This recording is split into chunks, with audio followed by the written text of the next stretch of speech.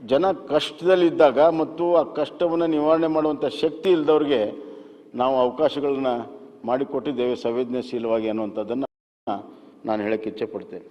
ಮಾನ್ಯ ಸಭಾಧ್ಯಕ್ಷರೇ, ಇವತ್ತು ಗ್ರಾಮೀಣ ಅಭಿವೃದ್ಧಿಯಲ್ಲಿ ಹಲವಾರು ಯೋಜನೆಗಳಿದ್ದಾವೆ.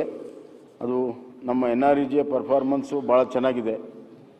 ಕಳೆದ ಬಾರಿ ನಮ್ಮ ಗುರಿ ಏನಿತ್ತು, ಗುರಿ ದಾಟಿ ನಾವು NREGA ಕೆಲಸವನ್ನು ಮಾಡಿದ್ವಿ, ಈಶ್ವರಪ್ಪ ಕೂಡ ಗೊತ್ತಿದೆ.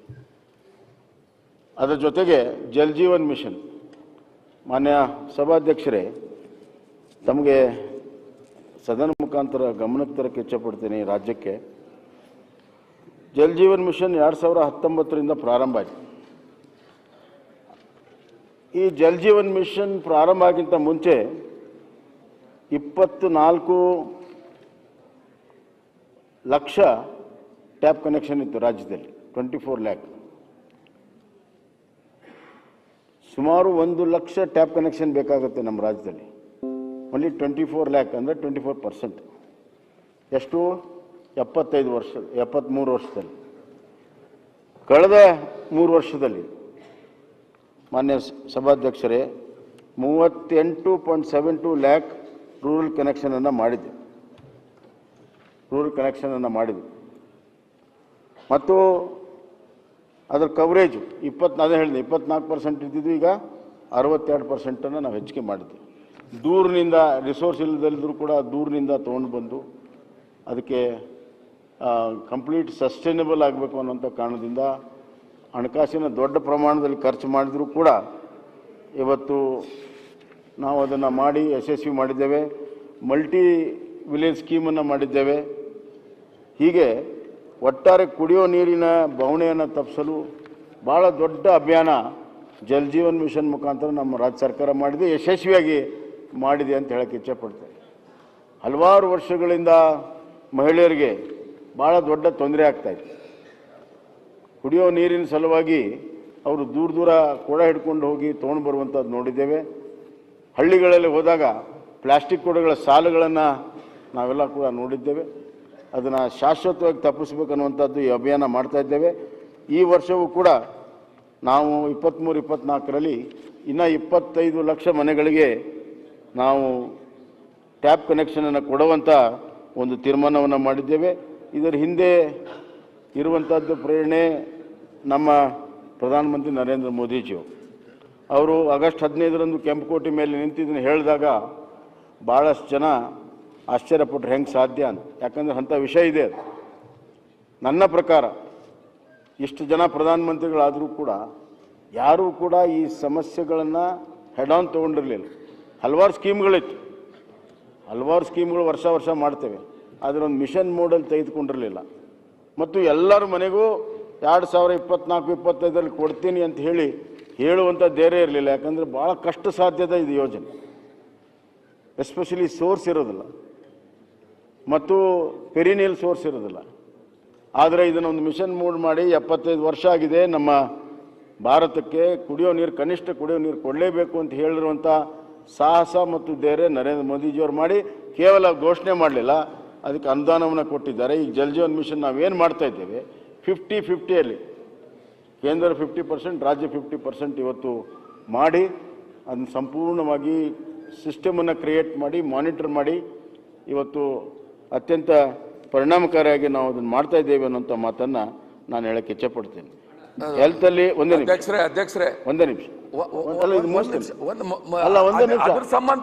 ನಿಮಿಷ ಅದಕ್ಕೆ ಬರುವಂತೆ ಒಂದು ನಿಮಿಷ ನಾ ಬೇರೆ ವಿಷಯ ಆಮೇಲೆ ಕೇಳೋಣ. ಬಂಡೆಪ್ಪ ಅವರೇ ಕೊಡ್ತೀನಿ ಅಂತ ಹೇಳಿದ್ರಲ್ಲ, ಆಮೇಲೆ ಅದೊಂದು ಕಂಟಿನ್ಯೂಟಿ ಇದೆ, ಮುಗಿದೋಗ್ಬಿಡಿ. ನಾನು ಎಲ್ಲ ಹೆಲ್ತ್ ವಿಷಯದಲ್ಲಿ ಒಂದನ್ನು ಹೇಳೋದನ್ನು ನಾನು ಮರ್ತಿದ್ದೆ. ವಿಶೇಷವಾಗಿ ನಮ್ಮ ಕ್ಲಿನಿಕ್ಸನ್ನು ನಾವು ಪ್ರಾರಂಭ ಮಾಡಿ ಬೆಂಗಳೂರು ಮತ್ತು ಎಲ್ಲ ಶಹರಗಳಲ್ಲಿ 438 ಕ್ಲಿನಿಕ್ ಮಾಡಬೇಕನ್ನುವಂಥ ಗುರಿ ಇದೆ. ಈಗಾಗಲೇ ಸುಮಾರು 260ಕ್ಕಿಂತ ಹೆಚ್ಚನ್ನು ಮಾಡಿದ್ದೇವೆ. ಇದೇ ತಿಂಗಳು ಇನ್ನೊಂದು 100-150 ಮಾಡ್ತಾ ಇದ್ದೇವೆ. ಒಟ್ಟು ಈ ವರ್ಷ 438 ಸಂಪೂರ್ಣವಾಗಿ ಪ್ರಾರಂಭ ಮಾಡ್ತೇವೆ. ಈ ನಮ್ಮ ಕ್ಲಿನಿಕ್ಕಿನ ವೈಶಿಷ್ಟ್ಯ ಏನಂದರೆ ಕೇವಲ ಅಲ್ಲಿ ಚೆಕ್ ಇದೇನೋ ನಿಮ್ಮ ಡಾಕ್ಟರ್ ಹಿಡಿದು ಇದು ನೋಡೋದಂಥದ್ದಲ್ಲ, ಡಯಾಗ್ನೋಸಿಸ್ ಅಷ್ಟೇ ಅಲ್ಲ, ಅಲ್ಲಿ ಟೆಸ್ಟಿಂಗ್ ಲ್ಯಾಬು ಕೂಡ ಮಾಡಿದ್ದೇವೆ. ಟೆಸ್ಟಿಗೆ ಲ್ಯಾಬನ್ನು ಮಾಡಿ ಶುಗರು BP ಬ್ಲಡ್ ಟೆಸ್ಟು ಎಲ್ಲ ಸಂಪೂರ್ಣವಾಗಿರುವಂಥ ಒಂದು ವ್ಯವಸ್ಥೆ ಮತ್ತು ಫ್ರೀ ಔಷಧಿ ಆ ಕ್ಲಿನಿಕ್ನಲ್ಲಿ ಫ್ರೀ ಔಷಧಿ ವ್ಯವಸ್ಥೆಗಳನ್ನು ಮಾಡಿದ್ದೇವೆ. ಯೋಗ ಸೆಂಟರನ್ನು ಮಾಡಿದ್ದೇವೆ ಮತ್ತು ಭಾಳ ದೊಡ್ಡ ರೆಸ್ಪಾನ್ಸ್ ಬರ್ತಾ ಇದೆ ಎಲ್ಲ ಕಡೆ. ಇದನ್ನು ಹೆಚ್ಚಿಗೆ ಮಾಡಬೇಕನ್ನುವಂಥ ತೀರ್ಮಾನವನ್ನು ಕೂಡ ನಾವು ಮಾಡಿದ್ದೇವೆ. ಮತ್ತು ಹೆಣ್ಣು ಮಕ್ಕಳಿಗೆ ವಿಶೇಷವಾಗಿರುವಂಥ ಕ್ಲಿನಿಕ್ ಮಾಡಬೇಕನ್ನುವಂಥದ್ದು ಎಲ್ಲ ಕಡೆ ಸಾರ್ವತ್ರಿಕವಾಗಿತ್ತು. ಹೆಣ್ಮಕ್ಳ ಕಾಯಿಲೆ ತಮ್ಮದೇ ಆದಂಥ ಬೇರೆ ಬೇರೆ ಇರೋದರಿಂದ ಅದನ್ನು ವಿಶೇಷವಾಗಿ ಕ್ಲಿನಿಕ್ಸ್ ಮಾಡಬೇಕು ಅಂತ, ಹಾಸ್ಪಿಟ್ಲ್ ಕೆಲವೆಲ್ಲ ವಾರ್ಡ್ಗಳಿದ್ದಾವೆ, ಅದು ಕ್ಲಿನಿಕ್ಸ್ ಮಾಡಬೇಕು ಅಂತ ಹೇಳಿದ್ರಿಂದ ಆಯುಷ್ಮತಿ ಕ್ಲಿನಿಕ್ ಅಂತ 250 ಕ್ಲಿನಿಕ್ಗಳನ್ನು ಇವತ್ತು ನಾವು ನಮ್ಮ ರಾಜ್ಯದಲ್ಲಿ ಪ್ರಾರಂಭ ಮಾಡಿದ್ದೆ. ಹೌದು, ಆಯುಷ್ಮತಿ, ಅದಕ್ಕೆ ಹೆಸರು ಆಯುಷ್ಮತಿ ಅಂತ ಹೇಳಿದ್ರು, ಡೆಡಿಕೇಟೆಡ್ ಫಾರ್ ವುಮನ್. ಈ ಕ್ಲಿನಿಕನ್ನು ಕೂಡ ನಾವು ಮಾಡಿದ್ದೀವಿ ಅಂತ ಹೇಳಕ್ಕೆ ಇಚ್ಛೆಪಡ್ತೇನೆ. ಮುಖ್ಯಮಂತ್ರಿಗಳು ಈ ಕುಡಿಯೋ ನೀರಿನ ಬಗ್ಗೆದಾಗ ತಾವು JJM ಪ್ರಧಾನಮಂತ್ರಿಗಳು ಮಾಡಿದ್ದೆಲ್ಲ ಹೇಳಿದ್ರೆ ನಾವು ಅದಕ್ಕೆ ಅಪ್ರಿಷಿಯೇಟ್ ಮಾಡಿದ್ದೆವು. ತುಂಬ ಚೆನ್ನಾಗಿ ಮನೆ ಮನೆಗೆ ಟ್ಯಾಪ್ ಇದೆ ಅಂಥೇಳಿ. ಈಗ ನಮ್ಮ ಭಾಗದಲ್ಲಿ ವಿಶೇಷವಾಗಿ ನಮ್ಮ ಬೀದರ್ನಲ್ಲಿ ನಾವು ನೋಡಿದರೆ ನಾವೆಲ್ಲರೂ ಬೋರ್ವೆಲ್ ಆಧಾರಿತ ನೀರು ಕುಡಿತಾ ಇದ್ದೀವಿ. ಈಗ ನಂದೇ ಕಾನ್ಸ್ಟಿಟ್ಯೂನ್ಸಿ ತಾವು ಲೆಕ್ಕ ಹಾಕಿದರೆ 100 ಹಳ್ಳಿ ಬರ್ತಾವೆ. ಅದರಲ್ಲಿ ಈಗ ಸದ್ಯಕ್ಕೆ ಮಲ್ಟಿ ವಿಲೇಜ್ ಸ್ಕೀಮರ್ ಓನ್ಲಿ 18 ಹಳ್ಳಿ ಇದೆ ಮುಖ್ಯಮಂತ್ರಿಗಳೇ, ಬರೀ 18. ನಿಮ್ಮ ಅಧಿಕಾರಿಗಳಿಗೆ ಅದು ಯಾವುದು ಡಿಪಾರ್ಟ್ಮೆಂಟ್ ಇದ್ರದ್ದು ಹೇಳಿ ಹೇಳಿ ಸಾಕಾಗೋಯ್ತು ನನಗೆ. ಇನ್ನೂ 2 ಪ್ರಪೋಸಲ್ ಪೆಂಡಿಂಗ್ ಇದೆ. ಈಗ ಆಲ್ರೆಡಿ JJM ವರ್ಕ್ ನಡೀತಾ ಎಲ್ಲ ಸುಮಾರು ಅಷ್ಟು ಹಳ್ಳಿ 80 ಹಳ್ಳಿಗೆ JJM ವರ್ಕ್ ನಡೀತಾ ಇದೆ. ಸೋರ್ಸೇ ಇಲ್ಲ ಅಲ್ಲಿ. ಸೋರ್ಸಲ್ಲಿ ಕಾರಂಜನಿಂದ ಇದೆ, ಬಟ್ ಇವ್ರು MVS ತಗೋಬೇಕಲ್ವಾ? ಅಲ್ಲಲ್ಲ, ನಿಮ್ಗೆ ನಿಮ್ಮ ಗಮನಕ್ಕೆ ತರ್ತಾರೆ ಈ ಟಾಯ್ಲೆಟ್ ಅದು ತಗೊಂಡಿರೇ ಒಳ್ಳೇದಾಗುತ್ತೆ. ಇಲ್ಲ ಅಂದ್ರೆ ಅದು ಬರೋಷ್ಟೇ ಇವು ಬಂದಾಗ ಹೋಗ್ತಾವೆ. ಕೇಳ್ರಿ, ಕೊಡ್ರಿ ಆದೇಶ ಕೊಡ್ರಿ. ಇರ್ರಿ ಕೂತ್ಕೊಳ್ರಿ ಒಂದೇ ನಿಮಿಷ ರೀ. ಈ ತರ ಮಾಡಿದ್ರೆ ನಾನು ಹೆಂಗ್ ಭಾಷಣ ಮಾಡೋದು? ಸೋರ್ಸೇ ಭಾಳ ಇಂಪಾರ್ಟೆಂಟು. ಅದಕ್ಕೆ ಅದು ಇರ್ಲಪ್ಪ, ಇರಲಿ, ಕಾಕ್ಲಿಯರ್ ಇಂಪ್ಲಾಂಟ್ ಆಮೇಲೆ ಮಾತಾಡೋದು. ನಾವು ಸೋರ್ಸ್ ಆಧಾರಿತವಾಗೇ ಮಾಡ್ತಿರೋದು ಎಲ್ಲ ಕಡೆ. ಹೇಳ್ತೇನೆ ಕೇಳಿ, ಎಲ್ಲೆಲ್ಲಿ ಡ್ಯಾಮ್ ಸೈಟ್ಸ್ ಇದೆ ಅಲ್ಲಿಂದನೇ ನಾವು ತೊಗೊಳ್ತಾ ಇರೋದು ಎಲ್ಲ ಕಡೆ. ನಿಮ್ಮ ಬೀದರು ಕಾರಂಜನದಿಂದಲೇ ತೊಗೋಬೇಕಾಗುತ್ತೆ, ತೊಗೊಳ್ತೀವಿ. ಅದರಲ್ಲಿ ಯಾವುದೇ ಅನುಮಾನ ಬೇಡ, ಅದರಲ್ಲಿ ಅನುಮಾನನೇ ಬೇಡ. ನಾನು ಹೇಳ್ತೀನಿ ಕೇಳಿ, ನಾನು ಬೇಕಾದ್ರೆ ನಿಮ್ದೆಲ್ಲ ಯೋಜನೆಗಳನ್ನು ತರಿಸಿ ನೋಡ್ತೇನೆ. I will see that permanent source is there. Permanent source ಇದ್ದರೆ ನಾವು ಮಾಡೋಕ್ಕೆ ಹೋಗುತ್ತೆ. ನನಗೆ ಗೊತ್ತಿದೆ ಅದು. I am committed to that. ಮಾನ್ಯ ಕಾಕ್ಲಿಯರ್ ಇಂಪ್ಲಾಂಟ್ ಏನಪ್ಪ ಹೇಳ್ಬಿಡಿ. ಕಾಕ್ಲಿಯರ್ ಇಂಪ್ಲಾಂಟ್ ತಾವು ತಂದಿರೋದಕ್ಕೆ ಸ್ವಾಗತ ಮಾಡ್ತೇವೆ. ಬಟ್ ಅದಕ್ಕೆ ಲೈಫು 5 years ಇರ್ತದೆ ಅಷ್ಟೇ. ಈಗ ನನ್ನೂರಿನಲ್ಲೇ ಒಬ್ಬವನು ಇಂಗ್ಲೆಂಡ್ ಒಳಗೇನು ಮಿಷನ್ ಹಾಕ್ತೀರಿ ಅದನ್ನು ಚೇಂಜ್ ಮಾಡಬೇಕಾಗ್ತದೆ. ನಮಗೆ ನನ್ನೂರಿನಲ್ಲೇ ಒಂದು ಪೇಷಂಟಿಗೆ ತಮ್ಮ ಹತ್ರ ನಾನು ರಿಕ್ವೆಸ್ಟ್ ಮಾಡಿದೆ. ಅವಾಗ ಹೇಳಿದೆ ಏನು ಗೊತ್ತಿಲ್ಲ ಇದು ಅಂದ್ರಿ. ಅಲ್ಲಿ ಏನಾಗಿದೆ ಅಂದರೆ ಒಂದು ಇಂಗ್ಲೆಂಡ್ ಯಾರೋ ಒಬ್ಬನು ಕ್ರಿಕೆಟ್ ಪ್ಲೇಯರ್ ಅವ್ರಿಗೆ ಫ್ರೀ ಕೊಟ್ಟಿದ್ರು, ಹಾಕ್ಸಿದ್ರು. ಈಗ ಅದನ್ನು ಚೇಂಜ್ ಮಾಡಬೇಕಾಗಿದೆ. ನೀವು ಬರೆದ್ರಿ ನನ್ನ ಲೆಟ್ರ್ ಮೇಲೆ. ಬಟ್ ಅದು ಅವ್ರೇನು ಹೇಳ್ತಾರೆ, ನೀವು ರಿಪ್ಲೇಸ್ ಮಾಡೋದಕ್ಕಿಲ್ಲ, ನಮ್ಮ ಹತ್ರ ಹೊಸ ಪೇಷಂಟಿಗೆ ಮಾತ್ರ ಹಾಕ್ತೀವಿ ಅಂತ ಹೇಳ್ತಾ ಇದ್ದಾರೆ. ಅದನ್ನು ಸ್ವಲ್ಪ ಸರಿಪಡಿಸ್ಬೇಕಂತ ತಮ್ಮಲ್ಲಿ ಮನವಿ ಮಾಡ್ತೀವಿ. ಯಾವುದಾದ್ರು ಒಂದು ಸ್ಕೀಮ್ ಮಾಡಿದಾಗ ಇಂಪ್ಲಿಮೆಂಟ್ ಮಾಡುವಾಗ ಹೊಸ ಹೊಸ ವಿಚಾರಗಳು ಬರ್ತವೆ. ಈಗ ಕಾಕ್ಲಿಯರ್ ಇಂಪ್ಲಾಂಟೇ ಹಾಕಲಿಲ್ಲ ಅಂತಂದ್ರೆ ಇವ್ರು ಕೇಳೋ ಪ್ರಶ್ನೆನೇ ಬರ್ತಿದ್ದಿಲ್ಲ. ನಮ್ಮ ಕೊಡಿ 5 ವರ್ಷ ಮುಗಿದಿದೆ ಅಂತ. So these are all as we implement we have to do the improvement. ಅವ್ರು ಇದ್ರ ಮೇಲೆ ನಾನು ಆಗಲೇ ಶಿಫಾರಸು ಮಾಡಿದ್ದೇನೆ, ಅದು ಕೊಡಿ ಅಂತ ಕೊಡ್ತಾರೆ. So we will take care of all these things. But ನಾನು ಹೇಳೋದು, ಹುಟ್ಟ ಕಿವುಡರಿಗೆ ಒಂದು ಅವಕಾಶವನ್ನು ಮಾಡಿಕೊಡ್ತಾ ಇದ್ದೇವೆ ಮುಖ್ಯಮಂತ್ರಿ ಸಮಾಜದಲ್ಲಿ ಅನ್ನುವಂಥದ್ದು. 2015 ಇಸ್ಕಾಮ್ ನಾನೇ ಫಸ್ಟ್ ತಂದೆ health minister cochlear implant scheme. Sudhakar ಕೂಡ ಗೊತ್ತಿದೆ ಭಾಳ ಚೆನ್ನಾಗಿ. ಫಸ್ಟ್ ಇವತ್ತು 13 ಲಕ್ಷ ಇತ್ತು, ಈಗ ಬಂದಿದೆ, ಮತ್ತೆ ಕಂಟಿನ್ಯೂ ಮಾಡಿದ್ದಾರೆ. ಇವತ್ತು ಸ್ವಲ್ಪ ಗ್ಯಾಪ್ ಇತ್ತು, ಕಮ್ಮಿ ಅಪ್ರಿಷಿಯೇಟ್ ದ್ಯಾಟ್. ಫಸ್ಟ್ ಅಲ್ಲಲ್ಲ ಫ್ರೀ ಆಗಿ ನಾನು ಹೇಳಿದ್ನಲ್ಲ, ಅದಕ್ಕೆ ಹಣನೇ ಇಟ್ಟಿರಲಿಲ್ಲ, ದುಡ್ಡು ಇಟ್ಟಿರ್ತಾನೆ.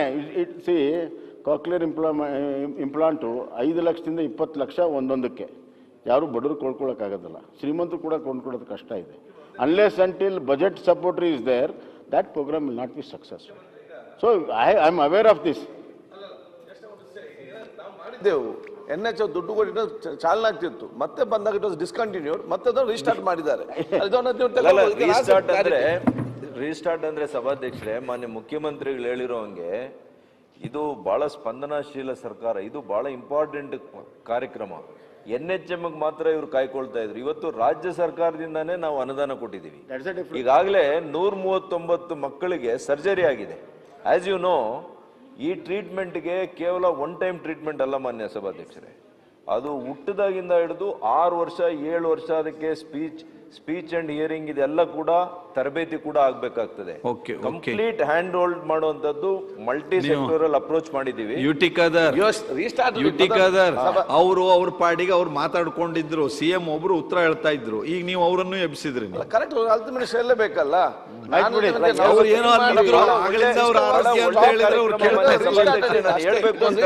ನೀವು ಇದು ಬಹಳ ಒಳ್ಳೇದೇ ಸ್ಕೀಮ್. ಅನೇಕ ಬಡವರು ಸುಧಾಕರ್, ನಾನು ಹೇಳಿದ್ದೇನು ಅಂದ್ರೆ ಮುಖ್ಯಮಂತ್ರಿಗಳ ಆಗಲಿಂದ ಹೆಲ್ತ್ ಡಿಪಾರ್ಟ್ಮೆಂಟ್ ಬಗ್ಗೆ ಮಾತಾಡ್ತಿದ್ದಾರೆ. ನೀವು ಎಲ್ಲೂ ಇಂಟರ್ವ್ಯೂನ ಆಗ್ಲಿಲ್ಲ, ನೀವು ಅಲ್ಲಿ ಮಾತಾಡ್ಕೊಂಡಿದ್ರಿ. ಇವರು ಯುಟಿಗಾದ್ರೆ ನಿಮ್ಮನ್ನು ಸುಮ್ಮನೆ ಬಿಡ್ಲಿಲ್ಲ, ಎಬ್ಸಿದ್ರಪ್ಪ. ಇಲ್ಲ, ಅವರು ಮಾನ್ಯ ಆರೋಗ್ಯ ಅವರಿಲ್ಲ ಮುಖ್ಯಮಂತ್ರಿಗಳೇ ಉತ್ತರ ಕೊಟ್ಟು ಮುಗಿಸ್ತಿದ್ರು. ಅದು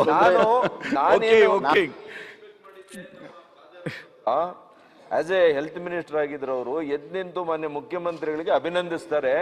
ಇಂತ ಒಳ್ಳೆ ಕಾರ್ಯಕ್ರಮನ ನೀವು ದೊಡ್ಡ ಪ್ರಮಾಣದಲ್ಲಿ ತಗೊಂಡಿದ್ದೀರಿ. 2015 ಸ್ಟಾರ್ಟ್ ಮಾಡಿ ಆದ್ರೆ ಸ್ಟೇಟ್ ಅನುದಾನ ಕೊಟ್ಟಿರ್ಲಿಲ್ಲ ಅಂತ ಆಯ್ತಲ್ರಿ. ಮಾಡಿದ್ರಿ ಎಷ್ಟು ನಂಬರ್ಸ್ ಒಂದು ವರ್ಷಕ್ಕೆ ಮಾಡಿದ್ರಿ? ಆಯ್ತು ಬಿಡ್ರಿ, ನೀವು ಮಾಡಿದ್ದು ಶುರು ಸ್ಟಾರ್ಟ್ ಆಗಿದ್ದು ಅದಾಯ್ತು. ಅದು ಸ್ಟೇಟ್ ಇಂದ ದುಡ್ಡು ಕೊಟ್ಟಿರ್ಲಿಲ್ಲ ಅಂತ ಈಗ ಸ್ಟೇಟ್ ಇಂದಾನೇ ದುಡ್ಡು ಕೊಡ್ತಿದ್ದೀರಿ. ಈ ತರ ಬಹಳಷ್ಟು ಯೋಜನೆಗಳು ಸ್ಟಾರ್ಟ್ ಆಗಿ ಅಲ್ಲಲ್ಲೇ ನಿಂತೋಗಿ ಕೆಟ್ಟೋಗಿ ನಿಂತೋಗಿರುವಂತ ಟ್ರಕ್ ಬಸ್ ತರ ಇದಾವೆ. ಆದ್ರೆ ಅದಕ್ಕೆ ಸಂಪೂರ್ಣ ಸಪೋರ್ಟ್ ಮಾಡಿ ಅದೇ ಬದ್ಧತೆ, ದಟ್ಸ್ ಅ ಡಿಫ್ರೆನ್ಸ್. ಹೇಳೋಗೋಸ್ಕರ ಹೇಳೋದಲ್ಲ, ಇದೇ ಬದ್ಧತೆಯಿಂದ ಬಜೆಟ್ ಪ್ರಾವಿಷನ್ ಅನ್ನು ಮಾಡಿ ನಾವು ಮಾಡಿದ್ದೇವೆ. ಈವನ್ ನಮ್ಮ ಕ್ಲಿನಿಕ್ ಕೂಡ ಬಜೆಟ್ ಪ್ರಾವಿಷನ್ ಅನ್ನು ಮಾಡಿದ್ದೇವೆ. ವಿದೌಟ್ ಬಜೆಟ್ ಒಂದು ಯೂನಿಟ್ಗೆ ಇಷ್ಟು 1 ಕೋಟಿ ಬಜೆಟ್ ಪ್ರಾವಿಷನ್ ಮಾಡಿರೋದು. ಇದಕ್ಕೂ ಕೂಡ ಬಜೆಟ್ ಪ್ರಾವಿಷನ್ ಮಾಡಿರೋದು. ಅವರು NHM ಹೇಳಿದರು. NHM ಕೂಡ ನಮ್ಮ ಕೇಂದ್ರ ಸರ್ಕಾರವೇ ಇದನ್ನ ಚಿಂತನೆಯನ್ನು ಮಾಡಿರೋದು ಈ ಪ್ರೋಗ್ರಾಮನ್ನು. ಅದರಿಂದ ನನಗೇನು ಅದರ ಬಗ್ಗೆ ಏನು ತಕರಾರು ಇಲ್ಲ, ಬೇಸರ ಇಲ್ಲ. ಪ್ರಶ್ನೆ ಏನು ಅಂತಂದರೆ, ಈ ಥರದ ಇಂಪಾರ್ಟೆಂಟ್ ಯೋಜನೆಗಳನ್ನು, ಅದು ವಿಶೇಷವಾಗಿ ಬಡವರಿಗೆ ಇಷ್ಟು ಕಾಸ್ಟ್ಲಿ ಎಕ್ವಿಪ್ಮೆಂಟ್ ಕೊಡೋದಕ್ಕೆ we have to be really committed. ಇಲ್ಲದ್ರೆ ಆಗಲ್ಲ ಅನ್ನುವಂಥದ್ದು ಅಷ್ಟೇ.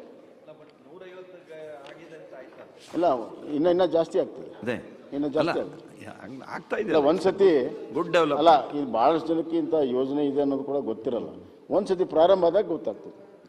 ಮಾನ್ಯ ಸಭಾಧ್ಯಕ್ಷರೇ, ಜಲ್ ಜೀವನ್ ಮಿಷನ್ ಬಗ್ಗೆ ನಾನು ಹೇಳಿದೆ. ಉತ್ತಮವಾದಂಥ ಕುಡಿಯೋ ನೀರನ್ನು ಕೊಟ್ಟರೆ ಸ್ವಾಸ್ಥ್ಯ ಹೆಚ್ಚಿರ್ತದೆ ಮತ್ತು ಆ ಕುಟುಂಬದಲ್ಲಿ ಆರೋಗ್ಯ ಜೊತೆಗೆ ಒಂದು ರೀತಿಯಲ್ಲಿ ಆ ಹೆಣ್ಣು ಮಕ್ಕಳಿಗೆ ಕೆಲಸದ ಭಾರ ಕಡಿಮೆ ಆಗ್ತದೆ. ಆ ಟೈಮ್ ಯುಟಿಲೈಸೇಷನ್ ಎಲ್ಲ ಇನ್ನಷ್ಟು ಕ್ರಿಯೇಟಿವ್ ಆಗಿ ಮಾಡೋಕ್ಕೆ ಸಾಧ್ಯ ಇದೆ. ಹೀಗಾಗಿ ಅದು ಬಹಳ ಇಂಪಾರ್ಟೆಂಟ್ ಇರುವಂಥದ್ದು. ಅದನ್ನು ಮಿಷನ್ ಮೋಡಲ್ಲಿ ತೆಗೆದುಕೊಂಡು ನಾವು ಮಾಡ್ತಾಯಿದ್ದೇವೆ. ಇನ್ನು ಮುಂದಿನ ವರ್ಷ 25 ಲಕ್ಷ ಟ್ಯಾಪ್ಗಳಿಗೆ, ಮನೆಗಳಿಗೆ ಕುಡಿಯೋ ನೀರನ್ನು ಒದಗಿಸೋದಕ್ಕೆ ಈಗಾಗಲೇ ಎಲ್ಲ ಯೋಜನೆಗಳನ್ನು ಅನುಮೋದನೆ ಮಾಡಿದ್ದೇವೆ. ಇನ್ನು ಕೆಲವು ಯೋಜನೆಗಳು ಅವು ಕೂಡ ಅನುಮೋದನೆಯನ್ನು ನಾವು ಮಾಡ್ತೇವೆ ಅನ್ನುವಂಥ ಮಾತನ್ನು ಹೇಳ್ತೇನೆ. ಇದಕ್ಕೆ ವಿಶೇಷವಾಗಿ ಬಜೆಟಲ್ಲಿ ಪ್ರಾವಿಷನನ್ನು ಮಾಡಿದ್ದೇವೆ. ಮಾನ್ಯ ಸಭಾಧ್ಯಕ್ಷರೇ, ಇವತ್ತು ಪರಿಶಿಷ್ಟ ಜಾತಿ ಪರಿಶಿಷ್ಟ ಪಂಗಡ ಸಮಾಜದ ಒಂದು ಏಳಿಗೆ ಆಗಬೇಕು, ಮುಖ್ಯವಾಹಿನಿ ಅವರು ಕೂಡ ಬರಬೇಕನ್ನುವಂಥದ್ದು ಎಲ್ಲರೂ ಕೂಡ ಚಿಂತನೆ ಇದೆ. ಆದರೆ ಅವುಗಳಿಗೆ ಏನೆಲ್ಲ ಮಾಡೋಕ್ಕೆ ಸಾಧ್ಯ ಇದೆ ಅವುಗಳನ್ನು ನಾವು ಇದುವರೆಗೂ ಮಾಡಿದರೆ ಇವತ್ತು ಆ ಪರಿಸ್ಥಿತಿ ಇರಲಿಲ್ಲ.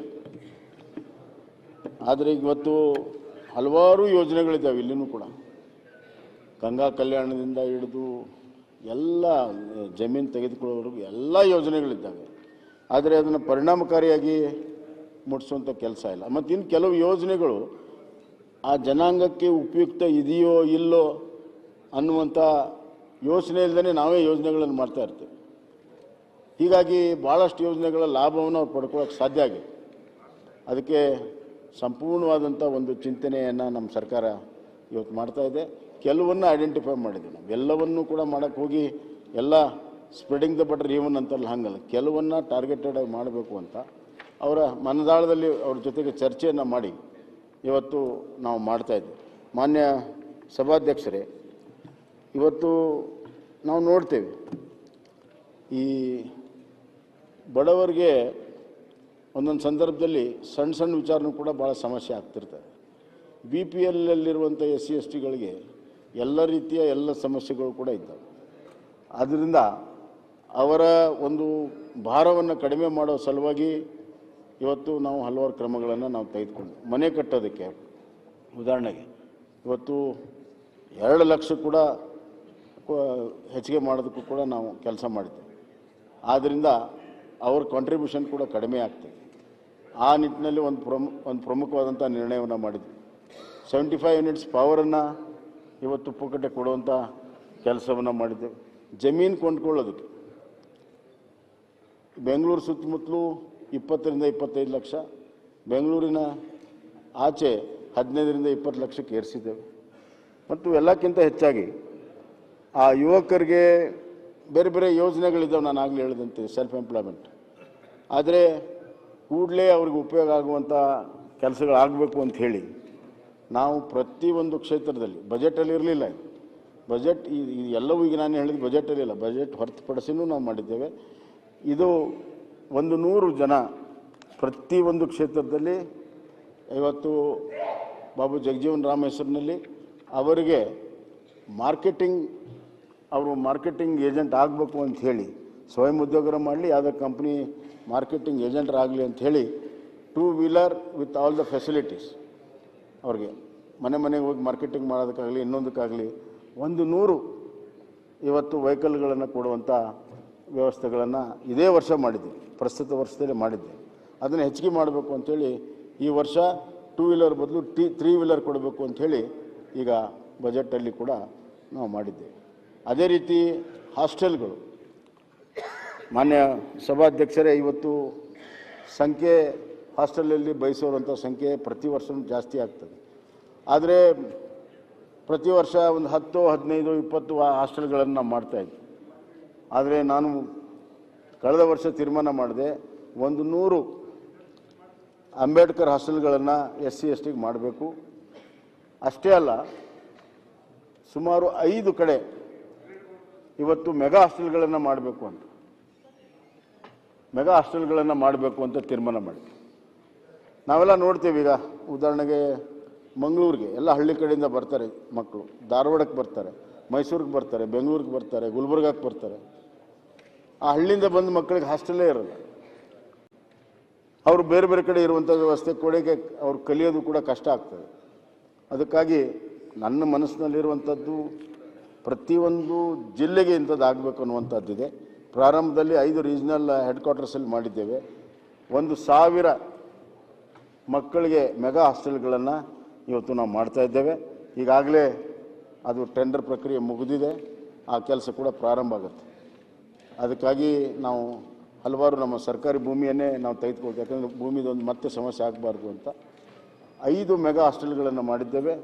ಈ ಪೂರ್ಣ ಆದ ಮೇಲೆ ಇನ್ನಷ್ಟು ಮೆಗಾ ಹಾಸ್ಟೆಲ್ಗಳನ್ನು ಮಾಡ್ತೇವೆ. ಎಲ್ಲಿ ಎಜುಕೇಷನ್ ಸೆಂಟರ್ ಇದೆ ಅಲ್ಲಿ ನಾವು ಇವತ್ತು ಪ್ರಶಸ್ತಿ ಕೊಟ್ಟು ಮಾಡಿದ್ದೇವೆ. ಮಾನ್ಯ ಸಭಾಧ್ಯಕ್ಷರೇ, ಇದು ಒಂದು ಹೊಸ ಕನ್ಸೆಪ್ಟ್ ಬರ್ತಾ ಇದೆ. ಎಲ್ಲ ಮಕ್ಕಳಿಗೆ ಸಮಾನವಾದಂಥ ಎಲ್ಲ ವ್ಯವಸ್ಥೆಗಳನ್ನು ಮಾಡಿ ಅವರು PGವರೆಗೂ ಅಲ್ಲಿ ಕಲಿಯುವಂಥ ವ್ಯವಸ್ಥೆಗಳನ್ನು ಕೂಡ ಇವತ್ತು ನಾವು ಮಾಡ್ತಾಯಿದ್ದೇವೆ ಮಾನ್ಯ ಸಭಾಧ್ಯಕ್ಷರೇ. ಮತ್ತು 550 ಕನಕದಾಸ್ ಹಾಸ್ಟೆಲ್ಗಳನ್ನು ಮಾಡಿದೆ. ಅದು ಕೂಡ ಭಾಳ ಕೊರತೆ ಇದೆ. OBCಯಲ್ಲಿಂದ ಇನ್ನೂ ಜಾಸ್ತಿ ಕೊರತೆ ಇದೆ. ಅಲ್ಲಿ OBC ಮಕ್ಕಳ ಸಂಖ್ಯೆ ಜಾಸ್ತಿ ಇದೆ. ಇವತ್ತು ಸುಮಾರು 2.5 ಲಕ್ಷ ಮಕ್ಕಳು OBC ಹಾಸ್ಟೆಲಲ್ಲಿದ್ದಾರೆ. ಆದ್ದರಿಂದ ನಾನು ವರ್ಷದ ಮಧ್ಯದಲ್ಲಿ ನಾನು ಇನ್ನೊಂದು ತೀರ್ಮಾನ ಮಾಡಿದೆ. 25% ನಮ್ಮ ಹಾಸ್ಟೆಲ್ ಕೆಪಾಸಿಟಿಯನ್ನು ಹೆಚ್ಚಿಗೆ ಮಾಡಿ ಅದಕ್ಕೆ 250 ಕೋಟಿ ರೂಪಾಯಿನ ಕೊಟ್ಟು ಇವತ್ತು ಸುಮಾರು 30,000 OBC ಮಕ್ಕಳಿಗೆ ಅಡಿಷ್ನಲ್ ಅಡ್ಮಿಷನನ್ನು ಕೊಟ್ಟು, ಅವರು ಇಲ್ಲಿದ್ರೆ ವಿದ್ಯಾಸಿರಿ ಅಂಥೇಳಿ ಅಲ್ಲಿ ಇಲ್ಲಿ ಬಾಡಿಗೆ ಮನೆಯಲ್ಲಿ ಇರುವಂಥ ವ್ಯವಸ್ಥೆಗಳಿದೆ. ಆದ್ದರಿಂದ ಹಾಸ್ಟೆಲ್ಗಳಲ್ಲೇ ಕೆಪಾಸಿಟಿ ಇನ್ಕ್ರೀಸ್ ಮಾಡಿ 250 ಕೋಟಿ ರೂಪಾಯಿನ ಕೊಟ್ಟು ಸುಮಾರು 30,000 ಅಡಿಷ್ನಲ್ ಮಕ್ಕಳಿಗೆ ಮಾಡಿದ್ದೇವೆ. ಈ ವರ್ಷ ನಾವು ಒಟ್ಟಾರೆ ಕಳೆದ ವರ್ಷದಕ್ಕಿಂತ 1 ಲಕ್ಷ OBC ಮಕ್ಕಳಿಗೆ ಹಾಸ್ಟೆಲ್ ಫೆಸಿಲಿಟಿಯನ್ನು ಮತ್ತು ವಿದ್ಯಾಸಿರಿಯನ್ನು ಕೊಡುವಂಥ ತೀರ್ಮಾನವನ್ನು ಮಾಡಿ 1 ಲಕ್ಷ ಅಧಿಕವಾಗಿ. ಯಾಕಂದರೆ ಜನಸಂಖ್ಯೆ ಜಾಸ್ತಿ ಇದೆ, OBC ಅವರ ಮಕ್ಕಳ ಕಲಿಯುವಂಥ ಸಂಖ್ಯೆನೂ ಕೂಡ ಜಾಸ್ತಿ ಇರೋದರಿಂದ ಈ ಕೆಲಸವನ್ನು ಮಾಡಿದೆ. ಮಾನ್ಯ ಸಭಾಧ್ಯಕ್ಷರೇ, ನಮ್ಮ ಸರ್ಕಾರ ಹಲವಾರು ವಿಚಾರಗಳಲ್ಲಿ ವಿನೂತನವಾದಂಥ ನಿರ್ಣಯಗಳನ್ನು ಮಾಡಿದೆ. ಈ ಪ್ಲ್ಯಾನಿಂಗಲ್ಲಿ ಮಾನ್ಯ ಸಭಾಧ್ಯಕ್ಷರೇ, ಇವತ್ತು ಪ್ರಾದೇಶಿಕ ಅಸಮತೋಲನ ಜೊತೆಗೆ ತಾಲೂಕುಗಳಲ್ಲಿ ಕೂಡ ಅಸಮತೋಲನ ಇದೆ. ಹೀಗಾಗಿ ಇವತ್ತು ಆಕಾಂಕ್ಷಿ ತಾಲೂಕುಗಳನ್ನು ಮಾಡಿದೆ. ಅದು 4 ವಿಚಾರಗಳಲ್ಲಿ ನಾವು ಐಡೆಂಟಿಫೈ ಮಾಡಿದ್ದೇವೆ. ಒಂದು ಶಿಕ್ಷಣದಲ್ಲಿ ರಾಜ್ಯ ಎವರೇಜ್ಗಿಂತ ಕಡಿಮೆ ಇರುವಂಥದ್ದು, ಒಂದು ಆರೋಗ್ಯದಲ್ಲಿ ರಾಜ್ಯ ಎವರೇಜ್ಗಿಂತ ಕಡಿಮೆ ಇರುವಂಥದ್ದು, ಪೌಷ್ಟಿಕತೆಯಲ್ಲಿ ರಾಜ್ಯ ಆರೋಗ್ಯಕ್ಕಿಂತ ಕಡಿಮೆ ಇರುವಂಥದ್ದು, ಮತ್ತು ಮಕ್ಕಳ ಮತ್ತು ತಾಯಿಯ ವಿಚಾರದಲ್ಲಿ ಆರೋಗ್ಯಕ್ಕಿಂತ ಕಡಿಮೆ ಇರುವಂಥದ್ದು. ಈ ವಿಚಾರದಲ್ಲಿ ಮಾನ್ಯ ಸಭಾಧ್ಯಕ್ಷರೇ, ಇವತ್ತು ನಾವು ಶಿಕ್ಷಣದಲ್ಲಿ ಸುಮಾರು 97 ತಾಲೂಕುಗಳು, ಆರೋಗ್ಯದಲ್ಲಿ 103 ತಾಲೂಕುಗಳು, ಮಕ್ಕಳ ಮತ್ತು ಇದು ಕೂಡ 100 ತಾಲೂಕುಗಳು ಐಡೆಂಟಿಫೈ ಮಾಡಿದ್ದೇವೆ. ಸುಮಾರು 3,000 ಕೋಟಿ ರೂಪಾಯಿ ವಿಶೇಷ ಅನುದಾನವನ್ನು ಇದಕ್ಕೆ ಒದಗಿಸಿದ್ದೇವೆ. ಈಗಾಗಲೇ ಅದರ ಕೆಲಸ ಕಾರ್ಯಗಳು ನಡೀತದೆ, ಪರಿಣಾಮಗಳು ಕೂಡ ಆಗ್ತಾ ಇದೆ. ವಿಶೇಷವಾಗಿ ಪೌಷ್ಟಿಕಾಹಾರದ ಒಂದು ಕೊರತೆ. ಮಾನ್ಯ ಸಭಾಧ್ಯಕ್ಷರೇ, ಈ ಪೌಷ್ಟಿಕಾಹಾರದಲ್ಲಿ ನಮ್ಮ ಖಾದರ್ ಅವರು ಆರೋಗ್ಯ ಸಚಿವರು ಇದ್ರು, ಅವ್ರಿಗೆ ಗೊತ್ತಿದೆ. ಈ ಮಾಡ್ರೇಟ್ಲಿ ಮಾಲ್ ನ್ಯೂಟ್ರಿಷನ್ನು ಮತ್ತು ಸಾಧಾರಣ ಅಪೌಷ್ಟಿಕತೆ ಮಕ್ಕಳು, ತೀವ್ರವಾದ ಅಪೌಷ್ಟಿಕ ಮಕ್ಕಳು ಅಂತ 2 ಭಾಗ ಮಾಡಿದ್ರು. ಇದು ಗರ್ಭಿಣಿ ಸ್ತ್ರೀಯರಿಗೆ ಮತ್ತು 6 ವರ್ಷದ ಮಕ್ಕಳವರೆಗೂ ಕೂಡ ಅವ್ರಿಗೆ ಆಹಾರ ಪೌಷ್ಟಿಕಾಹಾರತೆಯನ್ನು ಕೊಡಬೇಕು ಅನ್ನುವಂಥದ್ದು ಇವತ್ತು ಕಾರ್ಯಕ್ರಮ ಇತ್ತು. ನಾನು ಅಧಿಕಾರ ವಹಿಸ್ಕೊಂಡ ಮೇಲೆ ಈ ಮಾಡ್ರೇಟ್ ಏನಿದೆ, ಸಾಧಾರಣವಾಗಿರೋ ಪೌಷ್ಟಿಕತೆ ಅಂತ, ಅದನ್ನು ಕೂಡ ತೀವ್ರತೆಯಲ್ಲೇ ತೊಗೊಂಡು ಬಂದು, ತೀವ್ರತೆಗೆ ಏನು ಆಹಾರ ಕೊಡ್ತಿದ್ವಿ, ವಿಟಮಿನ್ ಟ್ಯಾಬ್ಲೆಟ್ಸ್ ಕೊಡ್ತಾಯಿದ್ವಿ, ಐರನ್ ಟ್ಯಾಬ್ಲೆಟ್ಸ್ ಕೊಡ್ತಾಯಿದ್ವಿ, ಅದನ್ನು ಮಾಡ್ರೇಟ್ಗೂ ಕೂಡ ಕೊಡಬೇಕು ಅಂತ ಹೇಳಿ ತೀರ್ಮಾನ ಮಾಡಿದೆ. ಯಾಕಂದರೆ ಮಾಡ್ರೇಟನ್ನು ಭಾಳ ದಿವಸ ನೆಗ್ಲೆಕ್ಟ್ ಮಾಡಿದೆ. The slip down to seriously malnutrition. ಆದ್ದರಿಂದ ಆ ತೀರ್ಮಾನವನ್ನು ಮಾಡಿದ್ದೇವೆ. ಸುಮಾರು 52 ಲಕ್ಷ ಫಲಾನುಭವಿಗಳಿಗೆ ಇದು ಮುಟ್ಟಿದೆ. ಮಾನ್ಯ ಸಭಾಧ್ಯಕ್ಷರೇ, ಇದು ಪೌಷ್ಟಿಕತೆಯ ಕೊರತೆ ಬಹಳ ನಮಗೆ ಮನಸ್ಸಿಗೆ ನೋವಾಗುವಂಥದ್ದು. ತಾಯಿ ಮತ್ತು ಮಕ್ಕಳು ಆರೋಗ್ಯ ಬಹಳ ಮುಖ್ಯ. ಇದು ಅತ್ಯಂತ ಅವಶ್ಯಕತೆ ಇದೆ. ಯಾವುದಾದ್ರೂ ಒಂದು ನಾಗರಿಕ ಸಮಾಜಕ್ಕೆ ಒಂದು ಪೌಷ್ಟಿಕ ಆಹಾರದ ಕೊರತೆ, ತಾಯಿ ಗರ್ಭದಲ್ಲಿದ್ದಾಗ ತಾಯಿಯ ಮರಣ ಆಗೋದಾಗಲಿ, ಶಿಶು ಮರಣ ಆಗೋದಾಗಲಿ, ಇದು ನಿಜವಾಗ್ಲೂ ಕೂಡ ನಮಗೆಲ್ಲರಿಗೂ ಕೂಡ ತಲೆ ತಗ್ಗಿಸುವಂಥ ವಿಚಾರ. ಇದನ್ನು ನಾವು ಇವತ್ತು ಸಂಪೂರ್ಣವಾಗಿ ಕಡಿಮೆ ಮಾಡುವಂಥ ವಿಚಾರದಲ್ಲಿ ಅತಿ ಹೆಚ್ಚು ದುಡ್ಡನ್ನು ಖರ್ಚು ಮಾಡಿ, ಮತ್ತು ವಿಶೇಷವಾಗಿ ಏನಿದೆ ಅಂದರೆ ಮಾನ್ಯ ಸಭಾಧ್ಯಕ್ಷರೇ, ದಕ್ಷಿಣ ರಾಜ್ಯದಲ್ಲಿ ಇವತ್ತು ನಮ್ಮದು 5 ರಾಜ್ಯದಲ್ಲಿ 3-4 ಹಿಂಗೆ ಕೆಲವು ನಂಬರ್ಗಳಿದೆ. ಯಾಕಂತ ನಾನು ನೋಡಿದಾಗ ಇಡೀ ರಾಜ್ಯದಲ್ಲಿ ಬೇರೆಯವ್ರಿಗಿಂತ ಎವರೇಜ್ ಚೆನ್ನಾಗಿದ್ದರು. ಒಂದು 2-3 ಜಿಲ್ಲೆಯಲ್ಲಿ ಇದು ಕೊರತೆಯಿಂದಾಗಿ ಅದು ನಮ್ಮನ್ನು ತೆಳಗೆ ತರ್ತಾ ಇದೆ. ಅದಕ್ಕೆ ಟಾರ್ಗೆಟೆಡ್ ಆಗಿ ಆ ಜಿಲ್ಲೆ, ಆ ತಾಲೂಕಿಗೆ ಮಾಡಿ ಅಲ್ಲಿನೂ ಕೂಡ ನಮ್ಮ ಸ್ಟೇಟ್ ಎವರೇಜ್ಗಿಂತ ಹೆಚ್ಚು ತರಬೇಕು ಆ ಮಕ್ಕಳಿಗೆ ಅನ್ನುವಂಥದ್ದನ್ನು, ಹಿಂದುಳಿದ ಪ್ರದೇಶ, ಶಿಕ್ಷಣದಿಂದ ಹಿಂದುಳಿದಂಥ ಪ್ರದೇಶ, ಬಡತನ ಇರುವಂಥ ಪ್ರದೇಶಕ್ಕೆ ಆ ಮಕ್ಕಳಿಗೆ ಮುಟ್ಟಿಸಬೇಕು ಅಂಥೇಳಿ ವಿಶೇಷವಾದಂಥ ಅನುದಾನವನ್ನು ಕೂಡ ಕೊಟ್ಟು ಇವತ್ತು ಆ ಕೆಲಸವನ್ನು ಇವತ್ತು ನಾವು ಮಾಡಿದ್ದೇವೆ ಅನ್ನೋಂಥ ಮಾತನ್ನು ಈ ಸಂದರ್ಭದಲ್ಲಿ ನಾನು ಹೇಳಕ್ಕೆ ಇಚ್ಛಪಡ್ತೇನೆ. ಮಾನ್ಯ ಸಭಾಧ್ಯಕ್ಷರೇ, ಇವತ್ತು ಇದರ ಜೊತೆಗೆ ನಾವು ಇದು ಕೇವಲ ಸಾಮಾಜಿಕ ವಲಯದಲ್ಲಿ ಅಷ್ಟೇ ಅಲ್ಲ, ಆರ್ಥಿಕ ವಲಯದಲ್ಲೂ ಕೂಡ ಭಾಳ ದೊಡ್ಡ ಸಾಧನೆಯನ್ನು ಇವತ್ತು ನಾವು ಮಾಡಿದ್ದೇವೆ. ಮಾನ್ಯ ಸಭಾಧ್ಯಕ್ಷರೇ, ಕೋವಿಡ್ನಿಂದ ಇಂಡಸ್ಟ್ರಿಯಲೈಸೇಷನ್ನಲ್ಲಿ ಭಾಳ ಸಮಸ್ಯೆ ಆಗಿತ್ತು. ಅದನ್ನು ಪುನಶ್ಚೇತನಗೊಳಿಸೋದಕ್ಕೆ ಹಲವಾರು ಕಾರ್ಯಕ್ರಮಗಳನ್ನು ಮಾಡಿದ ಪರಿಣಾಮವಾಗಿ ಇವತ್ತು ನಾವು ಏನು ಇನ್ವೆಸ್ಟ್ಮೆಂಟ್ ಇದೆ, ಇನ್ವೆಸ್ಟ್ಮೆಂಟ್ ಬಹಳ ದೊಡ್ಡ ಪ್ರಮಾಣದಲ್ಲಿ ಇವತ್ತು ನಮ್ಮ ಕರ್ನಾಟಕಕ್ಕೆ ಹರಿದು ಬರ್ತಾ ಇದೆ. ಅದಕ್ಕೆ ಮುಖ್ಯ ಕಾರಣ ನಮ್ಮ ಕರ್ನಾಟಕ ರಾಜ್ಯ ಸರ್ಕಾರದ ಈಸ್ ಆಫ್ ಡೂಯಿಂಗ್ ಬಿಸ್ನೆಸ್ ಮತ್ತು ಹಲವಾರು ಕ್ರಮಗಳನ್ನು ನಾವೇನು ತೆಗೆದುಕೊಂಡಿದ್ದೇವೆ ಕಳೆದ 3 ವರ್ಷದಲ್ಲಿ. ಎರಡನೇದಾಗಿ ವೆರಿ ಬಿಗ್ ಹ್ಯೂಮನ್ ಟ್ಯಾಲೆಂಟ್ ಏನಿದೆ ನಮ್ಮದು, ಟೆಕ್ನಿಕಲ್ ಟ್ಯಾಲೆಂಟ್ ಏನಿದೆ ಅದು ಕೂಡ ಕಾರಣ. ಮತ್ತು ಇಲ್ಲಿರುವಂಥ ಒಂದು ಎಕೋಸಿಸ್ಟಮ್, ಎಂಟೈರ್ ಎಕೋಸಿಸ್ಟಮ್ ಏನಿದೆ ಅದು ಇಂಡಸ್ಟ್ರಿಯಲ್ ಫ್ರೆಂಡ್ಲಿ ಇರೋದ್ರಿಂದ ಇವತ್ತು ಅಷ್ಟು ದೊಡ್ಡ ಪ್ರಮಾಣದಲ್ಲಿ ಬರುತ್ತೆ. ಕಳೆದ 5 ಕ್ವಾರ್ಟರ್ಸಿಂದ FDIದಲ್ಲಿ ನಾವು ನಂಬರ್ 1 ಇದೆ. ಇಡೀ ದೇಶದಲ್ಲಿ FDIದಲ್ಲಿ ಇವತ್ತಿಗೂ ಕೂಡ ನಾವು ನಂಬರ್ 1 ಇದ್ದೇವೆ. ಮತ್ತು ಇನೋವೇಷನ್ನಲ್ಲಿ ನೀತಿ ಆಯೋಗ ಕರ್ನಾಟಕ ನಂಬರ್ 1 ಸ್ಟೇಟ್ ಅನ್ನುವಂಥದ್ದು ಇನೋವೇಷನ್ನಲ್ಲಿ ಕೂಡ ಇವತ್ತು ನಮಗೆ ಆ ಬಹುಮಾನವನ್ನು ಕೂಡ ಕೊಡ್ತಾ ಇದೆ. ಅಲ್ಲದೆ ಈಸ್ ಆಫ್ ಡೂಯಿಂಗ್ ಬಿಸ್ನೆಸ್ಸಲ್ಲಿ top state, one of the top states ಅನ್ನುವಂಥದ್ದು ಕೂಡ ಇವತ್ತು ಗುರುತಿಸಿದ್ದಾರೆ. ಹೀಗೆ ಇಂಡಸ್ಟ್ರಿಯಲೈಸೇಷನ್ಗೆ ಕೂಡ ಒತ್ತು ಕೊಟ್ಟು ಮತ್ತು ಅದರಿಂದ ಎಕಾನಮಿ ಹೆಚ್ಚಾಗಬೇಕು, ಇನ್ನೊಂದು ಉದ್ಯೋಗ ಹೆಚ್ಚಾಗಬೇಕು. ಅದಕ್ಕಾಗಿ ಮಾನ್ಯ ಸಭಾಧ್ಯಕ್ಷರೇ, ನಾವು ಹೆಚ್ಚಿಗೆ ಉದ್ಯೋಗ ಕೊಡೋರಿಗೆ ಹೆಚ್ಚಿನ ಒಂದು ಇನ್ಸೆಂಟಿವ್ ಕೊಡಬೇಕು ಅಂತೇಳಿ ಒಂದು ಪ್ರಥಮ ಬಾರಿ ದೇಶದಲ್ಲಿ ಎಂಪ್ಲಾಯ್ಮೆಂಟ್ ಪಾಲಿಸಿಯನ್ನು ಮಾಡಿದ್ವಿ. ಇದುವರೆಗೂ ಇರಲಿಲ್ಲ. ಸಾಮಾನ್ಯವಾಗಿ ಇದುವರೆಗೂ ಬರೀ ಕ್ಯಾಪಿಟಲ್ ಇನ್ವೆಸ್ಟ್ಮೆಂಟಿಗೆ ಸಬ್ಸಿಡಿಗಳು ಇರ್ತಿತ್ತು. ಈಗ ಯಾರು ಹೆಚ್ಚು ಉದ್ಯೋಗ ಕೊಡ್ತಾರೆ, ಕ್ಯಾಪಿಟಲ್ ಸಬ್ಸಿಡಿ ಜೊತೆಗೆ ಎಂಪ್ಲಾಯ್ಮೆಂಟ್ ಇನ್ಸೆಂಟಿವ್ ಕೂಡ ನಾವು ಕೊಡ್ತಾ ಇದ್ವಿ. ಯಾವ ಸೆಕ್ಟರು, ಯಾವ ಇಂಡಸ್ಟ್ರೀಸ್ ಅತಿ ಹೆಚ್ಚು ಎಂಪ್ಲಾಯ್ಮೆಂಟ್ ಕೊಡ್ತೀವಿ ಅವ್ರಿಗೆ ಇನ್ಸೆಂಟಿವ್ ಕೊಡೋದಕ್ಕೆ ಈಗಾಗಲೇ ತೀರ್ಮಾನವನ್ನು ಮಾಡಿ ಅದು ಫಾರ್ಮುಲೇಟ್ ಸುಧಾ ಮಾಡಿದ್ದೆ. ಹೀಗೆ ಒಂದು ಕಡೆ ಆರ್ಥಿಕತೆ ಬೆಳಿಬೇಕು, ಉದ್ಯೋಗ ಬೆಳಿಬೇಕು, ಉದ್ದಿಮೆಯ ಜೊತೆಗೆ ಉದ್ಯೋಗ ಬೆಳಿಬೇಕು. ಉದ್ಯೋಗ ಬೆಳೆದಾಗ ಅದು ಮತ್ತೆ ಆರ್ಥಿಕತೆಗೆ ಸಹಾಯ ಆಗ್ತದೆ. ಆ ಕೆಲಸವನ್ನು ಇವತ್ತು ನಾನು ಮಾಡ್ತಾ ಇದ್ದೇನೆ ಅನ್ನೋಂಥ ಮಾತನ್ನು ಈ ಸಂದರ್ಭದಲ್ಲಿ ಹೇಳೋಕ್ಕೆ ಇಚ್ಛೆಪಡ್ತೀನಿ. ಮಾನ್ಯ ಸಭಾಧ್ಯಕ್ಷರೇ, ಒಂದೇ ನಿಮಿಷ, ನಾನು ಆಗಲೇ ಹುಡುಕ್ತಾ ಇದ್ದೆ. ಇದರ ಜೊತೆಗೆ ಇವತ್ತು ಸೆಮಿಕಂಡಕ್ಟರ್ ಪಾಲಿಸಿ ಮತ್ತು ಡಿಫೆನ್ಸ್ ಆ್ಯಂಡ್ ಏರೋಸ್ಪೇಸ್ ಪಾಲಿಸಿ, ಮೊನ್ನೆ ಏರೋಸ್ಪೇಸ್ ಆದಮೇಲೆ ನಮ್ಮ ಕರ್ನಾಟಕಕ್ಕೆ ಸುಮಾರು 3,500 ಕೋಟಿಗಿಂತ ಹೆಚ್ಚು MOUಗಳನ್ನು ಇವತ್ತು ನಾವಿಲ್ಲಿ ಸೈನ್ ಮಾಡಿದ್ವಿ. ಏರೋಸ್ಪೇಸಲ್ಲಿ ಆ್ಯಂಡ್ ಡಿಫೆನ್ಸ್ನಲ್ಲಿ 65% of defence need is produced in Karnataka. ಅವ್ರ ಕಾಂಟ್ರಿಬ್ಯೂಷನ್ ಡಿಫೆನ್ಸ್ ಸೆಕ್ಟರಲ್ಲಿ, ಏರೋಸ್ಪೇಸಲ್ಲಿ ಅಷ್ಟೇ ಪ್ರಮಾಣದಲ್ಲಿ ಇವತ್ತು ನಮ್ಮದು ಕಾಂಟ್ರಿಬ್ಯೂಷನ್ ಇದೆ. ಒಂದು ವಿಚಾರ ಹೇಳಬೇಕಾದ್ರೆ ಇಡೀ ನಮ್ಮ ಕರ್ನಾಟಕದಲ್ಲಿ ಬೆಳಗಾಂನಲ್ಲಿ ಒಂದು ಏರೋಸ್ಪೇಸ್ CRZ ಇದೂ ಇದೆ. ಒಟ್ಟು ಒಂದು ಏರೋಪ್ಲೇನ್ಗೆ, ಏರ್ಕ್ರಾಫ್ಟ್ಗೆ ಏನು ಪಾರ್ಟ್ಸ್ ಬೇಕು ಎಲ್ಲವೂ ಕೂಡ ಇಲ್ಲಿ ಪ್ರೊಡ್ಯೂಸ್ ಆಗ್ತದೆ. ಎಲ್ಲ ಇಲ್ಲಿಂದ ಆಗ್ತದೆ, ಕೆಲವೆಲ್ಲ ಎಕ್ಸ್ಪೋರ್ಟ್ ಕೂಡ ಆಗ್ತವೆ.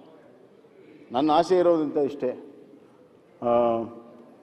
ಇಲ್ಲಿನೂ ಕೂಡ ಒಂದು ಕಮರ್ಷಿಯಲ್ ಏರ್ಕ್ರಾಫ್ಟ್ ಮ್ಯಾನುಫ್ಯಾಕ್ಚರಿಂಗ್ ಯೂನಿಟ್ ಬರಬೇಕನ್ನುವಂಥದ್ದು ನನ್ನ ಆಸೆ. ಅದಕ್ಕಾಗಿ ನಮ್ಮ ರಾಜ್ಯ ಸರ್ಕಾರ ಪ್ರಯತ್ನಗಳನ್ನು ಮಾಡ್ತಾಯಿದೆ. ಎಲ್ಲ ಲೀಡಿಂಗ್ ಕಂಪ್ನೀಸ್ ಜೊತೆಗೆ ಈಗಾಗಲೇ ಸಂಪರ್ಕವನ್ನು ಬೆಳೆಸಿದೆ. ಬೋಯಿಂಗ್ ಆಗಲಿ, ಏರ್ಬಸ್ ಆಗಲಿ, ಅವರೆಲ್ಲರೂ ಕೂಡ ಇಲ್ಲಿ ಮ್ಯಾನುಫ್ಯಾಕ್ಚರಿಂಗ್ ಯೂನಿಟ್ ಇದೆ. ಹಾಗಾಗಿ ಅವ್ರ ಜೊತೆಗೆ ನಾವು ಚರ್ಚೆಯನ್ನು ಮಾಡ್ತಾ ಇದ್ದೇವೆ. ಅಷ್ಟೇ ಮಹತ್ವವನ್ನು MSME ಕೂಡ ನಾವು ಕೊಟ್ಟಿದ್ದೇವೆ ಅನ್ನುವಂಥ ಮಾತನ್ನು ಹೇಳೋಕ್ಕೆ ಇಚ್ಛೆಪಡ್ತೇನೆ. ಇವತ್ತು ನಮ್ಮ KSFC ಮುಖಾಂತರ, ಬ್ಯಾಂಕ್ಗಳ ಮುಖಾಂತರ ನಾವು ಭಾಳ ಸುಲಭವಾಗಿ ಅವ್ರಿಗೆಲ್ಲ ಸಪೋರ್ಟ್ ಸಿಸ್ಟಮ್ಗಳನ್ನು ಏನು ಬೇಕು ಅದನ್ನು ನಮ್ಮ ರಾಜ್ಯ ಸರ್ಕಾರದಿಂದ ಇವತ್ತು ನಾವು ಮಾಡ್ತಾ ಇದ್ದೇವೆ ಅನ್ನುವಂಥ ಮಾತನ್ನು ಹೇಳೋಕ್ಕೆ ಇಚ್ಛೆಪಡ್ತೇವೆ. ಮಾನ್ಯ ಸಭಾಧ್ಯಕ್ಷರೇ, ಇದರ ಜೊತೆಗೆ ಇವತ್ತು ಮೂಲಭೂತ ಸೌಕರ್ಯ, ಮಾನ್ಯ ಸಭಾಧ್ಯಕ್ಷರೇ, ಇವತ್ತು ಕರ್ನಾಟಕ ಮುಂದೆ ಅಭಿವೃದ್ಧಿ ಆಗಬೇಕಾದ್ರೆ ಸಾಲಿಡ್ ಇನ್ಫ್ರಾಸ್ಟ್ರಕ್ಚರ್ ಬೇಕೇ ಬೇಕು. ರಸ್ತೆಗಳು ಕಳೆದ 5 ವರ್ಷದಲ್ಲಿ ರಾಜ್ಯದಲ್ಲಿ ಸುಮಾರು 6,000 ಕಿಲೋಮೀಟರ್ ರಸ್ತೆ ಇವತ್ತು ನಮ್ಮ ನ್ಯಾಷನಲ್ ಹೈವೇ ಅಥಾರಿಟಿಯಿಂದ ಆಗಿದೆ. ಈ ಕಳೆದ ವರ್ಷ ಸುಮಾರು 2,000 ಕಿಲೋಮೀಟರ್ ಸ್ಟೇಟ್ ಹೈವೇಗಳನ್ನು ಇವತ್ತು ನಾವು ಮಾಡಿದ್ದೇವೆ SSDPಯಲ್ಲಿ.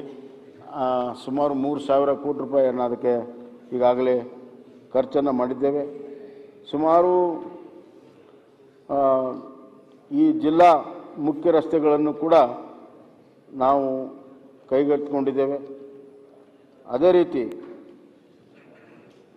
ನಮ್ಮ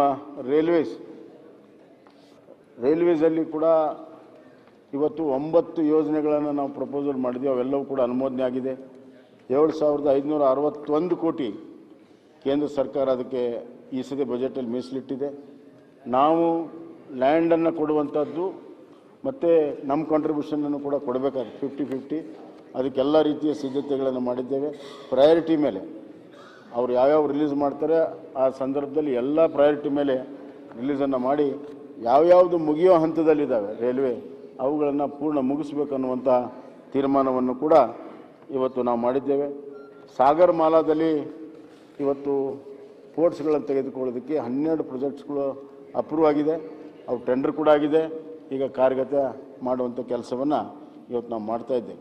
ಪ್ಲಸ್ ಮಂಗಳೂರು ಪೋರ್ಟು ವಿಸ್ತರಣೆ, ಕಾರವಾರ ಪೋರ್ಟ್ ವಿಸ್ತರಣೆ ಮತ್ತು ಕೇಣಿ ಪೋರ್ಟು PPP ಆಧಾರದಲ್ಲಿ ಮತ್ತು ಮಜಾಲಿ ಪೋರ್ಟು ಕಾರವಾರ ಹತ್ರ ಫಿಷರ್ಮನ್ ಪೋರ್ಟನ್ನು ಮಾಡೋದಕ್ಕೆ ಈಗಾಗಲೇ ನಾವು ಕ್ರಮಗಳನ್ನು ತೆಗೆದುಕೊಂಡಿದ್ದೇವೆ. ಕೆಲವು ಟೆಂಡರ್ಗಳು ಕೂಡ ಅಂತಿಮ ಹಂತದಲ್ಲಿದ್ದಾವೆ. ಮಾನ್ಯ ಸಭಾಧ್ಯಕ್ಷರೇ, ಪ್ರಥಮ ಬಾರಿ ಒಂದು ಮರೀನಾ ಮಾಡಬೇಕು ಅನ್ನುವಂಥದ್ದು ನಮ್ಮ ಇಚ್ಛೆ ಆಗಿದೆ. ಕರಾವಳಿಯಲ್ಲಿ ಮರೀನಾ ಮಾಡಬೇಕು ಅಂತ. ಮರೀನಾ ಮಾಡೋದಕ್ಕೆ ಈ ವರ್ಷ ನಾವು ಯಾಕೆ ಸಾಧ್ಯ ಆಯಿತು ಅಂದರೆ ನಮ್ಮ CRZ ನಾಮ್ಸ್ ಇತ್ತು. CRZ ನಾಮ್ಸಲ್ಲಿ ಕರ್ನಾಟಕಕ್ಕೆ ಭಾಳಷ್ಟು ಹಿನ್ನಡೆ ಇತ್ತು. ಒಂದು ಕಡೆ ಗೋವಾದಲ್ಲಿ CRZ ನಾಮ್ಸನ್ನು ರಿಲ್ಯಾಕ್ಸ್ ಮಾಡಿದರು, ಇನ್ನೊಂದು ಕಡೆ ಕೇರಳದಲ್ಲಿ ಮಾಡಿದರು. 330ಕ್ಕಿಂತ ಹೆಚ್ಚು ಇರುವಂಥ ಕರಾವಳಿ ಪ್ರದೇಶದಲ್ಲಿ CRZ ಭಾಳ ರಿಸ್ಟ್ರಿಕ್ಷನ್ ಇತ್ತು. ಸುಮಾರು 1 ಕಿಲೋಮೀಟರ್ ಒಳಗಡೆ ಏನು ಮಾಡೋಕ್ಕಾಗದಿರುವಂಥದ್ದು ತಮ್ಮೆಲ್ಲ ಗೊತ್ತಿದೆ. ಅದನ್ನು ಈ ಸತಿ CRZ ನಾಮ್ಸನ್ನು ನಾವು ತೆಗೆದು ಹಾಕೋದಕ್ಕೆ ಯಶಸ್ವಿಯಾಗಿ ನಾವು ಮಾಡಿದ್ದೇವೆ. ಈಗ ನಮ್ಮ ಪ್ಲ್ಯಾನ್ ಏನು ಕೊಟ್ಟಿದ್ವಿ ಆ ಪ್ಲ್ಯಾನ್ ಕೂಡ ಅಪ್ರೂವ್ ಮಾಡಿದ್ದಾರೆ.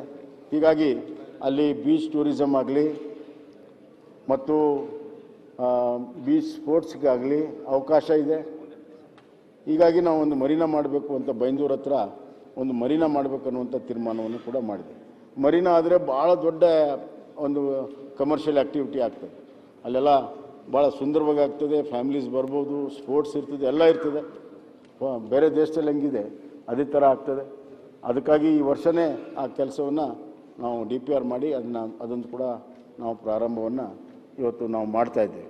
ಅದರ ಜೊತೆಗೆ 8 ಫಿಷರ್ಮನ್ ಪೋರ್ಟ್ಸ್ಗಳಿಗೆ ಡ್ರೆಜಿಂಗನ್ನು ನಾವು ತೆಗೆದುಕೊಂಡಿದ್ದೇವೆ. 8 ಫಿಷರ್ಮನ್ ಪೋರ್ಟ್ ಡ್ರೆಜಿಂಗ್ ಮಾಡಿದರೆ ಆ ಬೋಟ್ಗಳು ಒಳಗಡೆ ಬರ್ಬೋದು, ಫಿಷರ್ಮನ್ಗೆ ಅನುಕೂಲ ಆಗ್ತದೆ. ಆ ಕೆಲಸವನ್ನು ಕೂಡ ಇವತ್ತು ನಾನು ಮಾಡ್ತಾಯಿದ್ದೇವೆ. ಅದರ ಜೊತೆಗೆ ಮಾನ್ಯ ಸಭಾಧ್ಯಕ್ಷರೇ, ಫಿಷರ್ಮನ್ಗೆ ಡೀಪ್ ಸಿ ಬೋಟ್ಸ್ಗಳನ್ನು ಪ್ರಥಮ ಬಾರಿ ನಾವು ಇಂಟ್ರಡ್ಯೂಸ್ ಮಾಡ್ತಾಯಿದ್ದೀವಿ ಸಾಗರಮಾಲಾ ಯೋಜನೆಯಲ್ಲಿ. ಡೀಪ್ ಸಿ ಏನಾಗುತ್ತೆ, ಅಲ್ಲೇ ಶಾಲೋ ವಾಟರ್ಸಲ್ಲಿ ಮೀನುಗಳು ದೊಡ್ಡ ಪ್ರಮಾಣದಲ್ಲಿ ಸಿಗಲ್ಲ, ದೊಡ್ಡ ಸೈಜ್ ಸಿಗಲ್ಲ, ಎಕ್ಸ್ಪೋರ್ಟ್ಗೆ ಅನುಕೂಲ ಇಲ್ಲ. ಹೀಗಾಗಿ ಡೀಪ್ ಸಿ ಫಿಶಿಂಗನ್ನು ನಮ್ಮ ಮೀನುಗಾರರಿಗೆ, ಮೀನುಗಾರ ಸಂಘಗಳಿಗೆ ಕೊಟ್ಟರೆ ಅವರು ಭಾಳ ಡೀಪಾಗಿ ಸಿಯಲ್ಲಿ ಹೋಗ್ತಾರೆ. ದೊಡ್ಡ ಪ್ರಮಾಣದ ಮೀನುಗಾರಿಕೆ ಅಭಿವೃದ್ಧಿ ಆಗ್ತದೆ, ಮೀನು ಮಾರಾಟ ಆಗುತ್ತೆ. ಹೀಗಾಗಿ 100 ಡೀಪ್ ಸಿ ಫಿಶಿಂಗಿಗೆ ಈಗಾಗಲೇ ಅನುಮೋದನೆಯನ್ನು ಕೊಟ್ಟಿದ್ದೇವೆ. ಅವುಗಳ ಬಿಲ್ಡಿಂಗ್ ಎಲ್ಲ ಅಂದರೆ ಶಿಪ್ ಬಿಲ್ಡಿಂಗ್ ಎಲ್ಲ ಕೆಲಸ ಪ್ರಾರಂಭ ಆಗ್ತಾಯಿದೆ. ಮತ್ತು ಈ ವರ್ಷವೂ ಕೂಡ ಅದನ್ನು ನೋಡಿಕೊಂಡು ಈ ವರ್ಷವೂ ಕೂಡ ಅದನ್ನು ಇನ್ನೊಂದು 100 ಫಿಷರ್ಮೆನ್ ಡೀಪ್ ಸಿ ಬೋಟ್ಗಳಿಗೆ ಕೊಡೋದಕ್ಕೆ ನಾನು ತೀರ್ಮಾನವನ್ನು ಮಾಡಿದ್ದೇನೆ ಅನ್ನುವಂಥ ಮಾತನ್ನು ಮಾನ್ಯ ಸಭಾಧ್ಯಕ್ಷರೇ ಇವಾಗ ಹೇಳೋಕ್ಕೆ ಇಚ್ಛೆಪಡ್ತೇನೆ. ಅದರ ಜೊತೆಗೆ ಇವತ್ತು ನಮ್ಮ ಬೆಂಗಳೂರಿನ ಅಭಿವೃದ್ಧಿ ಬಗ್ಗೆ ತಮಗೆಲ್ಲ ಕೂಡ ಗೊತ್ತಿದೆ. ಬೆಂಗಳೂರು ಬೆಳೀತಿರುವಂಥ ನಗರ. ಇಡೀ ವಿಶ್ವದಲ್ಲಿ one of the fastest growing cities. ದೇಶದಲ್ಲಿ the number 1 fastest growing city. ಇಲ್ಲಿ ಪ್ರತಿ ದಿವಸ ಸಾವಿರಾರು ಜನ ಫ್ಲೋಟಿಂಗ್ ಪಾಪ್ಯುಲೇಷನ್ ಬರ್ತಾರೆ ಮತ್ತು ಒಂದು ದಿವಸಕ್ಕೆ 5,000 ವಾಹನಗಳು ಹೊಸದಾಗಿ ದ ಹಿಟ್ ದ ರೋಡ್. ರಸ್ತೆ ಎಷ್ಟಿದೆ ಅಷ್ಟೇ ಇದೆ. ಪ್ರತಿ ದಿವಸ 5,000 ವಾಹನಗಳು ಹೊಸದಾಗಿ ಬರ್ತವೆ. ಹೀಗಾಗಿ ಈ traffic management is one big challenge. ರಸ್ತೆಗಳು ಎಷ್ಟೇ ಇದ್ದಾವೆ, ಬ್ರಿಡ್ಜ್ಗಳು ಎಷ್ಟಿದ್ದಾವೆ ಅಷ್ಟೇ ಇದ್ದಾವೆ. ಅದನ್ನು ಸಂಪೂರ್ಣವಾಗಿ ಪ್ಲ್ಯಾಂಡಾಗಿ ಮಾಡದೇ ಇದ್ದರೆ ಭಾಳ ಕಷ್ಟ ಆಗ್ತದೆ. ಮತ್ತು ಎರಡನೇದಾಗಿ ಈ ಇಂಡಸ್ಟ್ರಿಯಲೈಸೇಷನ್ ಎಲ್ಲ ಕಾನ್ಸಂಟ್ರೇಟೆಡ್ ಎಲ್ಲ ಒಂದು ಕಡೆ ಇದ್ದಾವೆ. So everybody wants to go to that place and come back in same time same place. ಬೆಳಗ್ಗಿನೂ ರಶ್ ಆಗುತ್ತೆ, ಸಾಯಂಕಾಲ ಕೂಡ ರಶ್ ಆಗುತ್ತೆ. ಇದನ್ನು ಟೋಟಲ್ ಟ್ರಾಫಿಕ್ ಮ್ಯಾನೇಜ್ಮೆಂಟ್ ಮಾಡೋದಕ್ಕೆ ಒಂದು ಹೊಸ ಸಿಸ್ಟಮನ್ನು ಕ್ರಿಯೇಟ್ ಮಾಡ್ತಾ ಇದ್ದೇವೆ. ಅದಕ್ಕಾಗಿ ಒಂದು ಮೊಬಿಲಿಟಿ ಕಂಪ್ಲೀಟ್ ಕಾಂಪ್ರಿಹೆನ್ಸಿವ್ ಮೊಬಿಲಿಟಿ ಆ್ಯಕ್ಟನ್ನು ಕೂಡ ನಾನು ಕಳೆದ ವಿಧಾನಸಭೆಯಲ್ಲಿ ಪಾಸ್ ಮಾಡಿದ್ದೇನೆ. ಅಂದರೆ ಒಂದು ಅಥಾರಿಟಿ ಕಡೆ ಎಲ್ಲ ಏಜೆನ್ಸಿಗಳು ಕೂಡ ಬರಬೇಕು ಮತ್ತು ಮೊಬಿಲಿಟಿಯನ್ನು ಇಂಪ್ರೂವ್ಮೆಂಟ್ ಮಾಡಬೇಕನ್ನೋ ಸಲುವಾಗಿ ಆ ಒಂದು ಇದನ್ನು ಕೂಡ ಕ್ರಿಯೇಟ್ ಮಾಡಿದ್ದೇನೆ. ಅದರ ಜೊತೆಗೆ ಇವತ್ತು ಒಬ್ಬ ಸ್ಪೆಷಲ್ ಕಮಿಷನರ್ ಹಾಕಿ ಸಾಕಷ್ಟು ಟ್ರಾಫಿಕ್ ಇಂಪ್ರೂವ್ಮೆಂಟ್ ಮಾಡುವಂಥ ಕೆಲಸವನ್ನು ಇವತ್ತು ನಾವು ಮಾಡಿದ್ದೇವೆ ಅನ್ನೋಂಥ ಮಾತನ್ನು ಹೇಳಕ್ಕೆ ಇಚ್ಛಪಡ್ತೇನೆ. ಸುಮಾರು ಒಟ್ಟು 6,000 ಕೋಟಿ ಅಮೃತ ನಗರೋತ್ಥಾನದಲ್ಲಿ ಕೊಟ್ಟಿದ್ದೇನೆ. ಕಳೆದ ನಗರೋತ್ಥಾನಕ್ಕೂ ಈ ನಗರೋತ್ಥಾನಕ್ಕೂ ಸುಮಾರು 3-4 ವರ್ಷ ವ್ಯತ್ಯಾಸ ಇರ್ತದೆ. ಆದರೆ ಇಮಿಡಿಯೇಟ್ಲಿ ನಾನು ಬಂದ ತಕ್ಷಣ 6,000 ಕೋಟಿ ಕೊಟ್ಟಿದ್ದೇನೆ. ಸುಮಾರು 1,800 ಕೋಟಿ ರಾಜಕಾಲುವೆ ಕೂಡ ಬೆಂಗಳೂರು ಕೊಟ್ಟಿದ್ದೇವೆ. ಮತ್ತು ಈ ವರ್ಷ ಸಬರ್ಬನ್ ಟ್ರೈನ್ಗೆ ನಮ್ಮ ಕಾಂಟ್ರಿಬ್ಯೂಷನ್ ಕೊಡ್ತಾ ಇದ್ದೇವೆ. ಆ ಕೆಲಸ ಪ್ರಾರಂಭ ಆಗಿದೆ. ಮೆಟ್ರೋ 3rd ಫೇಸ್ ಕೂಡ ನಾವು ಈಗ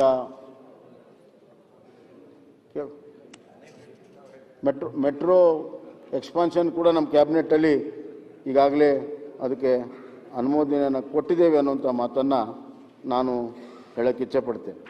ಮಾನ್ಯ ಸಭಾಧ್ಯಕ್ಷರೇ, ಇದರ ಜೊತೆಗೆ STRR ರೋಡ್ಗೆ ನಾವು ಮತ್ತು ಕೇಂದ್ರ ಸರ್ಕಾರ ಈಗ ಒಪ್ಪಂದ ಆಗಿದೆ.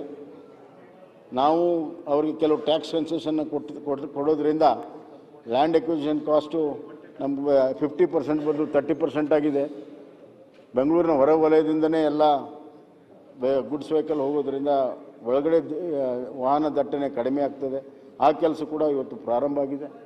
ಹೀಗೆ ಮೇಜರ್ ವರ್ಕ್ಸನ್ನು ದೀರ್ಘಕಾಲದ ಕೆಲಸವನ್ನು ಮಾಡ್ತಾ ಇದ್ದೇವೆ. ಇಮಿಡಿಯೇಟ್ ನೀಡ್ ಆಫ್ ಬೆಂಗಳೂರು ಕೂಡ ಮಾಡ್ತಾ ಇದ್ದೇವೆ. ಸಿಂಕ್ರೊನೈಸ್ಡ್ ಸಿಗ್ನಲಿಂಗನ್ನು ಈಗಾಗಲೇ ಕೈಗೆತ್ತಿಕೊಂಡಿದ್ದೇವೆ. ಕಂಟಿನ್ಯೂಸ್ ಆಗಿ ಎಲ್ಲಿನೂ ನಿಲ್ಲದೇ ವಾಹನಗಳು ಓಡಾಡಬೇಕು ಅನ್ನೋಂಥ ಕಾರಣದಿಂದ ಹಲವಾರು ಆಧುನೀಕರಣವನ್ನು ಕೂಡ ಬೆಂಗಳೂರಿನ ಅಭಿವೃದ್ಧಿಗೆ ನಾವು ಮಾಡ್ತಾ ಇದ್ದೇವೆ ಅನ್ನೋಂಥ ಮಾತನ್ನು ಮಾನ್ಯ ಸಭಾಧ್ಯಕ್ಷ ಹೇಳಕ್ಕೆ ಇಚ್ಛಪಡ್ತೇನೆ. ಭಾಳಷ್ಟು ಇದೆ.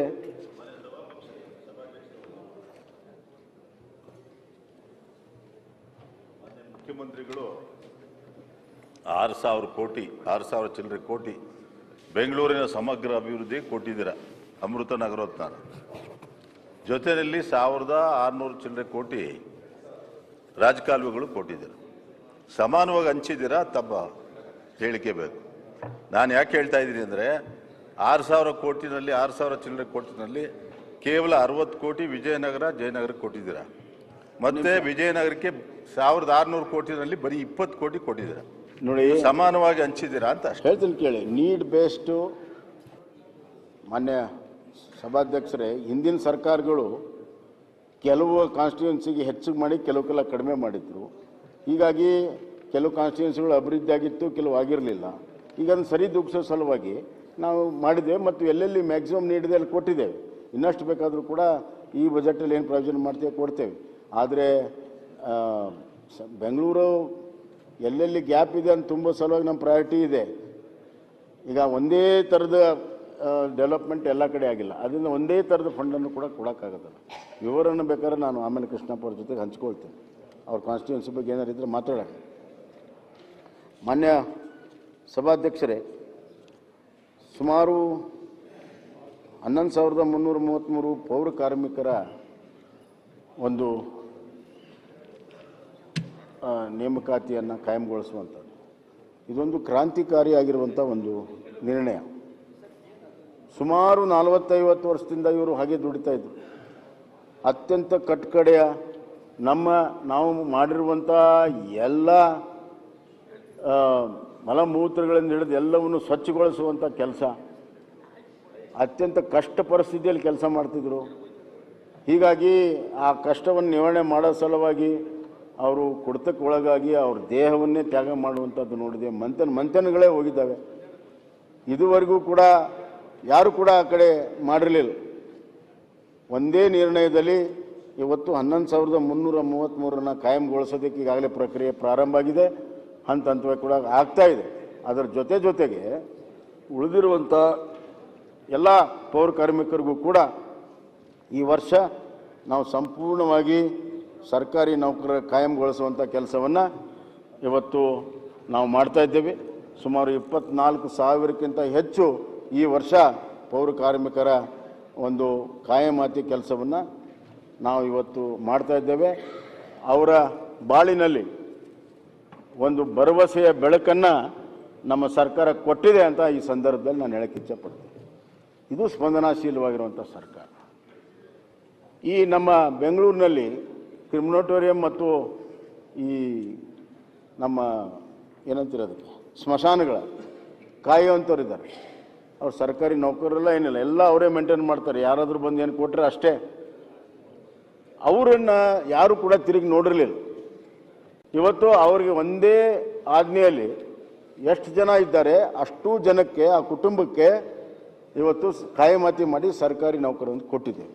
ಅವ್ರು ಎಂದೆಂದೂ ಕೂಡ ಕನಸಲ್ಲಿ ಕಂಡಿರಲಿಲ್ಲ. ನಮ್ಮ ಯಾರು ನೋಡೋದೇ ಇಲ್ಲ ಬಿಡು ಅನ್ನುವಂಥ ತೀರ್ಮಾನಕ್ಕೆ ಬಂದಿದ್ದು. Neglected, most neglected. ನಮ್ಮ ಅಂತಿಮ ಯಾತ್ರೆ ಸಂಸ್ಕಾರಗಳನ್ನು ಮಾಡುವಂಥವ್ರು, ಅವರ ಬಗ್ಗೆ ಕೂಡ ನಾವು ಗಮನವನ್ನು ಇವತ್ತು ಕೊಟ್ಟಿದ್ದೇವೆ. ಆದ್ದರಿಂದ ಬಂಧುಗಳಿಗೆ ಎಲ್ಲಿ ಅವಶ್ಯಕತೆ ಇದೆ, ಎಲ್ಲಿ ಮಾನವೀಯತೆಯಿಂದ ನಾವು ನಿರ್ಣಯನ ಮಾಡಬೇಕು, ಆ ಕೆಲಸ ಮಾಡಬೇಕು. ನಾನು ನಮ್ಮ ಸರ್ಕಾರಿ ಅಧಿಕಾರಿಗಳಿಗೆ ಎಲ್ಲ ಕಡೆ ಹೇಳ್ತಾ ಇರ್ತೇನೆ, ಒಂದು ಕೆಲಸ ಮಾಡಬಾರ್ದು ಅಂದರೆ 101 ಕಾರಣಗಳು ಸಿಗ್ತದೆ. ಆದರೆ ಬಡವರಿಗೆ, ದೀನ ದಲಿತರಿಗೆ ಒಳ್ಳೇದಾಗುತ್ತೆ, ಅದು ಒಂದೇ ಕಾರಣದಿಂದ ನೀವು ಕೆಲಸ ಮಾಡಬೇಕಂತ ಮನಸ್ಸು ಮಾಡಿದೆ, ಅದು ಅವಕಾಶ ಇದೆ, ಮಾಡಿ ಅನ್ನೋಂಥ ಮಾತನ್ನು ನಾನು ಸದಾ ಹೇಳ್ತೀನಿ. ಅದನ್ನೇ ಇಲ್ಲಿ ನಾವು ಮಾಡಿ ತೋರಿಸಿದ್ದೇವೆ ಅನ್ನೋದನ್ನು ನಾನು ಸಭಾಧ್ಯಕ್ಷರ ಗಮನಕ್ಕೆ ಇವತ್ತು ನಾನು ತರ್ತಾ ಇದ್ದೇನೆ. ಮತ್ತು ಇವತ್ತು ಹೆಣ್ಣು ಮಕ್ಕಳಿಗೆ ನಾವು ಸಶಕ್ತ ಮಾಡಬೇಕಾದ್ರೆ ಅವರ ಸಾಮರ್ಥ್ಯವನ್ನು ಬಳಕೆ ಮಾಡಬೇಕು ಅಂತ ಹೇಳಿ ಒಂದು ವಿಶೇಷವಾಗಿರುವಂಥ ಒಂದು ಯೋಜನೆಯನ್ನು ನಾವು ಮಾಡಿದ್ವಿ. ಸ್ತ್ರೀ ಸಾಮರ್ಥ್ಯ ಯೋಜನೆ. ಸುಮಾರು 50,000 ಸ್ವಸಹಾಯ ಸಂಘಗಳು ರಾಜ್ಯದಲ್ಲಿ ಪ್ರಥಮ ಬಾರಿ 5 ಲಕ್ಷ ರೂಪಾಯಿವರೆಗೂ ಯೋಜನೆಗಳನ್ನು ಸಿದ್ಧಪಡಿಸಿ 23-24 ಪ್ರಾಡಕ್ಟ್ಸ್ಗಳು ಅವರಿಗೆ ಟ್ರೈನಿಂಗನ್ನು ಕೊಟ್ಟು 1 ಲಕ್ಷ ರಾಜ್ಯ ಸರ್ಕಾರದಿಂದ ಕೊಡುವಂಥದ್ದು. ಇನ್ನು ಬ್ಯಾಂಕಿನ ಜೊತೆಗೆ ಈಗಾಗಲೇ ಟೈಅಪ್ ಮಾಡಿದ್ದೇವೆ. SBI ಜೊತೆಗೆ ಇವತ್ತು ಸ್ತ್ರೀ ಸಾಮರ್ಥ್ಯಕ್ಕೆ ಟೈಅಪ್ ಮಾಡಿದ್ದೇವೆ. ಅಷ್ಟೇ ಅಲ್ಲ, ಅವರು ಉತ್ಪಾದನೆ ಮಾಡಿದ್ದನ್ನು ಮಾರುಕಟ್ಟೆ ಜೋಡಣೆ ಮಾಡುವಂಥ ಕೆಲಸವನ್ನು ಸರ್ಕಾರವೇ ಮಾಡ್ತದೆ. ಅವರು ಉತ್ಪಾದನೆ ಮಾಡಿದ ಮಾರುಕಟ್ಟೆಗೆ ಹೋದ್ರೆ ತಾನೇ ಅವ್ರಿಗೆ ಲಾಭ ಆಗುತ್ತೆ. ಹೀಗಾಗಿ ಅವ್ರಿಗೆ ಸ್ವಾವಲಂಬನೆಯ ಅವರ ಸಾಮರ್ಥ್ಯವನ್ನು ಬಳಕೆ ಮಾಡುವಂಥ ಸ್ವಾಭಿಮಾನದ ಬದುಕನ್ನು ನಡೆಸುವುದಕ್ಕೆ ಇವತ್ತು ವಿಶೇಷವಾಗಿರುವಂಥ ಯೋಜನೆ ಪ್ರಥಮ ಬಾರಿ ನಾವು ಮಾಡಿದ್ವಿ. ಮಾರುಕಟ್ಟೆ ಜೋಡಣೆನೇ ಇರಲಿಲ್ಲ. ನಾವು ಸುತ್ತು ನಿಧಿ ಅಂತ ಕೊಡ್ತಿದ್ವಿ, 10,000 25,000 ಕೊಡ್ತಿದ್ವಿ. ಅದು ಮುಂದೆ ಬಳಕೆನೇ ಮಾಡೋಕ್ಕಾಗಲ್ಲ. ಪ್ರಾಡಕ್ಟ್ ಐಡೆಂಟಿಫೈ ಮಾಡಿದ್ದೇವೆ, ಟ್ರೈನಿಂಗ್ ಕೊಡ್ತೇವೆ, ಪ್ರೊಡಕ್ಷನ್ ಮಾಡಿಸ್ತೇವೆ, ಮಾರುಕಟ್ಟೆ ಜೋಡಣೆಯನ್ನು ಕೂಡ ಮಾಡ್ತೇವೆ. 100% ಹ್ಯಾಂಡ್ ಹೋಲ್ಡಿಂಗ್ ಇರುವಂಥ ಒಂದು ಕಾರ್ಯಕ್ರಮ ಮಾಡ್ತಾ ಇದ್ದೇವೆ. ಪ್ರತಿಯೊಂದು ಗ್ರಾಮದಲ್ಲಿ 2 ಈ ಥರದ ಸಂಘಕ್ಕೆ ಪ್ರಾರಂಭದಲ್ಲಿ ಮಾಡ್ತಿದ್ದೆ, ಮುಂದೆ ಹೆಚ್ಚು ಮಾಡ್ತೇವೆ. ಅದೇ ರೀತಿ ಸ್ವಾಮಿ ವಿವೇಕಾನಂದ ಯುವ ಶಕ್ತಿ ಯೋಜನೆ, ಇದು ಕೂಡ ಅದೇ ಮಾಡೆಲ್. ಪ್ರಥಮ ಬಾರಿ ಒಂದೊಂದು ಗ್ರಾಮದಲ್ಲಿ 2 ಯುವ ನಮ್ಮ ಸಂಘಗಳಿಗೆ ಈ ಥರದ ಯೋಜನೆಯನ್ನು ಮಾಡಿ ಕಂಪ್ಲೀಟಾಗಿ ಮ್ಯಾನುಫ್ಯಾಕ್ಚರಿಂದ ಹಿಡಿದು ಮಾರುಕಟ್ಟೆ ಜೋಡಣೆ ಮಾಡುವಂಥ ವಿಶೇಷವಾಗಿರುವಂಥ ಕಾರ್ಯಕ್ರಮವನ್ನು ಮಾಡ್ತೇವೆ. ಇದರಲ್ಲಿ 3 ಲಕ್ಷ ಹೆಣ್ಣು ಮಕ್ಕಳಿಗೆ, ಇದರಲ್ಲಿ 3 ಲಕ್ಷ ಯುವಕರಿಗೆ ಇವತ್ತು ಕೆಲಸ ಕೊಡುವಂಥಕ್ಕೆ ನಾವು ಮಾಡ್ತಾ ಇದ್ದೀವಿ. ಪ್ರೈಮ್ ಮಿನಿಸ್ಟರ್ ಅವರು 1 ಡಿಸ್ಟ್ರಿಕ್ಟ್ 1 ಪ್ರಾಡಕ್ಟ್ ಅಂತ ಮಾಡಿದಾರಲ್ಲ, ಅದಕ್ಕೂ ಇದಕ್ಕೂ ಲಿಂಕ್ ಮಾಡಿದರೆ ಹೆಚ್ಚು ಉಪಯೋಗ ಆಗ್ಬೋದು. ಅಲ್ಲ, ಒಟ್ಟಾರೆ ನಾವೇನು ಮಾಡ್ತೇವೆ ಅಂದರೆ, ಆ ಯಾವ್ಯಾವುದೋ ಅವ್ರು ಮಾಡಬೇಕಂತಾರೆ ಅದಕ್ಕೂ ಅವಕಾಶ ಇದೆ. ಪ್ಲಸ್ ನಮ್ಮ ಕಡೆ ರೆಡಿಮೇಡ್ ಆಗಿ 23-24 ಮಾರುಕಟ್ಟೆಯಲ್ಲಿ ಅವಶ್ಯಕತೆ ಇರುವಂಥ ವಸ್ತುಗಳ DPR ಇದೆ. ಸೊ ಅವ್ರಿಗೆ ಚಾಯ್ಸ್ ಕೊಡ್ತೇವೆ. ಇದಲ್ಲದೇ ಕೂಡ ಅವ್ರು ಮಾಡ್ಬೋದು. ಉದಾಹರಣೆಗೆ ಈಗ ಅಗರಬತ್ತಿದು ಅವ್ರಿಗೆ ಸ್ಪೆಷಲ್ ಮೆಷಿನ್ಸ್ ಬಂದಿದೆ. ಅದೇನು ಭಾಳಿಲ್ಲ, 50,000 1 ಲಕ್ಷ ರೂಪಾಯಿ ಮನೇಲಿ ಇಟ್ಕೊಂಡು ಅವ್ರು ಮಾಡ್ಬೋದು. ಮನೇಲಿ ಇಟ್ಕೊಂಡು ಮಾಡಿದರೆ ಒಂದು ದಿವಸಕ್ಕೆ ಒಬ್ಬ ಹೆಣ್ಮಕ್ಳು ದಿವಸಕ್ಕೆ ಕನಿಷ್ಠ 500-600 ರೂಪಾಯಿ ಗಳಿಸ್ಬೋದು. ಈ ಥರದ ಹಲವಾರು ಯೋಜನೆಗಳಿದ್ದಾವೆ. ದಿನನಿತ್ಯ ಬಳಕೆಗೆ ಬೇಡಿಕೆ ಇರುವಂಥದ್ದು ಅವಶ್ಯಕತೆ ಇದೆ. ಅದನ್ನು ಜೋಡಿಸುವಂಥ ಕೆಲಸವನ್ನು ಮಾಡುವಂಥದ್ದು ಬಹಳ ಮುಖ್ಯ. ಮತ್ತು ಈಗ ಅಗ್ರಿಗೇಟರ್ಸ್ ಬಂದಿದ್ದಾರೆ, ಎಲ್ಲ ಅಮೆಝಾನಿಂದ ಹಿಡಿದು ಎಲ್ಲರೂ ಕೂಡ ಇದ್ದಾರೆ. ಕೆಲವು ಪದಾರ್ಥಗಳಿಗೆ ಭಾಳಷ್ಟು ಡಿಮಾಂಡ್ ಇದೆ, ಅದು ಜೋಡಣೆ ಕೆಲಸವನ್ನು ಮಾಡಿದ್ದೇವೆ ಮತ್ತು ಬ್ಯಾಂಕ್ಗಳ ಜೊತೆಗೆ MOU ಮಾಡಿದ್ದೇವೆ. ವಿದೌಟ್ ಎನಿ ಕಂಡೀಷನ್ಸ್ ಅವರು ಲೋನನ್ನು ಕೊಡೋದಕ್ಕೆ ಈಗಾಗಲೇ ಮುಂದೆ ಬಂದಿದ್ದಾರೆ ಅನ್ನೋ ಮಾತನ್ನು ನಾನು ಹೇಳಕ್ಕೆ ಇಚ್ಛೆಪಡ್ತೇನೆ. ಮಾನ್ಯ ಸಭಾಧ್ಯಕ್ಷರೇ, ಇವತ್ತು ನೀರಾವರಿಯಲ್ಲಿ 1,39,000 ಎಕರೆನ ನಾವು ಕಳೆದ 4 ವರ್ಷದಲ್ಲಿ ಅಚ್ಚುಕಟ್ಟು ಪ್ರದೇಶಕ್ಕೆ ಸೇರಿಸಿದ್ದೇವೆ. ಕೆಲವು ಯೋಜನೆಗಳಿಗೆ ಈಗ ಅನುಮತಿ ಸಿಕ್ಕಿದೆ. ಕಳಸಾ ಬಂಡೂರಿ ಯೋಜನೆ ಇರ್ಬೋದು ಅಥವಾ ಭದ್ರಾ ಮೇಲ್ದಂಡೆ ಯೋಜನೆಗೆ ಸಹಾಯ ಸಿಕ್ಕಿದೆ. ಅವುಗಳನ್ನು ತ್ವರಿತಗತಿಯಲ್ಲಿ ತೆಗೆದುಕೊಳ್ಳೋದಕ್ಕೆಲ್ಲ ಕ್ರಮಗಳನ್ನು ತೆಗೆದುಕೊಳ್ತೇವೆ. ಕೃಷ್ಣಾ ಮೇಲ್ದಂಡೆ ಯೋಜನೆಯ ಭಾಳ ವರ್ಷದ ಒಂದು ಸಮಸ್ಯೆ ಇದೆ, R&R. ಇದು ಅಲ್ಲಿಯ ರೈತರಿಗೆ ರೇಟ್ ಫಿಕ್ಸೇಷನ್ನೇ ಆಗಿಲ್ಲ. ಹೊಸ ಕಾನೂನು ಪ್ರಕಾರ ನಾವು R&R ಮಾಡದೇ ಇದ್ದರೆ ನಾವು ಅದನ್ನು ನೀರನ್ನು ಹಿಡಿದುಕೊಳ್ಳೋಕ್ಕೆ ಸಾಧ್ಯ ಇಲ್ಲ. ನಾವೆಲ್ಲ ರೈತರ ಜೊತೆಗೆ ಚರ್ಚೆ ಮಾಡಿ ಈಗ ರೇಟ್ ಫಿಕ್ಸೇಷನ್ ಮಾಡಿದ್ದೇವೆ. ಕೆಲವು ಕಡೆ ರೇಟ್ ಏನು ಬೇಕು ಅದನ್ನು ಕೂಡ ಮಾಡಿದ್ದೇವೆ. ಕನ್ಸೆಂಟ್ ಅವಾರ್ಡ್ ಆಗ್ತದೆ. ಕೂಡಲೇ ಆ ಜಮೀನನ್ನು ಕನ್ಸೆಂಟ್ ಅವಾರ್ಡ್ ಮುಖಾಂತರ ಪಡ್ಕೊಂಡ್ರೆ ನಮ್ಮ ಕೋರ್ಟಲ್ಲಿ ಬಹುತೇಕವಾಗಿ ಇನ್ನೊಂದು 1.5 ತಿಂಗಳಲ್ಲಿ ಅದಕ್ಕೆ ಅನುಮತಿ ಸಿಗ್ತದೆ.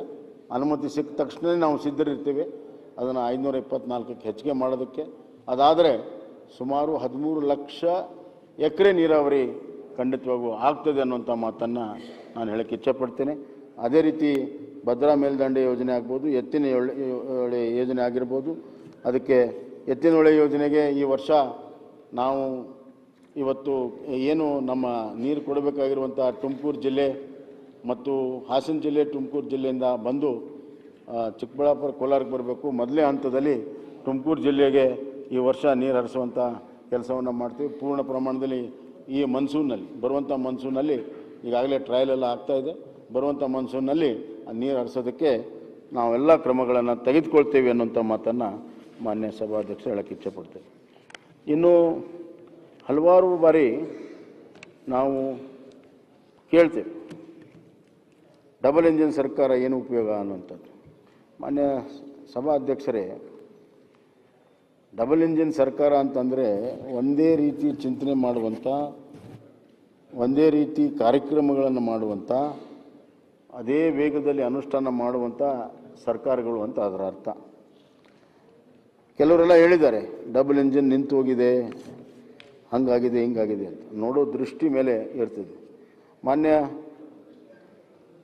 ಸಭಾಧ್ಯಕ್ಷರೇ, ಇವತ್ತು ತಮಗೆಲ್ಲ ಗೊತ್ತಿದೆ 6,000 ಕಿಲೋಮೀಟರು ನ್ಯಾಷನಲ್ ಹೈವೇ, ಇದು ದಾಖಲೆ. ಹಿಂದಿನ ಯಾವ ಕೇಂದ್ರ ಸರ್ಕಾರವೂ ಕೂಡ ಇಷ್ಟು ದೊಡ್ಡ ಪ್ರಮಾಣದಲ್ಲಿ ರಾಜ್ಯ ಹೆದ್ದಾರಿಗಳನ್ನು ಮಾಡಿಲ್ಲ. ಇದು ದಾಖಲೆ ಇದೆ. ಅಷ್ಟು ದೊಡ್ಡ ಪ್ರಮಾಣದಲ್ಲಿ ನರೇಂದ್ರ ಮೋದಿಯವರ ಸರ್ಕಾರ ಕರ್ನಾಟಕಕ್ಕೆ 6,000 ಕಿಲೋಮೀಟರ್ ಮಾಡೋ ಮುಖಾಂತರ ನಮಗೆ ಸಹಾಯವನ್ನು ಮಾಡಿದ್ದಾರೆ. ರಸ್ತೆಗಳು ಅಭಿವೃದ್ಧಿಯ ಒಂದು ಪ್ರೇರಕ ಅನ್ನುವಂಥದ್ದು ಕೂಡ ತಮಗೆಲ್ಲ ಗೊತ್ತಿದೆ. ಅದರ ಜೊತೆಗೆ ಮಾನ್ಯ ಸಭಾಧ್ಯಕ್ಷರೇ, ಈಗಾಗಲೇ ನಾನು ಹೇಳಿದೆ, ರೈಲ್ವೆ ಬಗ್ಗೆ ಈಗಾಗಲೇ ಹೇಳಿದೆ. ಈ ವರ್ಷ ಇತಿಹಾಸದಲ್ಲಿ ಇಷ್ಟು ದೊಡ್ಡ ಪ್ರಮಾಣದ ಒಂದು ಬಜೆಟ್ ಪ್ರಾವಿಷನ್ 7,561 ಕೋಟಿ ಎಂದೆಂದೂ ಕೂಡ ಆಗಿರಲಿಲ್ಲ. ದಾಖಲೆಗಳನ್ನು ತೆಗೆದುಬಿಟ್ಟು ಎಂದೆಂದೂ ಕೂಡ ಆಗಿರಲಿಲ್ಲ. ಅಷ್ಟು ದೊಡ್ಡ ಪ್ರಮಾಣದ ಬಜೆಟ್ ಪ್ರಾವಿಷನನ್ನು ಈ ವರ್ಷ ಮಾಡಿದ್ದಾರೆ. 9 ಯೋಜನೆಗಳನ್ನು ಅದರಿಂದ ನಾವು ಮುಗಿಸೋದಕ್ಕೆ ಸಾಧ್ಯ ಆಗ್ತದೆ. ಇದು ಕೇಂದ್ರ ಸರ್ಕಾರ ಮತ್ತು ರಾಜ್ಯ ಸರ್ಕಾರ ಒಟ್ಟಿಗೆ ಮಾಡಬೇಕಾಗ್ತದೆ. ಯಾಕಂದರೆ ನಾವು ಕೂಡ ಕಾಂಟ್ರಿಬ್ಯೂಷನ್ ಕೊಡಬೇಕಾಗ್ತದೆ. ಇದು ಡಬಲ್ ಇಂಜಿನ್ ಸರ್ಕಾರದ ಒಂದು ಕರ್ನಾಟಕಕ್ಕೆ ಕೊಡುಗೆ ಅನ್ನುವಂಥ ಮಾತನ್ನು ನಾನು ಹೇಳಕ್ಕೆ ಇಚ್ಛೆಪಡ್ತೀನಿ. ಮತ್ತು ಆಗಲೇ ಹೇಳಿದೆ, ಸಾಗರ ಮಾಲಾದಲ್ಲಿ ಪೋರ್ಟ್ಸ್ಗಳ ಅಭಿವೃದ್ಧಿಗೆ ಏನು ಮಾಡಿದ್ದೇವೆ ಅನ್ನೋದು ಕೂಡ ನಾನು ಆಗಲೇ ಹೇಳಿದ್ದೇನೆ. ಇದಲ್ಲದೆ ಮಾನ್ಯ ಸಭಾಧ್ಯಕ್ಷರೇ, ಸ್ಮಾರ್ಟ್ ಸಿಟಿ ಇವತ್ತು ಸುಮಾರು 7 ಪ್ರಾಜೆಕ್ಟ್ಸ್ ಸ್ಮಾರ್ಟ್ ಸಿಟಿ ಕರ್ನಾಟಕದಲ್ಲಿ ನಡೀತಾ ಇದೆ. 1,000 ಕೋಟಿ ರೂಪಾಯಿ ಒಂದೊಂದು ಸಿಟಿಗೆ ಕಳೆದ 4-5 ವರ್ಷದಿಂದ ಬಂದಿದೆ. ಈಗಾಗಲೇ ಪೂರ್ಣಗೊಳ್ಳುವಂಥ ಪರಿಸ್ಥಿತಿ ಇದೆ.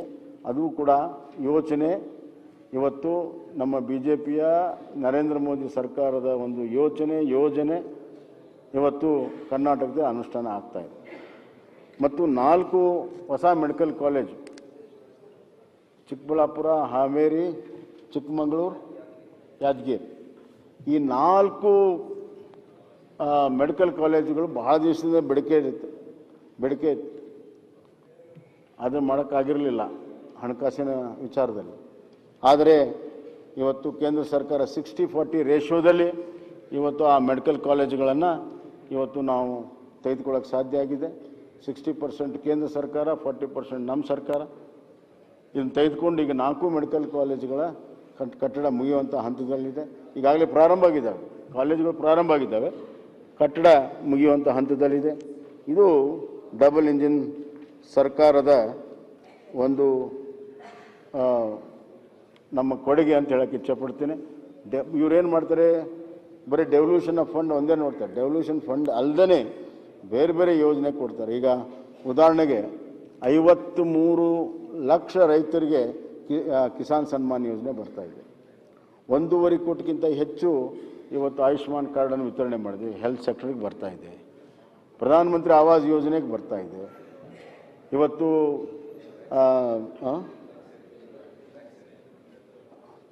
ಪ್ರಧಾನಮಂತ್ರಿ ಆವಾಸ್ ಯೋಜನೆಗೆ ಬರ್ತಾ ಇದೆ. ಈ ರೀತಿ ಹಲವಾರು ಯೋಜನೆಗಳಲ್ಲಿ ಇವತ್ತು ಅವೆಲ್ಲ ನಮ್ಮ ರಾಜ್ಯ ಅಕೌಂಟಿಗೆ ಬರಲ್ಲ, ಡೈರೆಕ್ಟಾಗಿ ಕಿಸಾನ್ ಸನ್ಮಾನಲ್ಲಿ ರೈತರಿಗೆ ಹೋಗ್ತಾ ಇದೆ. ಹೀಗೆ ಹಲವಾರು ಯೋಜನೆಗಳು ಡೈರೆಕ್ಟಾಗಿ ಜನರಿಗೆ ಮುಟ್ಟುವಂಥ ವ್ಯವಸ್ಥೆ ಇವತ್ತು ನಮ್ಮ ಕೇಂದ್ರ ಸರ್ಕಾರ, ನರೇಂದ್ರ ಮೋದಿ ಸರ್ಕಾರ ಮಾಡಿದೆ. ಡಬಲ್ ಇಂಜಿನ್ ಸರ್ಕಾರ ರಾಜ್ಯದ ಎಲ್ಲ ಕ್ಷೇತ್ರ, ಎಲ್ಲ ವಲಯಗಳ ಇವತ್ತು ನಮ್ಮ ಒಟ್ಟಾರೆ ಅಭಿವೃದ್ಧಿಗೆ ಬಹಳ ದೊಡ್ಡ ಒಂದು ಸಪೋರ್ಟನ್ನು, ಬೆಂಬಲವನ್ನು ಇವತ್ತು ಕೇಂದ್ರ ಸರ್ಕಾರ ಕೊಟ್ಟಿದೆ ಅನ್ನುವಂಥದ್ದನ್ನು ಅಂಕಿಅಂಶಗಳ ಮುಖಾಂತರ ನಾನು ಹೇಳಕ್ಕೆ ಇಚ್ಛಪಡ್ತೇನೆ.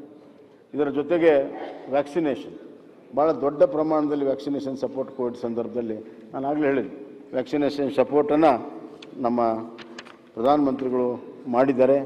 ಹೀಗಾಗಿ ಇವತ್ತು ನಾವು ಈ ಎಲ್ಲ ಕಾರ್ಯಕ್ರಮಗಳನ್ನು ಅನುಷ್ಠಾನ ಮಾಡೋಕ್ಕೆ ಸಾಧ್ಯ ಆಗಿದೆ ಅನ್ನುವಂಥ ಮಾತನ್ನು ಈ ಸಂದರ್ಭ ಹೇಳಿಕೆಪಡ್ತೇನೆ. ಮಾನ್ಯ ಸಭಾಧ್ಯಕ್ಷರೇ, ವಿರೋಧ ಪಕ್ಷದ ನಾಯಕರು ಅವರ ಭಾಷಣದಲ್ಲಿ ಅವರು ಹೇಳಿದರು, ರಾಜ್ಯಪಾಲರ ಭಾಷಣ ತೌಡು ಕುಟ್ಟೋ ರೀತಿಯಲ್ಲಿದೆ ಅನ್ನುವಂಥದ್ದನ್ನು ಅವ್ರು ಹೇಳಿದರು. ಈ ರಾಜ್ಯದಲ್ಲಿ ಭಾಳ ಜನ ಸರ್ಕಾರ ತೌಡನ್ನೇ ಕುಟ್ಟಿದ್ದಾರೆ. ಹೀಗಾಗಿ ಎಲ್ಲರೂ ಕೂಡ ತೌಡು ಕುಟ್ಟವ್ರೆ ಅಂತ ತಿಳ್ಕೊಂಡಿದ್ದಾರೆ.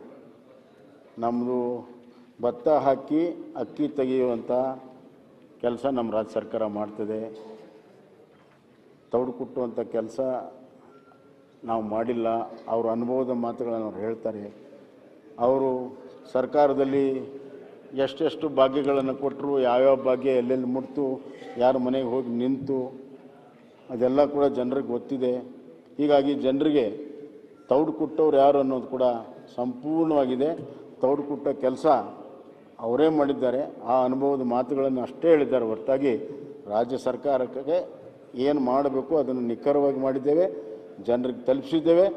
ಜನ ಇವತ್ತು ಯಾರು ತೌಡು ಕುಟ್ಟವರು, ಯಾರು ಅಕ್ಕಿ ತೆಗೆಯೋರು ಅಂಥವ್ರು ಭಾಳ ಸ್ಪಷ್ಟವಾಗಿದೆ ಅನ್ನೋಂಥ ಮಾತನ್ನು ನಾನು ಹೇಳೋಕ್ಕೆ ಇಚ್ಛೆಪಡ್ತೀನಿ. ಎರಡನೇ ಮಾತನ್ನು ಅವರು ಹೇಳ್ತಾರೆ, ಪ್ರಣಾಳಿಕೆಯಲ್ಲಿ ಹೇಳಿದ್ದನ್ನು ಮಾಡೋಕ್ಕೆ ಸಾಧ್ಯ ಆಗಿಲ್ಲ ಅಂತ. ಮಾನ್ಯ ಸಭಾಧ್ಯಕ್ಷರೇ, ಪ್ರಣಾಳಿಕೆ 5 ವರ್ಷದ ಕಾರ್ಯಕ್ರಮ.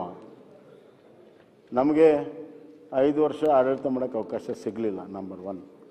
ನಂಬರ್ 2, ನಾನು ಈಗಾಗಲೇ ಹೇಳಿದಂತೆ ಅಧಿಕಾರ ತೆಗೆದುಕೊಂಡ ತಕ್ಷಣವೇ ಕೋವಿಡ್ ಆರ್ಥಿಕತೆ ಹೆಂಗೆ ಹಿಂಜರಿತೆ ಆಯಿತು ಅನ್ನೋದನ್ನೇ ಆಗಲೇ ಹೇಳಿದ್ದೇನೆ. ಪ್ರವಾಹ ಹೆಂಗೆ ಆರ್ಥಿಕತೆ ಹಿಂಜರಿತೆ ಏನು ಮಾಡಿದೆ ಹೇಳಿದ್ದೇನೆ. ವಿಶೇಷವಾಗಿರುವಂಥ ಒಂದು ಸನ್ನಿವೇಶ. ನಾವು ಕೋವಿಡ್ ಸಂದರ್ಭವನ್ನು ನಾನ್ ಕೋವಿಡ್ ಸಂದರ್ಭವನ್ನು ಹೋಲಿಕೆ ಮಾಡೋಕ್ಕಾಗೋದಿಲ್ಲ, ಭಾಳ ಸ್ಪಷ್ಟವಾಗಿ ಹೇಳೋಕ್ಕೆ ಇಚ್ಛೆಪಡ್ತೇನೆ. ಹೀಗಾಗಿ ಕೋವಿಡ್ನಿಂದ ಆರ್ಥಿಕ ಹಿಂಜರಿತೆ ಆದಂಥ ಸಂದರ್ಭದಲ್ಲಿ ಯಾವ ಕಾರ್ಯಕ್ರಮಗಳನ್ನು ಕೊಡೋಕ್ಕೆ ಸಾಧ್ಯ ಇಲ್ಲದಿದ್ದರೂ ಕೂಡ ಬೇರೆ ಯಾರು ಸರ್ಕಾರದ ಯಾವ ಹೊಸ ಕಾರ್ಯಕ್ರಮವನ್ನೇ ಮಾಡ್ತಾ ಇರಲಿಲ್ಲ. ಆದರೆ ನಾನು ಬಂದ ಮೇಲೆ ಅಮೃತ ಯೋಜನೆಗಳನ್ನೂ ಮಾಡಿದ್ವಿ, ಶಾಲೆಗಳಿಗೆ ಸಹಾಯ ಮಾಡಿದ್ವಿ, ಆಸ್ಪತ್ರೆ ಮಾಡಿದ್ವಿ, ಅಂಗನವಾಡಿಗೆ ಮಾಡಿದ್ದೇವೆ ಮತ್ತು ಇನ್ಫ್ರಾಸ್ಟ್ರಕ್ಚರ್ಗೆ ಮಾಡಿದ್ದೇವೆ, ಇದು ನಮ್ಮ ಗ್ರಾಮ ಪಂಚಾಯಿತಿಗಳಿಗೆ ಮಾಡಿದ್ದೇವೆ. ಎಲ್ಲ ಕಡೆ ಅದನ್ನು ಅಂಥ ಆರ್ಥಿಕ ಸಂಕಷ್ಟದಲ್ಲೂ ಮಾಡಿ ಬಜೆಟ್ನಲ್ಲಿ ಹೊಸ ಕಾರ್ಯಕ್ರಮ ಈಗಾಗಲೇ ಹೇಳಿದ್ದು ನಾನು, ಎಲ್ಲ ಕಾರ್ಯಕ್ರಮಗಳನ್ನು ಬಜೆಟಲ್ಲಿ ಮಾಡಿ ಇವತ್ತು ಈ ವರ್ಷ ಸರ್ಪ್ಲಸ್ ಬಜೆಟ್ ಕೊಡುವಂಥ ಸ್ಥಿತಿಗೆ ತಂದಿದ್ರೆ ಅದು BJP ಸರ್ಕಾರ ಇದ್ದಿದ್ದಕ್ಕಾಗಿ ಸಾಧ್ಯ ಆಗಿದೆ ಅನ್ನೋಂಥ ಮಾತನ್ನು ಹೇಳಕ್ಕೆ ಇಷ್ಟಪಡ್ತೀನಿ. ಮ್ಯಾನಿಫೆಸ್ಟೋಗಳು ಯಾವ ಸರ್ಕಾರ ಏನು ಹೇಳಿತ್ತು, ಏನು ಮಾಡಿದ್ದಾರೆ ಅನ್ನೋದು ಕೂಡ ನನಗೆ ಗೊತ್ತಿದೆ. ಅವುಗಳ ವಿವರಣೆಯನ್ನು ನಾನು ಹೇಳಬಾರ್ದು ಅಂತ ತೀರ್ಮಾನ ಮಾಡಿದ್ದೇನೆ. ಕಾಂಗ್ರೆಸ್ ಸರ್ಕಾರ ಏನೆಲ್ಲ ಹೇಳಿತ್ತು, ಏನೆಲ್ಲ ಮಾಡ್ತು ಅನ್ನುವಂಥದ್ದು ನಾನು ಕೂಡ ಗೊತ್ತಿದೆ ಅನ್ನುವಂಥ ಮಾತನ್ನು ನಾನು ಹೇಳಕ್ಕೆ ಇಚ್ಛೆಪಡ್ತೇನೆ. ಮಾನ್ಯ ಸಭಾಧ್ಯಕ್ಷರೇ, ಇವತ್ತು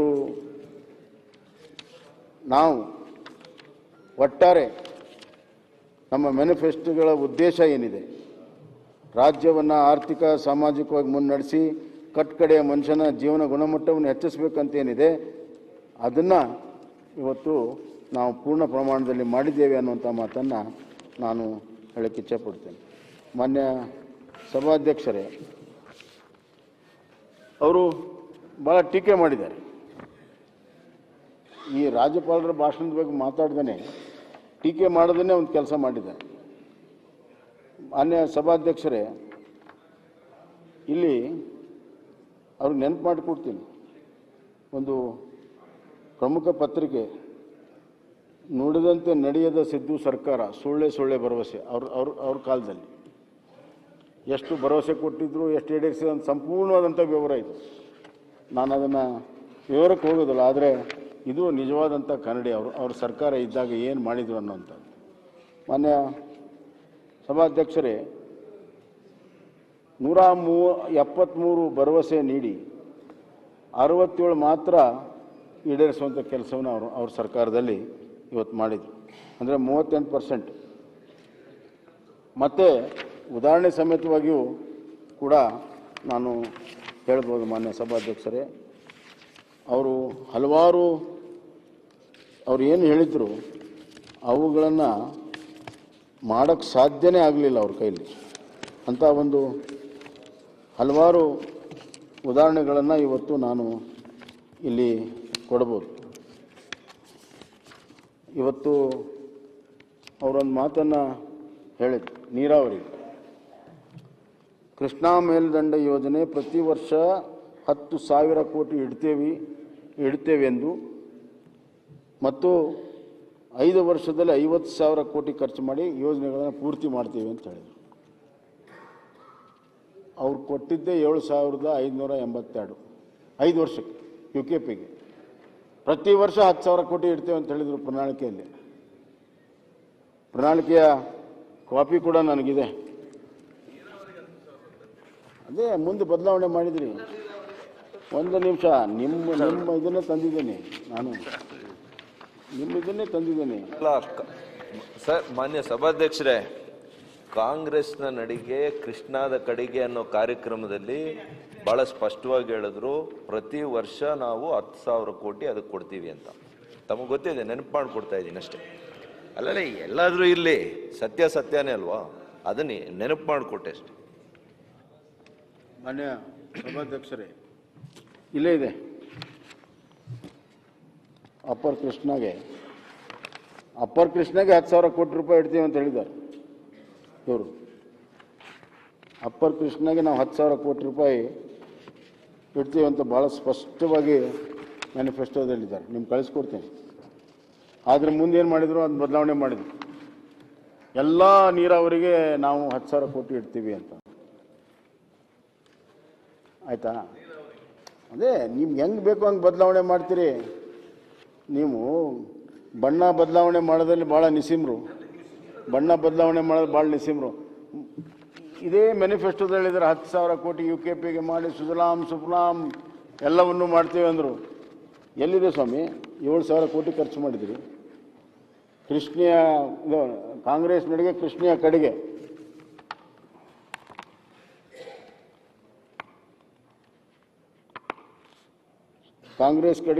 ಕೃಷ್ಣೆಯ ಕಡೆಗೆ ಅಂತ ಹೇಳಿ ಇವತ್ತು ಇಲ್ಲಿದೆ ನೋಡಿ.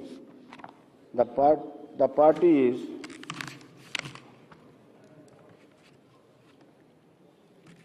The party is committed to fully exploiting the rights of the state that fall in the jurisdiction of Krishna and Kaveri basins. The party is committed to complete all ongoing projects in the priority state. Special emphasis will be given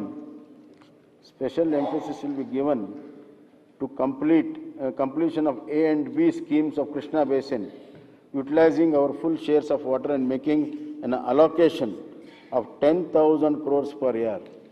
Special emphasis will be given to complete Krishna A and B schemes with allocation of 10,000 crores ಅಂತ. ಇದು Congress manifesto. ಮುಂದೆ ಹೋಗಿ ಎಲ್ಲ ನೀರಾವರಿಗೆ 10,000. ಅಂದರೆ ಜನರಿಗೆ ಯಾಮಾರಿಸೋದಕ್ಕೆ ಏನೆಲ್ಲ ಬೇಕೋ ಅದನ್ನು ಮಾಡ್ತಾರೆ. ಅಲ್ಲ, ಮುಖ್ಯಮಂತ್ರಿಗಳೇ ತಾವು ಎಷ್ಟು ಹೇಳಿದ್ದೀರಿ ಕೃಷ್ಣಾಗೆ, ಮತ್ತೆ ಈಗ ಎಷ್ಟು ಇಟ್ಟಿದ್ದೀರಿ ನೀರಾವರಿಗೆ, ಅದೊಂದು ಹೇಳಿ. ಹೇಳೋಣ, ಬಜೆಟ್ ಬಂದಾಗ ಎಲ್ಲವನ್ನೂ ಕೂಡ ಹೇಳ್ತೀನಿ ನಾನು. ಆಮೇಲೆ ಮಾನ್ಯ ಸಭಾಧ್ಯಕ್ಷರೇ, ನಾನು ಹಂಗೆ ಒಂದು ಸಣ್ಣ ಸ್ಯಾಂಪಲ್ ಹೇಳಿದೆ ನಿಮಗೆ, ಇನ್ನೂ ಬೇಕಾದಷ್ಟಿದೆ ಪುರಾಣ.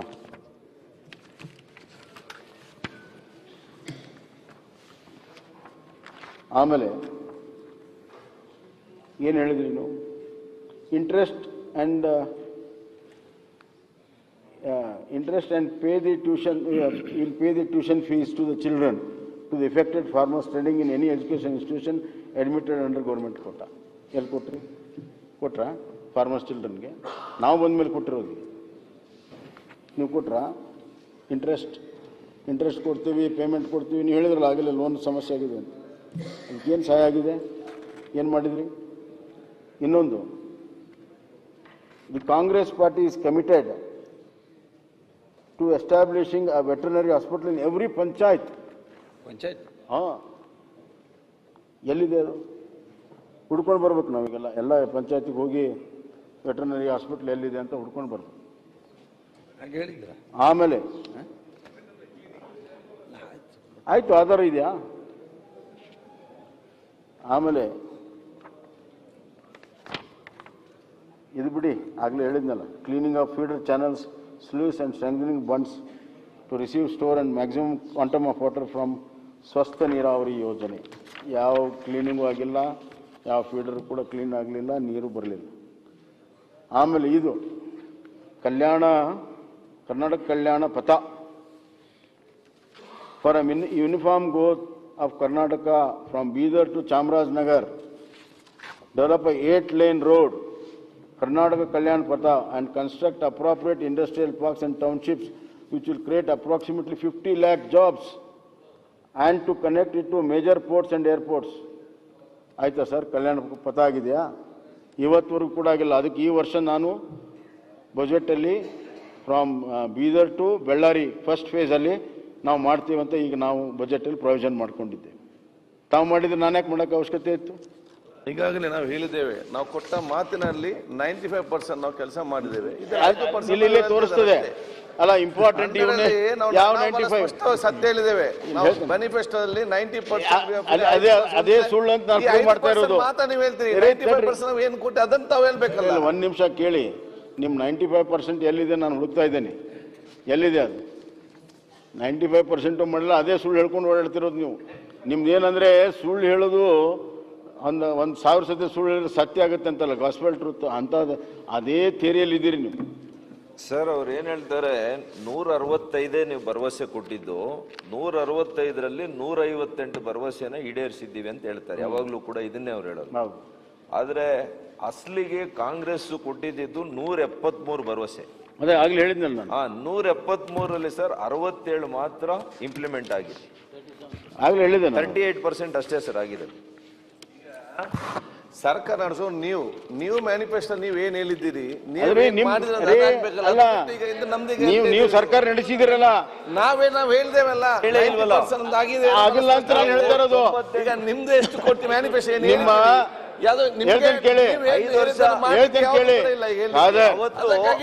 ಚರ್ಚೆ ಮಾಡ್ತಿದ್ರಿ. ಒಪ್ಕೊಳ್ಳಿ, ನೀವು ಮಾಡಿಲ್ಲ ಅಂತ ಒಪ್ಕೊಳ್ಳಿ. 2013ರಲ್ಲಿ ಹೇಳಿದ್ದು, 2018 ಜನ ನಿಮ್ ಕೈಗೆ ಅಧಿಕಾರ ಕೊಟ್ಟಿದ್ರು, ಯಾಕೆ ಮಾಡ್ಲಿಲ್ಲ ಅಂತ ಕೇಳ್ತಾ ಇದ್ದೇವೆ. ನೀವೆಲ್ಲ ಮಾಡಿದೀವಿ ಅಂತ ಹೇಳಿದಕ್ಕೆ ಇದು ಬಂದಿದೆ. ನಾವು ಮಾಡಿಲ್ಲ ಅಂತ ಒಪ್ಕೊಳ್ಳಿ, ನಾನು ವಾದನೆ ಮಾಡಕ್ ಹೋಗೋದಿಲ್ಲ. ಮಾನ್ಯ ಸಭಾಧ್ಯಕ್ಷರೇ,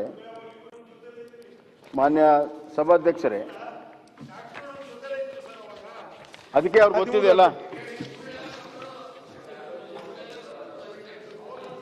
ಮಾನ್ಯ ಸಭಾಧ್ಯಕ್ಷರೇ, ಆದರೆ to connect one district headquarters to another district headquarters, develop 4-lane road and taluk to another taluka 2-lane roads and make village roads all other proof in 5 years.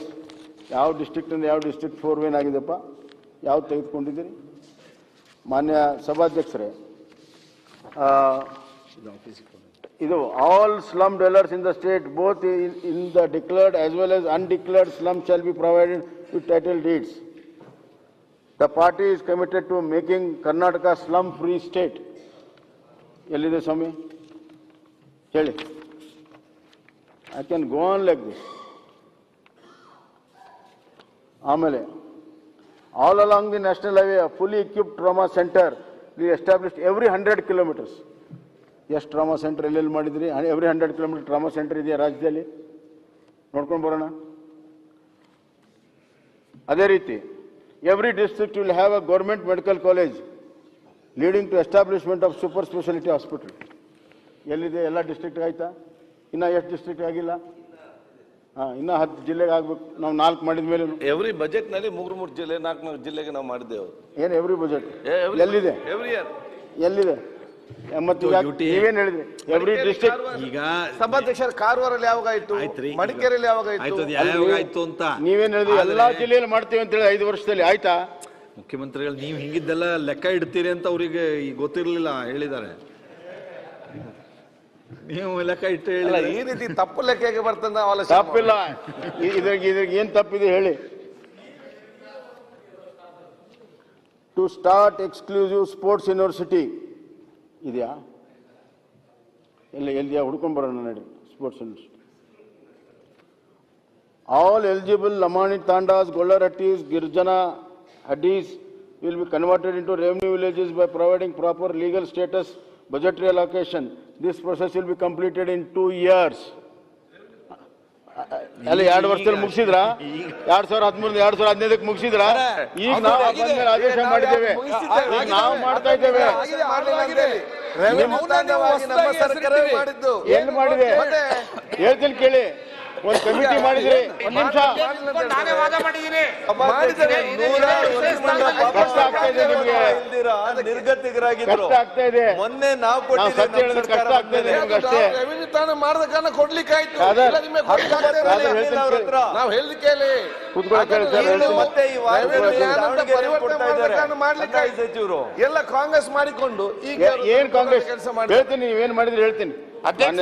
Last ಅಸೆಂಬ್ಲಿನಲ್ಲಿ rule 69 ಅಲ್ಲಿ ಲಾಸ್ಟ್ ಅಸೆಂಬ್ಲಿ 2018 ಲಾಸ್ಟ್ ಇಲ್ಲೇ ಚರ್ಚೆ ಮಾಡಿದೀವಿ. ದಾಖಲಾತಿ ತೆಗೀರಿ. ಸುಳ್ಳ ಕೇಳ್ತೀರಾ?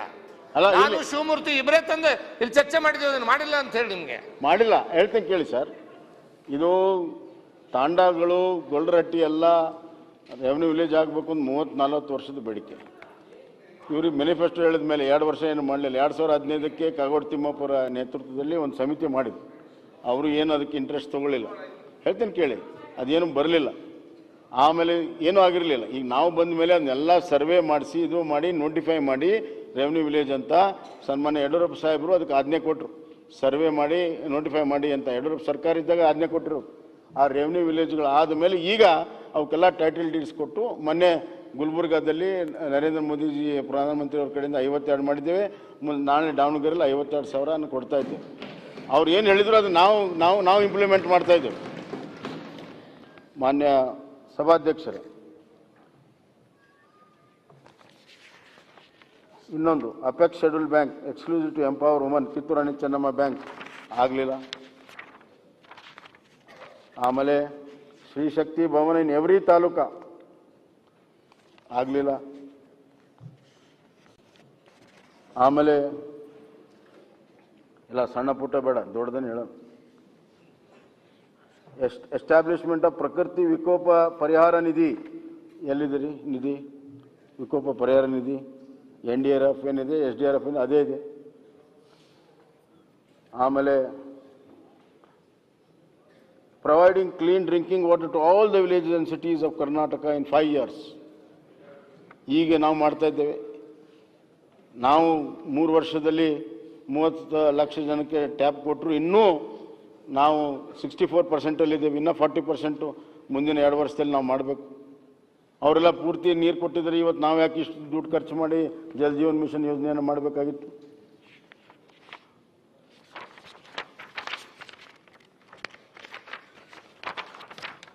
ಇನ್ನೊಂದು list ಇದೆ, ಓದಂದ್ರೆ ಓದ್ತೀನಿ. ಮಾನ್ಯ ಸಭಾಧ್ಯಕ್ಷರೇ, ಒಂದು ಮುಕ್ಕಾಲಿಗೆ ಬಂತು. 145.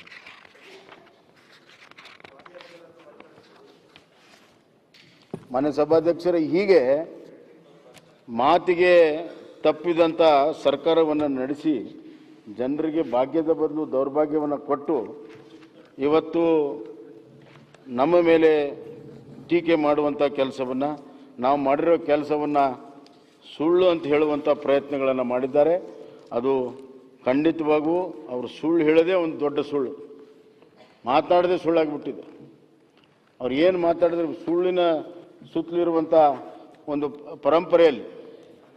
ಪರಂಪರೆಯಲ್ಲಿ ಅವರು ಸುಳ್ಳು ಎಲ್ಲ ಸುತ್ತಲೂ ಅವ್ರು ಹೇಳೋರೆಲ್ಲ ಸುಳ್ಳು, ಹಿಂಗಾಗಿ ಬರೀ ಸುಳ್ಳನ್ನೇ ಪ್ರತಿಪಾದಿಸ್ತಾ ಇದ್ದಾರೆ. ಅದಕ್ಕಾಗಿ ಗವರ್ನರ್ ಅಡ್ರೆಸ್ ಕೂಡ ಸುಳ್ಳು ಅಂತ ಹೇಳ್ತಾ ಇದ್ದಾರೆ. ಅವ್ರ ಅತಿ ದೊಡ್ಡ ಸುಳ್ಳು ಏನಂದರೆ ಅವ್ರು ಹೇಳ್ತಿರುವಂಥ ಸುಳ್ಳೇ ದೊಡ್ಡ ಸುಳ್ಳು. ಅದನ್ನು ನಾನು ಈಗ ನನ್ನ ಭಾಷಣದಲ್ಲಿ ಏನೆಲ್ಲ ಮಾಡಿದ್ದೇವೆ ಅನ್ನೋದನ್ನು ಕೂಡ ನಾನು ಮಾಡಿ ತೋರಿಸಿದ್ದೇನೆ ಮಾನ್ಯ ಸಭಾಧ್ಯಕ್ಷರೇ. ಇದಲ್ಲದೆ ಇನ್ನೂ ಹಲವಾರು ವಿಚಾರದಲ್ಲಿ ರೈತರ ಆತ್ಮಹತ್ಯೆ, ಮಾನ್ಯ ಸಭಾಧ್ಯಕ್ಷರೇ, ಅತಿ ಹೆಚ್ಚು ರೈತರ ಆತ್ಮಹತ್ಯೆ ಮಾಡಿರೋದು 2013ರಿಂದ 18 ಅತಿ ಹೆಚ್ಚು, ದೇಶದಲ್ಲಿ ಅತಿ ಹೆಚ್ಚು ನಂಬರ್ 1 ರೈತರ ಆತ್ಮಹತ್ಯೆ ಮಾಡಿದ್ದು. ಎಷ್ಟರ ಮಟ್ಟಿಗೆ ಆತ್ಮಹತ್ಯೆ ಆಯ್ತಂದರೆ ರಾಹುಲ್ ಗಾಂಧಿಯವರು ನಮ್ಮ ರಾಣೆಬೆನ್ನೂರಿಗೆ ಬಂದಿದ್ದರು, ಏನಾತಪ್ಪ ಅಂತ ಗಾಬರಿಯಾಗಿ. ಹೇಳ್ತೀನಿ ಕೇಳಿ, ರೈತರ ಆತ್ಮಹತ್ಯೆ ಅತಿ ಹೆಚ್ಚಾಗಿರೋದು ನಿಮ್ಮ ಕಾಲದಲ್ಲಿ, ಸರಿಯಾದಂಥ ಪರಿಹಾರ ಸಿಗಲಿಲ್ಲರೋದು, ಅವರೆಲ್ಲರೂ ಕೂಡ ಸ್ಟ್ರೈಕ್ ಮಾಡಿದ್ದು ನಿಮ್ಮ ಕಾಲದಲ್ಲಿ. 3800ಕ್ಕಿಂತ ಹೆಚ್ಚು ರೈತರು ಆತ್ಮಹತ್ಯೆ ಮಾಡಿಕೊಂಡ್ರು. 3800 4 ವರ್ಷದಲ್ಲಿ 14ರಿಂದ 17 ಒಳಗಡೆ ಇವತ್ತು ಮಾಡಿಕೊಂಡಿರೋದು. ಈಗ ನಮ್ಮ ಅವಧಿಯಲ್ಲಿ ಇವತ್ತು ಸುಮಾರು 1125 5 ವರ್ಷದಲ್ಲಿ ಒಟ್ಟಾರೆ ರೈತರ ಆತ್ಮಹತ್ಯೆ ಮಾಡಿಕೊಂಡಿರೋದು. ಇವ್ರದ್ದು 3515, ಒಟ್ಟು 3800ಕ್ಕಿಂತ ಹೆಚ್ಚು ಜನ, ಸುಮಾರು 3 ಪಟ್ಟು ಹೆಚ್ಚು ಜನ ರೈತರ ಆತ್ಮಹತ್ಯೆ ಮಾಡಿಕೊಂಡಿದ್ದಾರೆ. ಯಾವ ಕ್ರಮ ತೆಗೆದುಕೊಳ್ಳಿಲ್ಲ, ವಿಶೇಷ ಕಾರ್ಯಕ್ರಮ ಮಾಡಲಿಲ್ಲ. ರೈತರ ಬಗ್ಗೆ ಈಗ ಭಾಳ ಪ್ರೀತಿ ಉಕ್ಕಿ ಬರ್ತಾ ಇದೆ ಎಲೆಕ್ಷನ್ ಹತ್ತಿರ ಬಂದಂಗೆ. ಯಾಕೆ ಮಾಡಲಿಲ್ಲ? ಮಾಡ್ಬೋದಾಗಿತ್ತು, ಅವಕಾಶ ಇತ್ತು. ಎಲ್ಲ ಕೆಲವು ಕಾಮಗಾರಿಗಳನ್ನು ಬದಿಗೊತ್ತಿ ರೈತರಿಗೆ ಮಾಡ್ಬೋದಾಗಿತ್ತು. ಕೂತ್ಕೊಳ್ಳಿ ಸ್ವಾಮಿ, ನಾನು ಭಾಷಣ ಮುಗಿಸಿದೆ. ನಿಮ್ಮ ಲೀಡರ್ ಮಾತಾಡೋವಾಗ ನಾವೆಲ್ಲ ಕೇಳಿದ್ದೇವೆ. ಈ ಬಿಜೆಪಿ ಸರ್ಕಾರ ಆತ್ಮಹತ್ಯೆ ಬೇರೆ, ರೈತರು ಅದಕ್ಕೂ ಉತ್ತರ ಹೇಳ್ತೇನೆ. ಕಾಂಗ್ರೆಸ್ ಸರ್ಕಾರ ಈ ರಾಜ್ಯದಲ್ಲಿ ಅತಿ ಹೆಚ್ಚು ಗೋಲಿ ಮಾಡಿರೋ ಪ್ರಕರಣ ಕಾಂಗ್ರೆಸ್ ಸರ್ಕಾರ ಆಡಳಿತದಲ್ಲಿ. ಒಂದೇ ನಿಮಿಷ, ಬರೀ 3 ವರ್ಷದಲ್ಲಿ 173 ಜನ ರೈತರು ಗುಂಡಿಗೆ ಬಲಿಯಾಗಿದ್ದಾರೆ.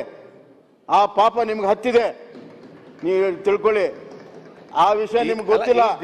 ಇತಿಹಾಸ ತಿಳ್ಕೊಂಡು ಮಾತಾಡಿ, ಇತಿಹಾಸ ತಿಳ್ಕೊಂಡು ಮಾತಾಡಿ. ನಿಪ್ಪಾಣಿಯಿಂದ ಹಿಡಿದು, ಒಂದ್ ನಿಮಿಷ ಕೇಳಿ, ನಿಪ್ಪಾಣಿಯಿಂದ ಹಿಡಿದು ಕೇಳಿ, ನನ್ನ ಭಾಷಣ ಪೂರ್ತಿ ಮಾಡಕ್ ಬಿಡಿ. ಯಾವುದೇ ದೇಶದಲ್ಲಿ ಕೂಡ ಈಗ ರೈತರ ಆತ್ಮಹತ್ಯೆ ಒಪ್ಕೊಳ್ತಾರಲ್ಲ, ಅತಿ ಹೆಚ್ಚು ರೈತರ ಆತ್ಮಹತ್ಯೆ ಅಂತ ಒಪ್ಕೊಂಡ್ರಲ್ಲ, ಮ್ಯಾನಿಫೆಸ್ಟೋಗೆ ಹೇಳ್ದಂಗೆ ನಡ್ಕೊಂಡಿಲ್ಲ, ಸುಳ್ಳು ಮ್ಯಾನಿಫೆಸ್ಟೋ ಕೊಟ್ಟಿದ್ದಾರೆ ಅಂತ ಒಪ್ಕೊಂಡ್ರು, ಸುಳ್ಳು ಹೇಳ್ತಾರಂತ ಒಪ್ಕೊಂಡ್ರು. ಈಗ ಸಬ್ಜೆಕ್ಟ್ ಚೇಂಜ್ ಮಾಡಕ್ ಹೊರಟಿದ್ದಾರೆ. ರೈತರ ಆತ್ಮಹತ್ಯೆ ಮಾತಾಡಿದಾಗ ಗೋಲಿಬಾರಲ್ಲೂ ಕೂಡ ನಿಪ್ಪಾಣಿಯಿಂದ ಹಿಡಿದು ನಮ್ಮ ಕೊಳ್ಳೇಗಾಲವರೆಗೂ, ಹಾಸನದ ದೊಡ್ಡ ಕೆರೆನ ಯಾವುದು ಅಲ್ಲಿವರೆಗೂ ಅತಿ ಹೆಚ್ಚು ಗೋಲಿಬಾರ್ ಆಗಿರುವಂತಹದ್ದು ಕಾಂಗ್ರೆಸ್ ಸರ್ಕಾರದ. ರೈತರಾಗಿಲ್ಲ, ಗೋಲಿಬಾರ್ ಆಗಿದೆ. ರೈತರ ಮೇಲೆ ಎಲ್ಲಿ ಸಾವಾಗಿದೆ ರೈತರು ನಮ್ಮ ಟೈಮ್? ನಿನ್ಗೆ ಇತಿಹಾಸ ಗೊತ್ತಿಲ್ಲ. ಆಯ್ತು, ಒಂದ್ ಹೇಳಿ. ಕಾಂಗ್ರೆಸ್ ನವಲ್ಗುಂದ್ ರೈತ ಸತ್ರಲ್ಲ, ಯಾರು ಆಡಳಿತ ಇತ್ತು? ಒಂದೇ ನಿಮಿಷ, ನಿನ್ಗೆ ಈ ಬರೀ ಹಾವೇರಿ ನವಲ್ಗುಂದಲ್ಲಿ ರೈತ ಸತ್ರು. ಯಾವ ಆಡಳಿತ ಇತ್ತು? ನಿಪ್ಪಾಣಿಯಲ್ಲಿ ಕಬ್ಬು ಬೆಳೆಯೋರು ಸತ್ರು, ಯಾವ ಆಡಳಿತ ಇತ್ತು? ಲಾಸ್ಟ್ ಟೈಮ್ ಸಿದ್ದರಾಮಯ್ಯ ಸರ್ಕಾರ ಇದ್ದಾಗ ನವಲ್ಗುಂದ ನರಗುಂದದಲ್ಲಿ 492 ರೈತರಿಗೆ ಬಾಸುಂಡ ಬರಂಗ್ ಹೊಡೆದಿರಲ್ಲಪ್ಪ. ಗಾಡಿ ನಿಲ್ಲಿಸಿ ಯಮನೂರಲ್ಲೇ 2 ಕಡೆ ಗಾಡಿ ನಿಲ್ಲಿಸಿ ನವಲ್ಗುಂದರು ಮಾದಾಯಿಗೋಸ್ಕರ ಕುಡಿಯೋ ನೀರಿಗೋಸ್ಕರ ಹೋರಾಟ ಮಾಡ್ತಿರ್ತಕ್ಕಂಥ ರೈತರ ಮೇಲೆ ಹೋರಾಟ ಮಾಡಿದ್ದಕ್ಕೆ ಅವಾಗ ನೀವೇ ತಾನೇ ಇದ್ದಿದ್ದು. ಹಸುಗಳಿಗೆ ಹೊಡೆದಂಗೆ ಕೊಡ್ತಾರೆ. ಲಾಠಿ ಚಾರ್ಜ್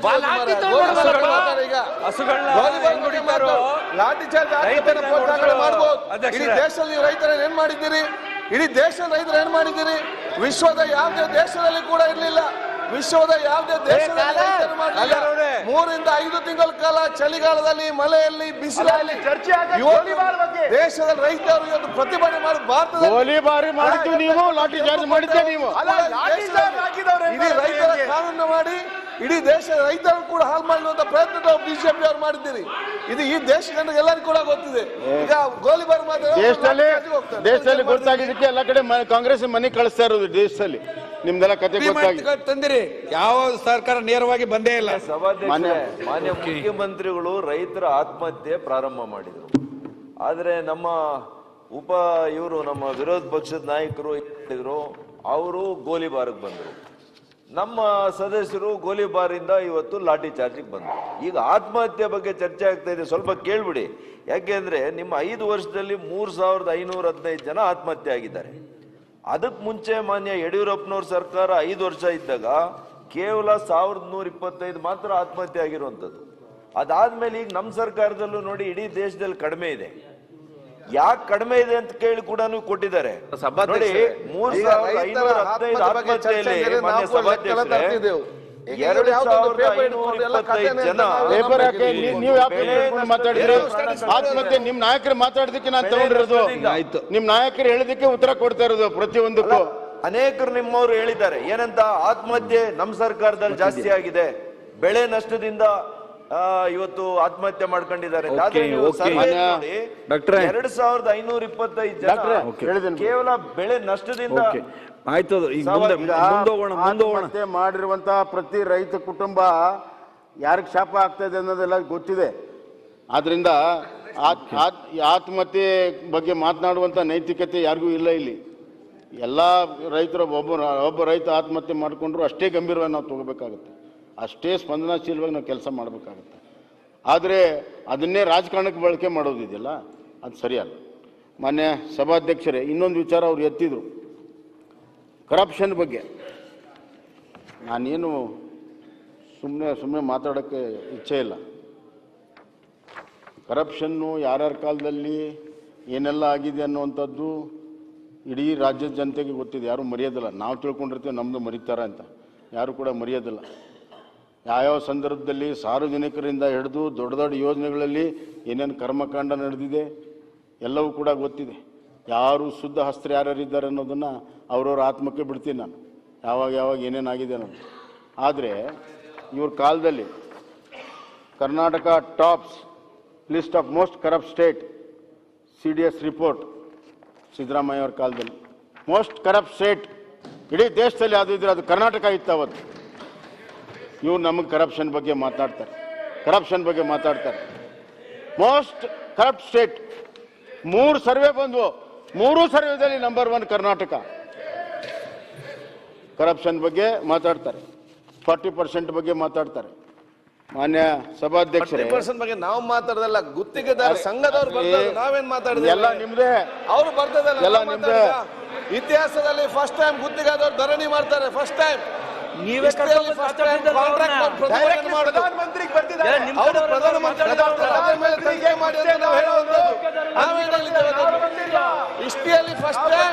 ಕಾಂಟ್ರಾಕ್ಟ್ ಅಸೋಸಿಯೇಷನ್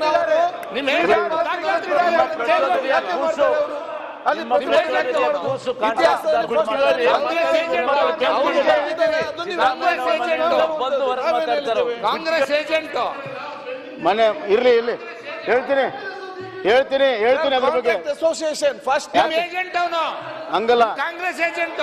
ಸಭಾಧ್ಯಕ್ಷರೇ ಅಲ್ಲ, ಒಂದೇ ನಿಮಿಷ. ನನಗೆ ಆಶ್ಚರ್ಯ ಆಗುತ್ತೆ. ಒಂದೇ ನಿಮಿಷ. 40% ಕರಪ್ಷನ್ ಅಂತ ನಿಮ್ಮ ವಿರೋಧ ಪಕ್ಷದ ನಾಯಕರು ಮಾತಾಡಿದರು. ಈ ಕಡೆಯವರು ಯಾರೂ ಕೂಡ ದೃಢಗಡಲಿಲ್ಲ. ನಾನು ಇನ್ನೂ ಪ್ರಾರಂಭ ಮಾಡಿಲ್ಲ. ನಮ್ಮ ಸರ್ಕಾರ ವಿರುದ್ಧ ನೀವು 40% ಹೇಳ್ತೀರಿ ಅಂದ್ರೆ ನೀವು ಯಾಕಷ್ಟು ಗಾಬರಿ ಆಗ್ತೀರಿ? ಸುಮ್ಮನೆ ಕೂತ್ ಕೇಳಿ, ನೀವು ಕೇಳಿ.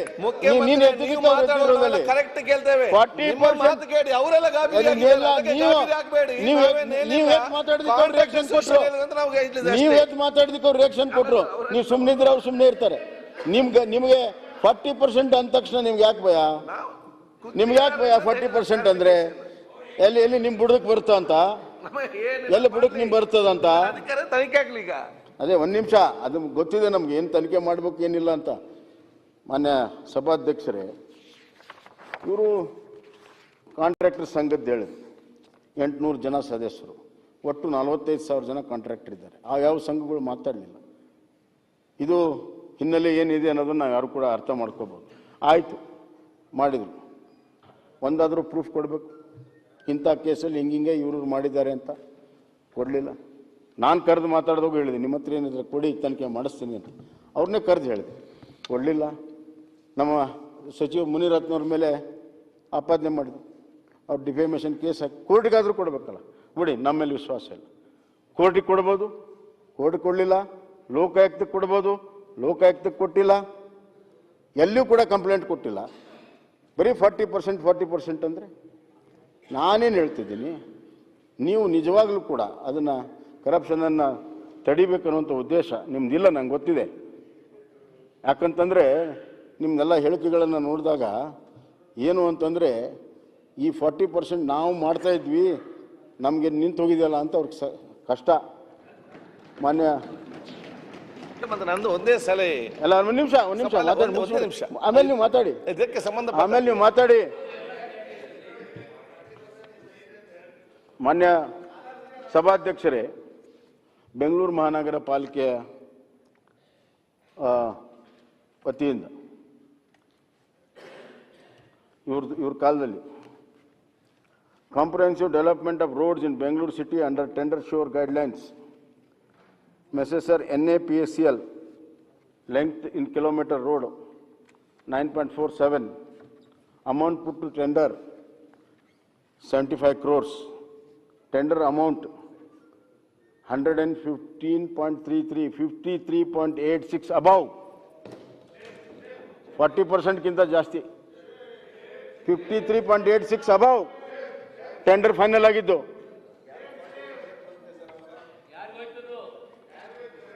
Comprehensive development of roads in Bangalore city under tender sure, Mrs. RNS infrastructure, 47.89% above, 47.89.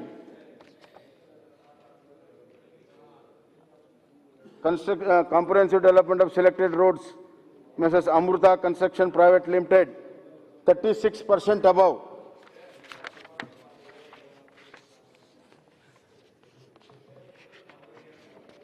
ಇವರೆಲ್ಲ ಎಸ್ಟಿಮೇಟೇ ತಪ್ಪು ಮಾಡಿದ್ರು ಏನು? ತನಿಖೆ ಮಾಡಕ್ಕೆ ಹೇಳಿದ್ರು. ಮಾನ್ಯ ಸಭಾಧ್ಯಕ್ಷರೇ, ಆಯ್ತು, ಎಸ್ಟಿಮೇಟ್ ನಲ್ಲಿ ತಪ್ಪಿತ್ತು ಅಥವಾ ಅಬೌವ್ ಹೇಗೆ? ಎಲ್ಲ ಚೆಕ್ ಮಾಡಿದೀವಿ ಸರ್. ಕರೆಂಟ್ ಎಸ್ಟಿಮೇಟ್ಸ್ಗೆ ಸಭಾ ಕೊಟ್ಟಿರೋದು ಇಷ್ಟು.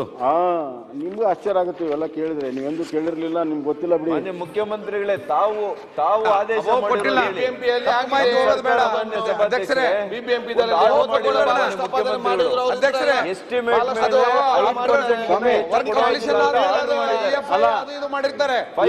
ಇಷ್ಟು ಕೊಡಕ್ಕಾಗಿಲ್ಲ. ಹಂಗಲ್ಲ ಹೇಳ್ತೀನಿ ಕೇಳಿ. EFI ಅದು ಇರ್ಬೋದು, ಎಸ್ಟಿಮೇಟ್ ಕೊಟ್ಟಿಲ್ಲ.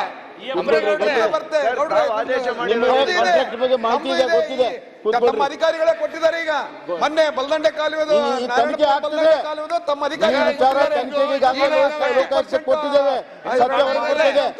ಸತ್ಯ ಹೊರಗೆ ಬರ್ತದೆ. ನೀವು ಮಾಡಿಸ್ರಿ, ಸತ್ಯ ನಿಮ್ ಕೈಯಾಗೈತಲ್ಲ, ಅಧಿಕಾರ ಮಾಡಿ ತೋರಿಸ್ರಿ. ಮಾಡಲ್ಲ, ನೀವು ಕರಪ್ಷನ್ ಮಾಡಿದ್ದು ಒಪ್ಕೊಳ್ರಿ. ಇಲ್ಲ ಅದನ್ನ ಮಾಡಿ ತೋರಿಸ್ರಿ. ಕೊಡಕ್ ಸಾಧ್ಯ ಇಲ್ಲ. ಭ್ರಷ್ಟಾಚಾರ ಆಗಿದೆ, ಭ್ರಷ್ಟಾಚಾರ ಸರ್ಕಾರದಲ್ಲಿ ಆಗಿದೆ.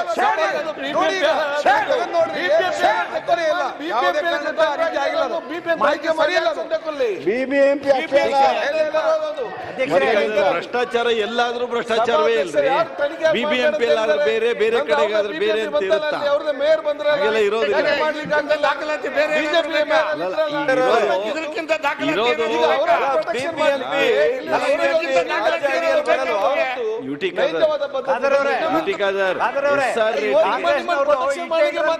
ಆಯ್ತು ರಂಜನ್, ನಿಮ್ಮನ್ನ ನೀವು ಡಿಫೆಂಡ್ ಮಾಡ್ಬೇಕಷ್ಟೇ. ಯಾರು ಡಿಫೆಂಡ್ ಮಾಡ್ಬೇಕಾಗಿಲ್ಲ. ಈಗ SR ರೇಟಿಗೆ ಅಷ್ಟು ಅಬೌವ್ ಕೊಟ್ಟಿದ್ದಾರೆ ಅಂದ್ರೆ ಸ್ವಲ್ಪ ಸರ್ಪ್ರೈಸ್ ನನಗೂ. ತಪ್ಪು ಮಾಹಿತಿ ಸರ್. ಬೇಕಾದ್ರೆ ಅದ್ರ ಬಗ್ಗೆ ಚರ್ಚೆ ಆಗ್ಲಿ, ಅದ್ರ ಬಗ್ಗೆ ಚರ್ಚೆ ಆಗ್ಲಿ. ಯಾವುದೇ ಕಾರಣಕ್ಕೂ ಆ ರೀತಿ ಆಗಕ್ ಸಾಧ್ಯನೇ ಇಲ್ಲ. ಇನ್ನು 10% ಕೊಟ್ಟಿರ್ಬೋದು. ವರ್ಕಾರ್ಡ್ ನಾನು ಒಂದ್ ನಿಮಿಷ ನಾನು ಒಂದ್ ಸ್ಯಾಂಪಲ್ ತೋರಿಸಿದೆ ಅಷ್ಟೇ. ಒಂದ್ ಸ್ಯಾಂಪಲ್ ತೋರಿಸಿದ್ದಕ್ಕೆ ಇಷ್ಟು ಓದಾಡ್ತಾವ್ರು. ಒಂದ್ ಸ್ಯಾಂಪಲ್ ಅವರು ಮಾಡಿ ನೀವು ನೋಡಿ ಅಬಾವ್ ಕೊಡಕ್ ಸಾಧ್ಯನೇ ಇಲ್ಲ. ಕೊಟ್ಟಿದ್ದಾರೆ ನಿಮ್ಮ ಇರಿಗೇಷನ್ ಕೇಳಿ. ಸನ್ಮಾನ್ಯ ಮುಖ್ಯಮಂತ್ರಿಗಳೇ, ತಾವು ಕೂಡ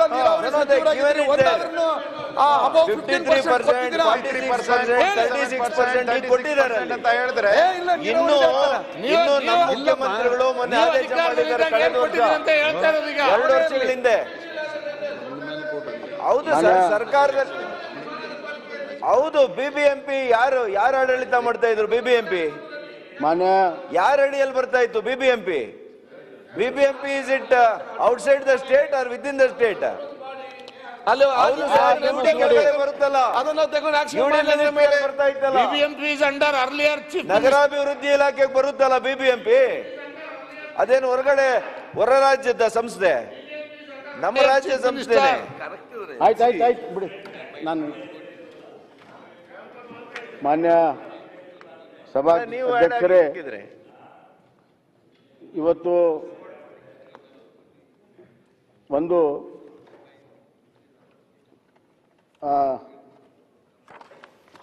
ಒಬ್ಬರು ಸ್ಯಾಂಟಿಗೋ ಮಾರ್ಟಿನ್ ಅವರು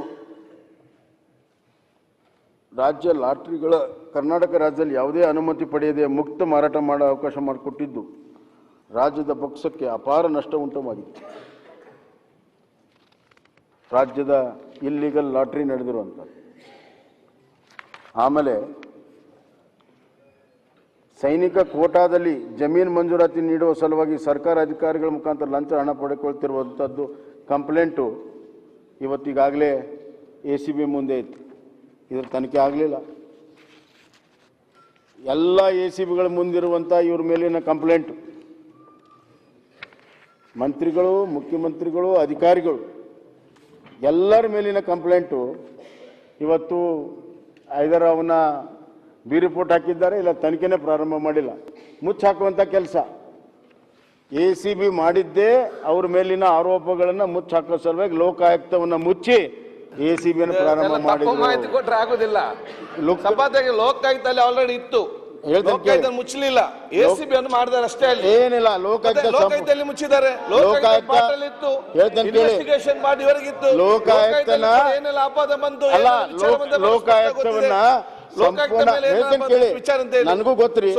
ಲೋಕಾಯುಕ್ತದ ಪವರ್ಸ್ ಅನ್ನ ಸಂಪೂರ್ಣವಾಗಿ ತೆಗೆದುಹಾಕಿ ಅದು ಈ ಪ್ರಿವೆನ್ಷನ್ ಆಫ್ ಕರಪ್ಷನ್ ಆಕ್ಟ್ ಅಲ್ಲಿ ಬರ್ದಂಗೆ ಮಾಡಿ ಲೋಕಾಯುಕ್ತದ ಪ್ರಿವೆನ್ಷನ್ ಕರಪ್ಷನ್ ಆಕ್ಟ್ ಅನ್ನು ತೆಗೆದುಹಾಕಿ ಇವತ್ತು ACBಯನ್ನು ಮಾಡಿ ಅದನ್ನೆಲ್ಲವನ್ನು ಕೂಡ ಎಲ್ಲ ಅಧಿಕಾರಿ ಇವ್ರ ಕಡೆ ಇಟ್ಕೊಂಡು ಈ ಎಲ್ಲ ಆರೋಪಗಳು ಸುಮಾರು 59 ಆರೋಪಗಳನ್ನು ಮುಚ್ಚಾಕುವಂಥ ಕೆಲಸವನ್ನು ಕಾಂಗ್ರೆಸ್ ಸರ್ಕಾರ ಮಾಡಿದೆ.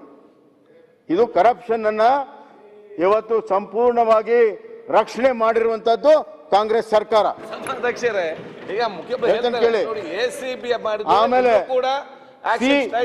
ಸಿ ಅಂದ್ರೆ ಕರಪ್ಷನ್, ಸಿ ಅಂದ್ರೆ ಕಾಂಗ್ರೆಸ್ ಅವಿಭಾಜ್ಯ ವಿಂಗ. ಕರಪ್ಷನ್ ಮತ್ತು ಕಾಂಗ್ರೆಸ್ ಅವಿಭಾಜ್ಯ ವಿಂಗ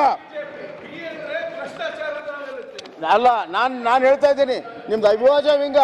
ಈ ದೇಶದಲ್ಲಿ ಕರಪ್ಷನ್ ಮಾಡಿ ಪ್ರಾರಂಭ ಮಾಡಿದ್ದೆ ನೀವು. ಕರಪ್ಷನ್ ಗಂಗಾವತ್ರಿನೇ ನೀವು.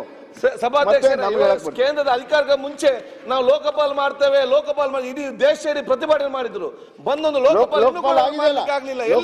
ಆಗಿದೆ, ಲೋಕಪಾಲ್ ನೇಮಕ ಆಗಿದೆ, ಲೋಕಪಾಲ್ ನೇಮಕ ಆಗಿದೆ. ಎಲ್ಲಿದ್ದೀರಾ? ಎಲ್ಲಿ ಸಭಾಧ್ಯಕ್ಷರ? ಲೋಕಪಾಲ್ ನೇಮಕ ಆಗಿದೆ, ತೆಗೆದು ನೋಡಿ. ಲೋಕಪಾಲ್ ಕಾನೂನು ಮಾಡಿದ್ರೆ ನಾವು ತೆಗೆದು ನೋಡಿ. ನಂತರ ಸುದ್ದಿ ಇಲ್ಲ, ಪ್ರತಿಭಟನೆ ಇಲ್ಲ, ಏನು ಕೂಡ ಇಲ್ಲ. ಲೋಕಾಯುಕ್ತ ಇಲ್ಲಿ ನಿರ್ಜೀವ ಮಾಡಿರುವಂತವ್ರು ನೀವು. ಸುಮಾರು ಇದಾವೆ ಮಾನ್ಯ ಸಭಾಧ್ಯಕ್ಷರೇ. ಇವತ್ತು ಉದಾಹರಣೆ ಅಂದ್ರೆ ಬೇಕಾದಷ್ಟು ಹೇಳ್ಬೋದು ನಾವು. ಎಲ್ಲ ಕಂಪ್ಲೇಂಟ್ ಈಗ ಮತ್ತೆ ನಾವು ಲೋಕಾಯುಕ್ತಕ್ಕೆ ರೆಫರ್ ಮಾಡ್ತಾ ಇದ್ದೇವೆ ಮಾನ್ಯ ಸಭಾಧ್ಯಕ್ಷರೇ.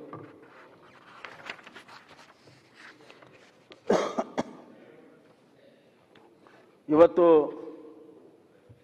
ಇನ್ನೊಂದು ತಿರುಮಲೈ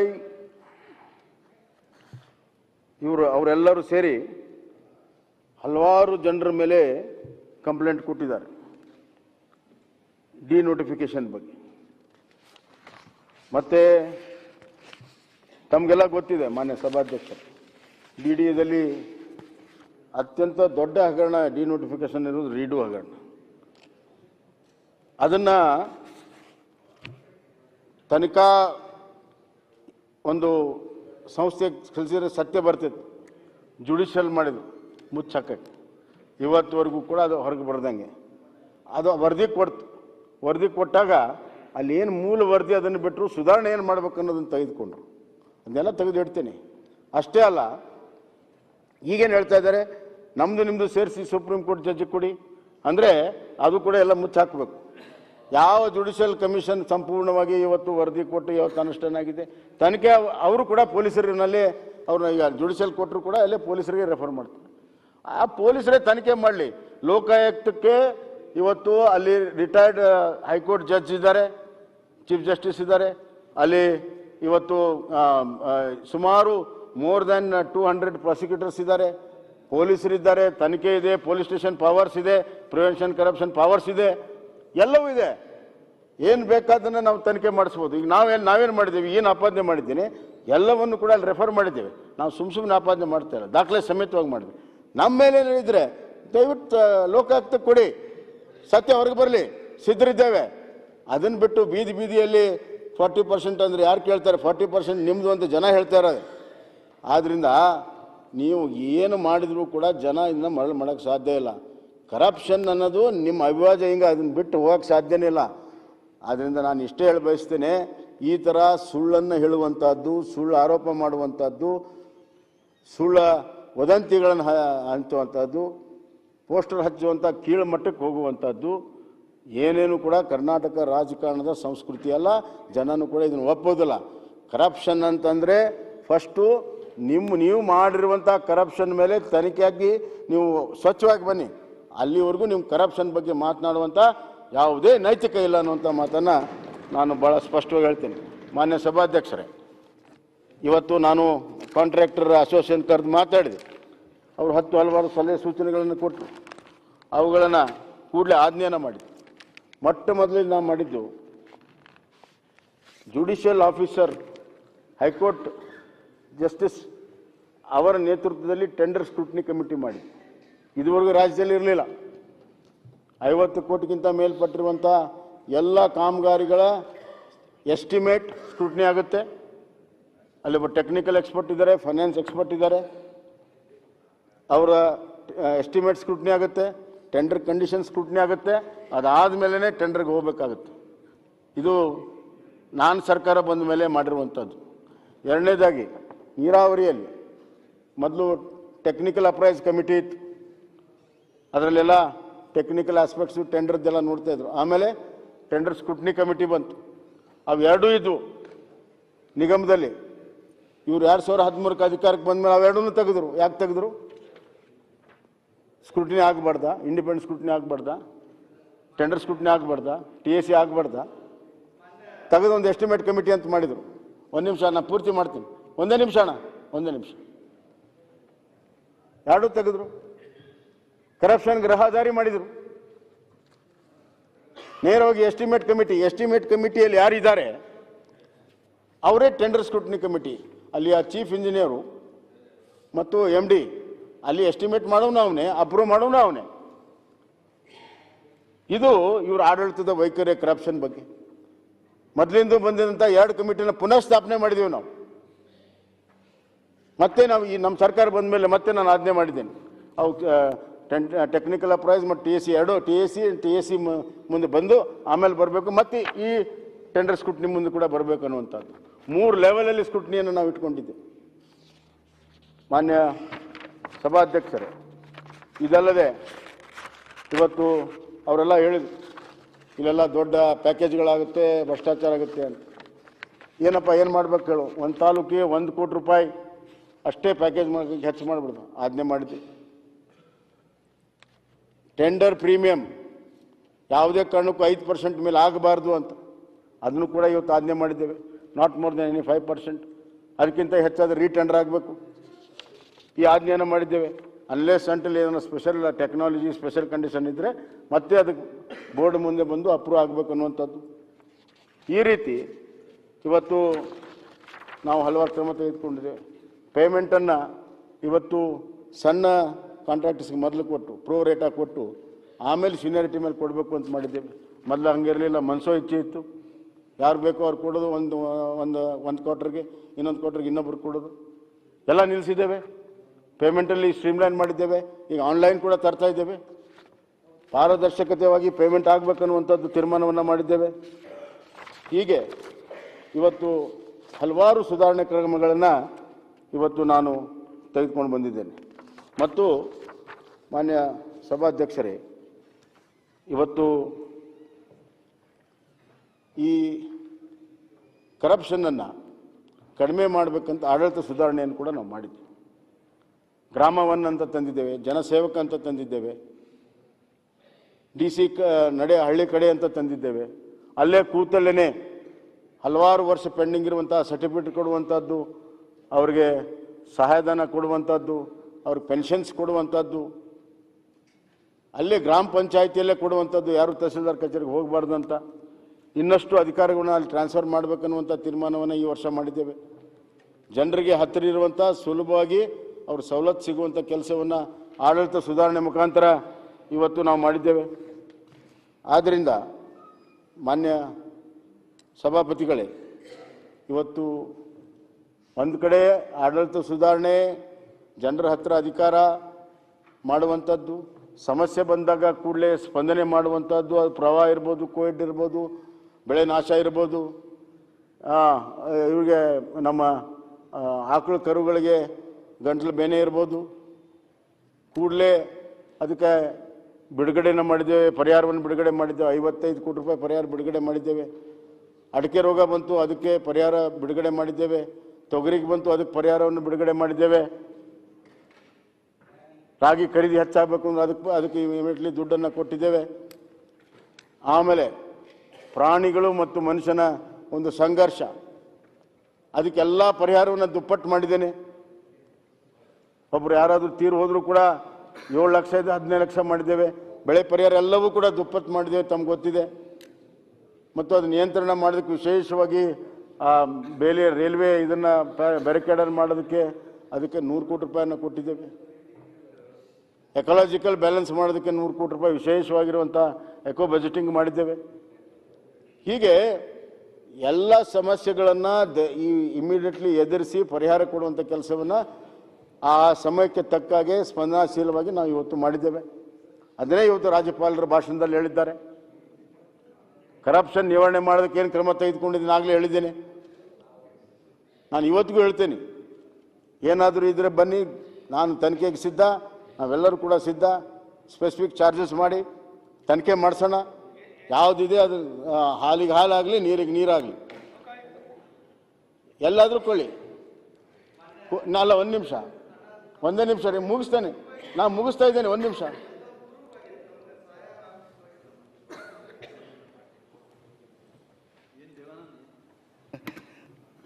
ಸನ್ಮಾನ್ಯ ಅಧ್ಯಕ್ಷರೇ, ಬಿಜಾಪುರ್ನಲ್ಲಿ ಒಬ್ಬ ಕಾಂಗ್ರೆಸ್ ಲೀಡ್ರು ವಾಜಂತ್ರಿ ಅಂತೇಳಿ ಒಬ್ಬ ಕಾಂಟ್ರಾಕ್ಟರಿಗೆ 68 ಲಕ್ಷ ಟೋಪಿ ಹಾಕಿದನ್ರಿ. ಅದನ್ನು ಎಲ್ಲ ನನ್ನ ಲೆಟರ್ ಹಿಡ್ಕೊಂಡು ಮಂತ್ರಿಗಳ ಲೆಟರ್ ಹಿಡ್ಕೊಂಡು ಎಲ್ಲ ಟೋಟಲ್ ಫೇಕ್ ಲೆಟರ್ಗಳನ್ನು ತೆಗೆದು ನಾನು ಕೂಡ ಆಫೀಸಲ್ಲಿ ತಿರುಗಾಡಿ ಎಲ್ಲ ಇನ್ಕ್ವೈರಿ ಮಾಡಿದ್ದೀರಿ. ಎಲ್ಲಿ ಏನೂ ಇರಲಾರ್ದೆ ಸರ್ಕಾರದ ಹೆಸರನ್ನು ದುರ್ಬಳಕೆ ಮಾಡಿಕೊಂಡು ಆ ವ್ಯಕ್ತಿ ಈಗ ಆರಾಮಾಗಿ ಅದನ್ರಮ್ಮ. DSP ಸಿಟಿ DSP ಹತ್ರ 2 ಸಾರಿ ನ್ಯಾಯ ಪಂಚಾಯತಿನೂ ಮಾಡಿದ್ದೇವ್ರಿ. ಅಂಥವ್ರಿಗೆ ಸರ್ಕಾರದ ಹೆಸರನ್ನು ಏನು ಕೆಡಿಸ್ಕೋತ ಹೊಂಟಿದಾರಲ್ರಿ, ಅಂಥವ್ರ ಮೇಲೆ ತಾವು ಯೋಗ್ಯ ಕ್ರಮ ತಗೋರಿ ಅಂತೇಳಿ ತಮ್ಮ ಸಭಾ ಪೀಠದ ಮುಖಾಂತರ ನಾನು ಮಾನ್ಯ ಮುಖ್ಯಮಂತ್ರಿಗಳಿಗೆ ಕಳಕಳಿಯ ವಿನಂತಿ ಮಾಡ್ತೇನೆ. ದಯವಿಟ್ಟು ಅದು ವಿವರ ಕಳಿಸ್ಕೊಡಿ. ಎಲ್ಲ ದಾಖಲೆಗಳು ಅದಾವ್ರಿ ಮಾನ್ಯ ಸಾಹೇಬ್ರೆ, ಎಲ್ಲ ದಾಖಲೆಗಳು ಇದಾವೆ. ಯಾರು ವಿವರ ಕಳಿಸ್ಕೊಡ್ರಿ ನನಗೆ, ನಾನು ಮುಖ್ಯಮಂತ್ರಿಗಳಿಗೆ ತಲುಪಿಸ್ತೀನಿ. ವಿವರ ನಂಗೆ ಕಳಿಸ್ಕೊಡ್ರಿ. ಸರಿ ಕೂಡಲೇ ಕ್ರಮ ತೆಗೆದುಕೊಳ್ಳೋಣ. ಮಾನ್ಯ ಸಭಾಧ್ಯಕ್ಷರೇ, ಇನ್ನೂ ಬೇಕಾದಷ್ಟು ಮಟೀರಿಯಲ್ ಇದೆ, ಎಲ್ಲ ವಿಷಯಗಳ ಬಗ್ಗೆ ಮಾತಾಡಿದ್ದು. ಆದರೆ ನಾನು ನನ್ನ ಫೋಕಸನ್ನು ನಾವು ಬೇರೆ ವಿಷಯಕ್ಕೆ ಆಗದೇನೆ ಈ ರಾಜ್ಯದ ಸೇವೆ ಬುದ್ಧಿಗೆ ಹೆಂಗೆ ನಾವು ಮಾಡ್ತಾ ಇದ್ದೇವೆ, ಮುಂದೆ ಕೂಡ ಏನು ಮಾಡ್ತೇವೆ, ಈ ರಾಜ್ಯದ ಜನ ಏನು ಇವತ್ತು ಈ ಸರ್ಕಾರ ಮಾಡಿರುವಂಥ ಕೆಲಸದ ಮೇಲೆ ವಿಶ್ವಾಸ ಇಟ್ಟಿದ್ದಾರೆ, ಇನ್ನಷ್ಟು ಗಟ್ಟಿಗೊಳಿಸೋದಕ್ಕೆ ನಾವು ತೆಗೆದುಕೊಂಡಿರುವಂಥ ಕ್ರಮಗಳು ಹಲವಾರು ಇದ್ದಾವೆ. ನಾನು ಇಷ್ಟೇ ಹೇಳಿ ಬಯಸ್ತೇನೆ, ರಾಜ್ಯಪಾಲರು ಹೇಳಿರುವಂಥ ಪ್ರತಿಯೊಂದು ಅಂಶವೂ ಕೂಡ ಸತ್ಯದಿಂದ ಕೂಡಿದೆ. ಕಾಮಲೆ ಕಣ್ಣವ್ರಿಗೆ ನಾವೇನು ಮಾಡೋಕ್ಕಾಗೋದಿಲ್ಲ, ಔಷಧಿ ಇಲ್ಲ. ಜನ ಸತ್ಯವನ್ನು ನೋಡ್ತಾರೆ, ಸತ್ಯವನ್ನು ತಿಳ್ಕೊಳ್ತಾರೆ ಅನ್ನುವಂಥ ಸಂಪೂರ್ಣವಾದಂಥ ವಿಶ್ವಾಸ ನನಗಿದೆ. ಮತ್ತು ನಾವು ಮಾಡಿರುವಂಥ ಕೆಲಸ ಜನರಿಗೆ ಮುಟ್ಟಿದೆ. ಅದು ರೈತ ವಿದ್ಯಾನಿಧಿ ಇರ್ಬೋದು, ಬೆಳೆ ಪರಿಹಾರ ಇರ್ಬೋದು, ನೇಕಾರರಿಗೆ ದೊಡ್ಡ ಪ್ರಮಾಣದಲ್ಲಿ ಸಹಾಯ ಮಾಡಿದ್ದೇವೆ. ಪವರ್ ಲೂಮ್ನವ್ರಿಗೆ ಇದುವರೆಗೂ ಒಂದು ನಯ ಪೈಸೆ ಕೊಡ್ತಾ ಇರಲಿಲ್ಲ, ಇವತ್ತು ಸುಮಾರು 1 ಲಕ್ಷಕ್ಕಿಂತ ಹೆಚ್ಚು ಪವರ್ ಲೂಮ್ನವ್ರು ಕೊಡ್ತಾ ಇದ್ದೇವೆ. ಮೀನುಗಾರರ ಸಮಸ್ಯೆನೇ ಇದು ಮಾಡಿದ್ದೇವೆ. ಸಾಮಾಜಿಕ ನ್ಯಾಯದಲ್ಲಿ SCಗೆ ಇವತ್ತು 15ರಿಂದ 17% ಹೆಚ್ಚು ಮಾಡಿದ್ದೇವೆ ರಿಸರ್ವೇಷನನ್ನು, ಮತ್ತು STಗೆ 3ರಿಂದ 7% ಮಾಡಿದ್ದೇವೆ. ಮಾಡಿ ಈ ಸದನದಲ್ಲಿ ಅದನ್ನು ಕಾನೂನನ್ನು ತಂದು ಸಂಪುಟದಲ್ಲಿ ಅದನ್ನು ಒಪ್ಪಿಗೆ ಕೊಟ್ಟು ಶೆಡ್ಯೂಲ್ 9ಗೆ ಹಾಕೋದಕ್ಕೆ ಎಲ್ಲ ಕ್ರಮಗಳನ್ನು ತೆಗೆದುಕೊಳ್ತಾ ಇದ್ದೇವೆ. ನನಗೆ ಗೊತ್ತಿದೆ ನನ್ನ ಜವಾಬ್ದಾರಿ. ಅದರಲ್ಲಿ ರಾಜಕಾರಣ ಮಾಡೋಕ್ಕೆ ಹೋದರೆ ನಾನು ಅದನ್ನು ಒಪ್ಕೊಳ್ಳೋದಿಲ್ಲ. ಅತ್ಯಂತ ಬದ್ಧತೆಯಿಂದ ಆ ಸಮಾಜಕ್ಕೆ ನ್ಯಾಯ ಇಷ್ಟು ದಿವಸ ಸಿಕ್ಕಿಲ್ಲ, ಕೊಡಬೇಕನ್ನುವಂಥ ಒಂದು ಅತ್ಯಂತ ಮಾನವೀಯತೆಯಿಂದ ಆ ಕೆಲಸವನ್ನು ಮಾಡಿದ್ದೇನೆ. ನಾನು ಅದಕ್ಕೆ ಬದ್ಧನಾಗಿದ್ದೇನೆ. ಯಾವ ಕಾರಣಕ್ಕೂ ವಿಚಲಿತನಾಗೋದಿಲ್ಲ, ಬದಲಾವಣೆ ಆಗೋದಿಲ್ಲ. ನಾಗಮೋಹನ್ ದಾಸ್ ಸಮಿತಿ ಮಾಡಿರುವಂಥ ಸಂದರ್ಭ ನನಗೆ ಗೊತ್ತು. ಅದಾದಮೇಲೆ 1 ವರ್ಷ ಏನೂ ಕೆಲಸ ಆಗಿರಲಿಲ್ಲ. ಸನ್ಮಾನ್ಯ ಯಡಿಯೂರಪ್ಪನವ್ರು ಮುಖ್ಯಮಂತ್ರಿ ಆದರು. ಅವ್ರು 1 ವರ್ಷ ಇನ್ನೊಂದು ವರ್ಷ ಬೇಕು ಅಂತ ಮಾಡೋಕ್ಕಂತ ಸನ್ಮಾನ್ಯ ಯಡಿಯೂರಪ್ಪ ಸಾಹೇಬ್ರು ಹೇಳಿದರು, 1 ವರ್ಷ ಇಲ್ಲ 6 ತಿಂಗಳು, 6 ತಿಂಗಳಲ್ಲಿ ನೀವು ವರದಿ ಕೊಡಬೇಕು ನಮಗೆ ಅಂತ. ಇದು ನಮ್ಮ ಪಕ್ಷದ, ನಮ್ಮ ನಾಯಕರ ಬದ್ಧತೆ. ಅವ್ರು 1 ವರ್ಷ ನಾವು ಕೊಡ್ಬೋದಾಗಿತ್ತು, ಅವ್ರು ಕೇಳಿದ್ದು 1 ವರ್ಷ. ಅದು 6 ತಿಂಗಳಲ್ಲೇ ಆ ವರದಿಯನ್ನು ತರಿಸ್ಕೊಂಡು ವರದಿ ಮಾಡುವಾಗ ನಾವೆಲ್ಲವೂ ಕೂಡ ಅದರ ಜೊತೆಗೆ ನಿಂತು ಸಹಕಾರವನ್ನು ಮಾಡಿರೋದನ್ನು ನೆನಪು ಮಾಡಿಕೊಡ್ತೇನೆ. ಅದಾದ ಮೇಲೆ ಅವ್ರು ಕೊಟ್ಟಿರುವಂಥ ಸಲಹೆಗಳನ್ನು ಕಾನೂನಾತ್ಮಕವಾಗಿ ಎಲ್ಲ ಪರಿಶೀಲನೆ ಮಾಡಿ ಇವತ್ತು ಆ ನಿರ್ಣಯವನ್ನು ತೆಗೆದುಕೊಂಡು ಮುಂದಿನ ಕಾನೂನು ಪ್ರಕ್ರಿಯೆ ಏನು ಮಾಡಬೇಕು ಶೆಡ್ಯೂಲ್ 9ಗೆ ಹಾಕೋದ್ರಿಂದ ಹಿಡಿದು ಎಲ್ಲದಕ್ಕೂ ಕೂಡ ನಾವು ಮಾಡ್ತೇವೆ. ಅಷ್ಟೇ ಅಲ್ಲ, ಕಳೆದ ತಿಂಗಳು 10ನೇ ತಾರೀಕಿನಿಂದ ಇದು ಜಾರಿಯಾಗಿದೆ. ಈಗ ಮುಂಬರುವಂಥ ಒಂದು ಯಾವುದಾದ್ರೂ ಅಪಾಯಿಂಟ್ಮೆಂಟ್ ಆಗ್ಬೋದು, ನೌಕರಿ ಆಗ್ಬೋದು, ಸರ್ಕಾರದ್ದು ಪ್ರಮೋಷನ್ ಆಗ್ಬೋದು, ಅದೆಲ್ಲದಕ್ಕೂ ಕೂಡ ಈಗ ಅನ್ವಯಿಸ್ತಾ ಇದೆ. ಈಗಾಗಲೇ ಜಾರಿಯಾಗಿದೆ, ಇಟ್ಸ್ ಇನ್ ವೋಗ್, ಈಗಾಗಲೇ ಆಗಿದೆ. ಇದು ನಮ್ಮ ಬದ್ಧತೆ, ಯಾವುದನ್ನು ಕೂಡ ತಡೆ ಮಾಡಿಲ್ಲ. ಸಾಮಾಜಿಕ ನ್ಯಾಯ ಭಾಷಣದಿಂದ ಸಾಮಾಜಿಕ ನ್ಯಾಯ ಸಿಗುವುದಿಲ್ಲ. ಸಾಮಾಜಿಕ ನ್ಯಾಯಕ್ಕೆ ಬದ್ಧತೆಯಿಂದ ಆ ಸಮುದಾಯಗಳಿಗೆ ಅವಕಾಶಗಳನ್ನು ಮಾಡಿಕೊಟ್ಟಾಗ ಮಾತ್ರ ಸಾಧ್ಯ ಆಗುತ್ತೆ. ಸಾಮಾಜಿಕ ನ್ಯಾಯ ಅಂತಂದು ಹೇಳಿ ಇದುವರೆಗೂ ಕೂಡ ಸಾಮಾಜಿಕ ನ್ಯಾಯ ಸಿಗದೇ ಇರೋದನ್ನೇ ಒಂದು ಬಂಡವಾಳ ಮಾಡಿಕೊಂಡ್ರೆ ಯಾರ ಕಾರಣ ಇದಕ್ಕೆಲ್ಲ? ಯಾರು ಇಷ್ಟು ವರ್ಷ ಆಡಳಿತ ಮಾಡಿದ್ರು? ಇವೆಲ್ಲವೂ ಕೂಡ ಉತ್ತರ ಕೊಡಬೇಕಾಗ್ತದೆ. ಇವತ್ತು ನಾವು ಒಂದು ಪ್ರಾಮಾಣಿಕವಾದಂಥ ಪ್ರಯತ್ನ ಮಾಡಿದಾಗ ಎಲ್ಲರೂ ಒಟ್ಟಿಗೆ ನಿಲ್ಲಬೇಕು. ಈ ವಿಚಾರದಲ್ಲಿ ಅವ್ರ ಮತಗಳನ್ನು ತಗೊಳ್ಬೇಕು, ಎಲ್ರಿಗೂ ಬೇಕಾಗಿದೆ. ಅವ್ರಿಗೇನಾದರೂ ಒಂದು ವಿಶೇಷವಾಗಿರುವಂಥ ಒಂದು ಕಾರ್ಯಕ್ರಮವನ್ನು ಮಾಡಿದಾಗ ಅದರಲ್ಲಿ ತಪ್ಪು ಹುಡುಕೊಳ್ಳುವಂಥದ್ದು ಅಥವಾ ಆಗೋದಿಲ್ಲ ಅನ್ನುವಂಥ ಭಾವನೆಯನ್ನು ಮೂಡಿಸುವಂಥದ್ದು ಎಷ್ಟರ ಮಟ್ಟಿಗೆ ಸರಿ? ಆದ್ದರಿಂದ ಮಾನ್ಯ ಸಭಾಧ್ಯಕ್ಷರೇ, ನಮ್ಮ ಸರ್ಕಾರ ಸ್ಪಂದನಾಶೀಲ ಅಷ್ಟೇ ಅಲ್ಲ, ಸರ್ವರಿಗೂ ಕೂಡ ನ್ಯಾಯ ಕೊಡುವಂಥ ಒಂದು ಸರ್ಕಾರವು ಕೂಡ ಹೌದಿದೆ. ಆರ್ಥಿಕವಾಗಿ ಸದೃಢವಾದಂಥ ಕರ್ನಾಟಕವನ್ನು ಕಟ್ಟುವಂಥದ್ದಕ್ಕೆ ನಾವು ಬದ್ಧರಾಗಿದ್ದೇವೆ. ಆ ನಿಟ್ಟಿನಲ್ಲಿ ನಮ್ಮ ಎಲ್ಲ ಪ್ರಯತ್ನಗಳಿಗೆ ಜನ ಸ್ಪಂದನೆ ಸಿಕ್ಕಿದೆ. ನಿನ್ನೂ ಸಿಕ್ಕಿದೆ, ಇವತ್ತು ಸಿಕ್ಕಿದೆ, ನಾಳಿನೂ ಕೂಡ ಜನ ಸ್ಪಂದನೆ, ಜನ ಒಂದು ಬೆಂಬಲ ನಮ್ಗೆ ಸಿಕ್ಕೇ ಸಿಗ್ತದೆ ಅನ್ನುವಂಥ ವಿಶ್ವಾಸವನ್ನು ವ್ಯಕ್ತಪಡಿಸ್ತಾ ಇದ್ದೀನಿ. ಧನ್ಯವಾದಗಳು. ಈಗ ರಾಜ್ಯಪಾಲರ ಭಾಷಣದ ಮೇಲೆ ವಂದನಾ ನಿರ್ಣಯದ ಪ್ರಸ್ತಾವವನ್ನು ಕ್ಲಾರಿಫಿಕೇಶನ್ ಏನು ಕ್ಲಾರಿಫಿಕೇಶನ್ ಎರಡು ಇಂಪಾರ್ಟೆಂಟ್ ಕೆಲವು ಈಗ ಮಧ್ಯದಲ್ಲಿ ಅವಕಾಶ ಕೊಟ್ಟಿದ್ದೀನಿ ಎಲ್ಲರಿಗೂ ಕೊಡ್ಬೇಕು, ಒಬ್ಬರಿಗೆ ಕೊಡಲ್ಲ ಹೋದ್ರೆ ನಡೆಯಲ್ಲ. ಅಲ್ಲ, ಅದಕ್ಕೆ ಮುಗಿಸ್ಬಿಡಿ. ಅದಕ್ಕೆ ರಾಜ್ಯಪಾಲರ ಭಾಷಣದ ಮೇಲೆ ವಂದನಾ ನಿರ್ಣಯದ ಪ್ರಸ್ತಾವವನ್ನು ಸಭೆಯ ಮತಕ್ಕೆ ಹಾಕುತ್ತೇನೆ. ಪ್ರಸ್ತಾವ ಹೀಗಿದೆ: 10ನೇ ಫೆಬ್ರವರಿ 2023ರಂದು ವಿಧಾನಮಂಡಲದ ಉಭಯ ಸದನಗಳ ಸದಸ್ಯರನ್ನು ಉದ್ದೇಶಿಸಿ ದಯಪಾಲಿಸಿದ ಭಾಷಣಕ್ಕಾಗಿ ಈ ಅಧಿವೇಶನದಲ್ಲಿ ಸೇರಿರುವ ವಿಧಾನಸಭೆಯ ಸದಸ್ಯರಾದ ನಾವು ಅಲ್ರಿ, ಈಗ ನೀವು ಮಧ್ಯದಲ್ಲಿ ಅವಕಾಶ ಕೊಟ್ಟಿದ್ದೀನಿ, ನಾನು ನಿಮ್ಗೆಲ್ಲರಿಗೂ ಅವಕಾಶ ಕೊಟ್ಟಿದ್ದೇನೆ. ನಾವು ಕೇಳಲಿಕ್ಕೆಲ್ವಾ?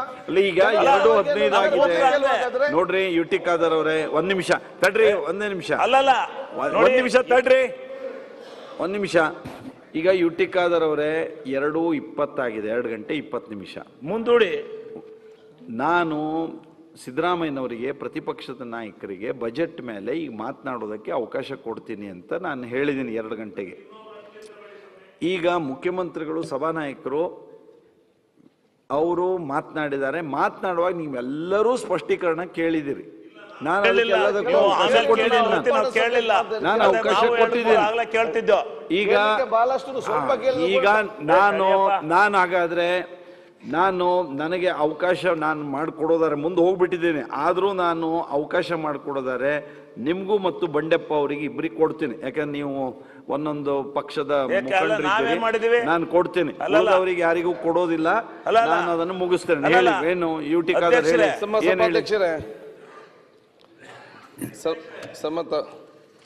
ಅಧ್ಯಕ್ಷರೇ, ಅವರು ಬಂಡೆಪ್ಪರ್ ಬೇಡ ಅಂತಾರೆ, ಅವ್ರಿಗೆ ಯಾಕೆ ಕೊಡ್ತೀರಾ?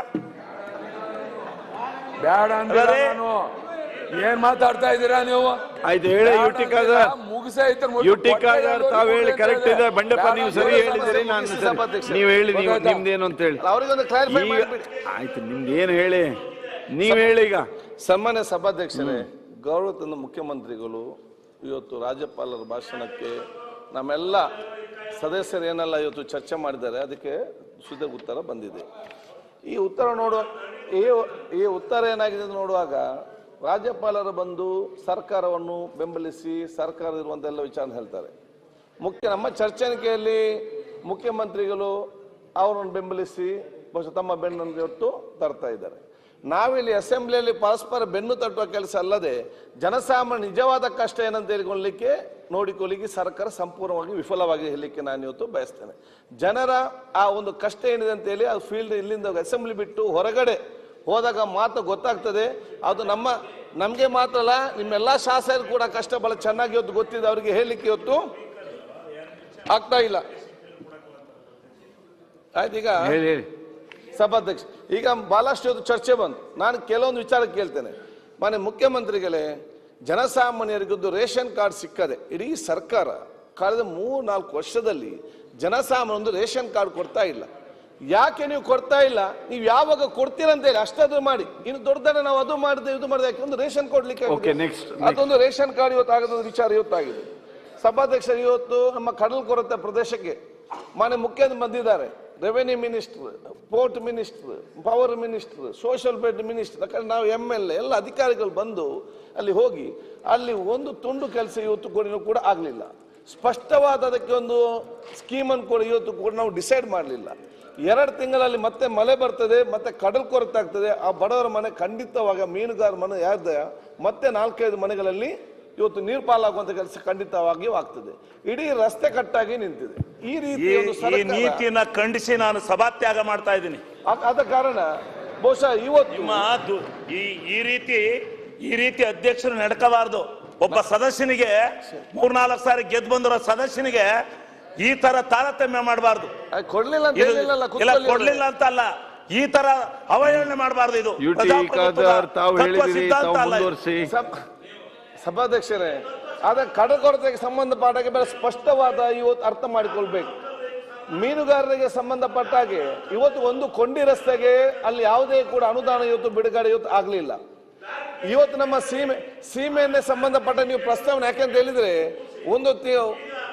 ಒಂದು ತಿಂಗಳಿಗೆ 300 ಲೀಟರ್ ಇವತ್ತು ಬರ್ಬೇಕು ಸೀಮೆಎಣ್ಣೆ, 10 ತಿಂಗಳಿಗೆ 3000 ಬರ್ಬೇಕು. ಇಲ್ಲಿಯ ತನಕ ಕೊಟ್ಟದ್ದು ಬರೀ 600 ಲೀಟರ್ ಮಾತ್ರ.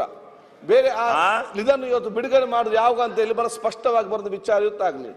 ಯಾವುದೊಂದು ಬೋಟಿಗೆ ಸಬ್ಸಿಡಿ ಇತ್ತ ಆ ಸಬ್ಸಿಡಿಯನ್ನು ಕೂಡ ಇವತ್ತು ರದ್ದು ಮಾಡೋ ಕೆಲಸ ಇವತ್ತು ಆಗಿದೆ. ಕಳೆದ ಬಜೆಟ್ ನಲ್ಲಿ 5,000 ಮನೆಗಳೇನು ಇವತ್ತು ಘೋಷಣೆ ಆಗಿದೆ, ಇನ್ನು ವಿತರಣೆ ಆಗಿ ಅವ್ರು ಮನೆ ಕಟ್ಟಲಿಕ್ಕೆ ಇನ್ನೂ ಕೂಡ ಆದೇಶ ಬರಲಿ, ಹೆಸರು ತಗೊಂಡಿದ್ದಾರೆ, ಪಟ್ಟಿ ತಗೊಂಡಿದ್ದಾರೆ. ಅದು ನನ್ನ ಕ್ಷೇತ್ರಕ್ಕೆ ಬಂದು ಬರೀ 10 ಮಾತ್ರ, ಅದರಲ್ಲಿ 3 ರಿಸರ್ವ್ಡ್, 7 ಬಹುಶಃ ಇವತ್ತು ಜನರಲ್ ಕ್ಯಾಟಗರಿ 10. ನಾನು ಹೇಳೊಂದು ಯಾವ ದೊಡ್ಡ ಮಟ್ಟದಲ್ಲಿ ಏನು ಪ್ರಯೋಜನ ಆಗ್ತಂತಲ್ಲ. ಸಭಾಧ್ಯಕ್ಷರಿಗೆ ಹೇಳಿದ್ರು ನಾವು ದೊಡ್ಡ ದೊಡ್ಡ ಬೋಟಿಗೆ ನಾವು ಸಬ್ಸಿಡಿ ಕೊಡ್ತೇವೆ ಅಂತೇಳಿ. ಆದ್ರೆ ಹಿಂದೆ ಸಣ್ಣ ಸಣ್ಣ ಬೋಟಿಗೆ ಮಹಿಳೆಯರಿಗೆ 60% ಸಬ್ಸಿಡಿ, ಜೆಂಟ್ಸಿಗೆ 40% ಸಬ್ಸಿಡಿ ಇತ್ತು. ಅದನ್ನು ಇವತ್ತು ರದ್ದುಪಡಿಸಿದ್ದಾರೆ. ನೀವು ಸಣ್ಣ ಸಣ್ಣ ಮೀನುಗಾರಿಕೆ ಇದ್ದಂತ ಸವಲತ್ತನ್ನು ರದ್ದುಪಡಿಸಿ ಅದನ್ನು ದೊಡ್ಡ ದೊಡ್ಡ ಮೀನುಗಾರಿಕೆ ಇವತ್ತು ನಾವು ಕೊಟ್ರೆ ಅದು ಮೀನುಗಾರಿಕೆ ದೊಡ್ಡ ಮಟ್ಟದಲ್ಲಿ ಪ್ರಯೋಜನ ಬರ್ತದ? ಇದನ್ನೆಲ್ಲವೂ ಕೂಡ ಸರ್ಕಾರ ಏನ್ ಬಂಡೆಪ್ಪ ಅವರು ಅಲ್ಲ ಸಭೆ ಏನು ಅಲ್ಲ ಒಂದು ಇಂಪಾರ್ಟೆಂಟ್ ನಾನೀಗ ಮಾತಾಡಲೇಬಾರ್ದಂತ. ಆದ ಕಾರಣ ಇದೊಂದಿದೆ.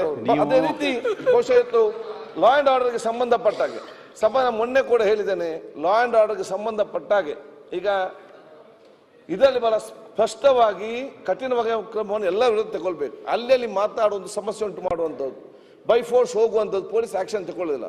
ನಿನ್ನೆ ಸಭಾಧ್ಯಕ್ಷರೇ ಅಲ್ಲಿ ನಮ್ಮ ವಿಟ್ಲಾಲ್ ಮೀಟ್ನಲ್ಲಿ ಒಂದು ಹಾಲ್ನಲ್ಲಿ ಒಬ್ಬರು ದೇ ಆರ್ ಸೋಷಿಯಲ್ ನಮ್ಮ ಒಟ್ಟು ಕ್ಯಾರಿಯರ್ ಗೈಡೆನ್ಸ್ 10th ಸ್ಟ್ಯಾಂಡರ್ಡ್ ಎಲ್ಲ ಮಕ್ಕಳು ಮತ್ತು PUC ಮಕ್ಕಳನ್ನು ಕರೆಸಿಕೊಂಡು ಅವರಿಗೆ ಫ್ರೀ ಕ್ಯಾರಿಯರ್ ಗೈಡೆನ್ಸ್ ಕೊಡ್ತಾ ಇದ್ರು.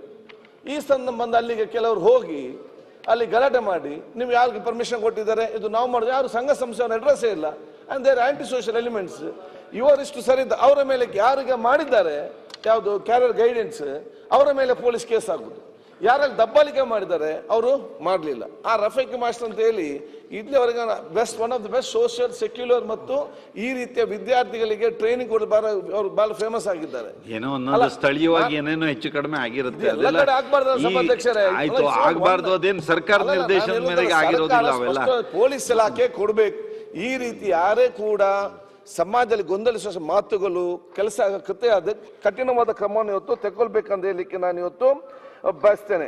ಅದೇ ರೀತಿ ಇವತ್ತು ನಮ್ಮ ಕಾಲೇಜಿಗೆ ಸ್ಕೂಲಿಗೆ ಸಂಬಂಧಪಟ್ಟ ನಾನು ಪ್ರೈಮರಿ ಮತ್ತು ನಾನು ಅಭಿನಂದಿಸ್ತೇನೆ. ನೀವು ಹೇಳಿದಾಗೆ ಕರೆಕ್ಟ್, ನಮ್ಗೆ ಬಹಳಷ್ಟು ಕ್ಲಾಸ್ ರೂಮ್ಸ್ ಇಲ್ಲ ಅಂತ ಹೇಳುದಿಲ್ಲ. ಆದರೆ ಕಾಲೇಜಿಗೆ ಸಂಬಂಧಪಟ್ಟಾಗೆ ಯಾವುದೇ ಫೆಸಿಲಿಟೀಸ್ ಎಲ್ಲಿಯೂ ಕೂಡ ಇವತ್ತು ಬರಲಿಲ್ಲ. ಆದ ಕಾರಣ ಈ ಕಾಲೇಜಿಗೆ ಸಂಬಂಧಪಟ್ಟಾಗೆ ಬಹುಶಃ ನಾವು ಇವತ್ತು ನೋಡಿಕೊಂಡು ವಿಚಾರ ಆಗಬೇಕು. ಜೊತೆಯಲ್ಲಿ ಈ ಟ್ರಾನ್ಸ್ಫರ್ಗೆ ಸಂಬಂಧಪಟ್ಟಂತೆ 2-3 ಸಲ ಸಮಸ್ಯೆ ಆಯಿತು. ಇದನ್ನು ಒಂದು ಕ್ಲಾರಿಟಿ, ಯಾಕಂದ್ರೆ ಮಾರ್ಚ್ ಏಪ್ರಿಲ್ ಆಗೋದು ಕ್ಲಾರಿಟಿ ಅವ್ರು ಕೂಡ ಟೆನ್ಷನ್ ಫ್ರೀ ಇರ್ತಾರೆ. ಸಭಾಧ್ಯಕ್ಷರಿಗೆ ನಮ್ಮ ಅಗ್ರಿಕಲ್ಚರ್ಗೆ ಸಂಬಂಧಪಟ್ಟಾಗೆ ಅಡಿಕೆ ಯೆಲ್ಲೋ ಲೀಫ್ ಡಿಸೀಸ್ ಎಲೆ ಚುಕ್ಕಿ ರೋಗ ಬೇರೆ, ಇದಕ್ಕೆ ನಾವು ರಿಸರ್ಚ್ ಏನು ಕೂಡ ಆಗ್ಲಿಲ್ಲ. ಅಂದ್ರೆ ರಿಸರ್ಚ್ ನಮ್ಮ ಟೀಮೇ ಇಲ್ಲ. ಇವತ್ತು ರಿಸರ್ಚ್ ಸಮರ್ಥ ಆಗ್ಬೇಕಾದ್ರೆ ಯಾರಾದ್ರೂ ಪ್ರೈವೇಟ್ ಸೈಂಟಿಸ್ಟ್ ಮತ್ತು ಪ್ರೈವೇಟ್ ಕಂಪನಿಗಳಿದ್ರೆ ಅವರಿಗೆ ಬಹುಶಃ ಇದನ್ನು ಕೊಡುವಂತ ವಿಚಾರ ಇವತ್ತು ಆಗ್ಬೇಕು. ಅಡಿಕೆ ಮತ್ತು ತೆಂಗಿಗೆ ಸಂಬಂಧಪಟ್ಟ ರಿಸರ್ಚ್ ಮಾಡ್ಲಿಕ್ಕೆ ನಮ್ಮಲ್ಲಿ ಟೀಮ್ ಇಲ್ಲದಿದ್ದ ಕಾರಣ ಇದಕ್ಕೊಂದು ಪರಿಹಾರ ಕಾಣೋ ಜೊತೆಯಲ್ಲಿ ಬಹುಶಃ ಇದು ಕರಾವಳಿ ಪ್ಯಾಕೇಜ್ ಅಂತ ಹೇಳಿ ಕರಾವಳಿ ಪ್ಯಾಕೇಜ್ ಅಡ್ರೆಸ್ ಇಲ್ಲದ ಪರಿಸ್ಥಿತಿ ಆಗಿದೆ. ಭತ್ತಕ್ಕೆ ಯಾವುದೇ ಇವತ್ತು ನಮ್ಗೆ ಆ ಒಂದು ಸವಲತ್ತು ಸಿಕ್ಕುದಿಲ್ಲ. ಅದ ಸಭಾಧ್ಯಕ್ಷರೇ ಇದರ ಜೊತೆಯಲ್ಲಿ ನೀವು ಹೀಗೆ ಪ್ರಶ್ನೋತ್ತರ ರೀತಿ ಉದ್ದಕ್ಕೆ ಬರ್ಕೊಬಂದ್ಬಿಟ್ರೆ ನಾನು ಹಾಗೆಲ್ಲ ಸಮಸ್ಯೆ ಇದೆ. ಸಮಸ್ಯೆನ ರಿಸರ್ವೇಶನ್ ಬಗ್ಗೆ ರಾಜ್ಯ ಮಟ್ಟದ ಯಾವ್ದಾದ್ರು ಮುಖ್ಯವಾದಂತದ್ದನ್ನು ಯಾವ್ದಾದ್ರು ಕೇಳ್ತೀರಿ ಅಂತ ಅನ್ಕೊಂಡೆ ನಾನು. ನೀವು ಕ್ಷೇತ್ರ ಮಟ್ಟದ್ದು ಆ ಭಾಗದ ಮಟ್ಟದ್ದು ಅಲ್ಲ. ನಾನೀಗ ರಿಸರ್ವೇಶನ್ ಈಗ SC ST ಅಂತ ಅವ್ರು ಸೇರಿಸಿ ನಮ್ಮೇಲೆ ಅಭಿನಂದನೆ. ಅದನ್ನ 9th ಶೆಡ್ಯೂಲ್ ಅಂತ ತಾವು ಸೇರಿಸಬೇಕು. ನಮ್ಗೆ ಯಾಕೆ ನೀವು ಹೇಳ್ತೀವಿ ನಾವು ಅಪಪ್ರಚಾರ ಮಾಡ್ತೇವೆ, ನಾವು ಯಾಕೆ ಅಪಪ್ರಚಾರ ಮಾಡ್ತಾ ಹೇಳಿದ್ರೆ ಸೆಂಟ್ರಲ್ ನಲ್ಲಿ ಹೇಳ್ತಾರೆ ನಾವು ಇನ್ಕ್ರೀಸ್ ಮಾಡುದಿಲ್ಲ ಅಂತ ಹೇಳಿ. ಪಾರ್ಲಿಮೆಂಟ್ ಮಿನಿಸ್ಟ್ರಿ ಅವರು ನಮ್ಮ ಕರ್ನಾಟಕದವ್ರೆ. ನಾವು ಇವತ್ತು ಇಷ್ಟೇ ಹೇಳುದು, ನೀವೇನೊಂದು ಆಸಕ್ತಿ ವಹಿಸಿಕೊಂಡು ತಮ್ಮ ಬದ್ಧತೆ ಮುಖ ತಾವು ಹೇಳ್ತಿದ್ದೀರಾ. ನಮ್ಮ ಪಾರ್ಲಿಮೆಂಟ್ ಸೆಂಟ್ರಲ್ ಪಾರ್ಲಿಮೆಂಟ್ ಮಿನಿಸ್ಟರ್ ಬಂದು ಒಂದು ಸ್ಟೇಟ್ಮೆಂಟ್ ಇಲ್ಲಿ ಕೊಡ್ಲಿ, ಏನು ಕರ್ನಾಟಕದವರು ಇವತ್ತು ರೆಕಮೆಂಡ್ ಮಾಡಿದ್ದಾರೆ ಅದನ್ನ ನಾವು 9th ಶೆಡ್ಯೂಲ್ ಸೇರಿಸ್ತೇವೆ ಅಂತ ಒಂದು ಸ್ಟೇಟ್ಮೆಂಟ್ ಕೊಡಿ. ಅದು ಯಾವ್ದು ಕೊಡ್ಕೊಂಡಿಲ್ಲ. ಆದ ಕಾರಣ ಬೇರೆ ಬೇರೆ ವಿಚಾರ ವಿಧಾನಸಭೆ ಈ ಸರ್ಕಾರ ಬಹುಶಃ ಜನವಿರೋಧಿ ಸರ್ಕಾರ, ಯಾರು ಕೂಡ ನೆಮ್ಮದಿಯಿಂದ ಇಲ್ಲ. ಆರ್ಥಿಕವಾದ ಪರಿಸ್ಥಿತಿ ಚಿಂತಾಜನಕವಾಗಿದೆ. ಬಹುಶಃ ಇವತ್ತು ಯಾವುದೇ ಜನಸಾಮಾನ್ಯ ಸರ್ಕಾರಿ ಕೆಲಸಕ್ಕೆ ಹೋದ್ರೆ ನನಗೆ ನ್ಯಾಯಯುತವಾಗಿ ನ್ಯಾಯ ಸಿಗ್ತದೆ ಎಂಬ ಧೈರ್ಯದಲ್ಲಿ ಇಲ್ಲ. ಒಬ್ಬ ಅನ್ಯಾಯಗೊಳಪಟ್ಟಂತ ಸಂದರ್ಭದಲ್ಲಿ ನಾನು ಪೊಲೀಸ್ ಸ್ಟೇಷನ್ ಹೋದ್ರೆ ನನಗೆ ಇನ್ಫ್ಲುಯೆನ್ಸ್ ಇಲ್ಲದೆ ದುಡ್ಡಿಲ್ಲದೆ ನ್ಯಾಯ ಸಿಗ್ಬೋದು ಎಂಬ ಭಾವನೆ ಯಾರು ಕೂಡ ಇಲ್ಲ. ಆದ್ರೆ ಈ ಜನವಿರೋಧಿ ಸರ್ಕಾರ ಮತ್ತು ಈ ಒಂದು ಒಂದನೇ ತೀವ್ರ ವಿರೋಧಿಸಿ ಖಂಡಿಸಿ ನಾವು ಸಭಾತ್ಯಾಗ ಮಾಡ್ತೀವಿ ಹೇಳಲಿಕ್ಕೆ ನಾನು ಇವತ್ತು ಅದು ಗೊತ್ತಿತ್ತು ಅಧ್ಯಕ್ಷರೇ. ಬಂಡೆಪ್ಪ ಅವರು ಏನ ನೀವು ಅಧ್ಯಕ್ಷರೇ ನೀವು ಸಭಾತ್ಯಾಗ ಮಾಡೋದಕ್ಕೆ ನಿಮ್ಗೆ ಅವಕಾಶ ಇದೆ, ನಾನೇನು ಹೇಳೋದಿಲ್ಲ. ಸಾಮಾನ್ಯವಾಗಿ ಒಂದು ಉತ್ತರ ಕೇಳಿದ ಮೇಲೆ ಮಾಡೋದು ರೂಢಿ. ನೀವು ಹೇಳಿದ ಮೇಲೆ ಉತ್ತರ ಕೇಳಿ ಆಮೇಲೆ ಹೋಗೋದು ರೂಢಿ. ಅದಕ್ಕೆ ಹೇಳಿದೆ ನಾನು, ಅದಕ್ಕೆ ಗಮನಕ್ಕೆ ತಂದೆ ನಾನು. ಓಕೆ ಬಂಡೆಪ್ಪ ಅವರು ಬಹಳ ಬ್ರೀಫ್ ಆಗಿ ಅಧ್ಯಕ್ಷರೇ 2:30 ಆಗಿದೆ. ಮುಖ್ಯಮಂತ್ರಿಗಳು 3 ಗಂಟೆ ಮೇಲಾಯ್ತು ಅವ್ರು ನಿಂತ್ಕೊಂಡು ಉತ್ತರ ಕೊಟ್ಟು ಈ ಸ್ಪಷ್ಟೀಕರಣ ಕೊಡೋದಕ್ಕೆ. ಅಧ್ಯಕ್ಷರೇ, ಮಾನ್ಯ ಮುಖ್ಯಮಂತ್ರಿಗಳು ವಾಸ್ತವಿಕವಾಗಿ ಬಹಳಷ್ಟು ಇದು ಎಲ್ಲ ಹೇಳಿದ್ದಾರೆ. ಆಯ್ತು ಬಿಡಿ, ಆಯ್ತು ಲಿಂಗೇಶ್ ಕೂತ್ಕೋ. ಮಾನ್ಯ ಮುಖ್ಯಮಂತ್ರಿಗಳೇ, ತಾವು ನಮ್ಮ ಭಾಗದಲ್ಲಿ ತೊಗರಿಗೆ ನೆಟ್ಟೆ ರೋಗ ಬಂದಿದ್ದಕ್ಕೆ 10,000 ರೂಪಾಯಿ ಹೆಕ್ಟರ್ಗೆ ಕೊಟ್ಟಿರಿ, ಸಂತೋಷ. ಆದರೆ ತಮಗೆ ಗೊತ್ತಿದೆ ಹೆಕ್ಟರ್ ಅಂತಂದ್ರೆ 2.5 ಎಕರೆ, ಬರೀ 4,000 ರೂಪಾಯಿಗೆ ಎಕರೆ ಆಯಿತು. 1 ಕ್ವಿಂಟಲ್ ತೊಗರಿ 9,000 ರೂಪಾಯಿ ಇದೆ ಇವತ್ತು. ಅಟ್ಲೀಸ್ಟ್ ಅದಕ್ಕೊಂದು ಸ್ವಲ್ಪ ಹೆಚ್ಚಿಗೆ ಮಾಡಬೇಕು ಎಂಬ ನಿಟ್ಟಿನಲ್ಲಿ ಒಂದು ಕೇಳ್ಕೊತೀನಿ. ಆಮೇಲೆ ತಾವು ಮಕ್ಕಳ ಬಗ್ಗೆದಾಗ ಭಾಳಷ್ಟು ಚೆನ್ನಾಗಿ ಸ್ಟಡಿ ಮಾಡಿ ರೂರಲ್ ಹೆಣ್ಮಕ್ಳೆಲ್ಲ ಹೆಚ್ಚಿಗೆ ಆಗ್ತಾ ಇದ್ದಾರೆ ಅಂತೇಳಿ ಭಾಳಷ್ಟು ಚೆನ್ನಾಗಿ ಹೇಳಿದ್ರಿ. ಆದರೆ ಒಂದು ನನ್ನ ಗಮನಕ್ಕೆ ಬಂದಿದ್ದು, ರೂರಲ್ ಟ್ರಾನ್ಸ್ಪೋರ್ಟೇಷನ್ ಸಿಸ್ಟಮ್ ನಾವು ಏನಾರ ಚೆನ್ನಾಗಿ ಮಾಡಿದರೆ ಅದು ಇನ್ನೂ ಪರಿಣಾಮಕಾರಿ ಬರ್ತದ ಅಂತೇಳಿ ನಾನು ಹೇಳಕ್ಕೆ ಬಯಸ್ತೀನಿ. ಆಮೇಲೆ JJM ನೀವು ಆಲ್ರೆಡಿ ಉತ್ತರ ಕೊಟ್ಟಿದ್ದೀರಾ. ನನ್ನ ಕ್ಷೇತ್ರದಲ್ಲೇ ಮಲ್ಟಿ ವಿಲೇಜ್ ಸ್ಕೀಮ್ಗಳು 3 ಏನದಲ್ಲ ಪೆಂಡಿಂಗ್ ಇದಾವೆ. ಅದು ಇಮ್ಮಿಡಿಯೇಟ್ ನಿಮ್ಮ ಇಲಾಖೆ ನಿಮ್ಮ ಅಂಡರ್ನಲ್ಲೇ ಬರುತ್ತೆ, ಅದು ಇಮ್ಮಿಡಿಯೇಟ್ ಕ್ಲಿಯರ್ ಮಾಡಿಸ್ಬೇಕು ಅಂತೇಳಿ ಹೇಳಕ್ಕೆ ಬಯಸ್ತೀನಿ. ಆಮೇಲೆ ನಮ್ಮ ಹೆಲ್ತ್ ಮಿನಿಸ್ಟ್ರು ಹೋಗಿದ್ದಾರ. ಈಗ ನಮ್ಮ ಬಾರ್ಡರ್ ಏರಿಯಾದಾಗ ಸ್ವಲ್ಪ ಹಾಸ್ಪಿಟಲ್ಗಳು ಡೆವಲಪ್ ಆಗಬೇಕು. ಈಗ ಆಲ್ರೆಡಿ ಕ್ಯಾಥ್ಲ್ಯಾಬ್ ಬಂದಿದೆ ಅಲ್ಲಿ, ಅದಕ್ಕೆ ಸಂಬಂಧಪಟ್ಟಿಂದ ಕೆಲವು ಇದೇ ಬಜೆಟ್ನಲ್ಲಿ ಕೊಟ್ಟಿದ್ರೆ ಅದು ಅಲ್ಲಿ ಬೀದರ್ದ ಹಾಸ್ಪಿಟಲ್ಲು ಇಂಪ್ರೂವ್ ಆಗ್ತದೆ ಅಂತ ಹೇಳಕ್ಕೆ ಬಯಸ್ತೀನಿ. SC ST ಗಂಗಾ ಕಲ್ಯಾಣದೆಲ್ಲ ಹೇಳಿದ್ರಿ, ಅದರಲ್ಲಿ ಯಾವುದೇ ರೀತಿಯಿಂದ ಬರೀ 5-6 ಸ್ಕೀಮ್ ಹೊಂಟಾವ, ಅದಕ್ಕೆ ಸ್ವಲ್ಪ ಹೆಚ್ಚಿಗೆ ಮಾಡಿರಿ. ಮತ್ತು ಒಂದು ಪ್ರಾಡಕ್ಟ್ ಒಂದು ಜಿಲ್ಲೆ ಅಂತ ಮಾಡಿದ್ರಿ, ಅದರಲ್ಲಿ ಯಾವುದೇ ಪರಿಣಾಮಕಾರಿಯಾಗಿ ಇಂಡಸ್ಟ್ರಿ ಬರ್ತಾ ಇಲ್ಲ. ನಮ್ಮಲ್ಲೇ ಜಿಂಜರ್ ಇದೆ ಬೀದರ್, ಒಂದು ಸಿಂಗಲ್ ಇಂಡಸ್ಟ್ರಿ ಬಂದಿಲ್ಲ. ಅದ್ರ ಮ್ಯಾಗ ಭೀ ಸ್ವಲ್ಪ ಗಮನ ಹರಿಸ್ರಿ ಅಂತ ಹೇಳಿ. ಏನು ಅಧ್ಯಕ್ಷರೇ, ಮೊನ್ನೆ ಗುರುಮಿಟ್ಕಲ್ದಲ್ಲಿ ನೀರು ಕುಲುಷಿತ ನೀರೇನದಲ್ಲ, ಮಾನ್ಯ ಮುಖ್ಯಮಂತ್ರಿಗಳೇ 3 ಜನ ಸತ್ತಿದಾರಲ್ಲಿ. ಅದಕ್ಕೆ ತಮ್ಮ ಅಧ್ಯಕ್ಷರ ಮುಖಾಂತರ ನಾ ಮಾನ್ಯ ಮುಖ್ಯಮಂತ್ರಿಗಳಿಗೆ ಕೇಳ್ಕೊತೀನಿ, ಅವ್ರಿಗೆ ಏನಾರ ಒಂದು ಗುರುಮಿಟ್ಕಲ್ ಅವ್ರು 3 ಜನ ಏನು ನೀರು ಕುಡಿದು ಇದು ಆಗಿದೆ, ಅವ್ರಿಗೆ ಒಂದು ಪರಿಹಾರ ಕೊಡಬೇಕು ಅಂತ ಕೇಳ್ಕೊತೀನಿ. ಓಕೆ. ಅಣ್ಣ ಜಯರಾಮ್, ನೀವು ಆಮೇಲೆ ಕೊಡ್ರಿ, ಮುಖ್ಯಮಂತ್ರಿಗಳು ಉತ್ತರ ಹೇಳ್ತಿದ್ದಾರೆ, ಈಗಲೂ ನೀವು ಬಿಡುವುದಿಲ್ಲ ಅಂದ್ರೆ ಹೇಳಿ. ಮಾನ್ಯ ಸಭಾಧ್ಯಕ್ಷರೇ, ಶಾರ್ಟಾಗಿ ಅವ್ರಿಗೆ ಹೇಳ್ತೀನಿ, ರಾಜ್ಯ ಜನತೆಗೆ ಅವ್ರಿಗೆಲ್ಲ ಒಂದು ಸುಮಾರು 10 ಲಕ್ಷ ಕಾರ್ಡ್ಗಳು ಇವತ್ತು ಏನು ದಾಖಲೆ ರಹಿತವಾಗಿ ಅವು ರದ್ದಾಗಿದ್ವು, ಅಷ್ಟೇ 10 ಲಕ್ಷ ಕಾರ್ಡನ್ನು BPL ಕಾರ್ಡನ್ನು ಕೊಡುವಂಥ ವ್ಯವಸ್ಥೆ ಮಾಡಿದ್ದೇನೆ.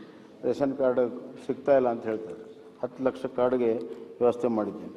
ಕೋಸ್ಟಲ್ ಇದ್ರದ್ದು ಈಗಾಗಲೇ ನಾನು ಬಜೆಟಲ್ಲಿ ಹೇಳಿದ್ದೇನೆ, ವರ್ಲ್ಡ್ ಬ್ಯಾಂಕ್ ಇದರಲ್ಲಿ ಕಡಲ ಕೊರತೆಯನ್ನು ಸೇರಿಸಿ ಸುಮಾರು 3,000ಕ್ಕಿಂತ ಹೆಚ್ಚು ಕೋಟಿ ರೂಪಾಯಿ ಅನುದಾನದಲ್ಲಿ ಪರ್ಮನೆಂಟಾಗಿ ಮಾಡ್ತೇವೆ.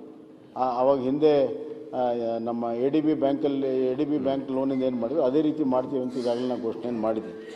ಮಾನ್ಯ ಸಭಾಧ್ಯಕ್ಷರೇ, ಇನ್ನು ಅವರು ಹೇಳಿರುವಂಥದ್ದು R&D ಅಡಿಕೆಗೆ ಈಗಾಗಲೇ ಬಜೆಟಲ್ಲಿ 25 ಕೋಟಿ ರೂಪಾಯಿ ಕೊಡುವಂಥದ್ದು ಶಿವಮೊಗ್ಗ ಯೂನಿವರ್ಸಿಟಿಯಲ್ಲಿ ಅಡಿಕೆಗೆ ರಿಸರ್ಚ್ಗೆ ನಾವು ಕೊಡ್ತಾ ಇದ್ದೀವಿ. ಮತ್ತು ಕೆರೋಸಿನ್ ಈಗಾಗಲೇ ಅಧಿಕವಾಗಿರುವಂಥ ಕೆರೋಸಿನ್ ಪ್ರತಿ ವರ್ಷವೂ ಕೂಡ ಹೆಚ್ಚುವರಿ ಕೊಡ್ತಾ ಇದ್ದೇವೆ, ಈ ವರ್ಷವೂ ಕೂಡ ಕೊಡ್ತೇವೆ. L&O ಬಗ್ಗೆ ಅವ್ರಿಗೆ ಹೇಳುವಂಥದ್ದು, ಅವರು ಯಾವಾಗಲೂ ಕೂಡ ಈ ಕಂಪ್ಲೇಂಟನ್ನು ನಿರಂತರವಾಗಿ ಮಾಡ್ತಾರೆ. ಎಲ್ಲಿ ಪೊಲೀಸರಿಗೆ ನಿಖರವಾದಂಥ ಸಾಕ್ಷಿ ಮತ್ತು ಮಾಹಿತಿ ಇರ್ತದೆ ಅಲ್ಲಿ ಆ್ಯಕ್ಷನ್ ಮಾಡ್ತಾರೆ, ಎಲ್ಲಿ ಮಾಹಿತಿ ಇರೋದಿಲ್ಲ ಅಲ್ಲಿ ಬರೋಕ್ಕೆ ಸಾಧ್ಯ ಇಲ್ಲ. ಆದ್ದರಿಂದ ಅದು 2 ಕಡೆ ಇರ್ತದೆ. ಸತ್ಯ ಅಂತ ತಿಳ್ಕೊಂಡು ಎಲ್ಲ ರೀತಿ ತನಿಖೆ ಮಾಡೋಕ್ಕೆ ಆದೇಶ ಮಾಡ್ತೀನಿ. ನಮ್ಮ ಬಂಡೆಪ್ಪ ಕಾಶ್ಯಪ್ ಅವರವರು ಗುರುಮಿಟ್ಕಲ್ದು ಹೇಳಿದ್ದಾರೆ ಕಾಂಪನ್ಸೇಷನ್ ಅದು ಖಂಡಿತ ಕೊಡ್ತೇವೆ ಮತ್ತು ಅವ್ರ ಜಲ್ ಜೀವನ್ ಮಿಷನ್ಗೆ ಪರ್ಮನೆಂಟ್ ಸೋರ್ಸ್ ಮಾಡೋದಕ್ಕೆ ಎಲ್ಲ ರೀತಿ ವ್ಯವಸ್ಥೆಯನ್ನು ನಾವು ಮಾಡ್ತೇವೆ. ಮಾನ್ಯ ಸಭಾಧ್ಯಕ್ಷರೇ, ಇವತ್ತು ನಾನು ಎತ್ತಿರುವಂಥ ಹಲವಾರು ಪ್ರಶ್ನೆ ಮತ್ತು ಅವರು ಎತ್ತಿರುವಂಥ ಪ್ರಶ್ನೆಗೆ ನಾನು ಕೊಟ್ಟಿರುವಂಥ ಉತ್ತರ ಭಾಳ ಸ್ಪಷ್ಟವಾಗಿದೆ. ಅವರು ಯಾವುದೇ ಆಧಾರ ಇಲ್ಲದೇ ಪೂರ್ವಗ್ರಹ ಪೀಡಿತವಾಗಿ ರಾಜಕೀಯ ಪ್ರೇರಿತವಾಗಿ ರಾಜ್ಯಪಾಲರ ಭಾಷಣದ ಮೇಲೆ ಅವರು ತಮ್ಮ ಭಾಷಣವನ್ನು ಮಾಡಿದ್ದಾರೆ. ನಾನು ಪ್ರತಿಯೊಂದಕ್ಕೂ ಕೂಡ ದಾಖಲೆ ಇಟ್ಕೊಂಡು ಇವತ್ತು ಉತ್ತರವನ್ನು ಕೊಟ್ಟಿದ್ದೇನೆ. ಇವತ್ತು ಇಡೀ ಇದನ್ನು ರಾಜ್ಯದ ಜನತೆ ನೋಡ್ತಾರೆ. ಅವರು ಕಿವಿ ಮೇಲೆ ಹೂ ಇಟ್ಕೊಂಡು ಬಂದರು ಮನೆ.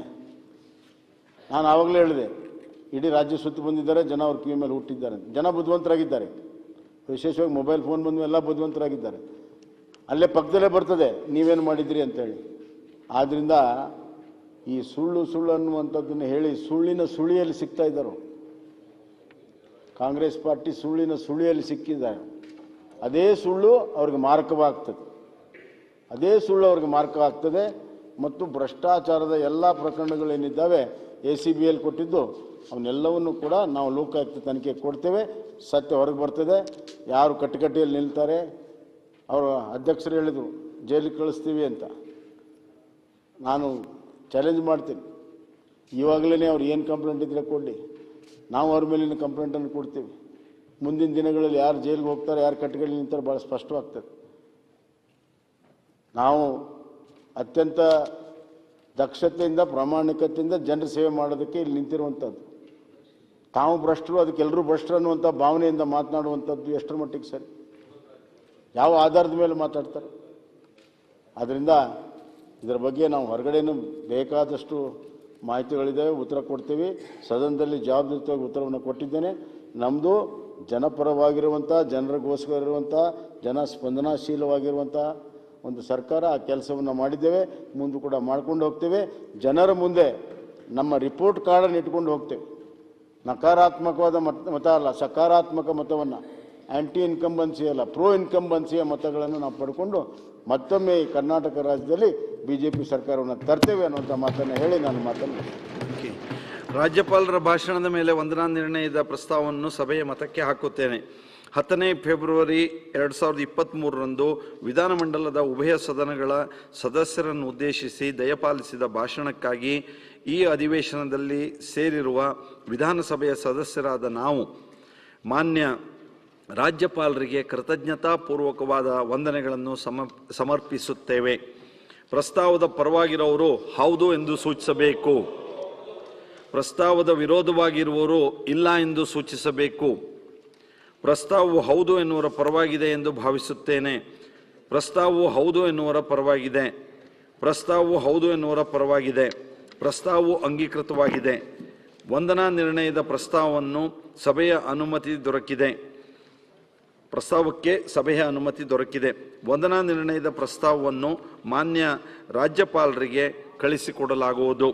ಈಗ ವರದಿಯನ್ನು ಒಪ್ಪಿಸುವುದು ಅಭಯ್ ಪಾಟೀಲ್. ಮಾನ್ಯ ಸಭಾಧ್ಯಕ್ಷರೇ, ರಾಜ್ಯದಲ್ಲಿನ ಶುದ್ಧ ಕುಡಿಯುವ ನೀರಿನ ಘಟಕಗಳ ಅಳವಡಿಕೆ ಮತ್ತು ನಿರ್ವಹಣೆ ವಿಚಾರದಲ್ಲಿ ನಡೆದಿರುವ ಅವ್ಯವಹಾರಗಳ ಕುರಿತಂತೆ ವಿಚಾರಣೆ ನಡೆಸಿ ವರದಿಯನ್ನು ನೀಡಲು ರಚಿಸಲಾಗಿರುವ ಕರ್ನಾಟಕ ವಿಧಾನಮಂಡಲ ಜಂಟಿ ಸದನ ಸಮಿತಿಯ ವರದಿಯನ್ನು ಸದನದಲ್ಲಿ ಮಂಡಿಸುತ್ತಿದ್ದೇನೆ. ಈಗ 4:15 ನಮ್ಮ ಫೋಟೋ ಸೆಷನ್ ಇದೆ ವಿಧಾನಸೌಧದ ಮುಂಭಾಗದಲ್ಲಿ. ಎಲ್ಲರೂ ಅದಕ್ಕೆ ಭಾಗಿಯಾಗಬೇಕು. ಈಗ ಸದನವನ್ನ ಆಮೇಲೆ ಈಗ ಸದನವನ್ನ ಚರ್ಚೆ 3 ಗಂಟೆಗೆ ಮತ್ತೆ ಸೇರುವಂತೆ ಮುಂದೂಡುತ್ತಿದ್ದೇನೆ.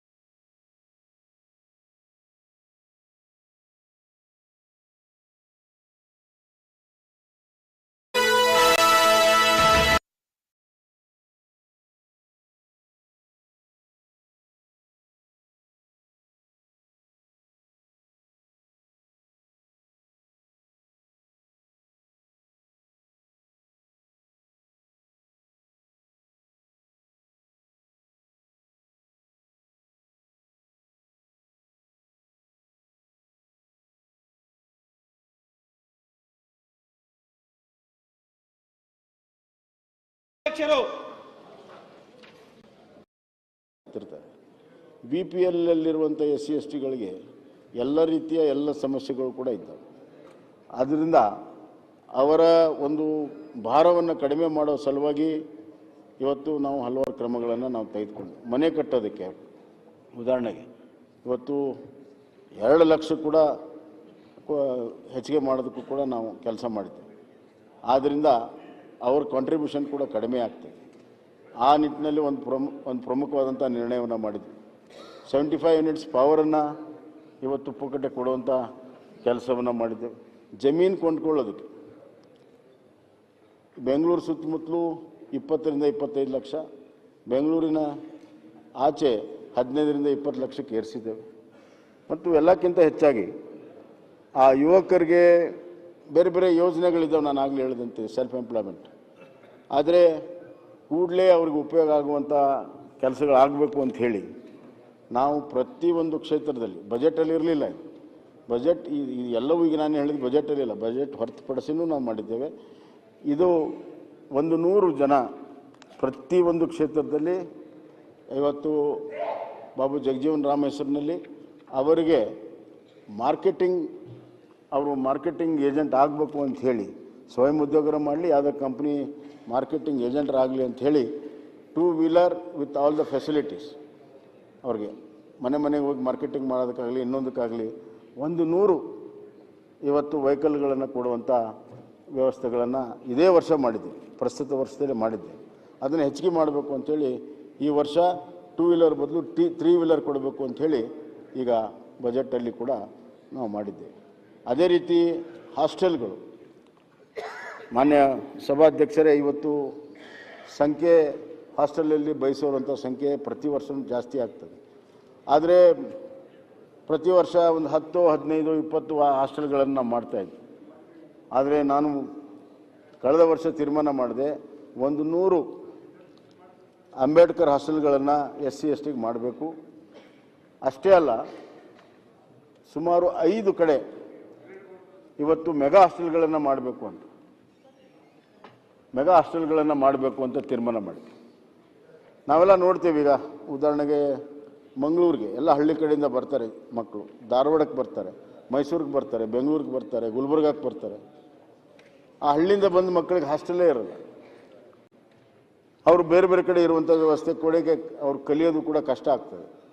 ಅದಕ್ಕಾಗಿ ನನ್ನ ಮನಸ್ಸಿನಲ್ಲಿರುವಂಥದ್ದು ಪ್ರತಿಯೊಂದು ಜಿಲ್ಲೆಗೆ ಇಂಥದ್ದು ಆಗಬೇಕು ಅನ್ನುವಂಥದ್ದಿದೆ. ಪ್ರಾರಂಭದಲ್ಲಿ 5 ರೀಜ್ನಲ್ ಹೆಡ್ ಕ್ವಾರ್ಟರ್ಸಲ್ಲಿ ಮಾಡಿದ್ದೇವೆ.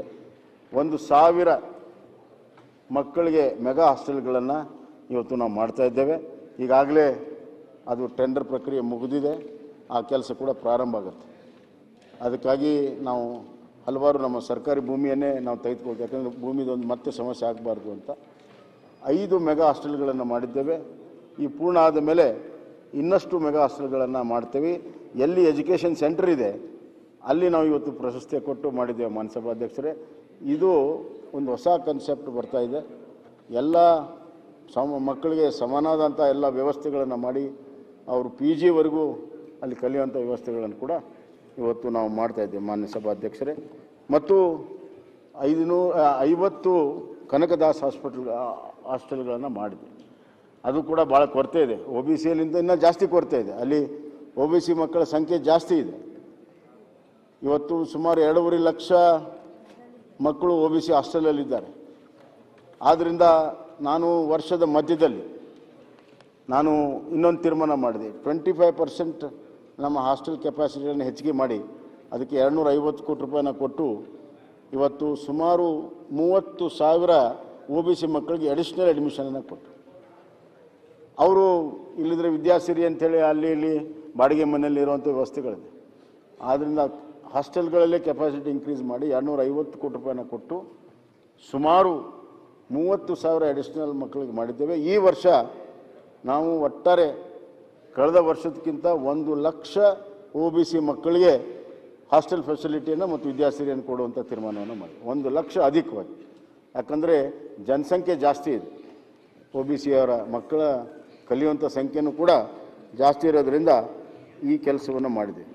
ಮಾನ್ಯ ಸಭಾಧ್ಯಕ್ಷರೇ, ನಮ್ಮ ಸರ್ಕಾರ ಹಲವಾರು ವಿಚಾರಗಳಲ್ಲಿ ವಿನೂತನವಾದಂಥ ನಿರ್ಣಯಗಳನ್ನು ಮಾಡಿದೆ. ಈ ಪ್ಲ್ಯಾನಿಂಗಲ್ಲಿ ಮಾನ್ಯ ಸಭಾಧ್ಯಕ್ಷರೇ, ಇವತ್ತು ಪ್ರಾದೇಶಿಕ ಅಸಮತೋಲನ ಜೊತೆಗೆ ತಾಲೂಕುಗಳಲ್ಲಿ ಕೂಡ ಅಸಮತೋಲನ ಇದೆ. ಹೀಗಾಗಿ ಇವತ್ತು ಆಕಾಂಕ್ಷಿ ತಾಲೂಕುಗಳನ್ನು ಮಾಡಿದೆ. ಅದು 4 ವಿಚಾರಗಳಲ್ಲಿ ನಾವು ಐಡೆಂಟಿಫೈ ಮಾಡಿದ್ದೇವೆ.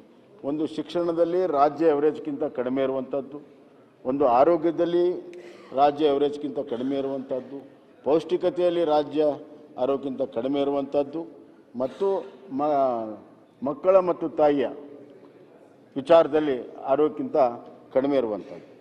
ಈ ವಿಚಾರದಲ್ಲಿ ಮಾನ್ಯ ಸಭಾಧ್ಯಕ್ಷರೇ, ಇವತ್ತು ನಾವು ಶಿಕ್ಷಣದಲ್ಲಿ ಸುಮಾರು 97 ತಾಲೂಕುಗಳು, ಆರೋಗ್ಯದಲ್ಲಿ 103 ತಾಲೂಕುಗಳು, ಮಕ್ಕಳ ಮತ್ತು ಇದು ಕೂಡ 100 ತಾಲೂಕುಗಳು ಐಡೆಂಟಿಫೈ ಮಾಡಿದ್ದೇವೆ. ಸುಮಾರು 3,000 ಕೋಟಿ ರೂಪಾಯಿ ವಿಶೇಷ ಅನುದಾನವನ್ನು ಇದಕ್ಕೆ ಒದಗಿಸಿದ್ದೇವೆ. ಈಗಾಗಲೇ ಅದರ ಕೆಲಸ ಕಾರ್ಯಗಳು ನಡೀತಾ ಇದೆ, ಪರಿಣಾಮಗಳು ಕೂಡ ಆಗ್ತಾ ಇದೆ. ವಿಶೇಷವಾಗಿ ಪೌಷ್ಟಿಕಾಹಾರದ ಒಂದು ಕೊರತೆ. ಮಾನ್ಯ ಸಭಾಧ್ಯಕ್ಷರೇ, ಈ ಪೌಷ್ಟಿಕಾಹಾರದಲ್ಲಿ ನಮ್ಮ ಖಾದರ್ ಅವರು ಆರೋಗ್ಯ ಸಚಿವರು ಇದ್ರು, ಅವ್ರಿಗೆ ಗೊತ್ತಿದೆ. ಈ ಮಾಡ್ರೇಟ್ಲಿ ಮಾಲ್ ನ್ಯೂಟ್ರಿಷನ್ನು ಮತ್ತು ಸಾಧಾರಣ ಅಪೌಷ್ಟಿಕತೆ ಮಕ್ಕಳು, ತೀವ್ರವಾದ ಅಪೌಷ್ಟಿಕ ಮಕ್ಕಳು ಅಂತ 2 ಭಾಗ ಮಾಡಿದ್ರು. ಇದು ಗರ್ಭಿಣಿ ಸ್ತ್ರೀಯರಿಗೆ ಮತ್ತು 6 ವರ್ಷದ ಮಕ್ಕಳವರೆಗೂ ಕೂಡ ಅವ್ರಿಗೆ ಆಹಾರ ಪೌಷ್ಟಿಕಾಹಾರತೆಯನ್ನು ಕೊಡಬೇಕು ಅನ್ನುವಂಥದ್ದು ಇವತ್ತು ಕಾರ್ಯಕ್ರಮ ಇತ್ತು. ನಾನು ಅಧಿಕಾರ ವಹಿಸ್ಕೊಂಡ ಮೇಲೆ ಈ ಮಾಡ್ರೇಟ್ ಏನಿದೆ, ಸಾಧಾರಣವಾಗಿರೋ ಪೌಷ್ಟಿಕತೆ ಅಂತ, ಅದನ್ನು ಕೂಡ ತೀವ್ರತೆಯಲ್ಲೇ ತೊಗೊಂಡು ಬಂದು, ತೀವ್ರತೆಗೆ ಏನು ಆಹಾರ ಕೊಡ್ತಿದ್ವಿ, ವಿಟಮಿನ್ ಟ್ಯಾಬ್ಲೆಟ್ಸ್ ಕೊಡ್ತಾಯಿದ್ವಿ, ಐರನ್ ಟ್ಯಾಬ್ಲೆಟ್ಸ್ ಕೊಡ್ತಾಯಿದ್ವಿ, ಅದನ್ನು ಮಾಡ್ರೇಟ್ಗೂ ಕೂಡ ಕೊಡಬೇಕು ಅಂತ ಹೇಳಿ ತೀರ್ಮಾನ ಮಾಡಿದೆ. ಯಾಕಂದರೆ ಮಾಡ್ರೇಟನ್ನು ಭಾಳ ದಿವಸ ನೆಗ್ಲೆಕ್ಟ್ ಮಾಡಿದೆ. The slip down to seriously malnutrition. ಆದ್ದರಿಂದ ಆ ತೀರ್ಮಾನವನ್ನು ಮಾಡಿದ್ದೇವೆ.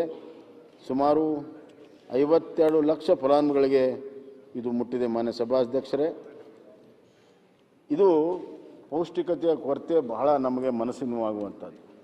ತಾಯಿ ಮತ್ತು ಮಕ್ಕಳು ಆರೋಗ್ಯ ಬಹಳ ಮುಖ್ಯ. ಇದು ಅತ್ಯಂತ ಅವಶ್ಯಕತೆ ಇದೆ. ಯಾವುದಾದ್ರೂ ಒಂದು ನಾಗರಿಕ ಸಮಾಜಕ್ಕೆ ಒಂದು ಪೌಷ್ಟಿಕ ಆಹಾರದ ಕೊರತೆ, ತಾಯಿ ಗರ್ಭದಲ್ಲಿದ್ದಾಗ ತಾಯಿಯ ಮರಣ ಆಗೋದಾಗಲಿ, ಶಿಶು ಮರಣ ಆಗೋದಾಗಲಿ, ಇದು ನಿಜವಾಗ್ಲೂ ಕೂಡ ನಮಗೆಲ್ಲರಿಗೂ ಕೂಡ ತಲೆ ತಗ್ಗಿಸುವಂಥ ವಿಚಾರ. ಇದನ್ನು ನಾವು ಇವತ್ತು ಸಂಪೂರ್ಣವಾಗಿ ಕಡಿಮೆ ಮಾಡುವಂಥ ವಿಚಾರದಲ್ಲಿ ಅತಿ ಹೆಚ್ಚು ದುಡ್ಡನ್ನು ಖರ್ಚು ಮಾಡಿ, ಮತ್ತು ವಿಶೇಷವಾಗಿ ಏನಿದೆ ಅಂದರೆ ಮಾನ್ಯ ಸಭಾಧ್ಯಕ್ಷರೇ, ದಕ್ಷಿಣ ರಾಜ್ಯದಲ್ಲಿ ಇವತ್ತು ನಮ್ಮದು 5 ರಾಜ್ಯದಲ್ಲಿ 3-4 ಹಿಂಗೆ ಕೆಲವು ನಂಬರ್ಗಳಿದೆ. ಯಾಕಂತ ನಾವು ನೋಡಿದಾಗ ಇಡೀ ರಾಜ್ಯದಲ್ಲಿ ಬೇರೆಯವ್ರಿಗಿಂತ ಎವರೇಜ್ ಚೆನ್ನಾಗಿದ್ದರು. ಒಂದು 2-3 ಜಿಲ್ಲೆಯಲ್ಲಿ ಇದು ಕೊರತೆಯಿಂದಾಗಿ ಅದು ನಮ್ಮನ್ನು ತೆಳಗೆ ತರ್ತಾ ಇದೆ. ಅದಕ್ಕೆ ಟಾರ್ಗೆಟೆಡ್ ಆಗಿ ಆ ಜಿಲ್ಲೆ, ಆ ತಾಲೂಕಿಗೆ ಮಾಡಿ ಅಲ್ಲಿನೂ ಕೂಡ ನಮ್ಮ ಸ್ಟೇಟ್ ಎವರೇಜ್ಗಿಂತ ಹೆಚ್ಚು ತರಬೇಕು ಆ ಮಕ್ಕಳಿಗೆ ಅನ್ನುವಂಥದ್ದನ್ನು, ಹಿಂದುಳಿದ ಪ್ರದೇಶ, ಶಿಕ್ಷಣದಿಂದ ಹಿಂದುಳಿದಂಥ ಪ್ರದೇಶ, ಬಡತನ ಇರುವಂಥ ಪ್ರದೇಶಕ್ಕೆ ಆ ಮಕ್ಕಳಿಗೆ ಮುಟ್ಟಿಸ್ಬೇಕು ಅಂಥೇಳಿ ವಿಶೇಷವಾದಂಥ ಅನುದಾನವನ್ನು ಕೂಡ ಕೊಟ್ಟು ಇವತ್ತು ಆ ಕೆಲಸವನ್ನು ಇವತ್ತು ನಾವು ಮಾಡಿದ್ದೇವೆ ಅನ್ನೋಂಥ ಮಾತನ್ನು ಈ ಸಂದರ್ಭದಲ್ಲಿ ನಾನು ಹೇಳಕ್ಕೆ ಇಚ್ಛಪಡ್ತೇನೆ. ಮಾನ್ಯ ಸಭಾಧ್ಯಕ್ಷರೇ, ಇವತ್ತು ಇದರ ಜೊತೆಗೆ ನಾವು ಇದು ಕೇವಲ ಸಾಮಾಜಿಕ ವಲಯದಲ್ಲಿ ಅಷ್ಟೇ ಅಲ್ಲ, ಆರ್ಥಿಕ ವಲಯದಲ್ಲೂ ಕೂಡ ಭಾಳ ದೊಡ್ಡ ಸಾಧನೆಯನ್ನು ಇವತ್ತು ನಾವು ಮಾಡಿದ್ದೇವೆ. ಮಾನ್ಯ ಸಭಾಧ್ಯಕ್ಷರೇ, ಕೋವಿಡ್ನಿಂದ ಇಂಡಸ್ಟ್ರಿಯಲೈಸೇಷನ್ನಲ್ಲಿ ಭಾಳ ಸಮಸ್ಯೆ ಆಗಿತ್ತು. ಅದನ್ನು ಪುನಶ್ಚೇತನಗೊಳಿಸೋದಕ್ಕೆ ಹಲವಾರು ಕಾರ್ಯಕ್ರಮಗಳನ್ನು ಮಾಡಿದ ಪರಿಣಾಮವಾಗಿ ಇವತ್ತು ನಾವು ಏನು ಇನ್ವೆಸ್ಟ್ಮೆಂಟ್ ಇದೆ, ಇನ್ವೆಸ್ಟ್ಮೆಂಟ್ ಬಹಳ ದೊಡ್ಡ ಪ್ರಮಾಣದಲ್ಲಿ ಇವತ್ತು ನಮ್ಮ ಕರ್ನಾಟಕಕ್ಕೆ ಹರಿದು ಬರ್ತಾ ಇದೆ. ಅದಕ್ಕೆ ಮುಖ್ಯ ಕಾರಣ ಬಜೆಟ್ ಮೇಲೆ ನಮ್ಮ ಕರ್ನಾಟಕ ರಾಜ್ಯ ಸರ್ಕಾರದ ಈಸ್ ಆಫ್ ಡೂಯಿಂಗ್ ಬಿಸ್ನೆಸ್ ಮತ್ತು ಹಲವಾರು ಕ್ರಮಗಳನ್ನು ನಾವೇನು ತೆಗೆದುಕೊಂಡಿದ್ದೇವೆ ಕಳೆದ 3 ವರ್ಷದಲ್ಲಿ. ಎರಡನೇದಾಗಿ ವೆರಿ ಬಿಗ್ ಹ್ಯೂಮನ್ ಟ್ಯಾಲೆಂಟ್ ಏನಿದೆ ನಮಗೆ, ಟೆಕ್ನಿಕಲ್ ಟ್ಯಾಲೆಂಟ್ ಇಲ್ಲಿರುವಂಥ ಒಂದು ಎಕೋಸಿಸ್ಟಮ್, ಎಂಟೈರ್ ಎಕೋಸಿಸ್ಟಮ್ ಏನಿದೆ ಅದು ಫ್ರೆಂಡ್ಲಿ ಇರೋದ್ರಿಂದ ಇವತ್ತು ಹೋದ್ಮೇಲೆ ಅಷ್ಟು ದೊಡ್ಡ ಪ್ರಮಾಣದಲ್ಲಿ ಬರುತ್ತೆ. ಕಳೆದ 5 ಕ್ವಾರ್ಟರ್ಸಿಂದ FDIದಲ್ಲಿ ನಾವು ನಂಬರ್ 1 ಇದ್ದಾರೆ. ಇಡೀ ದೇಶದಲ್ಲಿ FDIದಲ್ಲಿ ಇವತ್ತಿಗೂ ಕೂಡ ನಾವು ನಂಬರ್ 1 ಇದ್ದೇವೆ. ಮತ್ತು ಇನೋವೇಷನ್ನಲ್ಲಿ ನೀತಿ ಆಯೋಗ ಕರ್ನಾಟಕ ನಂಬರ್ 1 ಸ್ಟೇಟ್ ಅನ್ನುವಂಥದ್ದು ಇನ್ನೋವೇಷನ್ನಲ್ಲಿ ಕೂಡ ಇವತ್ತು ನಮಗೆ ಆ ಬಹುಮಾನವನ್ನು ಕೂಡ ಕೊಡ್ತಾ ಇದೆ. ಅಲ್ಲದೆ ಈಸ್ ಆಫ್ ಡೂಯಿಂಗ್ ಬಿಸ್ನೆಸ್ಸಲ್ಲಿ top state, one of the top states ಅನ್ನುವಂಥದ್ದು ಕೂಡ ಇವತ್ತು ಗುರುತಿಸಿದ್ದಾರೆ. ಹೀಗೆ ಇಂಡಸ್ಟ್ರಿಯಲೈಸೇಷನ್ಗೆ ಕೂಡ ಒತ್ತು ಕೊಟ್ಟು ಮತ್ತು ಅದರಿಂದ ಎಕಾನಮಿ ಹೆಚ್ಚಾಗಬೇಕು, ಇನ್ನೊಂದು ಉದ್ಯೋಗ ಹೆಚ್ಚಾಗಬೇಕು. ಅದಕ್ಕಾಗಿ ಮಾನ್ಯ ಸಭಾಧ್ಯಕ್ಷರೇ, ನಾವು ಹೆಚ್ಚಿಗೆ ಉದ್ಯೋಗ ಕೊಡೋರಿಗೆ ಹೆಚ್ಚಿನ ಒಂದು ಇನ್ಸೆಂಟಿವ್ ಕೊಡಬೇಕು ಅಂತೇಳಿ ಒಂದು ಪ್ರಥಮ ಬಾರಿ ದೇಶದಲ್ಲಿ ಎಂಪ್ಲಾಯ್ಮೆಂಟ್ ಪಾಲಿಸಿನ ಇದುವರೆಗೂ ಇರಲಿಲ್ಲ. ಸಾಮಾನ್ಯವಾಗಿ ಇದುವರೆಗೂ ಬರೀ ಮಾನ್ಯ ವಿರೋಧ ಪಕ್ಷದ ನಾಯಕರು ಇನಿಷಿಯೇಟ್ ಮಾಡಿ ಶುರು ಮಾಡಬೇಕು ಅಂತ ಹೇಳಿ ಕೇಳ್ಕೊಂತೀವಿ. ತಾವು ಆಯವ್ಯಯದ ಮೇಲೆ ನೀವೇನು ಹೇಳೋದು ಅರ್ಥ ಆಗಲಿಲ್ಲ. ಬಜೆಟ್ ಮೇಲೆ ಇನಿಷಿಯೇಟ್ ಮಾಡಬೇಕು ಅಂತೇಳಿ ವಿನಂತಿ ಮಾಡ್ಕೊಂತೀವಿ. ಬಜೆಟ್ ಮೇಲೆ ಭಾಷಣ ಪ್ರಾರಂಭ ಮಾಡ್ತೀನಿ. ಈಗಲೇ 4 ಗಂಟೆ ಆಯಿತು. ಇವತ್ತು ಬಜೆಟ್ ಮೇಲೆ ಭಾಷಣ ಮುಗಿಯಲ್ಲ ನಂದು. ಶುರು ಮಾಡಿ ಪ್ರಾರಂಭ ಮಾಡೋಣ. ಮತ್ತೆ 4:15 ಬೇರೆ ಫೋಟೋ ಸೆಷನ್ ಬೇರೆ ಇದೆ ಅಂತೆ. ಮೊನ್ನೆ ತೀರ್ಮಾನ ಆದದ್ದು ಬಜೆಟ್. ನಾನು I was not well yesterday, so ಅದಕ್ಕೋಸ್ಕರ ಬೆಳಿಗ್ಗೆ ಬರಲಿಲ್ಲ. ಈಗ ಬಂದಿದ್ದೀನಿ. ಮತ್ತೆ 2 ಗಂಟೆಗೆ ಶುರು ಮಾಡಿ ಅಂತ ಸ್ಪೀಕರ್ ಹೇಳಿದ್ರು. 2 ಗಂಟೆಯಲ್ಲಿ ವಿಚಾರ ಮಾಡಿದಾಗ ಇನ್ನೂ ಚೀಫ್ ಮಿನಿಸ್ಟರ್ ಉತ್ತರ ಕೊಡ್ತಾ ಇದ್ರು. ಸೊ ಹಾಗಾಗಿ ಬರೋಕ್ಕಾಗಲಿಲ್ಲ. ಅವ್ರು ಮುಗಿಸಿದ್ದೆ ಈಗ 4 ಗಂಟೆಗೆ ಶುರುವಾಗಿದೆ. 2:15ಗೆ ರಿಪ್ಲೈ, 2:15ವರೆಗೂ ರಿಪ್ಲೈನೇ ಆಗೋಯ್ತು ಅವ್ರದ್ದು. ಹಾಗಾಗಿ ಮಧ್ಯ ಊಟಕ್ಕೆ ಬಿಡೋದೇ ಒಂದು ಸ್ವಲ್ಪ ತಡ ಆಗೋಯ್ತು. ಅರ್ಧ ಗಂಟೆ ಮಾತ್ರ ಬಿಟ್ಟಿದ್ವಿ. ಒಂದು ಸ್ವಲ್ಪ ಕೋರಮ್ ಎಲ್ಲ ಆಗೋದಕ್ಕೆ ಇದು ನೋಡಿಕೊಂಡು ಇನಿಷಿಯೇಟ್ ಮಾಡಿಬಿಡಿ, ತಾವು ಶುರು ಮಾಡಿ. ಓಕೆ. ಈಗ ಒಂದು ಅರ್ಧ ಗಂಟೆ photo session are not? Photo session ಇದೆಯಾ ಇಲ್ವಾ? 4:15ಗೆ ಫೋಟೋ ಸೆಷನ್ ಇದೆ. ಅಲ್ಲ, 4:15ವರೆಗೆ ಮಾತಾಡ್ಲಾ? 4:15ವರೆಗೂ ಮಾತಾಡಿ, ಆಮೇಲೆ ನಾಳೆ ಮಾತಾಡಿದ್ರಾಯ್ತು. ಅದೇ 4:15. ಮಾನ್ಯ ಅಧ್ಯಕ್ಷರೇ, ಬೆಳಿಗ್ಗೆ ನಾನು ಬರಲಿಕ್ಕಾಗಲಿಲ್ಲ. ಯಾಕೆ ನಿನ್ನೆ ನನಗೆ ಸ್ವಲ್ಪ ಜ್ವರ ಬಂದಿತ್ತು, ಹಾಗಾಗಿ ಬೆಳಿಗ್ಗೆ ಬರಲಿಲ್ಲ. ನನಗೆ ಸ್ಪೀಕರ್ಗೆ ನಾನು ಮನವಿ ಮಾಡ್ಕೊಂಡಿದ್ದೆ, 21ನೇ ತಾರೀಕಿನಿಂದ ನಾನು ಪ್ರವಾಸ ಹೋಗ್ಬೇಕಾಗ್ತದೆ.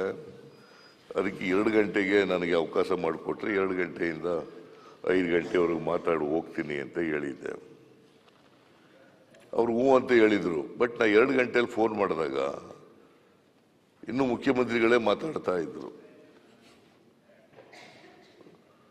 ಸೊ ಮುಖ್ಯಮಂತ್ರಿಗಳು 2:15ವರೆಗೂ ಮಾತಾಡಿರಬೇಕು ಅನ್ನೋದು ಕಾಣಿಸುತ್ತೆ. ನಾನು 2:15ಗೆ ಬಂದೆ. ಅಷ್ಟೊತ್ತಿಗಾಗಲೇ ಅಲ್ಲ, ಇವರು ವಾಕೌಟ್ ಮಾಡಿ ಹೊರಗಡೆ ಬಂದಿದ್ದರು. ಆಗ್ತಾನೆ ಬಂದೆ. ನಾನು ಅಷ್ಟೊತ್ತಿಂದ ಕಾಯ್ತಾ ಕೂತಿದ್ದೆ. ಕೋರಮ್ ಆಗಿರಲಿಲ್ಲ ಅಂತ ಹೇಳಿದ್ರು, ಅದಕ್ಕೋಸ್ಕರ ಕೂತಿದ್ದೆ ನಾನು ಚೇಂಬರ್ಲಿ. ನಾನು ಈಗ ಪ್ರಾರಂಭ ಮಾಡ್ತೀನಿ. ಪ್ರಾರಂಭ ಮಾಡಿ 4:15ವರೆಗೆ ಮಾತಾಡಿ, ಆಮೇಲೆ 4:15 ನೀವು ಕ್ವಶನ್ ಅವರ್ ಇದೆಯಾ? ಫೋಟೋ ಸೆಷನ್ ಮುಗಿಸಿ ಆದ್ಮೇಲೆ ಕ್ವಶನ್ ಅವರ್ ತಗೊಳ್ಳಿ, ಮುಗಿಸಿ ಆಮೇಲೆ ನಾನು ನಾಳೆ ಕಂಟಿನ್ಯೂ ಮಾಡ್ತೀನಿ. 3/4 ಗಂಟೆ ಹೇಗೂ ನಾನು ಜ್ವರ ಇದ್ದದ್ರಿಂದ ನಾಳೆ ಪ್ರೋಗ್ರಾಮ್ ಕ್ಯಾನ್ಸಲ್ ಮಾಡಿದ್ದೀನಿ, ನಾನು ಮುಂದಕ್ಕೆ ಹಾಕಿದ್ದೀನಿ. ಮಾನ್ಯ ಅಧ್ಯಕ್ಷರೇ, ಮಾನ್ಯ ಮುಖ್ಯಮಂತ್ರಿಗಳು, ಹಣಕಾಸಿನ ಮಂತ್ರಿಗಳು ಕೂಡ ಅವರು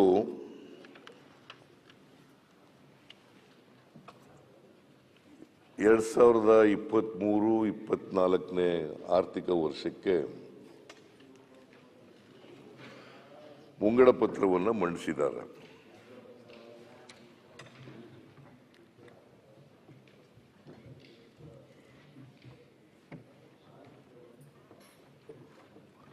ಮುಂಗಡ ಪತ್ರವನ್ನು ಮಂಡಿಸಿದ್ದಾರೆ.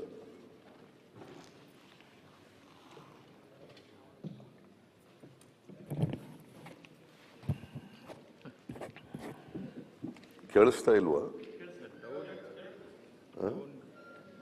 ಅವ್ರಿಗೆಲ್ಲ ಕೇಳಿಸ್ತಾ ಇದೆಯಾ? ಮುಂಗಡ ಪತ್ರವನ್ನು ಮಂಡಿಸಿದ್ದಾರೆ.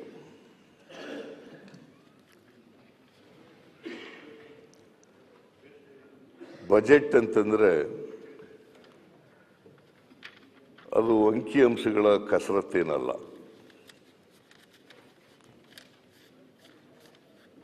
ಪ್ರತಿಯೊಬ್ಬ ಪ್ರಜೆಯ ಲೆಕ್ಕಾಚಾರ ಇದು. ಪ್ರತಿ ಮನೆಯ ಗೃಹಿಣಿಯ ಆಯವ್ಯಯ ಇದು. ಒಂದು ರಾಜ್ಯದ ಆಯವ್ಯಯ ಅಂತಂದ್ರೆ ಇಡೀ ರಾಜ್ಯದ ಹಿನ್ನೋಟನೂ ಇರಬೇಕು, ಮುನ್ನೋಟನೂ ಇರಬೇಕು. ಈಗ ಸ್ವಾತಂತ್ರ್ಯ ಬಂದು 75 ವರ್ಷಗಳಾಗಿದ್ದಾವೆ. ಈ 75 ವರ್ಷಗಳಲ್ಲಿ ಏನಾಗಿದೆ ಅಂತಕ್ಕಂಥದ್ದು ಒಂದು ಚಿತ್ರ. ಆರ್ಥಿಕವಾಗಿ, ಸಾಮಾಜಿಕವಾಗಿ ಏನಾಗಿದೆ, ಮುಂದಿನ ವರ್ಷ ಅಥವಾ ಮುಂದೆ ಬರ್ತಕ್ಕಂಥ ಸಮಯ, ಆಗ ನಾವು ಏನು ಮಾಡ್ತೀವಿ ಅಂತಕ್ಕಂಥದ್ದು ಜನರ ಸಮಸ್ಯೆಗಳೇನು ಪ್ರಸ್ತುತ, ಆ ಸಮಸ್ಯೆಗಳಿಗೆ ಹೇಗೆ ನಾವು ಬಜೆಟ್ ಮೂಲಕ ಪರಿಹಾರವನ್ನು ಕೊಡಲಿಕ್ಕೆ ಪ್ರಯತ್ನವನ್ನು ಮಾಡ್ತೀವಿ ಅಂತ.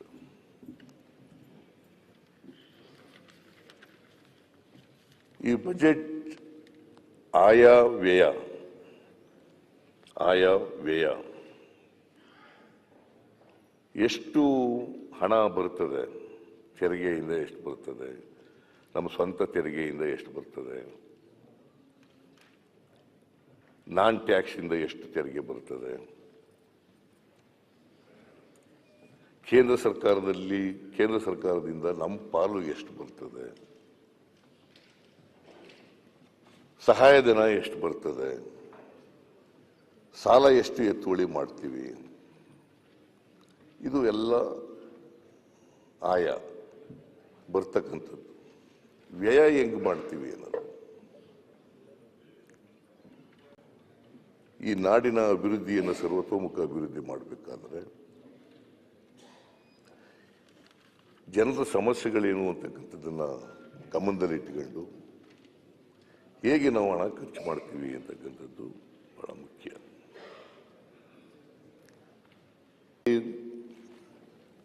ಬಜೆಟ್ ಗಾತ್ರ 3,09,182 ಕೋಟಿ ರೂಪಾಯಿ.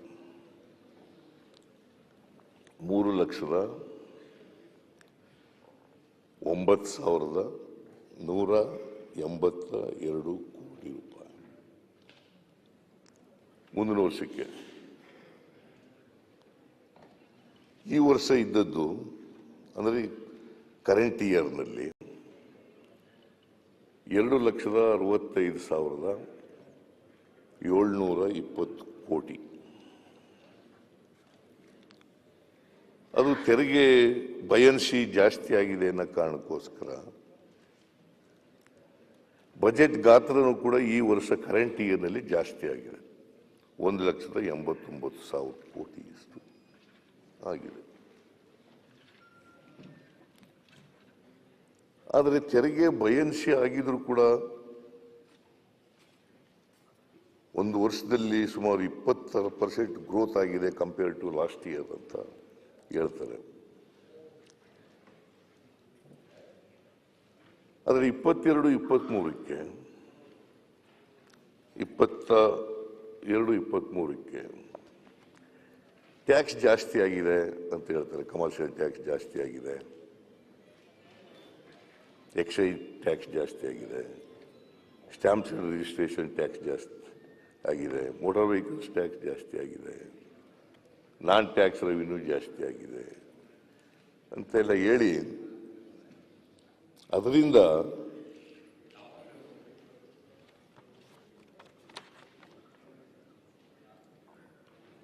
ಕಳೆದ ವರ್ಷ ಅಂದರೆ ಈ ವರ್ಷ budget ಮಂಡಿಸಿದಾಗ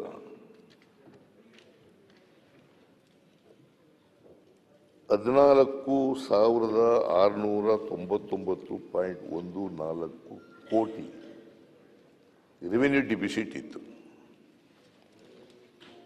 revenue deficit, it's not A revenue surplus, revenue deficit $14,699 ಮತ್ತು 14 ಕೋಟಿ ರೂಪಾಯಿಗಳು. ರಿವೈಸ್ಡ್ ಎಸ್ಟಿಮೇಟ್ನಲ್ಲಿ, ಇದು ಬಜೆಟ್ ಎಸ್ಟಿಮೇಟ್ಸ್, ರಿವೈಸ್ಡ್ ಎಸ್ಟಿಮೇಟ್ಸ್ನಲ್ಲಿ ಅದನ್ನು ಕಡಿಮೆ ಮಾಡಿದ್ದೀವಿ ಬಿಕಾಸ್ ಆಫ್ ದಿ ಟ್ಯಾಕ್ಸ್ ಬಯನ್ಸಿ ಅಂತ ಹೇಳಿದ್ದಾರೆ. ಇದು ಕೂಡ ಮಾರ್ಚ್ ಎಂಡ್ವರೆಗೆ 5,09,96.50 ಕೋಟಿ ಡಿಫಿಸಿಟ್ ಆಗ್ತದೆ. Not 14,000 crores, 14,699 crores, but revised ಎಸ್ಟಿಮೇಟ್ನಲ್ಲಿ ಕಡಿಮೆ ಆಗಿದೆ ರೆವಿನ್ಯೂ ಡಿಫಿಸಿಟ್ ಅಂತ ಹೇಳ್ತಾರೆ. ಮುಂದಿನ ವರ್ಷಕ್ಕೆ 23-24ಕ್ಕೆ ಇದೇ ಟ್ಯಾಕ್ಸ್ ಬಯನ್ಸಿ ಕಂಟಿನ್ಯೂ ಆಗ್ತದೆ. ನಾವು ರೆವಿನ್ಯೂ ಡಿಫಿಸಿಟ್ ಇದ್ದದನ್ನು ಸರ್ಪ್ಲಸ್ ತಗೊಳ್ತೀವಿ ಅಂತ ಹೇಳಿದ್ದಾರೆ. 402 ಕೋಟಿ, 402.43 ಕೋಟಿಗಳನ್ನು ರೆವಿನ್ಯೂ ಸರ್ಪ್ಲಸ್ ಮಾಡ್ತೀವಿ ಅಂತ ಹೇಳಿದ್ದಾರೆ. ಇದು ಅಂದಾಜು. ಯಾಕಂದ್ರೆ ಇವರು ಮುಂದಿನ ವರ್ಷ ಇರೋದಿಲ್ಲ. ಯಾಕಂದ್ರೆ ಅದಕ್ಕೆ ನಾನು ಹೇಳಿದೆ ರಿಯಾಕ್ಟ್ ಮಾಡುವಾಗ, ಈ ಬಿಜೆಪಿ ಸರ್ಕಾರದ ಇದು ಕೊನೆ ಬಜೆಟ್, ಈ ಟರ್ಮ್ನಲ್ಲಿ ಕೊನೆ ಬಜೆಟ್, ಜೊತೆಗೆ ನಿರ್ಗಮನದ budget.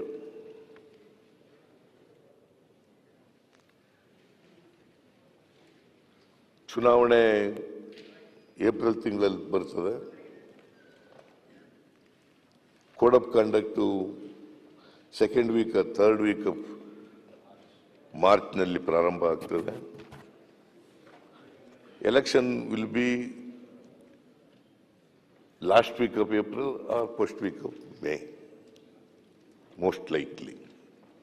I don't know the correct date because Election Commission has to fix up the election date. ನಾನು ಅಂದಾಜು ಮಾಡಿರೋದು ಇಷ್ಟು ಆಗ್ಬಹುದು ಅಂತ. ಹೆಚ್ಚು ಕಡಿಮೆ ಇನ್ನೊಂದು ತಿಂಗಳು ಅಷ್ಟೇನೆ.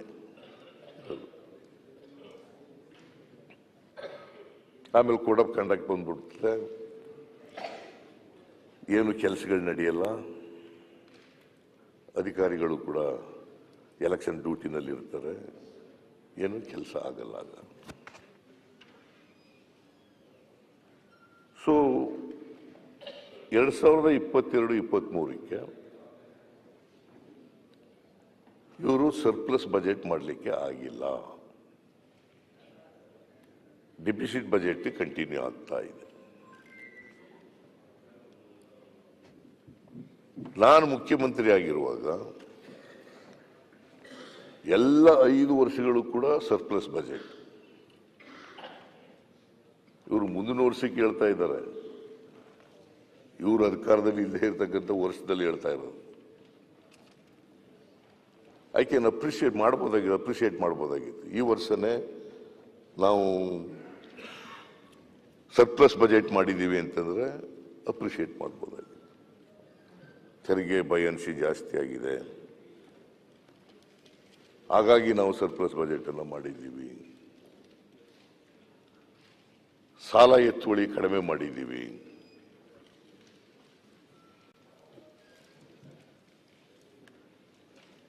ಅಂತ ಹೇಳ್ತಾರೆ.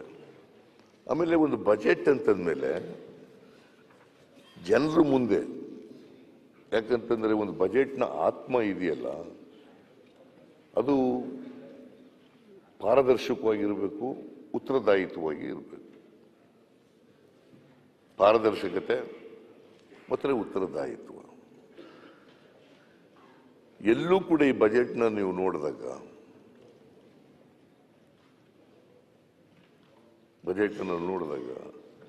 ಪಾರದರ್ಶಕತೆ ಆಗಲಿ, ಉತ್ತರದಾಯಿತ್ವ ಆಗಲಿ, ಜನರಿಗೆ ಸತ್ಯ ಹೇಳ್ತಕ್ಕಂಥದ್ದಾಗಲಿ ಆ ಪ್ರಯತ್ನ ನಡೆದಿಲ್ಲ ಇಲ್ಲಿ.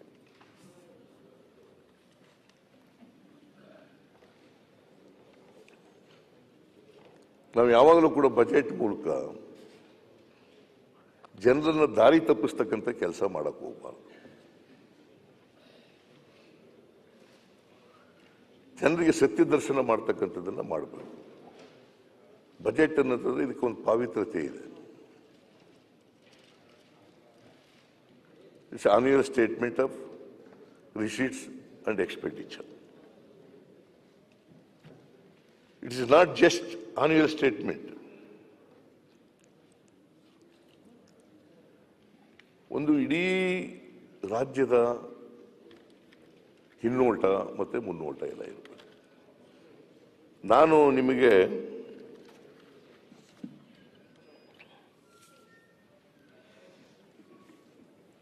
ಕೊನೆಯ ಬಜೆಟ್ ನಾನು 18-19 ಲಾಸ್ಟ್ ಬಜೆಟ್ಸ್ ಮಂಡಿಸಿದ್ದೆ ನಾನು. ಇದು ನನ್ನ ಕೊನೆಯ ಬಜೆಟ್ ಆಗಿರೋದ್ರಿಂದ ನಾವು ಏನು 2013 ಏನೆಲ್ಲ ಭರವಸೆಗಳನ್ನು ನಮ್ಮ ಮ್ಯಾನಿಫೆಸ್ಟೋ ಮೂಲಕ ಕೊಟ್ಟಿದ್ದೋ ಅವನ್ನೆಲ್ಲ ಪ್ರಸ್ತಾಪ ಮಾಡಿ ಆಮೇಲೆ ಮುಂದೆ ಏನು ಮಾಡ್ತೀವಿ ಅಂತ ಎಲ್ಲ ಹೇಳಿದ್ದು ನಾವು ಇದರಲ್ಲಿ. ಬೇಕಾದ್ರೆ it is available in the government. ನಾವು 165 ಭರವಸೆಗಳಲ್ಲಿ 157 ಅಥವಾ 158 ಭರವಸೆಗಳನ್ನು ಈಡೇರಿಸಿದ್ದು. All it's on it's a card, it's a government document. ಇಲ್ಲೇ ಓದಿರೋದು ನಾನು.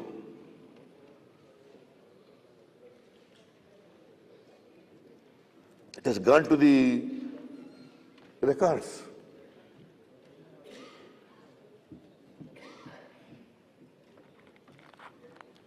ನೂರ 65 ಭರವಸೆಗಳಲ್ಲಿ 157 ಭರವಸೆಗಳನ್ನು ಈಡೇರಿಸಿದ್ದೀವಿ. More than 90% of the promises are implemented.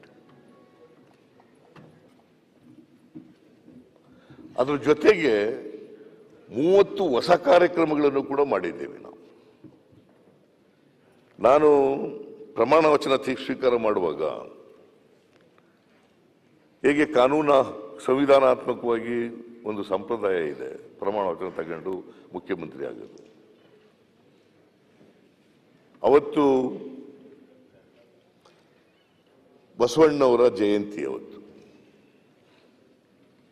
May 13, 2013, May 13, 2013 ಬಸವಣ್ಣವ್ರ ಜಯಂತಿ. ಅವತ್ತು ಇನ್ನೊಂದು ಪ್ರಮಾಣ ಮಾಡಿದ್ದೆ ನಾನು, ಕೊಟ್ಟ ಮಾತಿನಂತೆ ನಡ್ಕಬೇಕು.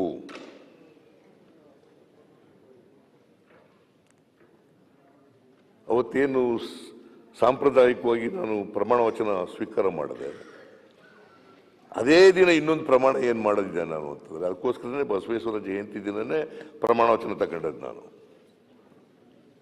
ಏನು ಮಾಡಿದ್ದೆ ಅಂತಂದ್ರೆ, ಹೇಗೆ ಬಸವಾದಿ ಶರಣರು ಕೊಟ್ಟ ಮಾತಿನಂತೆ ನಡ್ಕೊಂಡಿದ್ರು, ನಾನು ಕೂಡ ಮುಖ್ಯಮಂತ್ರಿಯಾಗಿ ಎಲ್ಲ ಭರವಸೆಗಳನ್ನು ಈಡೇರಿಸಬೇಕು ಅಂತಕ್ಕಂಥ ಪ್ರಮಾಣ ವಚನವನ್ನ ನಾನು ಅವತ್ತು ಕೂಡ ಜನಗಳಿಗೆ ಕೊಟ್ಟಿದ್ದೆ. ಆ ಪ್ರಮಾಣನೂ ಕೂಡ ನಾನು ಮಾಡಿದ್ದೆ.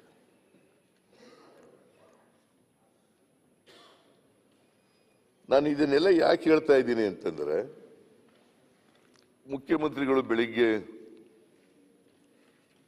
ಉತ್ತರ ಕೊಡುವಾಗ ರಾಜ್ಯಪಾಲರ ವಂದನಾ ನಿರ್ಣಯದ ಮೇಲೆ ಉತ್ತರ ಕೊಡುವಾಗ ಹೇಳಿದ್ರು. ನಾನು ಮಾತನಾಡುವಾಗ ರಾಜ್ಯಪಾಲರ ಭಾಷಣದ ಮೇಲೆ ಮಾತಾಡುವಾಗ ಹೇಳಿದ್ದೆ, 2018ರಲ್ಲಿ ಬಿಜೆಪಿ ಪಕ್ಷ 600 ಭರವಸೆಗಳನ್ನು ಕೊಟ್ಟಿದ್ದಾರೆ. 600 ಭರವಸೆಗಳಲ್ಲಿ not even 10% of them are implemented ಅಂತ ಹೇಳಿದ್ದೆ. ಅದಕ್ಕೆ ಸಿದ್ದರಾಮಯ್ಯನವರು ಸುಳ್ಳು ಹೇಳ್ತಾ ಇದ್ದಾರೆ. ಅವರು ಮ್ಯಾನಿಫೆಸ್ಟೋನಲ್ಲೂ ಕೂಡ not even 30% of them are implemented ಅಂತ ಹೇಳಿದ್ದಾರೆ ಅಲ್ಲ. Not even 30% of them are implemented. ನಾನು ನಮ್ಮ ಮ್ಯಾನಿಫೆಸ್ಟೋನ ಸದನದ ಮುಂದೆ ಮ್ಯಾನಿಫೆಸ್ಟೋನು ಕೂಡ ತಗೊಂಡ್ಬಂದಿದ್ದೀನಿ ನಾನು. ನಮ್ಮ ಮ್ಯಾನಿಫೆಸ್ಟೋ ಅವ್ರ ಮ್ಯಾನಿಫೆಸ್ಟೋನು ಕೂಡ ಇರಲಿ. Let it be a debate on that. ನಾವೆಷ್ಟು ಮ್ಯಾನಿಫೆಸ್ಟೋನಲ್ಲಿ ನಾವು ಎಷ್ಟು ಏನು ಹೇಳಿದ್ದೋ ನಾವು ಎಷ್ಟು ಇಂಪ್ಲಿಮೆಂಟ್ ಮಾಡಿದ್ವಿ, ಅವ್ರ ಮ್ಯಾನಿಫೆಸ್ಟೋದಲ್ಲಿ ಏನು ಹೇಳಿದ್ರು ಅವ್ರು ಎಷ್ಟು ಇಂಪ್ಲಿಮೆಂಟ್ ಮಾಡಿದ್ರು. Let there be a debate. Wrong information, wrong message should not go to the people of Karnataka.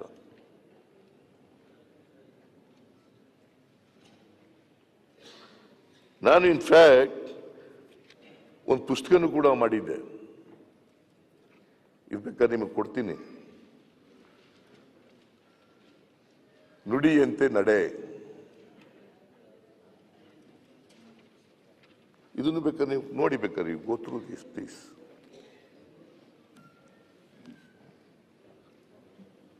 ನೀವು ಬೇಕಾದ್ರೆ ಕಳಿಸ್ಕೊಡ್ಲ ಅದನ್ನ. ನೋಡಪ್ಪ, ಅಲ್ಲ ನೀವಲ್ಲ, ಅವರು ಇಲ್ಲಿ ಯಾರು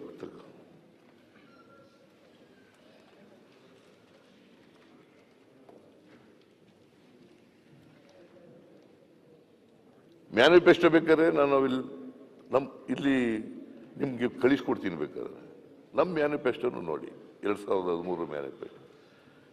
ಇವರು 2018ರಲ್ಲಿ ಕೊಟ್ಟಿರ್ತಕ್ಕಂಥ ಮ್ಯಾನಿಫೆಸ್ಟೋನು ನೋಡಿ. ಯಾರು ನುಡಿದಂತೆ ನಡೆದಿದ್ದಾರೆ, ಯಾರು ನುಡಿದಂತೆ ನಡೆದಿಲ್ಲ. Let the people of Karnataka know this.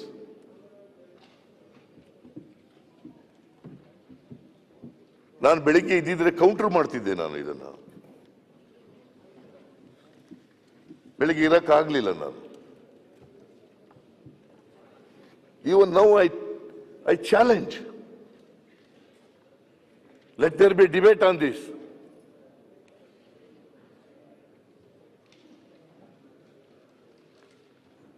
ನಾನು ಬಹಳ ಹೆಮ್ಮೆಯಿಂದ ಹೇಳ್ತೀನಿ,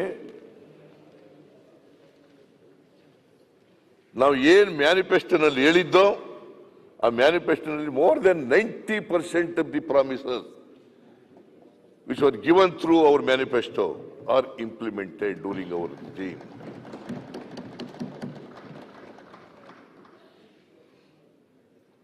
ಅವರು ಹೇಳಲಿ ಬೇಕಾದ್ರೆ ಎರಡು. ಅವರು ನೀವು if you permit me and ಅವ್ರಿಗೂ ಹೇಳಿ, ಎರಡು ಮ್ಯಾನಿಫೆಸ್ಟೋಗಳ ಬಗ್ಗೆ ಚರ್ಚೆ ಮಾಡೋಣ.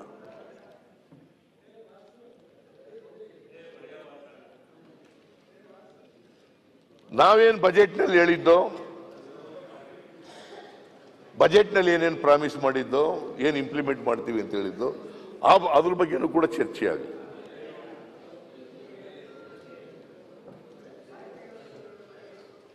90% of in their manifesto, the promises which are made in their manifesto, not implemented.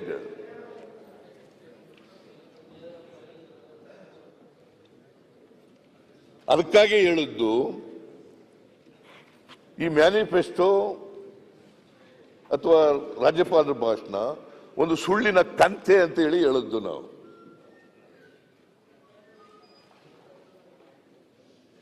ಸುಳ್ಳಿನ ಕಂತೆ. ಈಗ ಮಂಡಿಸಿರ್ತಕ್ಕಂಥ ಬಜೆಟ್ ಕೂಡ ಚುನಾವಣಾ ಬಜೆಟ್ ಇದು, ಅವರ ಸರ್ಕಾರದ ನಿರ್ಗಮನದ ಬಜೆಟ್ ಇದು. ಈ ಮ್ಯಾನಿಫೆಸ್ಟೋನಲ್ಲೂ ಕೂಡ ಹೋದ ವರ್ಷದ ಮ್ಯಾನಿಫೆಸ್ಟೋ ಬಜೆಟ್ನಲ್ಲಿ 206 ಹೊಸ ಕಾರ್ಯಕ್ರಮಗಳನ್ನು ಹೇಳಿದ್ರು. 206 ಹೊಸ ಕಾರ್ಯಕ್ರಮಗಳನ್ನು ಹೇಳಿದ್ರು. 206 ಹೊಸ ಕಾರ್ಯಕ್ರಮಗಳಲ್ಲಿ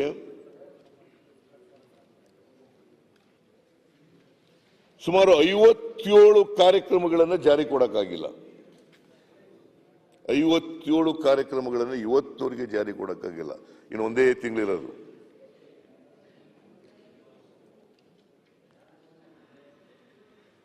ಆಮೇಲೆ ಜನವರಿ 8ವರೆಗೆ ಒಟ್ಟು ಖರ್ಚಿದೆಯಲ್ಲ, ಬಜೆಟ್ನಲ್ಲಿ ತೋರಿಸಿರ್ತಕ್ಕಂಥ ಖರ್ಚಿದೆಯಲ್ಲ, ಅದರಲ್ಲಿ ಓನ್ಲಿ 56% ಆರ್ ಎಕ್ಸ್ಪೆಂಡಿಚರ್ ಆಗಿರ್ತಕ್ಕಂಥದ್ದು. ಓನ್ಲಿ 56%. ಫೆಬ್ರವರಿ, ಮಾರ್ಚ್ನಲ್ಲಿ ಕೋಡ್ ಆಫ್ ಕಂಡಕ್ಟ್ ಬರ್ತದೆ, ಮಾಡೋಕ್ಕಾಗಲ್ಲ. ಆಮೇಲೆ ಟ್ರೆಜರಿ ಲಾಕ್ ಮಾಡ್ತಾರೆ, ಮಾಡೋಕ್ಕಾಗಲ್ಲ. ಒಂದು ತಿಂಗಳಲ್ಲಿ ಇನ್ನು 44% ಮಾಡೋಕ್ಕಾಗ್ತದ?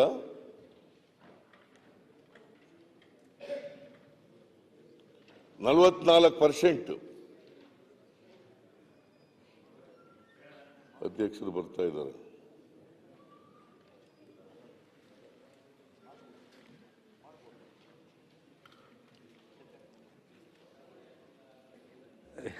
ಈಗ ನಾನು ಬಂದ ಮೇಲೆ ನೀವು ಗಡಿಯಾರ ನೋಡೋದು ಬೇಡ. ನಾನು ಬಂದ ಮೇಲೆ ನೀವು ಗಡಿಯಾರ ನೋಡಿದ್ರಿ, ಇನ್ನೂ ಒಂದು 15 ನಿಮಿಷ ಜಾಸ್ತಿನೇ ಮಾತಾಡಿ ಇವತ್ತು, ನಾಳೆ ಆಮೇಲೆ ಮುಂದುವರಿಸ್ಬೋದು. ನೀವು 4:45 ತನಕ ಮಾತಾಡಿ.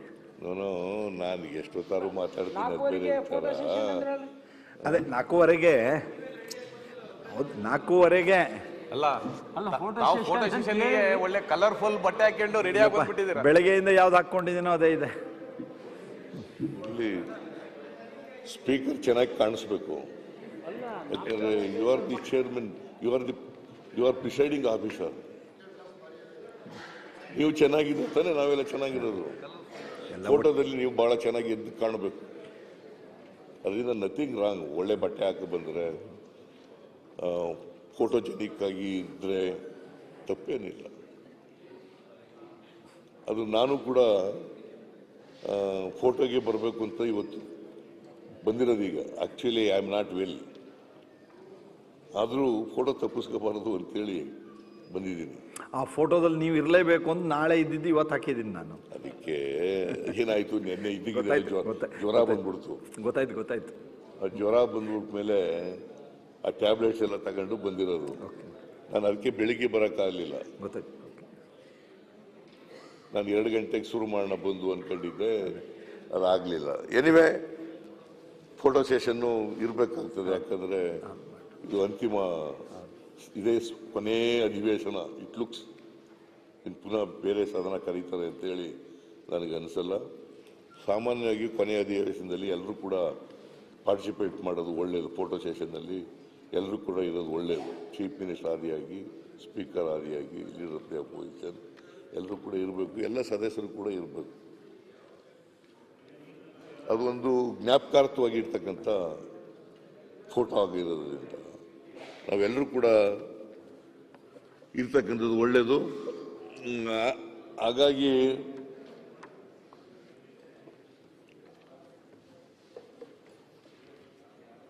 ಸೊ ನಾನು ಒಂದು ಏನು ಹೇಳ್ತಾ ಇದ್ದೆ ಅಂತಂದ್ರೆ, ಮಾನ್ಯ ಅಧ್ಯಕ್ಷರೇ,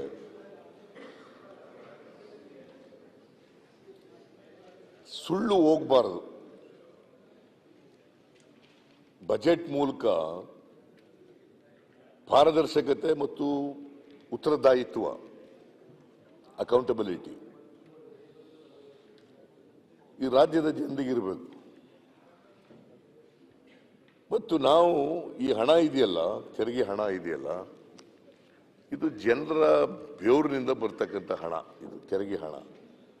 ಇನ್ನೊಂದಿದೆ, ಏನಾಗಿದೆ ಅಂತಂದ್ರೆ ಸಾಮಾನ್ಯವಾಗಿ ಜನರ ತಿಳುವಳಿಕೆ ಹೆಂಗಿದೆ ಅಂತಂದ್ರೆ, ತೆರಿಗೆ ಕಟ್ಟೋರೆಲ್ಲ ಇನ್ಕಮ್ ಟ್ಯಾಕ್ಸ್ ಪೇಯಿಗಳು ಅನ್ನೋ ಥರ ಇದೆ. ತೆರಿಗೆ ಕಟ್ಟೋರು ಇದಾರಲ್ಲ ಅವರೆಲ್ಲರೂ ಇನ್ಕಮ್ ಟ್ಯಾಕ್ಸ್ ಪೇಯಿಗಳು ಮಾತ್ರ ತೆರಿಗೆ ಕಟ್ಟೋರು ಅಂತ. ಆಕ್ಚುಲಿ ಗ್ರಾಹಕರು ಇದಾರಲ್ಲ, ಬರೀ ಸೂಟು ಬೂಟ್ ಹಾಕೊಳ್ಳಿರೋರು ಅಷ್ಟೇ ತೆರಿಗೆ ಕಟ್ಟೋದಲ್ಲ. ಬಡವರು, ರೈತರು, ಕಾರ್ಮಿಕರು, ದಲಿತರು, ಯಾರ್ಯಾರು ಜನ ಸೂಟ್ ಬೂಟ್ ಹಾಕಿರೋರು ಕಟ್ತಾರೆ ತೆರಿಗೆನ. ಹಂಗೆ ಅರಕಲ್ ಪಟ್ಟಿ ಹಾಕೊಂಡಿರೋರು ತೆರಿಗೆ ಕಟ್ತಾರೆ. ಈಗ ಬೆಂಕಿ ಪೊಟ್ಟಣದ ಮೇಲೆ ಟ್ಯಾಕ್ಸ್ ಇರ್ತದೆ, ಬಿಸ್ಕಟ್ ತಗೊಳ್ಳೋದ್ರಲ್ಲಿ ಟ್ಯಾಕ್ಸ್ ಇರ್ತದೆ. ಆ ಟ್ಯಾಕ್ಸ್ ಎಲ್ಲ ಕಟ್ಟವ್ರು ಯಾರು? ಅದಕ್ಕೆ there are 2 types of taxes, direct taxes and indirect taxes. ಇದು ಬಡವನ ಬೆವರಿನಿಂದ ಬರ್ತಕ್ಕಂಥ ಹಣ. ಇದು ಕಾರ್ಮಿಕರು ಉತ್ಪಾದನೆ ಮಾಡಿದಂಥ ಉತ್ಪಾದನಾ ವಸ್ತುಗಳು, ಕೈಗಾರಿಕಾ ವಲಯದಲ್ಲಿ ಕಾರ್ಮಿಕರು ಉತ್ಪಾದನೆ ಮಾಡತಕ್ಕಂಥ ಕೈಗಾರಿಕಾ ವಸ್ತುಗಳಿದ್ದಾವಲ್ಲ, ಅವರು ಮಾರಾಟದಿಂದ, ಅವರ ರಫ್ತಿನಿಂದ ಬರ್ತಕ್ಕಂಥ ಆದಾಯನೂ ಕೂಡ ಇದೆ. ಜನರು ಕೊಡ್ತಕ್ಕಂಥ ತೆರಿಗೆ ಹಣದಿಂದ ಬರ್ತಕ್ಕಂಥ ಆದಾಯ ಇದೆ. ಈ ಆದಾಯನ ಬಹಳ ಎಚ್ಚರಿಕೆಯಿಂದ ಖರ್ಚು ಮಾಡಬೇಕಾಗಿರ್ತಕ್ಕಂಥದ್ದು ನಮ್ಮ ಜವಾಬ್ದಾರಿ. ಯಾವುದೇ ಸರ್ಕಾರ ಅದಕ್ಕೆ ಜನರಿಗೆ ಉತ್ತರದಾಯಿತ್ವ ಇರಬೇಕು ಅಂತಕ್ಕಂಥದ್ದು, ಅದಕ್ಕೆ ಪಾರದರ್ಶಕವಾಗಿರಬೇಕು ಅಂತಕ್ಕಂಥದ್ದು.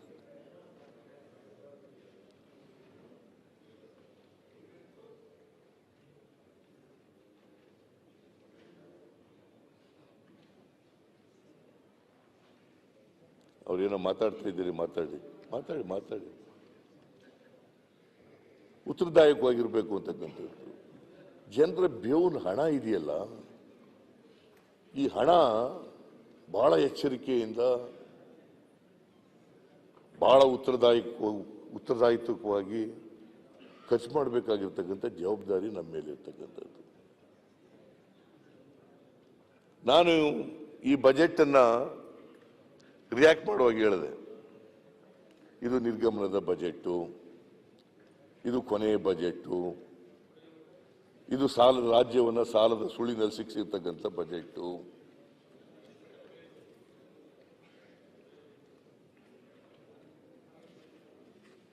ಇದು ರೈತರ ವಿರೋಧಿ ಬಜೆಟ್ಟು, ಬಡವರ ವಿರೋಧಿ ಬಜೆಟ್ಟು, ದಲಿತರ ವಿರೋಧಿ ಬಜೆಟ್ಟು,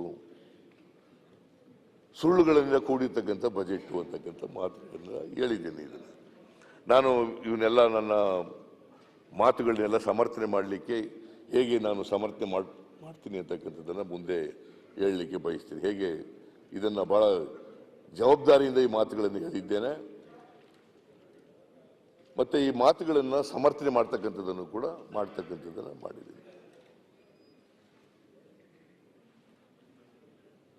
ಈ ಸರ್ಕಾರ ಒಂದು ಚಾಳಿ ಕಲ್ತ್ಕೊಬಿಟ್ಟದೆ. ಏನಪ್ಪ ಅದು ಚಾಳಿ ಅಂತಂದ್ರೆ, ನಾವೇನಾದ್ರು ಅಲಿಗೇಷನ್ ಮಾಡಿದ್ರೆ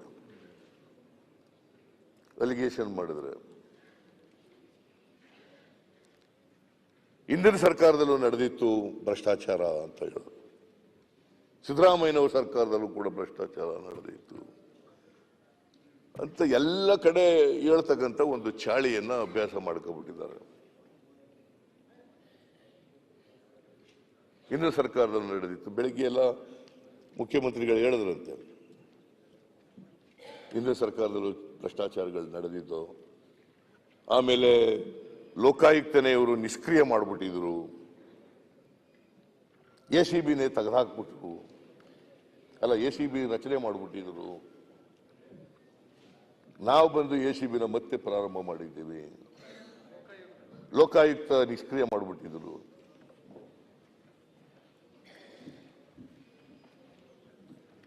ನಾನು ಕೇಳ್ತೀನಿ, ನಾನು ಮುಖ್ಯಮಂತ್ರಿ ಆಗಿರುವಾಗ 5 ವರ್ಷ, ಇನ್ಕ್ಲೂಡಿಂಗ್ ಬಸವರಾಜ ಬೊಮ್ಮಾಯಿ, ವಿರೋಧ ಪಕ್ಷದಲ್ಲಿ ಇದ್ರಲ್ಲ ನೀವು, ಜಗದೀಶ್ ಶೆಟ್ಟರು ವಿರೋಧ ಪಕ್ಷದ ನಾಯಕರಾಗಿದ್ದರಲ್ಲ.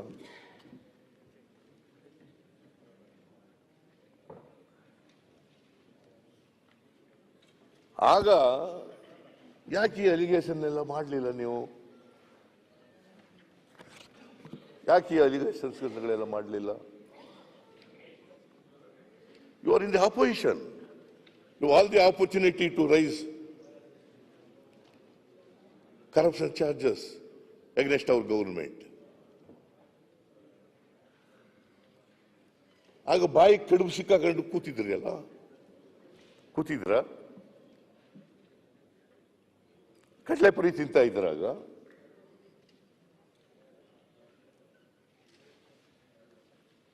They could have raised. They could have demanded for the enquiry.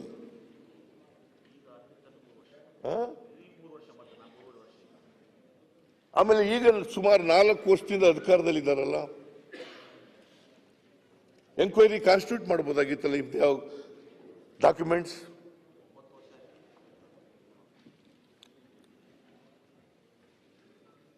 ನಮ್ಮ ಕಾಲದಲ್ಲಿ ವಿರೋಧ ಪಕ್ಷದ ನಾಯಕರು ಕೂತ್ಕೊಳ್ಳಿ, ಜಗದೀಶ್ ಅವಕಾಶ ಕೊಟ್ರೆ ಮಾತಾಡ್ತೀನಿ. ಯಾಕಂದ್ರೆ ನೀವು ರೇಸ್ ಮಾಡಿದ್ರಿ, ನನ್ನ ಹೆಸರು ಪರ್ಟಿಕ್ಯುಲರ್ಲಿ ಹೇಳಿದ್ರಿ, ಆ ಹಿನ್ನೆಲೆಯಲ್ಲಿ ನಾನು ಕೇಳ್ತಾ ಇದ್ದೀನಿ. ನಾನು ವಿರೋಧ ಪಕ್ಷದ ನಾಯಕನಿದ್ದಾಗ ಅರ್ಕಾತಿ ವಿಷಯವಾಗಿ ನಾನು ವಿಷಯಗಳನ್ನು ರೇಸ್ ಮಾಡಿದ್ದೆ ಇದೇ ಅಸೆಂಬ್ಲಿಲಿ. ಭಾಳ ದೊಡ್ಡ ಪ್ರಮಾಣದಲ್ಲಿ ಚರ್ಚೆ ಆಯಿತು. ಅದ್ರ ಬಗ್ಗೆ ತಾವು ವಿಚಾರಗಳನ್ನು ಹೇಳಿದ್ವಿ. ಕೊನೆಗೆ ಲಾಸ್ಟು ತಾವೇನು ಒಂದು ಎನ್ಕ್ವೈರಿ ಕಮಿಷನ್ ನೇಮಕ ಆಯಿತು. ಜಸ್ಟಿಸ್ ಕೆಂಪಣ್ಣ ಅವ್ರದ್ದು, ರಿಟೈರ್ಡ್ ಜಡ್ಜ್, ಅವ್ರ ನೇತೃತ್ವದಲ್ಲಿ ಒಂದು ಕಮಿಟಿ ನೇಮಕ ಆಯಿತು. ಎನ್ಕ್ವೈರಿ ಆಯಿತು. 1 ವರ್ಷಗಟ್ಟಲೆ ಅವರು ಎಲ್ಲ ಸಾಕ್ಷಿ ಪುರಾವೆ ಪೇಪರ್ಸು ಎಲ್ಲ ತೆಗೆದುಕೊಂಡು ಎಲ್ಲ ಒಂದು ರಿಪೋರ್ಟ್ ರೆಡಿ ಮಾಡಿದರು. ನೀವು ಮುಖ್ಯಮಂತ್ರಿ ಇದ್ದಂಥ ಸಂದರ್ಭದಲ್ಲೇ ಆ ರಿಪೋರ್ಟನ್ನು ನಿಮಗೆ ಸಬ್ಮಿಟ್ ಮಾಡಿದರು. ಸಬ್ಮಿಟ್ ಮಾಡಿದ ಮೇಲೆ ನಿಮ್ಮ ಅವಧಿಯಲ್ಲಿ ಆ ರಿಪೋರ್ಟನ್ನು ನಾನು ಹಲವಾರು ಬಾರಿ ವಿಧಾನಸಭೆಯಲ್ಲಿ ನಾನು ಪ್ರಶ್ನೆ ಮಾಡಿದೆ. ಆಯ್ತಪ್ಪ, ಅರ್ಕಾವತಿ ನೀವು ಆ ಏನು ನ್ಯಾಯಮೂರ್ತಿ ಕೆಂಪಣ್ಣವರ ಆಯೋಗ ನೇಮಕ ಮಾಡಿದ್ರಿ, ನಂದೇನಿತ್ತು ಸಿಟ್ಟಿಂಗ್ ಹೈಕೋರ್ಟ್ ಜಡ್ಜ್ ಕಡೆ ಮಾಡಿಸ್ರಿ ಅಂತ ಹೇಳಿದ್ರು. ಆದ್ರೆ ನೀವು ನೇಮಕ ಮಾಡಿದ್ರಿ, ಓಕೆ. ಅದಾದ ಮೇಲೂ ಸಹಿತ ಎಲ್ಲೋ ಎವಿಡೆನ್ಸ್ ಆಯಿತು, ರಿಪೋರ್ಟ್ ರೆಡಿ ಆಯಿತು, ನಿಮ್ಗೆ ಸಬ್ಮಿಟು ಮಾಡಿದರು. ಆದರೆ ನಿಮ್ಮ ಅವಧಿಯಲ್ಲಿ ನೀವು ಮುಖ್ಯಮಂತ್ರಿ ಆಗುವವರೆಗೂ ಆ ರಿಪೋರ್ಟನ್ನು ವಿಧಾನಮಂಡಲಕ್ಕೆ ಮಂಡನೆ ಮಾಡಲಿಲ್ಲ.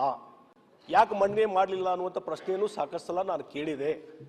ಹೀಗಾಗಿ ಇವತ್ತೇನು ಯಾವ ಸಂದರ್ಭದಲ್ಲಿ ನಾವೇನು ನಿಮ್ಮ ಮೇಲೆ ಅವತ್ತಿನ ಸಂದರ್ಭದಲ್ಲಿ ಯಾವ ವಿಚಾರಗಳು ಬಂದಿದ್ವು ಅದನ್ನು ಪ್ರತಿಪಾದನೆ ಮಾಡುವಂಥದ್ದು ಹೇಳುವಂಥದ್ದು ನಾವು ಮಾಡಿದ್ದೇವೆ.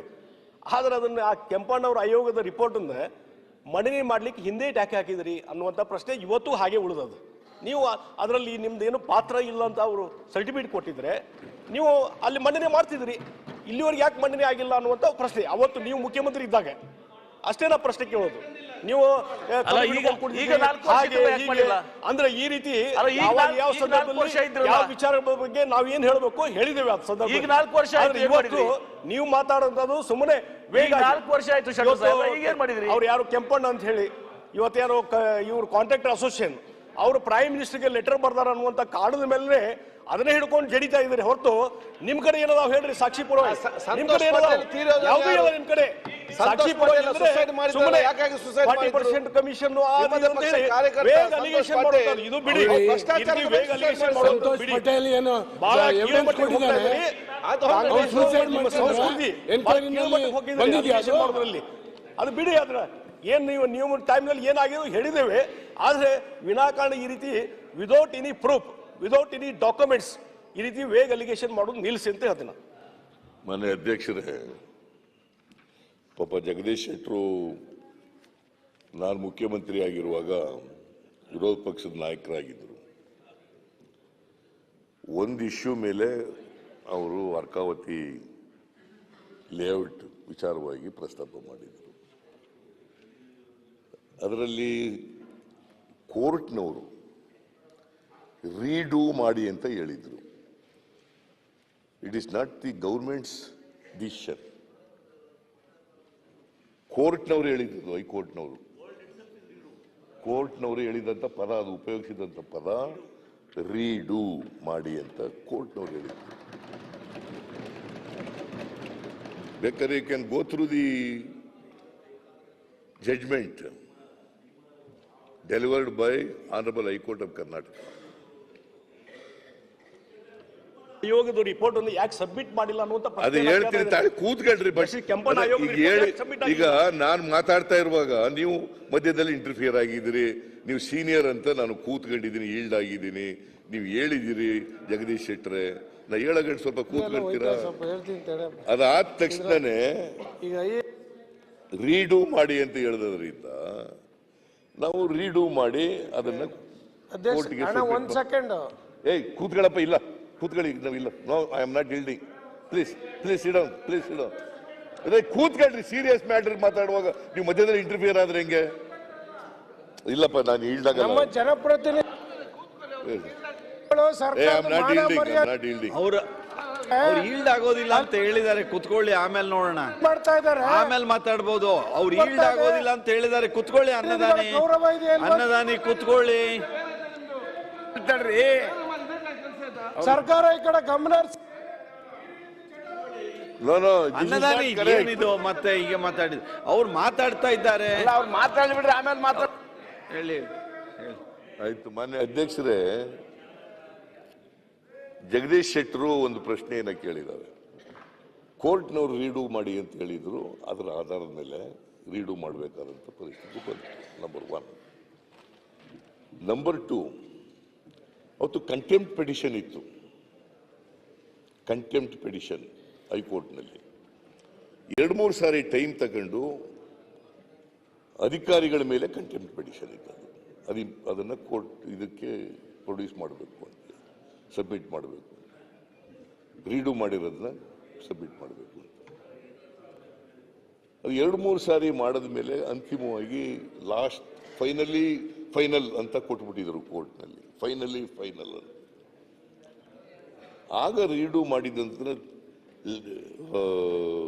BDA ಎಲ್ಲ ಮಾಡಿದ್ರು ಕೋರ್ಟ್ನ ಡೈರೆಕ್ಷನ್ಗಳ ಆಧಾರದ ಮೇಲೆ, ಸುಪ್ರೀಂ ಕೋರ್ಟ್ನ ಡೈರೆಕ್ಷನ್ ಆಧಾರದ ಮೇಲೆ ಮಾಡಿದ್ರು. ಅದಕ್ಕೆ ನಾನು ಅಪ್ರೂವ್ಡ್ ಅಂತ ಮಾಡಿದ್ದೆ. ಅದು ರೀಡೂ ಅಂತ ಅನ್ನೋದು ಪದ it is used by high court of Karnataka. So ಅದನ್ನು ಮಾಡಿತ್ತು. ಅದಾದ್ಮೇಲೆ ಅಲಿಗೇಷನ್ ಮಾಡಿದ್ರು, ಇಲ್ಲ ನೀವು ಡಿಲಿಮಿಟೇಷನ್ ಮಾಡ್ಬಿಟ್ಟು ಇದನ್ನ ಎಂಥದ್ದು ಡಿನೋಟಿಫಿಕೇಶನ್ ಮಾಡಿಬಿಟ್ಟಿದ್ದೀರಿ ಅಂತ ಅಲಿಗೇಷನ್ನು ಜಗದೀಶ್ ಶೆಟ್ಟರು ಮಾಡಿದ್ರು. ನಾನು ರಿಟೈರ್ಡ್ ಹೈಕೋರ್ಟ್ ಜಡ್ಜ್ ಕೆಂಪಣ್ಣವರ ಅಧ್ಯಕ್ಷತೆಯಲ್ಲಿ ಒಂದು ಆಯೋಗವನ್ನು ಮಾಡಿ ಅದನ್ನು ಎಂಕ್ವೈರಿ ಮಾಡಲಿಕ್ಕೆ ಕೊಟ್ಟಿದ್ದೆ. ಅವರು ರಿಪೋರ್ಟ್ ಕೊಟ್ಟಿದ್ದರು. ಅದಾದಮೇಲೆ ರಿಪೋರ್ಟ್ ಬಂದ ಮೇಲೆ ಮತ್ತು ಒಂದು ಆಫೀಸರ್ಸು ಯಾರು ವಿಜಯ ಭಾಸ್ಕರ್ ಅಂತ ಇದ್ರಲ್ಲ, ಯಾರು ಚೀಫ್ ಸೆಕ್ರೆಟರಿ ಇದ್ರಲ್ಲ, ಅವರ ಅಧ್ಯಕ್ಷತೆಯಲ್ಲಿ ರಮಣ್ ರೆಡ್ಡಿ ಒಬ್ಬರು ಸದಸ್ಯರು, ಇನ್ನೊಬ್ಬರು ಜೈನ್ ಅಂತ ಮಹೇಂದ್ರ ಜೈನ್ ಅಂತ ಸದಸ್ಯರು, ಇವ್ರು 3 ಜನದ್ದು ಕಮಿಟಿ ಮಾಡಿ ಏನ್ ಇದ್ರ ಮೇಲೆ ಕ್ರಮ ತಗೋಬೇಕು ಅನ್ನೋದನ್ನ ಮಾಡಿತ್ತು. ಕ್ರಮ ತಗೋಬೇಕು, ಅದಕ್ಕೆ ಒಂದು ವರದಿ ಕೊಡ್ರಿ ಕ್ರಮ ತಗೊಳ್ಳಿಕ್ಕೆ. ಅಷ್ಟೊತ್ತಿಗೆ ನಮ್ಮ ಸರ್ಕಾರ ಹೊರಟೋಯ್ತು. ನಮ್ಮ ಸರ್ಕಾರ ಹೋದ್ಮೇಲೆ ಅವರು ಅಧಿಕಾರಿಗಳು ಕೊಟ್ಟಿರ್ತಕ್ಕಂಥ ರಿಪೋರ್ಟು ಕೂಡ ಇದೆ, ಕೆಂಪಣ್ಣ ಕೊಟ್ಟಿರ್ತಕ್ಕಂಥ ರಿಪೋರ್ಟು ಇದೆ. ಇವ್ರು 4 ವರ್ಷದಿಂದ ಇದ್ರಲ್ಲಪ್ಪ, ನೀವು ಪ್ಲೇಸ್ ಮಾಡಿ, ಅಸೆಂಬ್ಲಿ ಮುಂದೆ ಪ್ಲೇಸ್ ಮಾಡಿ. ಇವರೇ ಇದ್ದಾರಲ್ಲ, ಇವ್ರ ಹತ್ರನೇ ಇದೆಯಲ್ಲ ರಿಪೋರ್ಟು, ಗೌರ್ಮೆಂಟ್ನಲ್ಲಿ ಇದೆಯಲ್ಲ, ಮಾಡಿ. ನಾವು ಮಾಡಲಿಲ್ಲಪ್ಪ, ಆಯಿತು, ನೀವು ಯಾಕೆ ಮಾಡಲಿಲ್ಲ?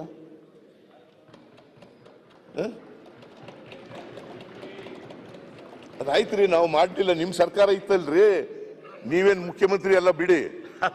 ನಾವು ಒಪ್ಕೊಂತೀನಿ ಸಿದ್ದರಾಮಯ್ಯ ಅವರೇ, ಇದು ನಿಮ್ಮ ಅವಧಿಯಲ್ಲಿ ರಿಪೋರ್ಟ್ ಸಬ್ಮಿಟ್ ಆಗಿತ್ತು. ಆಯ್ತು, ನಾನು ಹೇಳಿದ್ನಲ್ಲ ಈಗ ನೋಡಿ, ಒಂದು ನಾನು ಹೇಳ್ತೀನಿ, ಯೂಶಲಿ ಯಾವುದೋ ಒಂದು ಆಯೋಗದ ರಿಪೋರ್ಟ್ ಸಬ್ಮಿಟ್ ಆದ್ಮೇಲೆ ಅದನ್ನೇ ಆ ಸರ್ಕಾರಗಳು ಸದನ ಮುಂದೆ ಮಂಡನೆ ಮಾಡ್ತವೆ. ಆಮೇಲೆ ನಿಮ್ದು ಅದ್ರ ಬಗ್ಗೆ ಆಕ್ಷನ್ ತಗೊಳ್ಳೋದು, ಮತ್ತೊಂದು ಅದ್ರ ಬಗ್ಗೆ ಒಂದು ಕಮಿಟಿ ಮಾಡೋದು, ದಟ್ ಈಸ್ ಡಿಫರೆಂಟ್. ಅಟ್ಲೀಸ್ಟ್ ಆ ರಿಪೋರ್ಟ್ ಆದ್ರೂ ಬಹಿರಂಗ ಆಗ್ಬೇಕಾಗಿತ್ತಲ್ಲ. ಅದು ಮಾಡ್ಲಿಕ್ಕೆ ನೀವು ತಯಾರಾಗಿಲ್ಲ ಅಂದ್ರೆ ಎಲ್ಲೇ ಒಂದು ನುಳಿಸ್ಕೊಳ್ಳುವಂತದ್ದು ಆಗಿದೆ. ಸುಮ್ಮನೆ ಹಾಗೆ ಹೇಳ್ಬೇಡ್ರಿ ಆ ಎಕ್ಸ್ಪರ್ಟ್ ಕಮಿಟಿ ಇತ್ತು, ಮತ್ತೊಂದಾಯ್ತು, ಇದೆಲ್ಲ ಬೇಡ, ಸರಿಯಲ್ಲ. ಈಗ ನೀವು ಮಾಡ್ಬೋದಾಯ್ತು. ಅದು ಬಿಡಿ, ಅದು ಮುಖ್ಯಮಂತ್ರಿ ಸರ್ಕಾರ ಯಾಕೆ ಮಾಡಿದ್ರೆ ಬಿಡಿ, ಅದು ಬಿಡಿ. ನಿಮ್ಮ ಆ ಸಂದರ್ಭದಲ್ಲಿ ಅದನ್ನ ಯಾಕೆ ಸದನ ಮುಂದೆ ಯಾಕೆ ಇಡ್ಲಿಲ್ಲ ಅನ್ನುವಂತ ಪ್ರಶ್ನೆ ಆಯ್ತಲ್ಲ. ಜಗದೀಶ್ ಶೆಟ್ಟರ್ ಕೂತ್ಕೊಂಡು ಹೇಳಿದಿರಿ, ನಾನು ಆ ರಿಪೋರ್ಟ್ ಸಬ್ಮಿಟ್ ಆದ್ಮೇಲೆ ಸರ್ಕಾರಕ್ಕೆ ವಿಜಯ ಭಾಸ್ಕರ್, ಈಗ ಮಾಜಿ ಮುಖ್ಯ ಕಾರ್ಯದರ್ಶಿ, ಅವರ ಅಧ್ಯಕ್ಷತೆಯಲ್ಲಿ ಒಂದು ಸಮಿತಿಯನ್ನ ಮಾಡಿ ಆ ಸಮಿತಿಗೆ ನೀವು ಏನು ಕ್ರಮ ತಗೋಬಹುದು ಅದನ್ನು ಶಿಫಾರಸ್ ಮಾಡಿ ಅಂತೇಳಿ ಕೊಟ್ಟಿತ್ತು. In the mean while election ಬಂತು, ಕೋಡ್ ಆಫ್ ಕಂಡಕ್ಟ್ ಬಂತು, ನಾವು ಅದನ್ನು ಸದನದ ಮುಂದೆ ಮಂಡಿಸ್ಲಿಕ್ಕೆ ಆಗಲಿಲ್ಲ. That is the fact. ನೀವು ಇದ್ರಲ್ಲ ಅಧಿಕಾರದಲ್ಲಿ 4 ವರ್ಷದಲ್ಲಿ.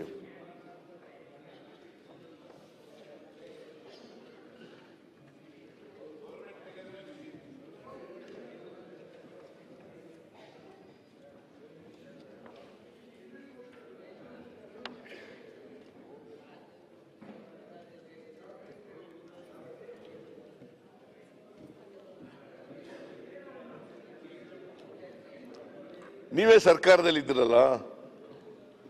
ಅದು ಇದಾದ್ಮೇಲೆ ಬಹಳಷ್ಟು ಡೆವಲಪ್ಮೆಂಟ್ಗಳಾಗಿದ್ದಾವೆ.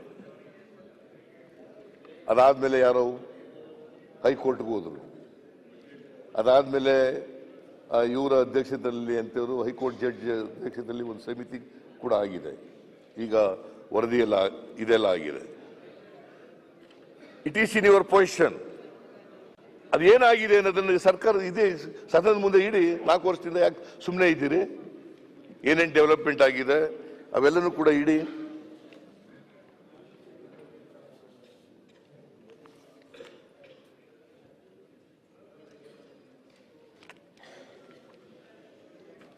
ಇಡಿ. ನುಣುಚುಗಳ ಪ್ರಶ್ನೆನೇ ಇಲ್ವಲ್ಲ ಇದರಲ್ಲಿ. ಏನಾದ್ರೂ ಏನು ವರದಿನೇ ನುಂಗ ಹಾಕ್ಬಿಟ್ಟಿದ್ದೀನಾ ಅಥವಾ ನಾಶ ಮಾಡ್ಬಿಟ್ಟಿದ್ದೀನಾ? ಮಾಡಿ. ಅದರಲ್ಲಿ ಬಹಳ ಸ್ಪಷ್ಟವಾಗಿ ಹೇಳಿದ್ದಾರೆ ಕೆಂಪಣ್ಣ ಅವರು, Siddaramaiah as chief minister has not denotified even a 1 acre of land.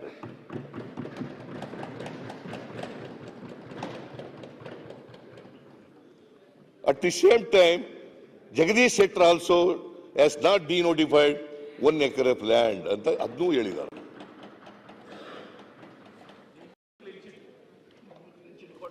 It is A report. ನೀವು ನನಗಿಂತ ಹಿಂದೆ ಚೀಫ್ ಮಿನಿಸ್ಟರ್ ಆಗಿದ್ರಿ.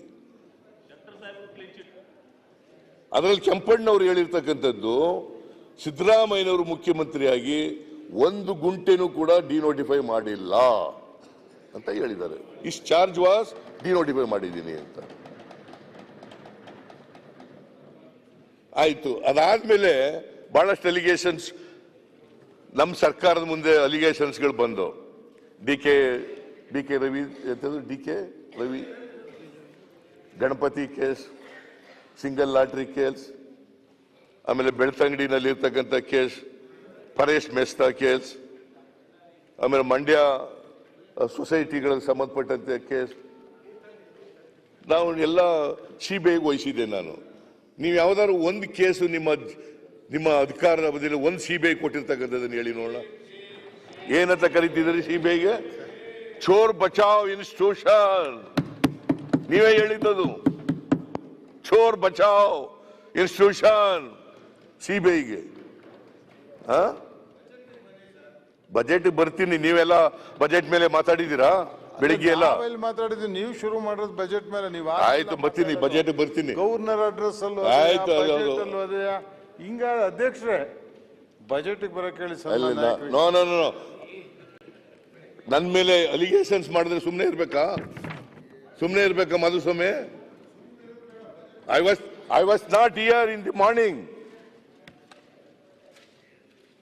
ನೋಡಿ ಯಾವ್ಯಾವ ಕೇಸ್ಗಳನ್ನ ನಾನು ಸಿಬಿಐ ಕೊಟ್ಟಿದೆ. ಡಿವೈಎಸ್ಪಿ ಗಣಪತಿ ಸಾವಿನ ಪ್ರಕರಣ, ಪರೇಶ್ ಮೆಸ್ತಾ ಪ್ರಕರಣ, IAS ಅಧಿಕಾರಿ DK ರವಿ ಪ್ರಕರಣ, ಅಕ್ರಮ ಲಾಟರಿ ಪ್ರಕರಣ, ಸೌಜನ್ಯ ಕೊಲೆ ಪ್ರಕರಣ, MM ಕಲಬುರ್ಗಿ ಪ್ರಕರಣ, ರಾಮನಗರ ಅಭಿವೃದ್ಧಿ ಪ್ರಾಧಿಕಾರದ ಹಣದ ಹಗರಣ, ಮಂಡ್ಯ ಅಭಿವೃದ್ಧಿ ಪ್ರಾಧಿಕಾರದ ಹಗರಣ, ಸುಮಾರು 8 ಕೇಸ್ಗಳನ್ನ ಸಿಬಿಐ ಕೊಟ್ಟಿದ್ದೆ ನಾನು. ಆಗ ಯಾರ ಸರ್ಕಾರ ಇತ್ತು? ಬಿಜೆಪಿ ಸರ್ಕಾರನೇ ಇತ್ತು.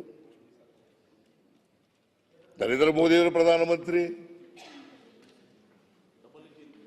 ಸಾಕ್ಷ್ಯ ನಾಶ ಮಾಡಿ ಕೊಟ್ಟಿದ್ದೀರಾ ಸಿಬಿಐಗೆ. ಸಾಕ್ಷ್ಯ ಎಲ್ಲ ನಾಶ ಮಾಡಿ ಲೇಟ್ ಆಗಿ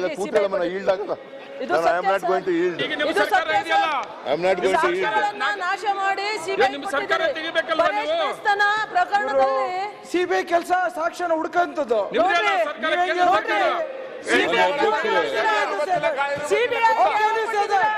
It is the duty of CBI to do that.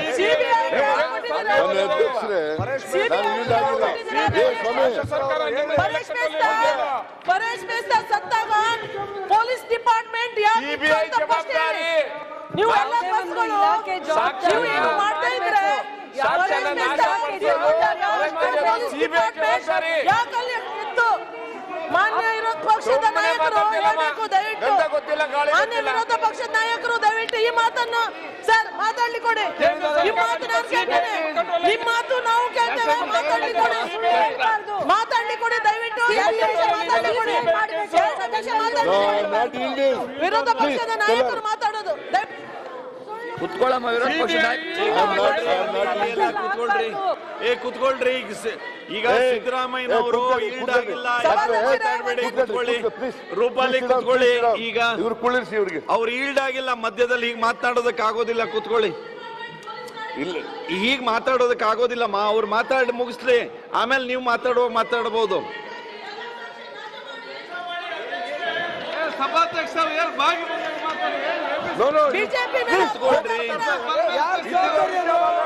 ಕುತ್ಕೊಳ್ರಿ.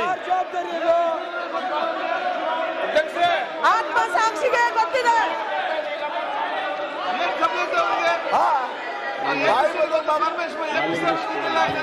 Ganapati ಸುದ್ದಿಗೋಷ್ಠಿ ನೀವು ಓಕೆ.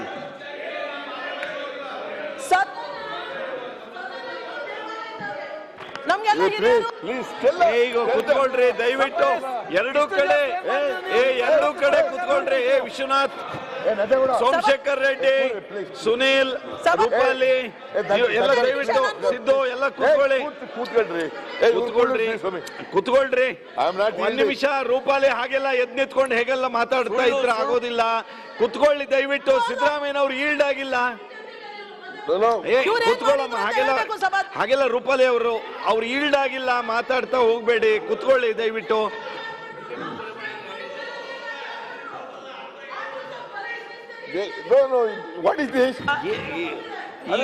ಎರಡು ಕಡೆ ಹಾಗೆ ಮಾಡಿದ್ರೆ ಏನ್ ಮಾಡೋದು? ಈ ಎರಡೂ ಕಡೆ ಹಾಗೆ ಮಾಡ್ತಾರೆ ನೋಡಿ. ಈಶ್ವರ ಖಂಡ್ರಿಗೆಲ್ಲ ಮಾತಾಡಿದ್ರೆ ಎರಡೂ ಕಡೆ ನೋಡ್ರಿ, ಇಲ್ಲಿ ಎರಡೂ ಕಡೆ ಹಾಗೆ ಮಾಡ್ತಾ ಇದ್ದಾರೆ. ಇವರು ನೋಡ್ರಿ, ಇಲ್ಲಿ ಇವ್ರು ಈ ಕಡೆ ಈಗ ಮಾತಾಡೋದು, ಇವ್ರು ಈ ಕಡೆ ಈಗ ಮಾತಾಡೋದು. ಯಾರು ಒಂದು ಸದನದಲ್ಲಿ ಸ್ಪೀಕರ್ ಹೇಳಿದ್ದನ್ನ ಕೇಳೋದನ್ನ ರೂಢಿ ಇಟ್ಕೊಳ್ರಿ. ಎಲ್ಲೋ ಆಕಸ್ಮಿಕವಾಗಿ ಒಂದೊಂದ್ಸಲ ಏನೋ ಒಂದೊಂದು ಅದು ಘಟನೆಗಳು ನಡೆಯುತ್ತೆ. ಕುತ್ಕೊಳ್ರಿ. ಈಗ ನೀವು ಕುತ್ಕೊಳ್ರಿ. ಸಿದ್ದು ಕುತ್ಕೊಳ್ರಿ. ಆಯ್ತು. ಈಗ ಭೀಮಾ ನೀವೇ ಕುತ್ಕೊಳ್ಬೇಕು. ಈಗ ಈ ಕಡೆಗೆಲ್ಲ ಕುತ್ಕೊಂಡಿದ್ದಾರೆ. ನೀವು ಈಗ ಸಂದರ್ಭ ಬಂದ್ರೆ ಯಾರ್ಯಾರಿಗೆ ಮಾತಾಡ್ಬೇಕು ಎಲ್ಲರಿಗೂ ಮಾತಾಡ್ತೀನಿ ನಾನು. ಕುತ್ಕೊಳ್ರಿ. ನೀವು ಕುತ್ಕೊಳ್ರಿ. ಈಗ ಭೀಮಾ ಕೂರ್ರಿ. ನಾನು ಉತ್ತರ ಕೊಡ್ತಾ ಇರುವ ಕೂತ್ಕೊಳ್ರಿ. ನೀವೆಲ್ಲ ಯಾಕೆ ಮಧ್ಯೆ ಬರ್ತೀರಿ? ನಾನು ಮಾತಾಡುವಾಗ ಯಾಕೆ ಮಾಡ್ತೀನಿ? ಮನೆ ಅಧ್ಯಕ್ಷರೇ, ನಾನು ಯಾವ್ಯಾವಾಗ ನಮ್ಮ ಮೇಲೆ ಅಲಿಗೇಷನ್ ಬಂತು, ಅಲಿಗೇಷನ್ ಮಾಡಿದ್ರು, ಆ ಎಲ್ಲ ಪ್ರಕರಣಗಳನ್ನು ಕೂಡ ಸಿಬಿಐ ಕೊಟ್ಟಿದೆ.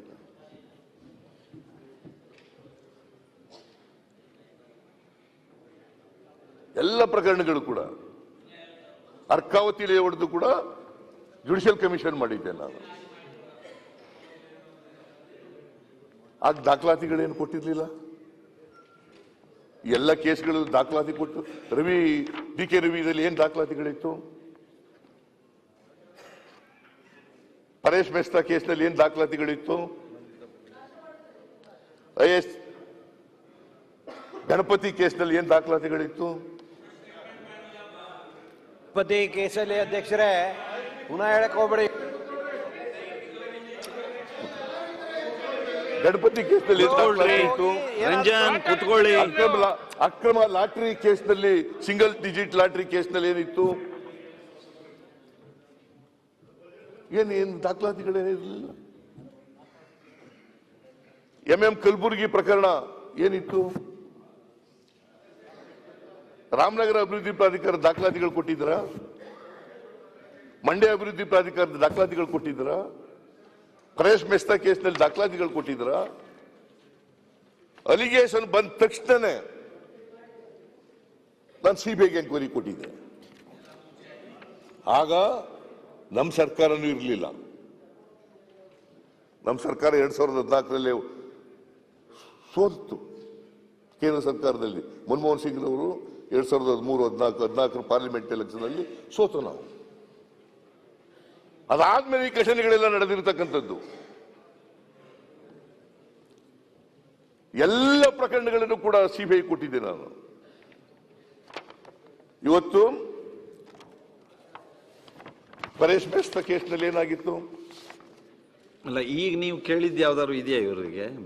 ಸಿಬಿಐ ಕೇಳಿದ್ ಯಾವ್ದಾದ್ರು ಇದೆಯಾ ಅಂತ ಈಗ? ಯಾವುದು? ಬೆಳಿಗ್ಗೆ ನೀವೇ ಇದ್ರಲ್ವಾ? ಅದಲ್ರಿ, ಅಲ್ಲ ಬೆಳಿಗ್ಗೆ ಇದ್ರಲ್ಲ ನೀವು? ಇದ್ದೆ, ನಾನೇ ಇದ್ದೆ.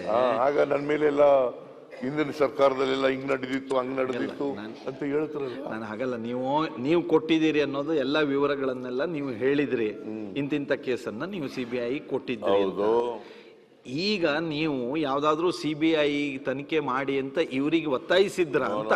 What I am trying to tell this house is, ಯಾವ್ಯಾವಾಗ ಅಲಿಗೇಷನ್ ಮಾಡಿದ್ರು ಎಲ್ಲ ಕೊಟ್ಬಿಟ್ಟಿದ್ದೀನಿ. ನಮ್ಮ ಮೇಲೆ ಯಾವುದು ಅಲಿಗೇಷನ್ ಮಾಡಿರ್ಲಿಲ್ಲ. ಇವೆಲ್ಲ ಬೆಳಿಗ್ಗೆ ಮಾಡಿದಂತ ಅಲಿಗೇಷನ್ಗಳು ಯಾವ ಮಾಡಿರ್ಲಿಲ್ಲ. ಸಿದ್ದರಾಮಯ್ಯ ಒಂದು ನಿಮಿಷ, ಯಾಕೆ ತಾವು ಇಲ್ಲಿದ್ದು ಕ್ಲಾರಿಫಿಕೇಶನ್ ಸೀಕ್ ಮಾಡಿ ಗವರ್ನರ್ ಭಾಷಣ ಅಲ್ಲಿಗೆ ಎಂಡ್ ಮಾಡಬೇಕಾಗಿತ್ತು. This is A new practice. Governor ಭಾಷಣ ಮೇಲೆ ಮುಖ್ಯಮಂತ್ರಿ ಉತ್ತರ ಕೊಟ್ರೆ ಅದ್ರ ಮೇಲೆ ತಿರ್ಗಾ ಅಪೋಸಿಷನ್ ಲೀಡರ್ ಬಜೆಟ್ ಅಲ್ಲಿ ತಗೊಂಡು ಮಾತಾಡೋದು ನಾನೆಂದೂ ಕೇಳಿಲ್ಲ. ನಾನು ಹೇಳಿದ್ದೇನೆ. ಮತ್ತು 12, 13, 14 ಬಜೆಟ್ ಇಟ್ಟರು ತಾವು ನಿಖರವಾಗಿ ಬಜೆಟಿಗೆ ಬನ್ನಿ ಸರ್. ನಿಮ್ಗೆ ಎಲ್ಲೂ ಅವಕಾಶ ಇಲ್ಲ ಸರ್ ಬೇರೆ ಚರ್ಚೆ ಮಾಡೋಕ್ಕೀಗ. ನಾನು ಅವ್ರಿಗೆ ಹೇಳ್ಬಾರ್ದು, ಪಾಯಿಂಟ್ ಆಫ್ ಆರ್ಡರ್ ರೈಸ್ ಮಾಡಬಾರ್ದು ಅಂತ ವಿನಂತಿ ಮಾಡ್ತಾ ಇದ್ದೀನಿ. This is not the way of taking issues when we are taking a budget for discussion. ಬಜೆಟಿಗೆ ಬನ್ನಿ. ಬಜೆಟ್ಗೆ ಬರದೆ ಏನೋ ಇರಬೇಕಾಗಿತ್ತು, ಸಭೆಯಲ್ಲಿ ಇರಬೇಕಾಗಿತ್ತು, ಕ್ಲಾರಿಫಿಕೇಶನ್ ಕೇಳಬೇಕಾಗಿತ್ತು, ಇನ್ನೂ 1 ಗಂಟೆ ಮುಂದಕ್ಕೆ ಹೋಗ್ಬೇಕಾಗಿತ್ತು. ಗವರ್ನರ್ ಅಡ್ರೆಸ್ ಮೇಲೆ ವಂದನಾ ನಿರ್ಣಯ ನಮ್ದೇನು ಚರ್ಚೆ ಇಲ್ಲ. You have close the issue. ವಂದನಾ ನಿರ್ಣಯದ ಮೇಲೆ ಚರ್ಚೆನ ನಾವು ಕ್ಲೋಸ್ ಮಾಡಿದ ಮೇಲೆ ಮತ್ತೆ ಅದೇ ಚರ್ಚೆ ಮಾಡ್ತಾ ನಿಂತ್ಕೊಂಡ್ರೆ ವಿಧಾನಸಭೆ ಕಾರ್ಯಕಲಾಪಗಳು ನಡೆಸೋದು ಹೇಗೆ ಅಂತ ತಾವೇ ಹೇಳ್ಬೇಕು ಸರ್. ಅವ್ರು ದೊಡ್ಡವರು, ಲೀಡ್ರು. ಯಾವುದೋ ಇಶ್ಯೂನ ಯಾವಾಗಲೂ ತಗೊಂಡು ನಾವು ಕಾಯ್ತಾ ಕೂತಿದ್ವಿ. ಬಜೆಟಿಗೆ ಬರ್ತೀರಾ, ಬೆಳಕು ಚೆಲ್ತೀರಾ, ಏನಾರು ನಿಮ್ಮ ಅನುಭವನ ನಾವು ಏನಾರು ಬೆಳೆಸ್ಕೋಬೋದಾ ಅಂತ. Is not at all coming to that. ತಾವು you have to direct the honourable member. You have to direct the honorable member to restrict the speech to budget proposals, sir. ಮಾನ್ಯ ಅಧ್ಯಕ್ಷರೇ, ಈ ಕುದುರೆಗಳಿಗೆ ಹೋಗೋಣ. ಅವರು ನಿಮ್ದು ಅಧ್ಯಕ್ಷರೇ, ನಾನು ಬಜೆಟ್ ಮೇಲೇನೆ ಮಾತಾಡಕ್ ಬಂದಿರೋದು, ಅಲ್ಲಿನೇ ಶುರು ಮಾಡಿರೋದು. ಇದನ್ನ ಸಾಂದರ್ಭಿಕವಾಗಿ ನಾನು ರಾಜ್ಯಪಾಲರ ಭಾಷಣದ ಮೇಲೆ ಮಾತಾಡಿದ್ದೀನಿ. ಅವರು ಉತ್ತರ ಕೊಟ್ಟಿದ್ದಾರೆ. ನನ್ನ ಮೇಲೆ ಕೆಲವು ಅಲಿಗೇಷನ್ಸ್ನ ಮಾಡಿದ್ದಾರೆ. ಅದಕ್ಕೆ ಉತ್ತರದ ರೂಪದಲ್ಲಿ ಬಜೆಟ್ ಮೇಲೆ ಮಾತಾಡುವಾಗಲೇ ಕೊಡ್ತಾ ಇದ್ದೀನಿ ಅಷ್ಟೇನೆ. ನಾಟ್ ದಟ್ ಅದನ್ನೇ ಒಂದು ಮೇನ್ ಇಶ್ಯೂ ಅಲ್ಲ ನನಗೆ. ಅದೇ ಮೇನ್ ಇಶ್ಯೂ ಅಲ್ಲ. ಅದರಿಂದ ಮಾನ್ಯ ಅಧ್ಯಕ್ಷರೇ, ಇವತ್ತು DK ರವಿ ಇದು ಬಂದಿದೆ, ಗಣಪತಿ ಇದು CBI ವರದಿ ಬಂದಿದೆ, ಪರೇಶ್ ಮೆಸ್ತಾದ್ದು ಬಂದಿದೆ, ಸೌಜನ್ಯದ್ದು ಬಂದಿದೆ, ಎಲ್ಲ ಬಿ ರಿಪೋರ್ಟ್ಗಳು ಬಂದಿದ್ದಾವೆ. Why I am making this statement is ಸುಳ್ಳು ಆರೋಪಗಳನ್ನ ಮಾಡಿದ್ರೆ ಆದರೂ ಸುಳ್ಳು ಆರೋಪಗಳಂತ ಗೊತ್ತಿದ್ರೂ ಕೂಡ ದಾಖಲಾತಿ ಇಲ್ಲದಿದ್ರೂ ಕೂಡ ನಾನು CBI ಕೊಟ್ಟಿದ್ದೀನಿ. ಪರೇಶ್ ಮೆಸ್ತಾ ಕೇಸಲ್ಲಿ ಇತ್ತೀಚೆಗೆ ಬಂತು ಬಿ ರಿಪೋರ್ಟ್.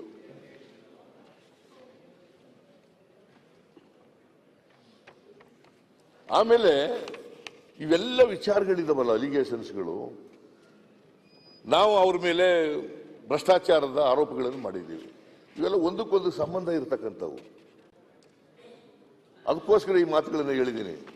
ಇವತ್ತು ಏನೇನು ನಾನು ವಹಿಸಿದ್ದೆ CBI ರಿಪೋರ್ಟ್ಗಳು, ಆಮೇಲೆ CBIಗೆ ವಹಿಸಿದ್ದೆ, ಆ ಎಲ್ಲ ಕೇಸ್ಗಳಲ್ಲಿ ಬಂದಿರತಕ್ಕಂಥ ರಿಪೋರ್ಟ್ಗಳು ಬಂದಿರತಕ್ಕಂಥದ್ದು ಬಿ ರಿಪೋರ್ಟ್ಗಳಾಗಿದ್ದಾವೆ.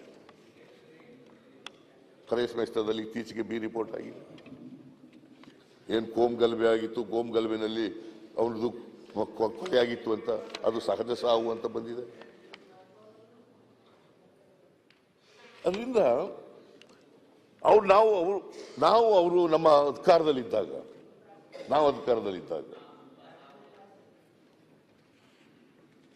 ಅವರಿಗೆ ಇವತ್ತು ಏನೇನು ಚಾರ್ಜ್ ಮಾಡ್ತಾ ಇದ್ದಾರೆ ಆ ಎಲ್ಲ ಚಾರ್ಜ್ಗಳ ಮೇಲೆ ಆಗ್ಲೇ ಅವತ್ತೇ ರೈಸ್ ಮಾಡಬಹುದಾಗಿತ್ತು. ಯಾವುದೋ ರೈಸ್ ಮಾಡಲಿಲ್ಲ. ಕಡುಬು ಬಾಯಿನಲ್ಲಿ ಕಡುಬು ಇಟ್ಕೊಂಡು ಅವ್ರ ತರ ಕೂತಿದ್ರು, ಏನು ಮಾಡಲಿಲ್ಲ. ಈಗ ನಾವು ಅಲಿಗೇಷನ್ಸ್ ಮಾಡಕ್ ಶುರು ಮಾಡಿದ್ಮೇಲೆ ಹಿಂದಿನ ಕಾಲದಲ್ಲೂ ಆಗಿತ್ತು. ಲೋಕಾಯುಕ್ತ ಮುಚ್ಚಿಬಿಟ್ರು, ACB ತಗೊಂಬಂದ್ರು. ಅವನು ಭಾಸ್ಕರ್ ರಾವ್ ಅಂತ ಲೋಕಾಯುಕ್ತ ಇದ್ರು, ಭಾಸ್ಕರ್ ರಾವ್ ಅಂತ. ಅವ್ರ ಸರ್ಕಾರಿ ಬಂಗ್ಲೆನಲ್ಲಿ ಅವ್ರ ಮಗ ಕೂತ್ಕೊಂಡು ಭ್ರಷ್ಟಾಚಾರ ಮಾಡ್ತಾ ಇದ್ದ. ಇದು ಬಂತು, ಪತ್ರಿಕೆಗಳಲ್ಲೆಲ್ಲ ಬಂದ್ಬಿಡ್ತು, ಚರ್ಚೆ, ಸಾರ್ವಜನಿಕವಾಗಿ ಚರ್ಚೆ ಆಗಲಿಕ್ಕೆ ಪ್ರಾರಂಭ ಆಯಿತು. ಆಗ ನಾವು ACBಯನ್ನ ಮಾಡಿದ್ದು. ಈಗ ನೀವು ACB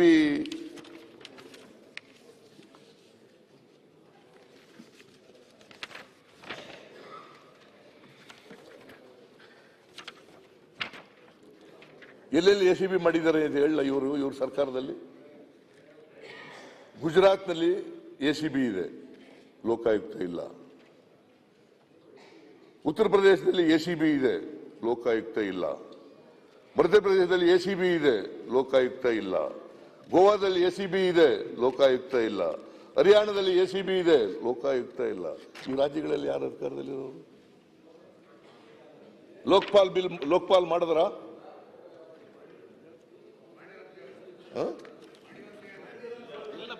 ಮಾಡಿಲ್ಲ. ಬಿಲ್ ಆಯ್ತು ಅಷ್ಟೇ, ಲೋಕ್ಪಾಲರು ಮಾಡಿಲ್ಲ, ನೇಮಕ ಮಾಡಿಲ್ಲ. ಅವ್ರು ಸುಳ್ಳು ಹೇಳೋದೇ ಕೆಲಸ. ಅದರಿಂದ ಮಾನ್ಯ ಅಧ್ಯಕ್ಷರೇ, ACB ಲೋಕಾಯುಕ್ತ ತೆಗೆದಿರ್ಲಿಲ್ಲ ನಾವು. ಲೋಕಾಯುಕ್ತ ವಾಸ್ ದೇರ್, ACB ಮಾಡಿದ್ದು. ಅದು ACB ಇವರು ಬಂದ ತಕ್ಷಣ ಏನು ತೆಗೆದಾಕ್ಲಿಲ್ಲ. ಅದನ್ನ ಕೋರ್ಟ್ನಲ್ಲಿ ACB ಬೇಡ ಅಂತ ತೀರ್ಪು ಕೊಟ್ಟರು. ಆ ತೀರ್ಪು ಕೊಟ್ಟ ಮೇಲೆ ಇವರೇನು ಮಾಡಿದ್ದಲ್ಲ ಅದು. ನಾನು ACB ಮಾಡಿದ್ದನ್ನು ಸಮರ್ಥನೆ ಮಾಡ್ಕೋತೀನಿ. ನಾನು ಇವರಿರೋ ರಾಜ್ಯಗಳಲ್ಲಿ ACB ಇದೆಯಲ್ಲ, ಯಾಕೆ ತೆಗಿಸಿಲ್ಲ? ಅದರಿಂದ ಮಾನ್ಯ ಅಧ್ಯಕ್ಷರೇ, ನಾನು ಭಾಷಣ ನಾಳೆ ಮುಂದುವರಿಸ್ತೀನಿ. ಇವತ್ತು ಸದ್ಯಕ್ಕೆ ಇಷ್ಟಕ್ಕೆ ನಿಲ್ಲಿಸಿರ್ತೀನಿ. ಓಕೆ, ಈಗ ತಾವು ಇಷ್ಟು ದೊಡ್ಡ ಸಂಖ್ಯೆಯಲ್ಲಿ ಫೋಟೋ ಸೆಷನ್ನಿಗೆ ಬಂದಿರೋದು ಭಾಳ ಸಂತೋಷ ಆಗಿದೆ. ಯಾರಾದರೂ ಬರದೇ ತಪ್ಪಿಸ್ಕೊಂಡಿದ್ದಿದ್ರೆ ಅವ್ರು ಬರಲಿಲ್ಲ ಅಷ್ಟೇ. ನಾಳೆ ನಾಡ್ದು ಆಚೆ ನಾಡು ಶುಕ್ರವಾರ ತನಕ ಏನು ಅಧಿವೇಶನ ಇದೆ, ಅದುವರೆಗೂ ಇದೇ ರೀತಿ ಕೋರಂ ಇದ್ದು ಈ ಸದನದ ಇನ್ನಷ್ಟು ಹೆಚ್ಚು ಕಲಾಪಗಳಿಗೆ ಮೆರುಗು ಕೊಡೋಣ ಅಂತ ಕೇಳ್ಕೊಳ್ತೀನಿ. ಈಗ 5:15ಕ್ಕೆ ಸದನವನ್ನ ಮತ್ತೆ ಸೇರುವಂತೆ ನಾನು ಮುಂದೂಡ್ತಾ ಇದ್ದೇನೆ. 5:15ಕ್ಕೆ ಮತ್ತೆ ಸೇರಿದ ಮೇಲೆ ಪ್ರಶ್ನೋತ್ತರ ಮತ್ತು ಉಳಿದ ಕಲಾಪಗಳು ಮುಂದುವರಿಯುತ್ತೆ. 5:15ಕ್ಕೆ ಮತ್ತೆ ಸೇರುವಂತೆ ಸದನವನ್ನ ಮುಂದೂಡಿದ್ದೇನೆ.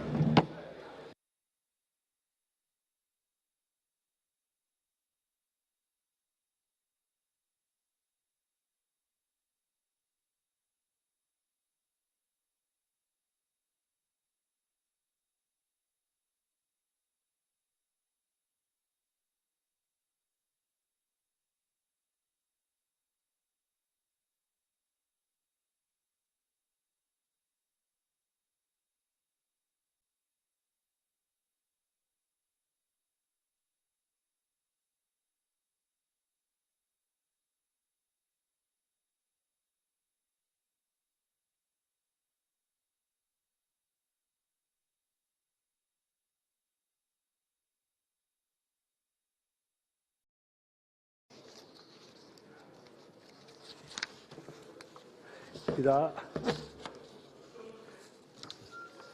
ಇಲ್ಲ ಅವರು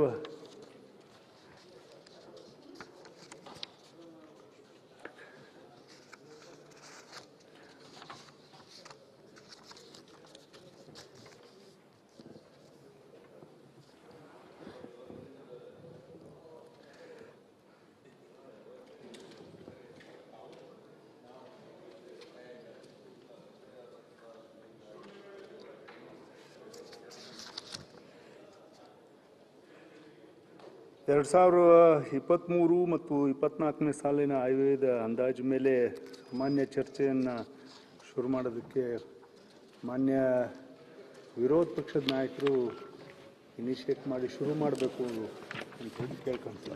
ತಾವು ಆಯವ್ಯಯದ ಮೇಲೆ ನೀವೇನು ಹೇಳೋದು ಅರ್ಥ ಆಗಲಿಲ್ಲ.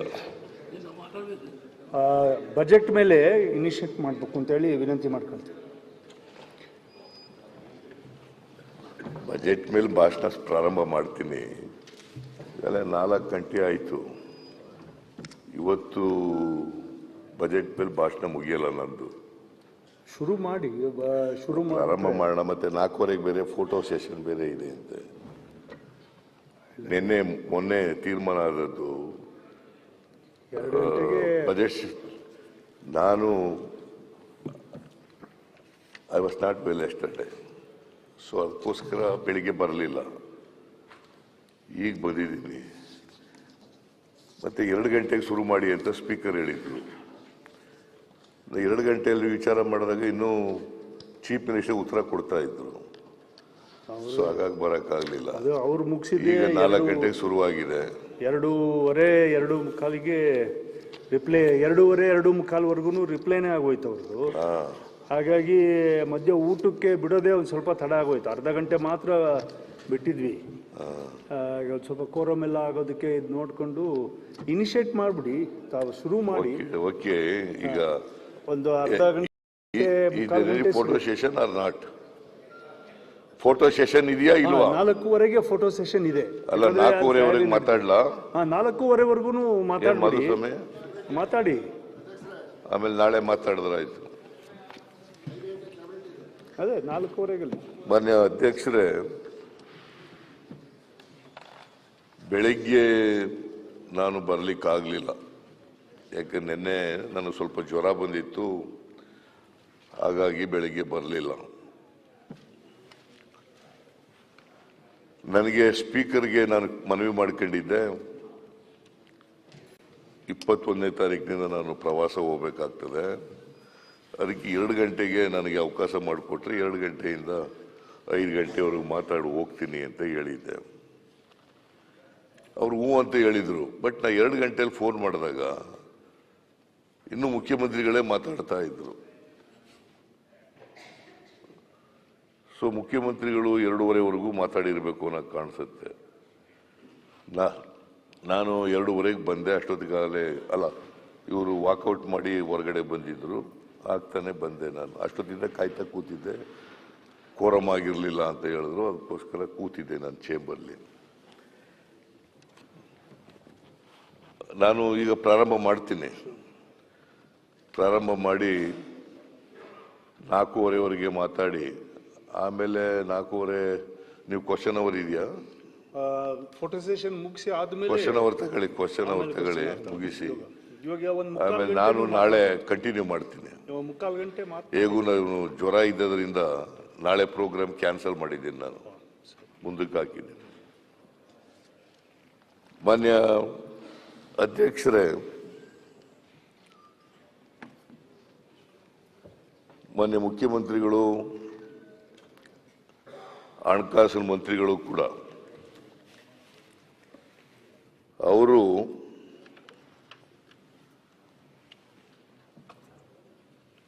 ಎರಡು 2023-24ನೇ ಆರ್ಥಿಕ ವರ್ಷಕ್ಕೆ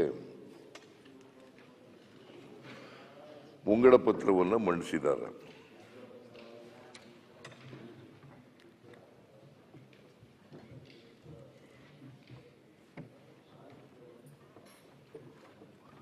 ಮುಂಗಡ ಪತ್ರವನ್ನು ಮಂಡಿಸಿದ್ದಾರೆ.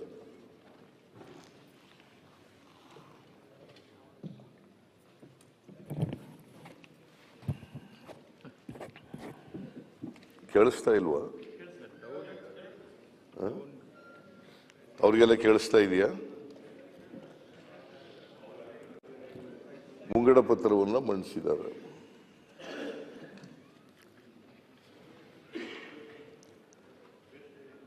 ಬಜೆಟ್ ಅಂತಂದ್ರೆ ಅದು ಅಂಕಿಅಂಶಗಳ ಕಸರತ್ತೇನಲ್ಲ.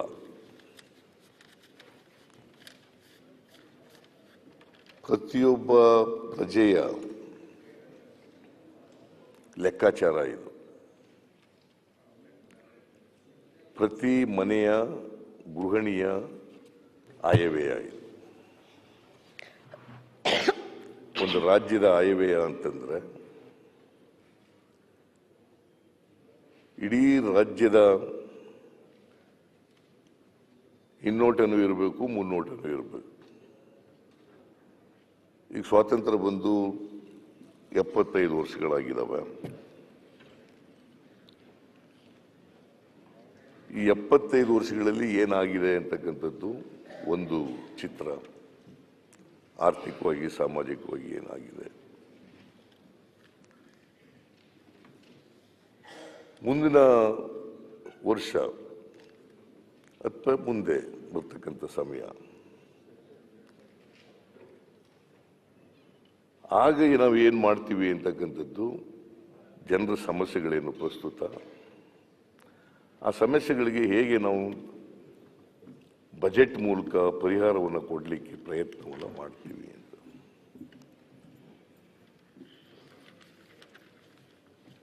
ಈ ಬಜೆಟ್ ಆಯಾ ವ್ಯಯ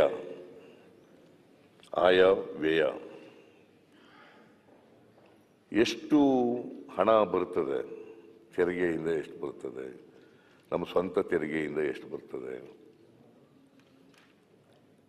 ನಾನ್ ಟ್ಯಾಕ್ಸಿಂದ ಎಷ್ಟು ತೆರಿಗೆ ಬರ್ತದೆ,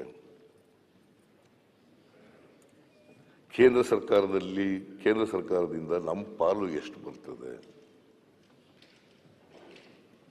ಸಹಾಯಧನ ಎಷ್ಟು ಬರ್ತದೆ, ಸಾಲ ಎಷ್ಟು ಎತ್ತುವಳಿ ಮಾಡ್ತೀವಿ, ಇದು ಎಲ್ಲ ಆಯ ಬರ್ತಕ್ಕಂಥದ್ದು. ವ್ಯಯ ಹೆಂಗ್ ಮಾಡ್ತೀವಿ ಅನ್ನೋದು. ಈ ನಾಡಿನ ಅಭಿವೃದ್ಧಿಯನ್ನು ಸರ್ವತೋಮುಖ ಅಭಿವೃದ್ಧಿ ಮಾಡಬೇಕಾದ್ರೆ ಜನರ ಸಮಸ್ಯೆಗಳೇನು ಅಂತಕ್ಕಂಥದ್ದನ್ನ ಗಮನದಲ್ಲಿಟ್ಟುಕೊಂಡು ಹೇಗೆ ನಾವು ಹಣ ಖರ್ಚು ಮಾಡ್ತೀವಿ ಅಂತಕ್ಕಂಥದ್ದು ಬಹಳ ಮುಖ್ಯ.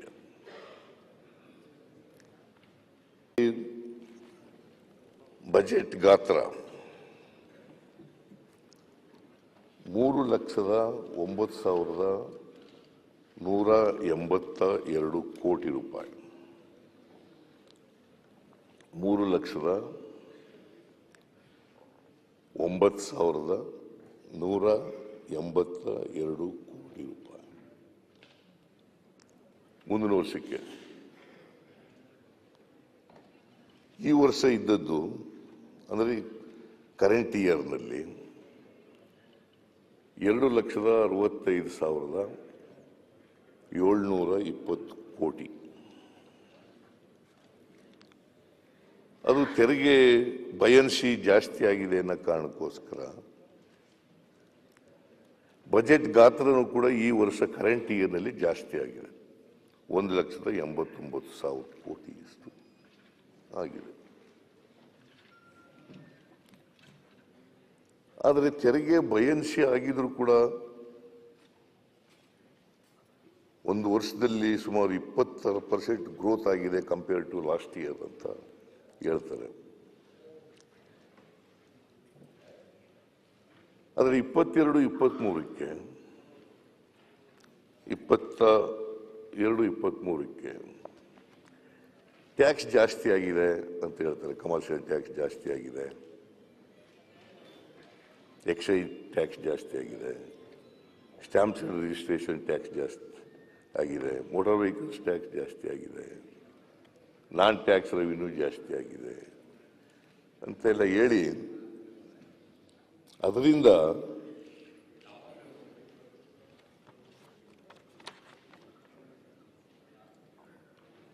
ಕಳೆದ ವರ್ಷ ಅಂದರೆ ಈ ವರ್ಷ ಬಜೆಟ್ ಮಂಡಿಸಿದಾಗ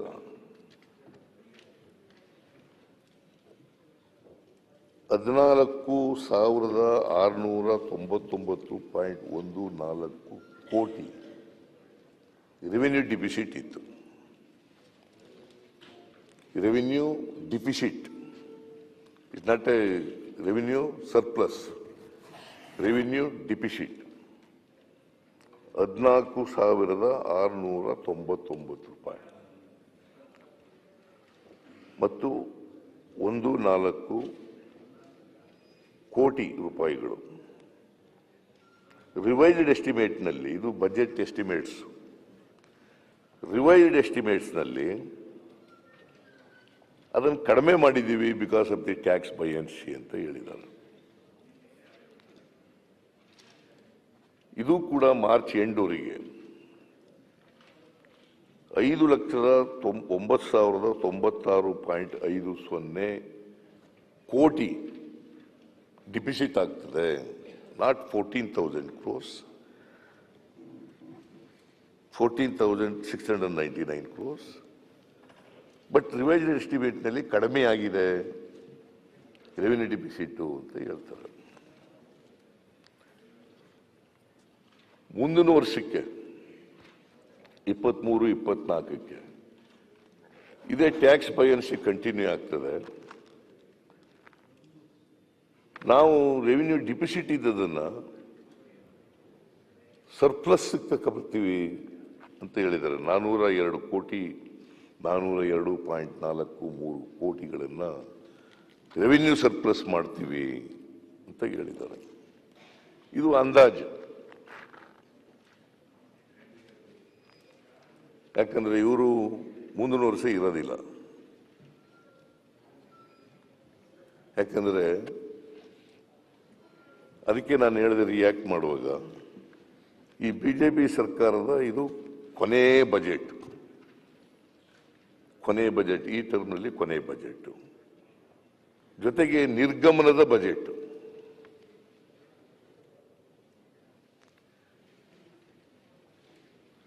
ಚುನಾವಣೆ ಏಪ್ರಿಲ್ ತಿಂಗಳಲ್ಲಿ ಬರ್ತದೆ. Code of conduct second week, third week of ಮಾರ್ಚ್ನಲ್ಲಿ ಪ್ರಾರಂಭ ಆಗ್ತದೆ. Election will be last week of April or first week of May, most likely. I don't know the correct date because Election Commission has to fix up the election date. ನಾನು ಅಂದಾಜು ಮಾಡಿರೋದು ಇಷ್ಟು ಆಗ್ಬಹುದು ಅಂತ. ಹೆಚ್ಚು ಕಡಿಮೆ ಇನ್ನೊಂದು ತಿಂಗಳು ಅಷ್ಟೇನೆ. ಆಮೇಲೆ ಕೋಡ್ ಆಫ್ ಕಂಡಕ್ಟ್ ಬಂದ್ಬಿಡ್ತದೆ, ಏನು ಕೆಲಸಗಳು ನಡೆಯಲ್ಲ, ಅಧಿಕಾರಿಗಳು ಕೂಡ ಎಲೆಕ್ಷನ್ ಡ್ಯೂಟಿನಲ್ಲಿ ಇರ್ತಾರೆ, ಏನು ಕೆಲಸ ಆಗಲ್ಲ ಆಗ. ಸೊ 2022-23ಕ್ಕೆ ಇವರು ಸರ್ಪ್ಲಸ್ ಬಜೆಟ್ ಮಾಡಲಿಕ್ಕೆ ಆಗಿಲ್ಲ. ಡಿಫಿಸಿಟ್ ಬಜೆಟ್ ಕಂಟಿನ್ಯೂ ಆಗ್ತಾ ಇದೆ. ನಾನು ಮುಖ್ಯಮಂತ್ರಿ ಆಗಿರುವಾಗ ಎಲ್ಲ 5 ವರ್ಷಗಳು ಕೂಡ ಸರ್ಪ್ಲಸ್ ಬಜೆಟ್.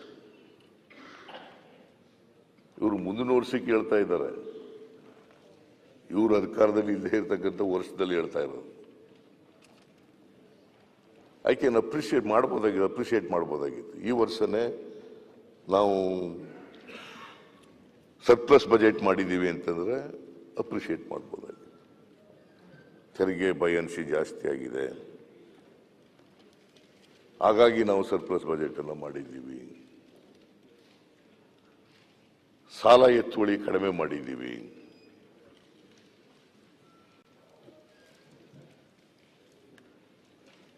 ಅಂತ ಹೇಳ್ತಾರೆ. ಆಮೇಲೆ ಒಂದು ಬಜೆಟ್ ಅಂತಂದ್ಮೇಲೆ ಜನರ ಮುಂದೆ, ಯಾಕಂತಂದ್ರೆ ಒಂದು ಬಜೆಟ್ನ ಆತ್ಮ ಇದೆಯಲ್ಲ, ಅದು ಪಾರದರ್ಶಕವಾಗಿರಬೇಕು, ಉತ್ತರದಾಯಿತ್ವವಾಗಿ ಇರಬೇಕು. ಪಾರದರ್ಶಕತೆ ಮತ್ತು ಉತ್ತರದಾಯಿತ್ವ. ಎಲ್ಲೂ ಕೂಡ ಈ ಬಜೆಟ್ನ ನೀವು ನೋಡಿದಾಗ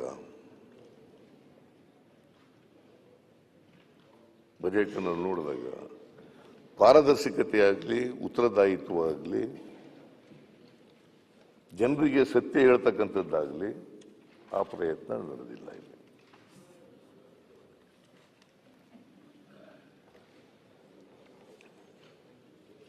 ನಾವು ಯಾವಾಗಲೂ ಕೂಡ ಬಜೆಟ್ ಮೂಲಕ ಜನರನ್ನ ದಾರಿ ತಪ್ಪಿಸ್ತಕ್ಕಂಥ ಕೆಲಸ ಮಾಡಕ್ಕೆ ಹೋಗಬಾರ್ದು. ಜನರಿಗೆ ಸತ್ಯ ದರ್ಶನ ಮಾಡ್ತಕ್ಕಂಥದ್ದನ್ನು ಮಾಡಬೇಕು. ಬಜೆಟ್ ಅನ್ನೋದ್ರೆ ಇದಕ್ಕೊಂದು ಪಾವಿತ್ರತೆ ಇದೆ. It's annual statement of receipts and expenditure. It is not just annual statement. ಒಂದು ಇಡೀ ರಾಜ್ಯದ ಹಿನ್ನೋಟ ಮತ್ತು ಮುನ್ನೋಟ ಎಲ್ಲ ಇರಬೇಕು. ನಾನು ನಿಮಗೆ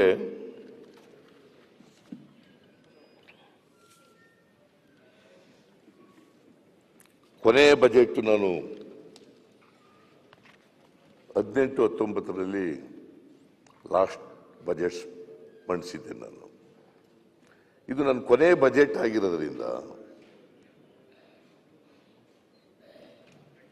ನಾವು ಏನು 2013 ಏನೆಲ್ಲ ಭರವಸೆಗಳನ್ನು ನಮ್ಮ ಮ್ಯಾನಿಫೆಸ್ಟೋ ಮೂಲಕ ಕೊಟ್ಟಿದ್ದೋ ಅವನ್ನೆಲ್ಲ ಪ್ರಸ್ತಾಪ ಮಾಡಿ ಆಮೇಲೆ ಮುಂದೆ ಏನು ಮಾಡ್ತೀವಿ ಅಂತ ಎಲ್ಲ ಹೇಳಿದ್ದು ನಾವು ಇದರಲ್ಲಿ. ಬೇಕಾದ್ರೆ it is available in the government. ನಾವು 165 ಭರವಸೆಗಳಲ್ಲಿ 157 ಅಥವಾ 158 ಭರವಸೆಗಳನ್ನು ಈಡೇರಿಸಿದ್ದು.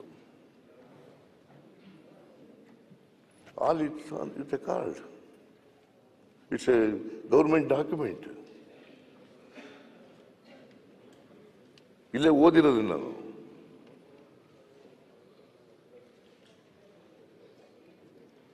It has gone to the records.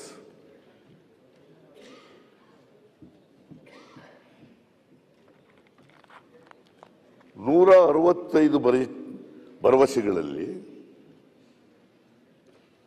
157 ಭರವಸೆಗಳನ್ನು ಈಡೇರಿಸಿದ್ದೀವಿ. More than 90% of the promises are implemented. ಅದರ ಜೊತೆಗೆ 30 ಹೊಸ ಕಾರ್ಯಕ್ರಮಗಳನ್ನು ಕೂಡ ಮಾಡಿದ್ದೇವೆ ನಾವು. ನಾನು ಪ್ರಮಾಣ ವಚನ ಸ್ವೀಕಾರ ಮಾಡುವಾಗ ಹೇಗೆ ಸಂವಿಧಾನಾತ್ಮಕವಾಗಿ ಒಂದು ಸಂಪ್ರದಾಯ ಇದೆ, ಪ್ರಮಾಣ ವಚನ ತಗೊಂಡು ಮುಖ್ಯಮಂತ್ರಿ ಆಗೋದು. ಅವತ್ತು ಬಸವಣ್ಣವರ ಜಯಂತಿ, ಅವತ್ತು ಮೇ 13, 2013, ಮೇ 13, 2013 ಬಸವಣ್ಣವರ ಜಯಂತಿ.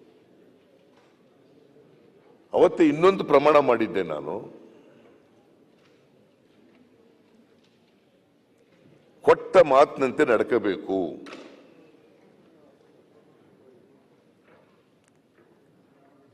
ಅವತ್ತೇನು ಸಾಂಪ್ರದಾಯಿಕವಾಗಿ ನಾನು ಪ್ರಮಾಣ ವಚನ ಸ್ವೀಕಾರ ಮಾಡಿದೆ, ಅದೇ ದಿನ ಇನ್ನೊಂದು ಪ್ರಮಾಣ ಏನು ಮಾಡಿದ್ದೆ ನಾನು ಅಂತಂದ್ರೆ, ಅದಕ್ಕೋಸ್ಕರನೇ ಬಸವೇಶ್ವರ ಜಯಂತಿ ದಿನನೇ ಪ್ರಮಾಣ ವಚನ ತಗೊಂಡದ್ದು ನಾನು. ಏನು ಮಾಡಿದ್ದೆ ಅಂತಂದ್ರೆ, ಹೇಗೆ ಬಸವಾದಿ ಶರಣರು ಕೊಟ್ಟ ಮಾತಿನಂತೆ ನಡ್ಕೊಂಡಿದ್ದರು, ನಾನು ಕೂಡ ಮುಖ್ಯಮಂತ್ರಿಯಾಗಿ ಎಲ್ಲ ಭರವಸೆಗಳನ್ನು ಈಡೇರಿಸಬೇಕು ಅಂತಕ್ಕಂಥ ಪ್ರಮಾಣ ವಚನವನ್ನು ನಾನು ಅವತ್ತು ಕೂಡ ಜನಗಳಿಗೆ ಕೊಟ್ಟಿದ್ದೆ. ಆ ಪ್ರಮಾಣನೂ ಕೂಡ ನಾನು ಮಾಡಿದ್ದೆ.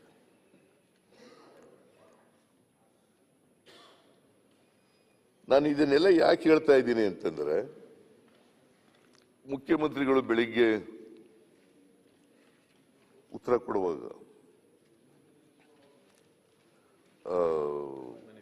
ರಾಜ್ಯಪಾಲರ ವಂದನಾ ನಿರ್ಣಯದ ಮೇಲೆ ಉತ್ತರ ಕೊಡುವಾಗ ಹೇಳಿದ್ರು,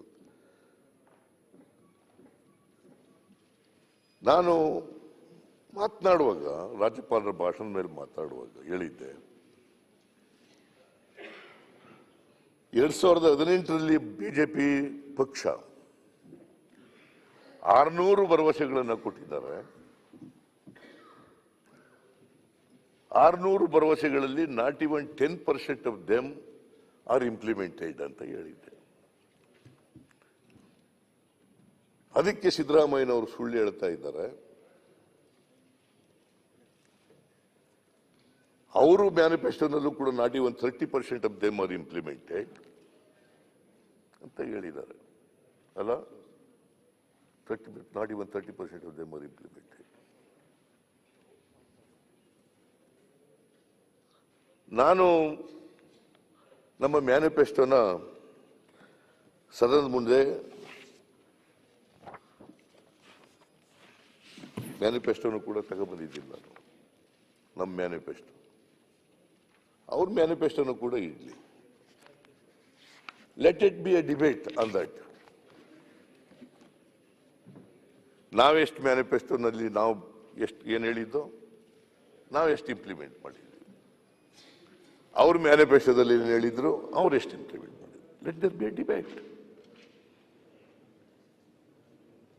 wrong information, wrong message should not go to the people of Karnataka.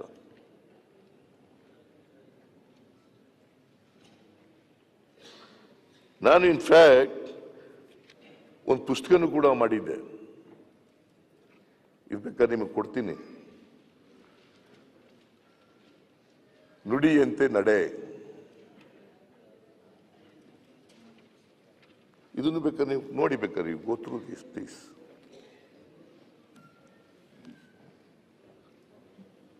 ನೀವು ಬೇಕಾದ್ರೆ ಕಳಿಸ್ಕೊಡ್ಲ ಅದನ್ನ. ನೋಡಪ್ಪ, ಅಲ್ಲ ನೀವಲ್ಲ, ಅವರು ಇಲ್ಲಿ ಯಾರು ಹೋಗ್ತಾರೆ.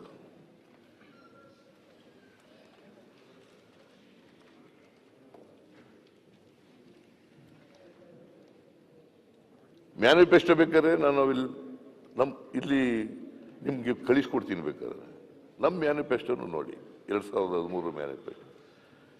ಇವರು 2018ರಲ್ಲಿ ಕೊಟ್ಟಿರ್ತಕ್ಕಂಥ ಮ್ಯಾನಿಫೆಸ್ಟೋನು ನೋಡಿ. ಯಾರು ನುಡಿದಂತೆ ನಡೆದಿದ್ದಾರೆ, ಯಾರು ನುಡಿದಂತೆ ನಡೆದಿಲ್ಲ. Let the people of Karnataka know this.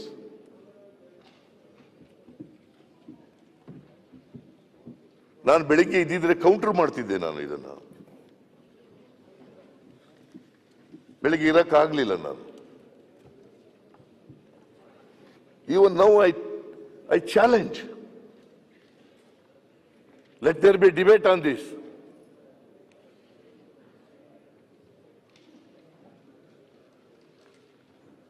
ನಾನು ಬಹಳ ಹೆಮ್ಮೆಯಿಂದ ಹೇಳ್ತೀನಿ, ನಾವು ಏನ್ ಮ್ಯಾನಿಫೆಸ್ಟೋನಲ್ಲಿ ಹೇಳಿದ್ದೋ ಆ ಮ್ಯಾನಿಫೆಸ್ಟೋನಲ್ಲಿ more than 90% of the promises which were given through our manifesto are implemented during our regime.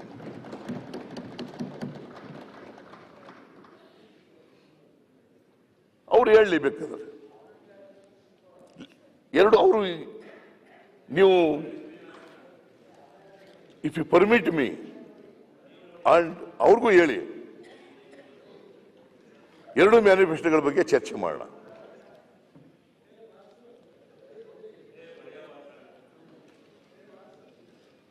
ನಾವೇನು ಬಜೆಟ್ನಲ್ಲಿ ಹೇಳಿದ್ದೋ, ಬಜೆಟ್ನಲ್ಲಿ ಏನೇನು ಪ್ರಾಮಿಸ್ ಮಾಡಿದ್ದೋ, ಏನು ಇಂಪ್ಲಿಮೆಂಟ್ ಮಾಡ್ತೀವಿ ಅಂತ ಹೇಳಿದ್ದೋ ಅದ್ರ ಬಗ್ಗೆನೂ ಕೂಡ ಚರ್ಚೆ ಆಗಲಿ.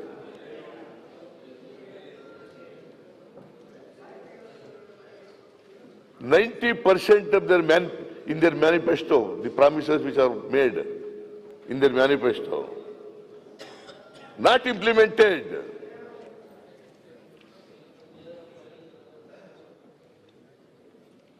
ಅದಕ್ಕಾಗಿ ಹೇಳಿದ್ದು ಈ ಮ್ಯಾನಿಫೆಸ್ಟೋ ಅಥವಾ ರಾಜ್ಯಪಾಲರ ಭಾಷಣ ಒಂದು ಸುಳ್ಳಿನ ಕಂತೆ ಅಂತ ಹೇಳಿ ಹೇಳಿದ್ದು. ನಾವು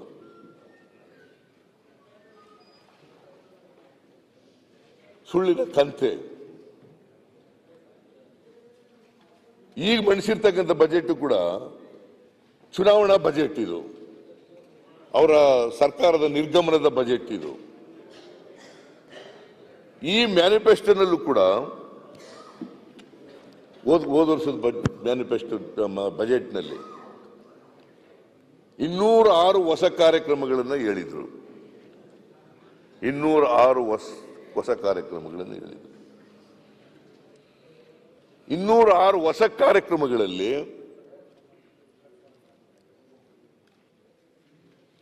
ಸುಮಾರು 57 ಕಾರ್ಯಕ್ರಮಗಳನ್ನು ಜಾರಿ ಕೊಡಕ್ಕಾಗಿಲ್ಲ. 57 ಕಾರ್ಯಕ್ರಮಗಳನ್ನು ಇವತ್ತಿನವರೆಗೆ ಜಾರಿ ಕೊಡಕ್ಕಾಗಿಲ್ಲ. ಇನ್ನು ಒಂದೇ ತಿಂಗಳಿರೋದು.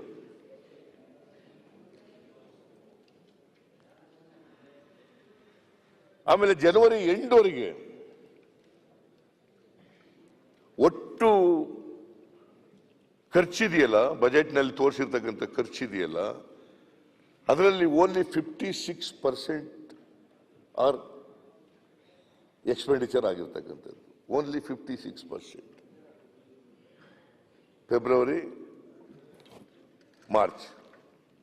ಮಾರ್ಚ್ನಲ್ಲಿ ಕೋಡ್ ಆಫ್ ಕಂಡಕ್ಟ್ ಬರ್ತದೆ, ಮಾಡೋಕ್ಕಾಗಲ್ಲ. ಆಮೇಲೆ ಟ್ರೆಜರಿ ಲಾಕ್ ಮಾಡ್ತಾರೆ, ಮಾಡೋಕ್ಕಾಗಲ್ಲ. ಒಂದು ತಿಂಗಳಲ್ಲಿ ಇನ್ನು 44% ಮಾಡೋಕ್ಕಾಗ್ತದ?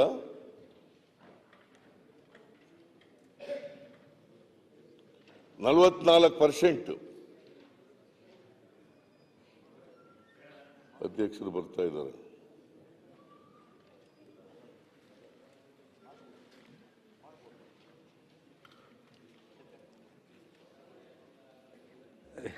ಈಗ ನಾನು ಬಂದ ಮೇಲೆ ನೀವು ಗಡಿಯಾರ ನೋಡೋದು ಬೇಡ.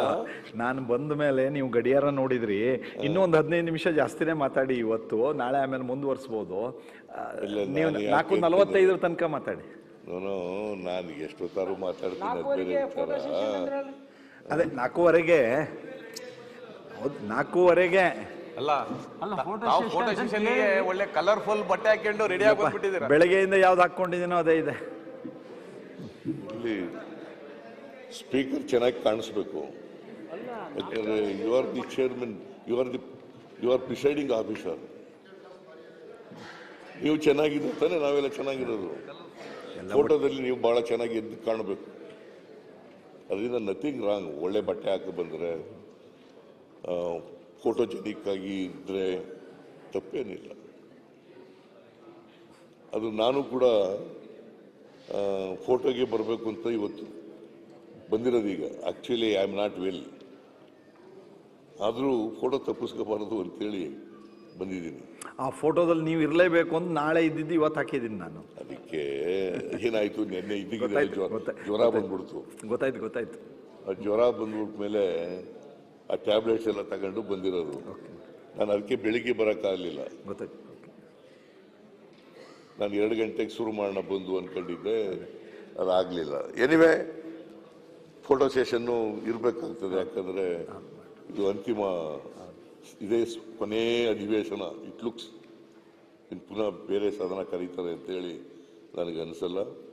ಸಾಮಾನ್ಯವಾಗಿ ಕೊನೆಯ ಅಧಿವೇಶನದಲ್ಲಿ ಎಲ್ಲರೂ ಕೂಡ ಪಾರ್ಟಿಸಿಪೇಟ್ ಮಾಡೋದು ಒಳ್ಳೆಯದು. ಫೋಟೋ ಸೆಷನ್ನಲ್ಲಿ ಎಲ್ಲರೂ ಕೂಡ ಇರೋದು ಒಳ್ಳೆಯದು. ಚೀಫ್ ಮಿನಿಸ್ಟರ್ ಆದಿಯಾಗಿ, ಸ್ಪೀಕರ್ ಆದಿಯಾಗಿ, ಲೀಡರ್ ಆಫ್ ದಿ ಅಪೋಸಿಷನ್ ಎಲ್ಲರೂ ಕೂಡ ಇರಬೇಕು. ಎಲ್ಲ ಸದಸ್ಯರು ಕೂಡ ಇರಬೇಕು.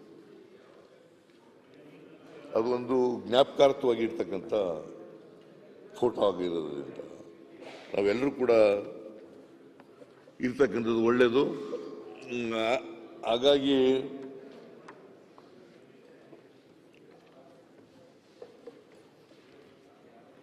ಸೊ ನಾನು ಒಂದು ಏನು ಹೇಳ್ತಾ ಇದ್ದೆ ಅಂತಂದ್ರೆ, ಮಾನ್ಯ ಅಧ್ಯಕ್ಷರೇ,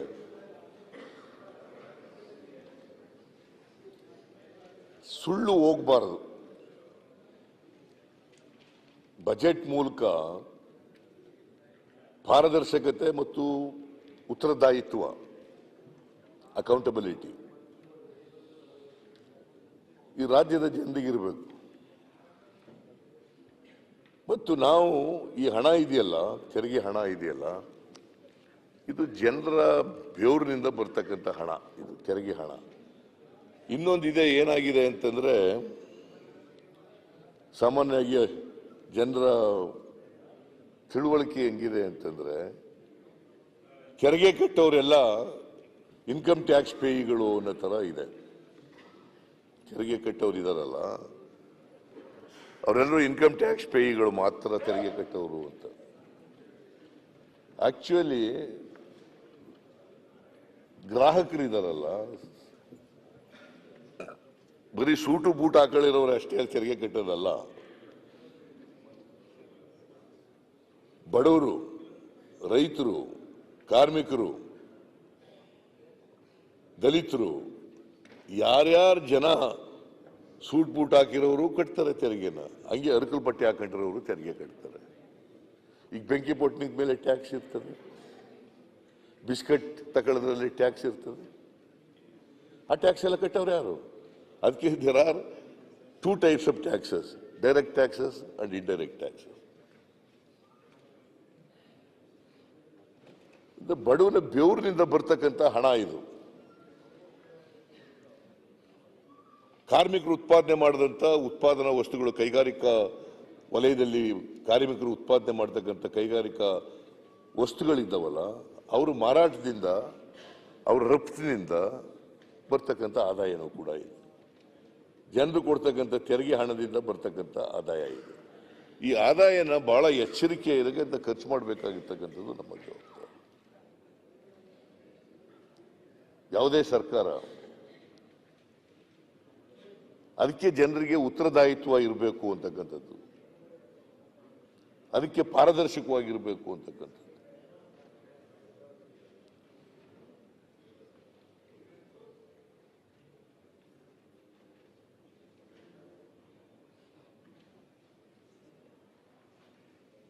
ಅವ್ರೇನೋ ಮಾತಾಡ್ತಾ ಇದ್ದೀರಿ, ಮಾತಾಡಿ ಮಾತಾಡಿ ಮಾತಾಡಿ.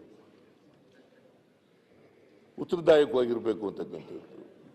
ಜನರ ಬೇವಿನ ಹಣ ಇದೆಯಲ್ಲ, ಈ ಹಣ ಬಹಳ ಎಚ್ಚರಿಕೆಯಿಂದ, ಬಹಳ ಉತ್ತರದಾಯಿತ್ವವಾಗಿ ಖರ್ಚು ಮಾಡಬೇಕಾಗಿರ್ತಕ್ಕಂಥ ಜವಾಬ್ದಾರಿ ನಮ್ಮ ಮೇಲೆ ಇರ್ತಕ್ಕಂಥದ್ದು. ನಾನು ಈ ಬಜೆಟ್ ಅನ್ನ ರಿಯಾಕ್ಟ್ ಮಾಡುವಾಗ ಹೇಳಿದೆ, ಇದು ನಿರ್ಗಮನದ ಬಜೆಟ್ಟು, ಇದು ಕೊನೆಯ ಬಜೆಟ್ಟು, ಇದು ರಾಜ್ಯವನ್ನು ಸಾಲದ ಸುಳಿನಲ್ಲಿ ಸಿಕ್ಕಿರ್ತಕ್ಕಂಥ ಬಜೆಟ್ಟು.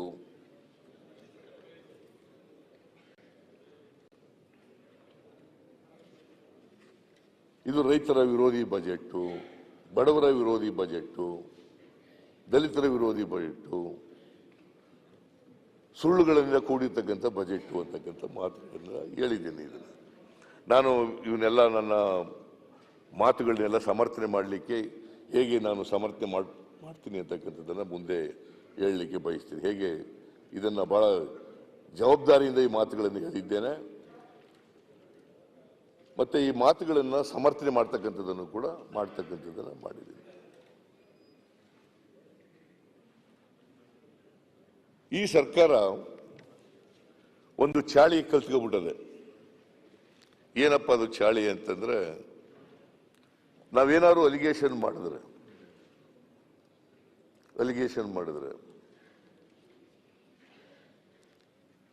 ಹಿಂದಿನ ಸರ್ಕಾರದಲ್ಲೂ ನಡೆದಿತ್ತು ಭ್ರಷ್ಟಾಚಾರ ಅಂತ ಹೇಳೋದು, ಸಿದ್ದರಾಮಯ್ಯನವರ ಸರ್ಕಾರದಲ್ಲೂ ಕೂಡ ಭ್ರಷ್ಟಾಚಾರ ನಡೆದಿತ್ತು ಅಂತ ಎಲ್ಲ ಕಡೆ ಹೇಳ್ತಕ್ಕಂಥ ಒಂದು ಚಾಳಿಯನ್ನ ಅಭ್ಯಾಸ ಮಾಡ್ಕೊಬಿಟ್ಟಿದ್ದಾರೆ.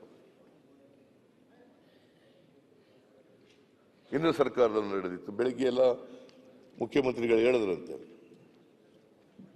ಹಿಂದಿನ ಸರ್ಕಾರದಲ್ಲೂ ಭ್ರಷ್ಟಾಚಾರಗಳು ನಡೆದಿದ್ದು. ಆಮೇಲೆ ಲೋಕಾಯುಕ್ತನೇ ಇವರು ನಿಷ್ಕ್ರಿಯ ಮಾಡಿಬಿಟ್ಟಿದ್ರು, ACBನೇ ತೆಗೆದುಹಾಕ್ಬಿಟ್ರು, ಅಲ್ಲ ACB ರಚನೆ ಮಾಡಿಬಿಟ್ಟಿದ್ರು.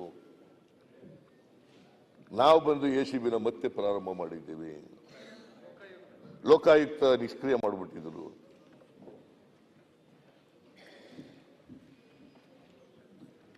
ನಾನು ಕೇಳ್ತೀನಿ, ನಾನು ಮುಖ್ಯಮಂತ್ರಿ ಆಗಿರುವಾಗ 5 ವರ್ಷ, ಇನ್ಕ್ಲೂಡಿಂಗ್ ಬಸವರಾಜ ಬೊಮ್ಮಾಯಿ, ವಿರೋಧ ಪಕ್ಷದಲ್ಲಿ ಇದ್ದೀರಲ್ಲ ನೀವು, ಜಗದೀಶ್ ಶೆಟ್ಟರು ವಿರೋಧ ಪಕ್ಷದ ನಾಯಕರಾಗಿದ್ದಾರಲ್ಲ,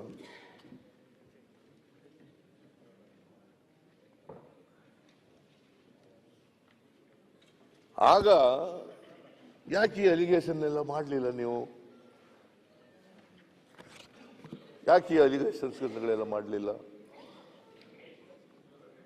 you are in the opposition, you all the opportunity to raise corruption charges against our government. ಆಗ ಬಾಯಿ ಕಡುಬು ಸಿಕ್ಕಾಕೊಂಡು ಕೂತಿದ್ರಿ ಅಲ್ಲ, ಕೂತಿದ್ರ? ಕಡಲೆಪುರಿ ತಿಂತಾ ಇದ್ರಾಗ?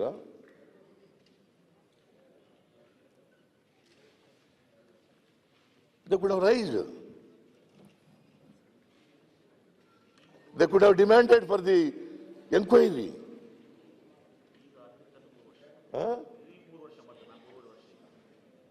ಆಮೇಲೆ ಈಗ ಸುಮಾರು 4 ವರ್ಷದಿಂದ ಅಧಿಕಾರದಲ್ಲಿದ್ದಾರಲ್ಲ, ಎನ್ಕ್ವೈರಿ ಕಾನ್ಸ್ಟಿಟ್ಯೂಟ್ ಮಾಡಬಹುದಾಗಿತ್ತಲ್ಲ ಇಫ್ ದೇ ಹ್ಯಾವ್ ಡಾಕ್ಯುಮೆಂಟ್ಸ್.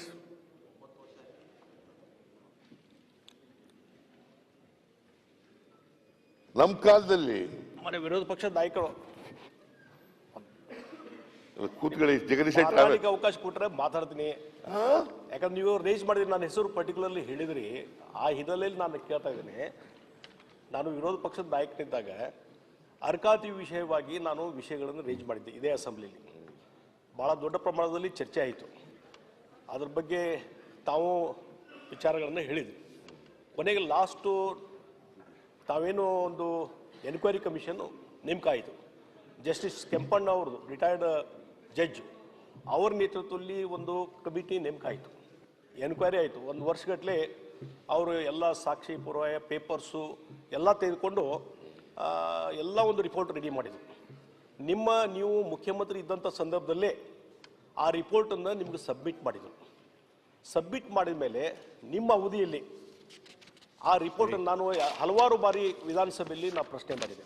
ಆಯ್ತಪ್ಪ, ಅರ್ಕಾವತಿ ನೀವು ಆ ಏನು ನ್ಯಾಯಮೂರ್ತಿ ಕೆಂಪಣ್ಣವರ ಆಯೋಗ ನೇಮಕ ಮಾಡಿದ್ರಿ, ನಂದೇನಿತ್ತು ಸಿಟ್ಟಿಂಗ್ ಹೈಕೋರ್ಟ್ ಜಡ್ಜ್ ಕಡೆ ಮಾಡಿಸ್ರಿ ಅಂತ ಹೇಳಿದ್ರು. ಆದ್ರೆ ನೀವು ನೇಮಕ ಮಾಡಿದ್ರಿ, ಓಕೆ. ಅದಾದ ಮೇಲೂ ಸಹಿತ ಎಲ್ಲೋ ಎವಿಡೆನ್ಸ್ ಆಯಿತು, ರಿಪೋರ್ಟ್ ರೆಡಿ ಆಯಿತು, ನಿಮ್ಗೆ ಸಬ್ಮಿಟು ಮಾಡಿದರು. ಆದರೆ ನಿಮ್ಮ ಅವಧಿಯಲ್ಲಿ ನೀವು ಮುಖ್ಯಮಂತ್ರಿ ಆಗುವವರೆಗೂ ಆ ರಿಪೋರ್ಟನ್ನು ವಿಧಾನಮಂಡಲಕ್ಕೆ ಮಂಡನೆ ಮಾಡಲಿಲ್ಲ. ಯಾಕೆ ಮಂಡನೆ ಮಾಡಲಿಲ್ಲ ಅನ್ನುವಂಥ ಪ್ರಶ್ನೆಯನ್ನು ಸಾಕಷ್ಟು ಸಲ ನಾನು ಕೇಳಿದೆ.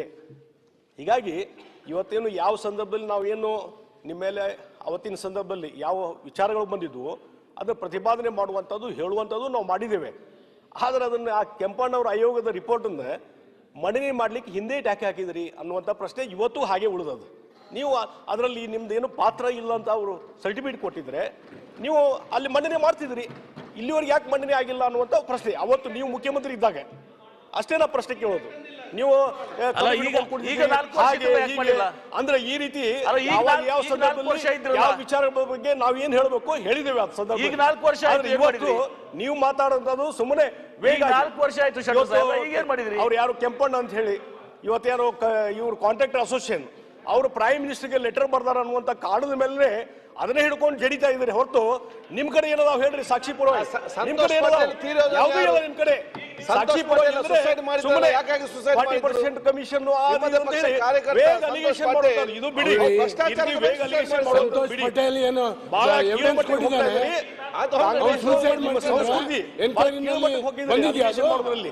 ಅದು ಬಿಡಿ. ಅದ್ರ ಏನ್ ನೀವು ಟೈಮ್ನಲ್ಲಿ ಏನಾಗಿದೆ ಹೇಳಿದ್ದೇವೆ. ಆದ್ರೆ ವಿನಾಕಾರಣ ಈ ರೀತಿ without any proof without any documents ಈ ರೀತಿ ವೇಗ್ ಅಲಿಗೇಷನ್ ಮಾಡೋದು ನಿಲ್ಲಿಸಿ ಅಂತ ಹೇಳ್ತೀನಿ. ಮಾನ್ಯ ಅಧ್ಯಕ್ಷರೇ, ಪಾಪ ಜಗದೀಶ್ ಶೆಟ್ಟರು ನಾನು ಮುಖ್ಯಮಂತ್ರಿ ಆಗಿರುವಾಗ ವಿರೋಧ ಪಕ್ಷದ ನಾಯಕರಾಗಿದ್ದರು. ಒಂದು ಇಶ್ಯೂ ಮೇಲೆ ಅವರು ಅರ್ಕಾವತಿ ಲೇಔಟ್ ವಿಚಾರವಾಗಿ ಪ್ರಸ್ತಾಪ ಮಾಡಿದರು. ಅದರಲ್ಲಿ ಕೋರ್ಟ್ನವರು ರೀಡೂ ಮಾಡಿ ಅಂತ ಹೇಳಿದರು. It is not the government's decision. ಕೋರ್ಟ್ನವರು ಹೇಳಿದ್ರು, ಕೋರ್ಟ್ನವರು ಹೇಳಿದಂಥ ಪದ, ಅದು ಉಪಯೋಗಿಸಿದಂಥ ಪದ ರೀಡೂ ಮಾಡಿ ಅಂತ ಕೋರ್ಟ್ನವರು ಹೇಳಿದ್ರು. ಬೇಕಾದ್ರೆ you can go through the judgment delivered by Honorable High Court of Karnataka. ಆಯೋಗದ ರಿಪೋರ್ಟ್ ಅನ್ನು ಯಾಕೆ ಸಬ್ಮಿಟ್ ಮಾಡಿಲ್ಲ ಅನ್ನುವಂತ ಅದು ಹೇಳ್ತೀನಿ ತಾಳಿ ಕೂತ್ಕೊಳ್ರಿ. ಕೆಂಪಣ್ಣ ಆಯೋಗ ಈಗ ನಾನು ಮಾತಾಡ್ತಾ ಇರುವಾಗ ನೀವು ಮಧ್ಯದಲ್ಲಿ ಇಂಟರ್ಫಿಯರ್ ಆಗಿದ್ದೀರಿ. ನೀವು ಸೀನಿಯರ್ ಅಂತ ನಾನು ಕೂತ್ಕೊಂಡಿದ್ದೀನಿ, ಈಲ್ಡ್ ಆಗಿದ್ದೀನಿ.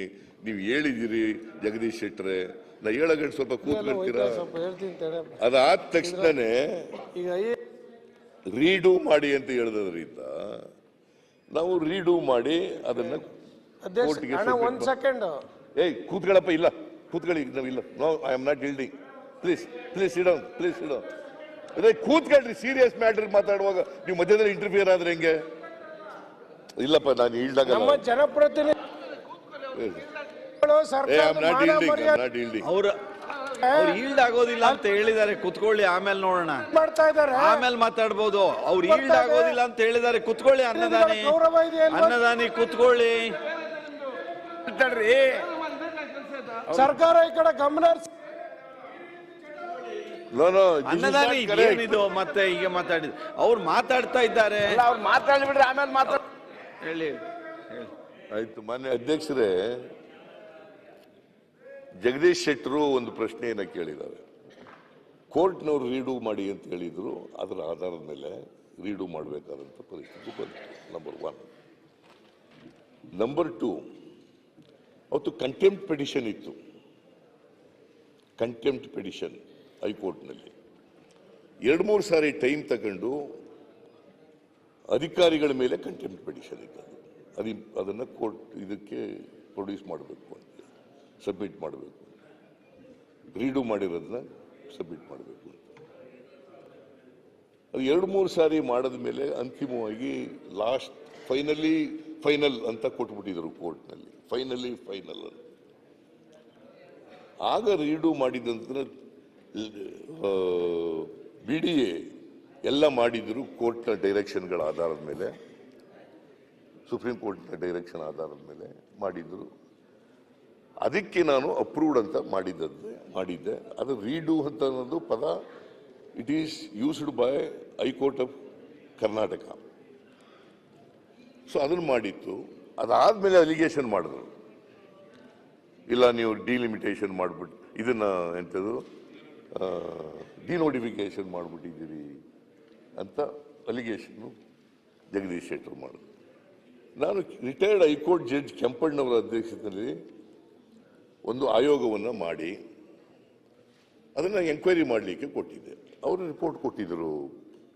ಅದಾದಮೇಲೆ ರಿಪೋರ್ಟ್ ಬಂದ ಮೇಲೆ ಮತ್ತು ಒಂದು ಆಫೀಸರ್ಸು ಯಾರು ವಿಜಯ ಭಾಸ್ಕರ್ ಅಂತ ಇದ್ರಲ್ಲ, ಯಾರು ಚೀಫ್ ಸೆಕ್ರೆಟರಿ ಇದ್ರಲ್ಲ, ಅವರ ಅಧ್ಯಕ್ಷತೆಯಲ್ಲಿ ರಮಣ್ ರೆಡ್ಡಿ ಒಬ್ಬರು ಸದಸ್ಯರು, ಇನ್ನೊಬ್ಬರು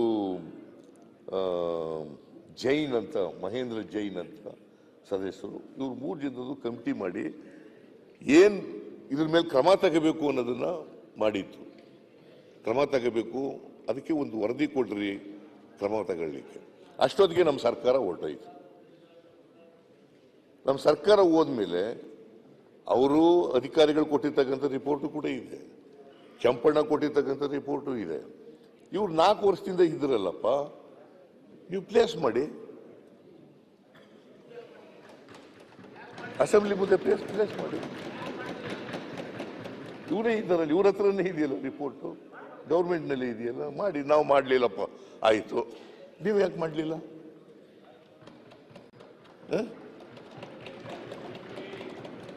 ಅದಾಯ್ತು ರೀ, ನಾವು ಮಾಡಲಿಲ್ಲ. ನಿಮ್ಮ ಸರ್ಕಾರ ಇತ್ತಲ್ರಿ, ನೀವೇನು ಮುಖ್ಯಮಂತ್ರಿ ಎಲ್ಲ ಬಿಡಿ. ನಾವು ಒಪ್ಕೊಂತೀನಿ ಸಿದ್ದರಾಮಯ್ಯ ಅವರೇ, ಇದು ನಿಮ್ಮ ಅವಧಿಯಲ್ಲಿ ರಿಪೋರ್ಟ್ ಸಬ್ಮಿಟ್ ಆಗಿತ್ತು. ಆಯ್ತು, ನಾನು ಹೇಳಿದ್ನಲ್ಲ ಈಗ. ನೋಡಿ, ಒಂದು ನಾನು ಹೇಳ್ತೀನಿ, ಯೂಶಲಿ ಯಾವುದೋ ಒಂದು ಆಯೋಗದ ರಿಪೋರ್ಟು ಸಬ್ಮಿಟ್ ಆದಮೇಲೆ ಅದನ್ನ ಆ ಸರ್ಕಾರಗಳು ಸದನ ಮುಂದೆ ಮಂಡನೆ ಮಾಡ್ತವೆ. ಆಮೇಲೆ ನಿಮ್ದು ಅದ್ರ ಬಗ್ಗೆ ಆಕ್ಷನ್ ತಗೊಳ್ಳೋದು, ಮತ್ತೊಂದು ಅದ್ರ ಬಗ್ಗೆ ಒಂದು ಕಮಿಟಿ ಮಾಡೋದು, ದಟ್ ಈಸ್ ಡಿಫರೆಂಟ್. ಅಟ್ಲೀಸ್ಟ್ ಆ ರಿಪೋರ್ಟ್ ಆದ್ರೂ ಬಹಿರಂಗ ಆಗ್ಬೇಕಾಗಿತ್ತಲ್ಲ. ಅದು ಮಾಡ್ಲಿಕ್ಕೆ ನೀವು ತಯಾರಾಗಿಲ್ಲ ಅಂದ್ರೆ ಎಲ್ಲೇ ಒಂದು ನುಳಿಸ್ಕೊಳ್ಳುವಂತದ್ದು ಆಗಿದೆ. ಸುಮ್ಮನೆ ಹಾಗೆ ಹೇಳ್ಬೇಡ್ರಿ ಆ ಎಕ್ಸ್ಪರ್ಟ್ ಕಮಿಟಿ ಇತ್ತು ಮತ್ತೊಂದಾಯ್ತು, ಇದೆಲ್ಲ ಬೇಡ, ಸರಿಯಲ್ಲ. ಈಗ ನೀವು ಮಾಡ್ಬೋದಾಯ್ತು. ನೀವು ಮಾಡಿದ್ರಿ ಅದು ಬಿಡಿ, ಅದು ಮುಖ್ಯಮಂತ್ರಿ ಸರ್ಕಾರ ಯಾಕೆ ಮಾಡಿದ್ರೆ ಬಿಡಿ, ಅದು ಬಿಡಿ. ನಿಮ್ಮ ಆ ಸಂದರ್ಭದಲ್ಲಿ ಅದನ್ನ ಯಾಕೆ ಸದನ ಮುಂದೆ ಯಾಕೆ ಇಡ್ಲಿಲ್ಲ ಅನ್ನುವಂತ ಪ್ರಶ್ನೆ ಆಯ್ತಲ್ಲ. ಜಗದೀಶ್ ಶೆಟ್ಟರ್ ಕೂತ್ಕೊಂಡು ಹೇಳಿದಿರಿ, ನಾನು ಆ ರಿಪೋರ್ಟ್ ಸಬ್ಮಿಟ್ ಆದ್ಮೇಲೆ ಸರ್ಕಾರಕ್ಕೆ ವಿಜಯ ಭಾಸ್ಕರ್ ಈಗ ಮಾಜಿ ಮುಖ್ಯ ಕಾರ್ಯದರ್ಶಿ ಅವರ ಅಧ್ಯಕ್ಷತೆಯಲ್ಲಿ ಒಂದು ಸಮಿತಿಯನ್ನ ಮಾಡಿ ಆ ಸಮಿತಿಗೆ ನೀವು ಏನು ಕ್ರಮ ತಗೋಬಹುದು ಅದನ್ನು ಶಿಫಾರಸ್ ಮಾಡಿ ಅಂತೇಳಿ ಕೊಟ್ಟಿತ್ತು. In the mean while election ಬಂತು, ಕೋಡ್ ಆಫ್ ಕಂಡಕ್ಟ್ ಬಂತು, ನಾವು ಅದನ್ನು ಸದನದ ಮುಂದೆ ಮಂಡಿಸ್ಲಿಕ್ಕೆ ಆಗಲಿಲ್ಲ. That is the fact. ನೀವು ಇದ್ರಲ್ಲ ಅಧಿಕಾರದಲ್ಲಿ 4 ವರ್ಷದಲ್ಲಿ.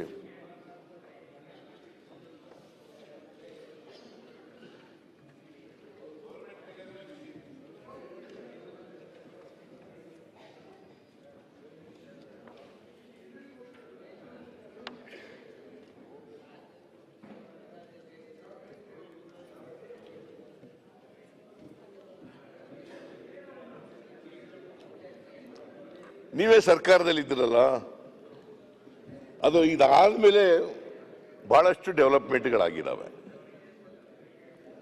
ಅದಾದ್ಮೇಲೆ ಯಾರೋ ಹೈಕೋರ್ಟ್ಗೆ ಹೋದ್ರು, ಅದಾದ್ಮೇಲೆ ಇವರ ಅಧ್ಯಕ್ಷತೆಯಲ್ಲಿ ಅಂತವರು ಹೈಕೋರ್ಟ್ ಜಡ್ಜ್ ಅಧ್ಯಕ್ಷತೆಯಲ್ಲಿ ಒಂದು ಸಮಿತಿ ಕೂಡ ಆಗಿದೆ. ಈಗ ವರದಿ ಎಲ್ಲ ಇದೆಲ್ಲ ಆಗಿದೆ. It is in your position. ಅದೇನಾಗಿದೆ ಅನ್ನೋದನ್ನು ಸರ್ಕಾರ ಇದೆ ಸದನದ ಮುಂದೆ ಇಡಿ. 4 ವರ್ಷದಿಂದ ಯಾಕೆ ಸುಮ್ಮನೆ ಇದ್ದೀರಿ? ಏನೇನು ಡೆವಲಪ್ಮೆಂಟ್ ಆಗಿದೆ ಅವೆಲ್ಲನೂ ಕೂಡ ಇಡಿ.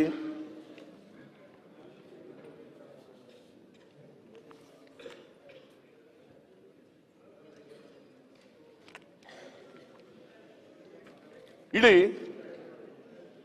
ನುಣುಚಿಗಳ ಪ್ರಶ್ನೆನೇ ಇಲ್ವಲ್ಲ ಇದರಲ್ಲಿ. ಏನಾದ್ರೂ ಏನು ವರದಿನೇ ನುಂಗ ಹಾಕ್ಬಿಟ್ಟಿದ್ದೀನ ಅಥವಾ ನಾಶ ಮಾಡ್ಬಿಟ್ಟಿದ್ದೀನ? ಮಾಡಿ. ಅದರಲ್ಲಿ ಬಹಳ ಸ್ಪಷ್ಟವಾಗಿ ಹೇಳಿದ್ದಾರೆ ಕೆಂಪಣ್ಣ ಅವರು, Siddaramaiah as chief minister has not denotified even a 1 acre of land.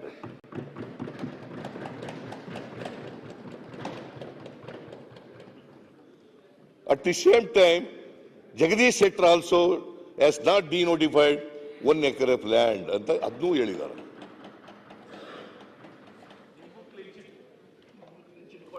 It is A report. ನೀವು ನನಗಿಂತ ಹಿಂದೆ chief minister ಆಗಿದ್ರಿ.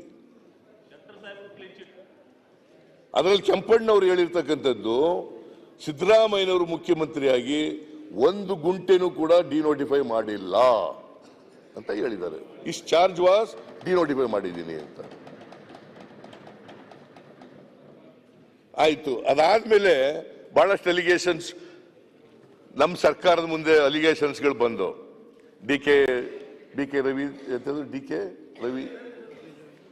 Ganapati case, single lottery case, ಆಮೇಲೆ ಬೆಳ್ತಂಗಡಿನಲ್ಲಿ ಇರ್ತಕ್ಕಂಥ ಕೇಸ್, ಪರೇಶ್ ಮೆಸ್ತಾ ಕೇಸ್, ಆಮೇಲೆ ಮಂಡ್ಯ ಸೊಸೈಟಿಗಳಿಗೆ ಸಂಬಂಧಪಟ್ಟಂತೆ ಕೇಸ್, ನಾವು ಎಲ್ಲ ಸಿಬಿಐಗೆ ವಹಿಸಿದ್ದೆ ನಾನು.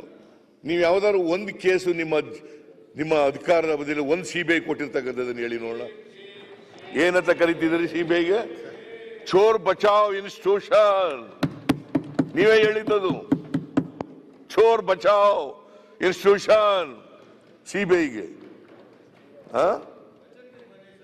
ಬಜೆಟ್ ಬರ್ತೀನಿ, ನೀವೆಲ್ಲ ಬಜೆಟ್ ಮೇಲೆ ಮಾತಾಡಿದ್ದೀರಾ ಬೆಳಿಗ್ಗೆ ಎಲ್ಲ ಮಾತಾಡಿದ್ವಿ. ನೀವು ಶುರು ಮಾಡೋದು ಬಜೆಟ್ ಮೇಲೆ. ನೀವು ಆಯ್ತು ಬರ್ತೀನಿ, ಬಜೆಟ್ ಬರ್ತೀನಿ. ಗವರ್ನರ್ ಅಡ್ರೆಸ್ ಅಲ್ಲೂ ಆಯ್ತು. ಹಿಂಗ ಅಧ್ಯಕ್ಷರೇ ಬಜೆಟ್ ಬರಕ್ ಹೇಳಿ. ನೋ ನೋ ನೋ, ನನ್ನ ಮೇಲೆ ಅಲಿಗೇಷನ್ಸ್ ಮಾಡಿದ್ರೆ ಸುಮ್ಮನೆ ಇರ್ಬೇಕಾ Madhuswamy? I was not here in the morning. ನೋಡಿ ಯಾವ್ಯಾವ ಕೇಸ್ಗಳನ್ನ ನಾನು ಸಿಬಿಐ ಕೊಟ್ಟಿದ್ದೆ. ಡಿವೈಎಸ್ಪಿ ಗಣಪತಿ ಸಾವಿನ ಪ್ರಕರಣ, ಪರೇಶ್ ಮೆಸ್ತಾ ಪ್ರಕರಣ, IAS ಅಧಿಕಾರಿ DK ರವಿ ಪ್ರಕರಣ, ಅಕ್ರಮ ಲಾಟರಿ ಪ್ರಕರಣ, ಸೌಜನ್ಯ ಕೊಲೆ ಪ್ರಕರಣ, ಕಲಬುರಗಿ ಪ್ರಕರಣ, ರಾಮನಗರ ಅಭಿವೃದ್ಧಿ ಪ್ರಾಧಿಕಾರದ ಹಣದ ಹಗರಣ, ಮಂಡ್ಯ ಅಭಿವೃದ್ಧಿ ಪ್ರಾಧಿಕಾರದ ಹಗರಣ, ಸುಮಾರು 8 ಕೇಸ್ಗಳನ್ನ ಸಿಬಿಐ ಕೊಟ್ಟಿದ್ದೆ ನಾನು. ಆಗ ಯಾರ ಸರ್ಕಾರ ಇತ್ತು? ಬಿಜೆಪಿ ಸರ್ಕಾರನೇ ಇತ್ತು. ನರೇಂದ್ರ ಮೋದಿಯವರು ಪ್ರಧಾನಮಂತ್ರಿ. ಸಾಕ್ಷ್ಯ ನಾಶ ಮಾಡಿ ಕೊಟ್ಟಿದ್ದೀರಾ ಸಿಬಿಐಗೆ. ಸಾಕ್ಷ್ಯ ಎಲ್ಲ ನಾಶ ಮಾಡಿ ಲೇಟ್ ಆಗಿ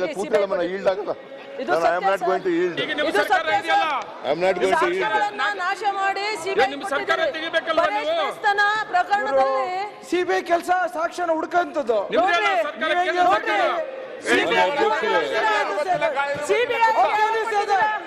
It is the duty of CBI to do that.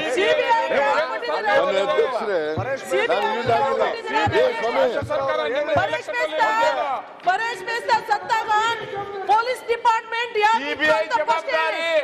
ನೀವು ಎಲ್ಲ ಬಸ್ಗಳು ನೀವು ಏನು ಮಾಡ್ತಾ ಇದ್ರೆ ಯಾಕಲ್ಲಿ ಇತ್ತು? ಮಾನ್ಯ ವಿರೋಧ ಪಕ್ಷದ ನಾಯಕರು ಹೇಳಬೇಕು ದಯವಿಟ್ಟು. ಮಾನ್ಯ ವಿರೋಧ ಪಕ್ಷದ ನಾಯಕರು ದಯವಿಟ್ಟು ಈ ಮಾತನ್ನು ಸರ್ ಮಾತಾಡ್ಲಿ ಕೊಡಿ. ಈ ಮಾತು ನಾನು ಕೇಳ್ತೇನೆ, ನಿಮ್ಮ ಮಾತು ನಾವು ಕೇಳ್ತೇವೆ. ಮಾತಾಡ್ಲಿ ಕೊಡಿ, ಮಾತಾಡ್ಲಿ ಕೊಡಿ ದಯವಿಟ್ಟು. ಮಾತಾಡ್ಲಿ ಕೊಡಿ, ವಿರೋಧ ಪಕ್ಷದ ನಾಯಕರು ಮಾತಾಡೋದು ಕುತ್ಕೊಳ್ಳಮ್ಮ. ವಿರೋಧ ಪಕ್ಷ ಕುತ್ಕೊಳ್ರಿ. ಈಗ ಸಿದ್ದರಾಮಯ್ಯನವರು ಈಲ್ಡ್ ಆಗಿಲ್ಲ, ಕುತ್ಕೊಳ್ಳಿ. ರೂಪಾಲಿ ಕುತ್ಕೊಳ್ಳಿ. ಈಗ ಅವ್ರು ಈಲ್ಡ್ ಆಗಿಲ್ಲ, ಮಧ್ಯದಲ್ಲಿ ಹೀಗೆ ಮಾತನಾಡೋದಕ್ಕೆ ಆಗೋದಿಲ್ಲ. ಕುತ್ಕೊಳ್ಳಿ. ಹೀಗೆ ಮಾತಾಡೋದಕ್ಕೆ ಆಗೋದಿಲ್ಲಮ್ಮ. ಅವ್ರು ಮಾತಾಡಿ ಮುಗಿಸ್ಲಿ, ಆಮೇಲೆ ನೀವು ಮಾತಾಡಬಹುದು. ಸಭಾಧ್ಯಕ್ಷರು ಯಾರು ಬಾಗಿ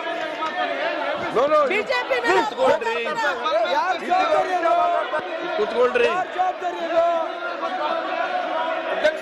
ಆತ್ಮಸಾಕ್ಷಿಗೆ ಗೊತ್ತಿದೆ.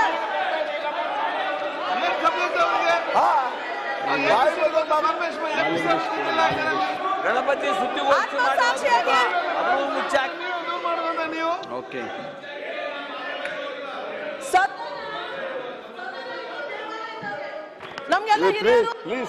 ಈಗ ಕುತ್ಕೊಳ್ರಿ ದಯವಿಟ್ಟು. ಎರಡೂ ಕಡೆ ಕುತ್ಕೊಳ್ರಿ. ವಿಶ್ವನಾಥ್, ಸೋಮಶೇಖರ್ ರೆಡ್ಡಿ, ಸುನೀಲ್, ರೂಪಾಲಿ ಎಲ್ಲ ದಯವಿಟ್ಟು. ಸಿದ್ದು ಎಲ್ಲ ಕುತ್ಕೊಳ್ರಿ. ಒಂದ್ ನಿಮಿಷ. ರೂಪಾಲಿ ಹಾಗೆಲ್ಲ ಎದ್ ನಿಂತ್ಕೊಂಡು ಹೇಗೆಲ್ಲ ಮಾತಾಡ್ತಾ ಇದ್ರೆ ಆಗೋದಿಲ್ಲ. ಕುತ್ಕೊಳ್ಳಿ ದಯವಿಟ್ಟು. ಸಿದ್ದರಾಮಯ್ಯನವ್ರು ಈಲ್ಡ್ ಆಗಿಲ್ಲ. ಕುತ್ಕೊಳ್ಳಮ್ಮ. ಹಾಗೆಲ್ಲ ರೂಪಾಲಿ ಅವ್ರು ಈಲ್ಡ್ ಆಗಿಲ್ಲ, ಮಾತಾಡ್ತಾ ಹೋಗ್ಬೇಡಿ. ಕುತ್ಕೊಳ್ಳಿ ದಯವಿಟ್ಟು.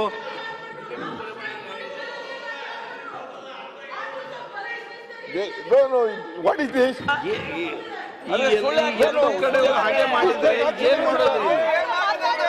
ಈ ಎರಡೂ ಕಡೆ ಹಾಗೆ ಮಾಡ್ತಾರೆ ನೋಡಿ. ಈಶ್ವರ ಖಂಡ್ರಿಗೆಲ್ಲ ಮಾತಾಡಿದ್ರೆ ಎರಡೂ ಕಡೆ ನೋಡ್ರಿ, ಇಲ್ಲಿ ಎರಡೂ ಕಡೆ ಹಾಗೆ ಮಾಡ್ತಾ ಇದ್ದಾರೆ. ಇವರು ನೋಡ್ರಿ, ಇಲ್ಲಿ ಇವ್ರು ಈ ಕಡೆ ಹೀಗೆ ಮಾತಾಡೋದು, ಇವ್ರು ಈ ಕಡೆ ಹೀಗೆ ಮಾತಾಡೋದು. ಯಾರು ಒಂದು ಸದನದಲ್ಲಿ ಸ್ಪೀಕರ್ ಹೇಳಿದ್ದನ್ನ ಕೇಳೋದನ್ನ ರೂಢಿ ಇಟ್ಕೊಳ್ರಿ. ಎಲ್ಲೋ ಆಕಸ್ಮಿಕವಾಗಿ ಒಂದೊಂದ್ಸಲ ಏನೋ ಒಂದೊಂದು ಘಟನೆಗಳು ನಡೆಯುತ್ತೆ. ಕುತ್ಕೊಳ್ರಿ. ಈಗ ನೀವು ಕುತ್ಕೊಳ್ರಿ. ಸಿದ್ದು ಕುತ್ಕೊಳ್ರಿ. ಆಯ್ತು. ಈಗ ಭೀಮಾ ನೀವೇ ಕುತ್ಕೊಳ್ಬೇಕು. ಈಗ ಈ ಕಡೆಗೆಲ್ಲ ಕುತ್ಕೊಂಡಿದ್ದಾರೆ. ನೀವು ಈಗ ಸಂದರ್ಭ ಬಂದ್ರೆ ಯಾರ್ಯಾರಿಗೆ ಮಾತಾಡ್ಬೇಕು ಎಲ್ಲರಿಗೂ ಮಾತಾಡ್ತೀನಿ ನಾನು. ಕುತ್ಕೊಳ್ರಿ. ನೀವು ಕುತ್ಕೊಳ್ರಿ. ಈಗ ಕೂರ್ರಿ.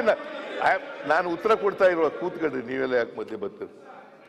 ನಾನು ಮಾತಾಡುವಾಗ ಯಾಕೆ ಮಾಡ್ತೀನಿ? ಮನೆ ಅಧ್ಯಕ್ಷರೇ, ನಾನು ಯಾವ್ಯಾವಾಗ ನಮ್ಮ ಮೇಲೆ ಅಲಿಗೇಷನ್ ಮಾಡಿದ್ರು ಆ ಎಲ್ಲ ಪ್ರಕರಣಗಳನ್ನು ಕೂಡ ಸಿಬಿಐ ಕೊಟ್ಟಿದೆ.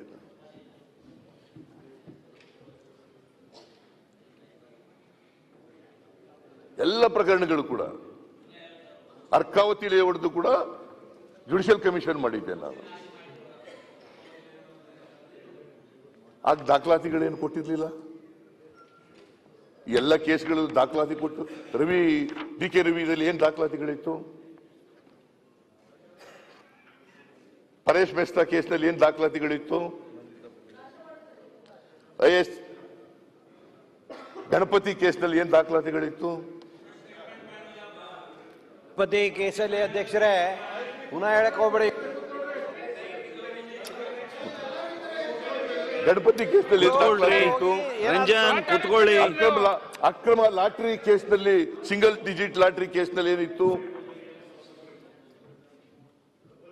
ಏನು ದಾಖಲಾತಿಗಳೇನಿರಲಿಲ್ಲ.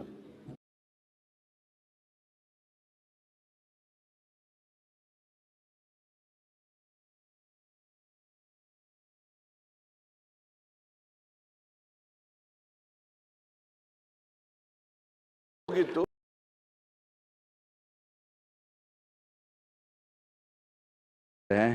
ಹಾಗಾಗಿ ಅಮರೇಗೌಡ, ಲಿಂಗನಗೌಡ, ಪಾಟೀಲ್, ಬಯ್ಯಾಪುರ್.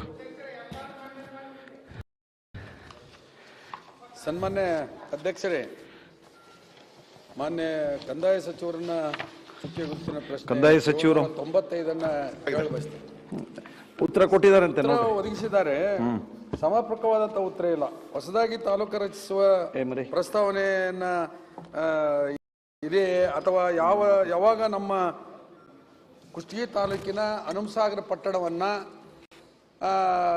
ತಾಲೂಕಾ ಕೇಂದ್ರವಾಗಿ ಘೋಷಣೆ ಮಾಡ್ತಾರೆ ಅಂದ್ರೆ ನಿರ್ದಿಷ್ಟ ಕಾಲಮಿತಿಯನ್ನ ನಿಗದಿಪಡಿಸಿರುವುದಿಲ್ಲ ಅನ್ನುವ ಮಾತನ್ನ ಹೇಳಿದ್ದಾರೆ.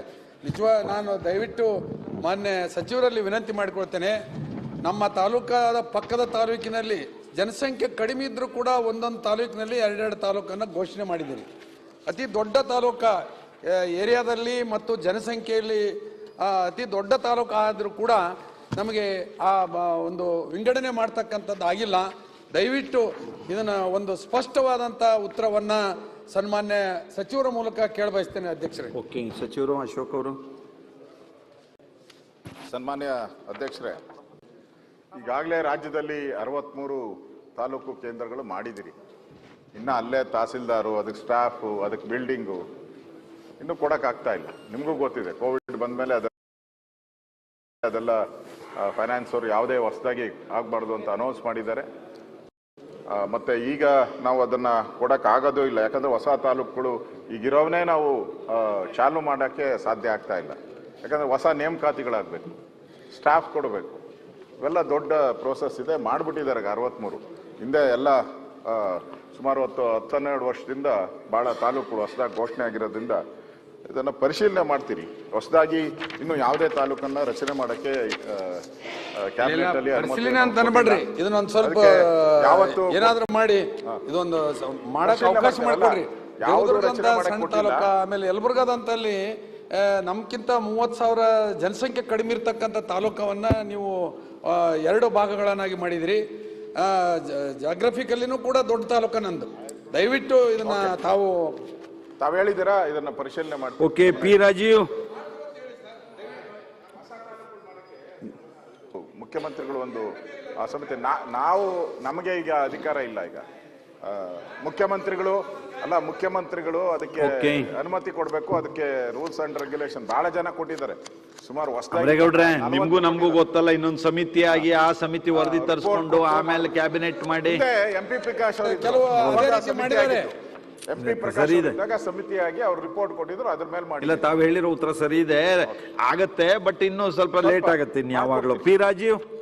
ಸನ್ಮಾನ್ಯ ಸಭಾಧ್ಯಕ್ಷರೇ, ಪ್ರಶ್ನೆ ಸಂಖ್ಯೆ 686 ಮಾನ್ಯ ಲೋಕೋಪಯೋಗಿ ಸಚಿವರು ಸಿ.ಸಿ. ಪಾಟೀಲ್. ಮಾನ್ಯ ಸಭಾಪತಿಗಳೇ, ಉತ್ತರವನ್ನು ಒದಗಿಸಲಾಗಿದೆ.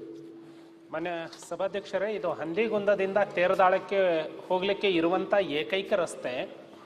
ವರ್ಕ್ ಆರ್ಡರ್ ಇಶ್ಯೂ ಆಗಿ ತುಂಬಾ ದಿನ ಆಯಿತು.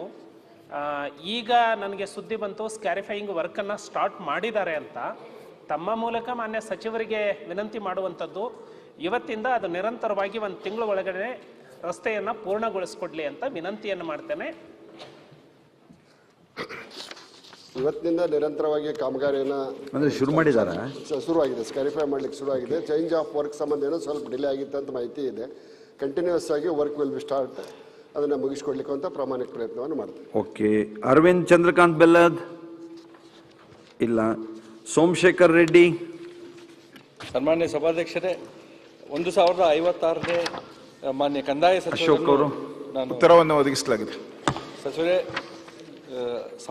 ಸನ್ಮಾನ್ಯ ಅಧ್ಯಕ್ಷರೇ, ಉತ್ತರವನ್ನು ಒದಗಿಸಿದ್ದಾರೆ ಅಧ್ಯಕ್ಷರೇ. ಸ್ವೀಕರಿಸಿದ ಅರ್ಜಿಗಳು 94cc ಕೆಳಗಡೆ 23,631, ತಿರಸ್ಕೃತ ಅರ್ಜಿಗಳು 19,311 ತಿರಸ್ಕಾರ ಮಾಡಿದ್ದಾರೆ. ಈ ಅರ್ಜಿಗಳು ಈಗ ನಾನು ಏನು ಸ್ಲಮ್ ಬೋರ್ಡಿಂದ ಪಟ್ಟಗಳು ಕೊಡ್ತಾ ಇದ್ದೀನೋ ಮನೆ ಮನೆಗೆ ಹೋಗಿ ಕೊಡ್ತಾ ಇದ್ದೀನಿ ಅಧ್ಯಕ್ಷರೇ. ಆಗ ಪ್ರತಿಯೊಬ್ಬರು ಕೂಡ ಪಕ್ಕದ ಮನೆಯವರು ಇವರೆಲ್ಲ ಬಂದು ಕೇಳೋದು, ನಮ್ಮ ಅರ್ಜಿ ತಿರಸ್ಕೃತವಾಗಿದೆ, ಅದು ಯಾವಾಗ ಪರಿಷ್ಕಾರ ಆಗುತ್ತೆ, ಅದನ್ನು ಯಾವಾಗ ಕೊಡಿಸ್ತೀರಿ ಅಂತೇಳಿ ನಮಗೆಲ್ಲ ಕೇಳೋದು ಸ್ಟಾರ್ಟ್ ಮಾಡಿದ್ದಾರೆ ಅಧ್ಯಕ್ಷರೇ.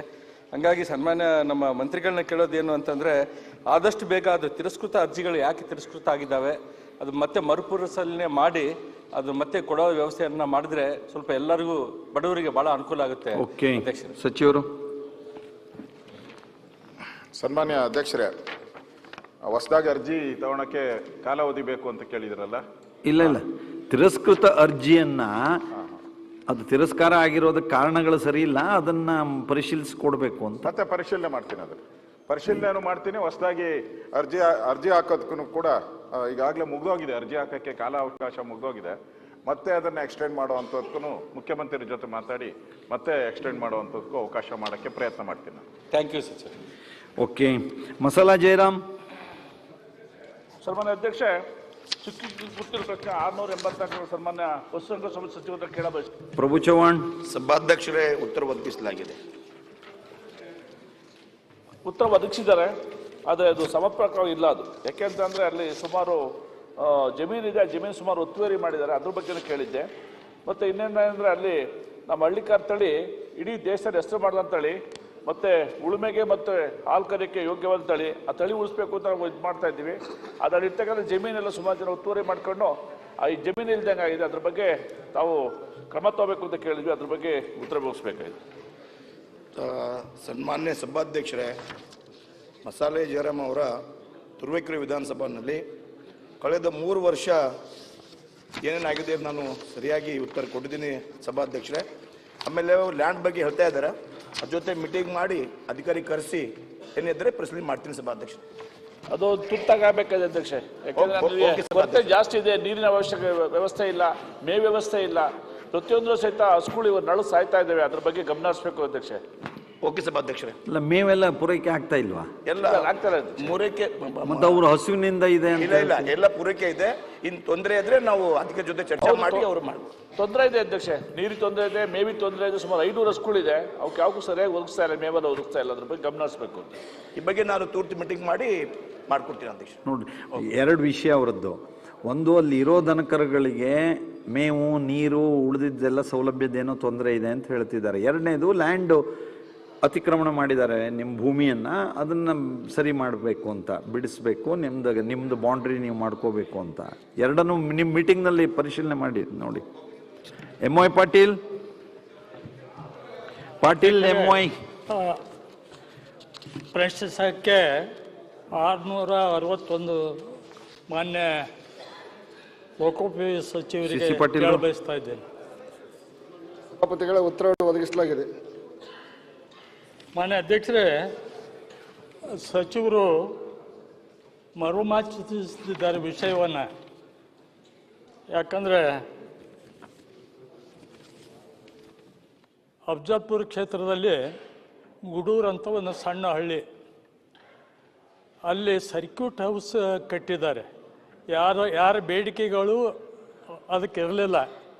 ಸರ್ಕ್ಯೂಟ್ ಹೌಸ್ ಕಟ್ಟಿ ಆ ಕಟ್ಟಿದ್ದಕ್ಕಿಂತ ಪೂರ್ವದಲ್ಲಿ ಸರ್ಕಾರ ಎಕ್ವೈರ್ ಮಾಡಬೇಕಾಗಿತ್ತು ಜಮೀನ, ಎಕ್ವೈರಿ ಕೂಡ ಮಾಡಿಲ್ಲ.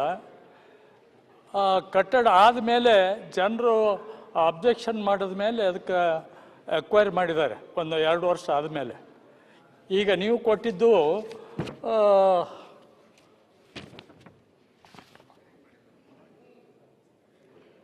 ದಿನಾಂಕ 15, 11, 18 ಅಂತ ಹೇಳಿರಿ. ಇದಕ್ಕೆ 2 ವರ್ಷ ಮುಂಚೆನೇ ಆ ಬಿಲ್ಡಿಂಗ್ ಕಂಪ್ಲೀಟ್ ಆಗಿದೆ. ಅಲ್ಲೇನಾಗಿದೆ, ಒಬ್ಬ ಪ್ರತಿಷ್ಠಿತರ ಸಮಾಧಿಗಳಿವೆ. ಆ ಸಮಾಧಿಗಳಿರೋದ್ರಿಂದ ಅವ್ರ ಮನೆಯವರು ಹೋಗಿ ಪುಣ್ಯತಿಥಿಗೆ ಅಷ್ಟೇ ಹೋಗ್ತಾರೆ ಅವರು. ಅಲ್ಲಿ ಅದನ್ನು ಉಪಯೋಗ ಮಾಡ್ತಾರೆ. ಜನಸಾಮಾನ್ಯರಿಗೆ ಅದು ಉಪಯೋಗನೂ ಆಗೋದಿಲ್ಲ, ಅದು ಯಾವ ಕೆಲಸಕ್ಕೂ ಬರೋದಿಲ್ಲ.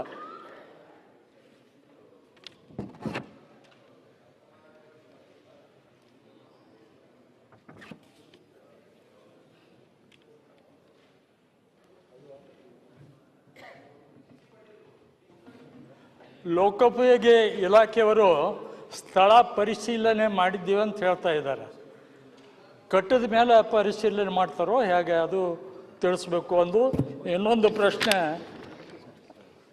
ಸನ್ಮಾನ್ಯ ಸಭಾಪತಿಗಳೇ, ಲೋಕೋಪಯೋಗಿ ಇಲಾಖೆಯಿಂದ ಕಟ್ಟಲ್ಪಡುವಂಥ ಪ್ರವಾಸಿ ಮಂದಿರಗಳು ಯಾರದೇ ಒಂದು ಅಥವಾ ಇಬ್ಬರು ಗಣ್ಯ ವ್ಯಕ್ತಿಗಳಿಗಾಗಿ ಕಟ್ಟತಕ್ಕಂಥ ಅತಿಥಿ ಗೃಹಗಳು ಇರುವುದಿಲ್ಲ.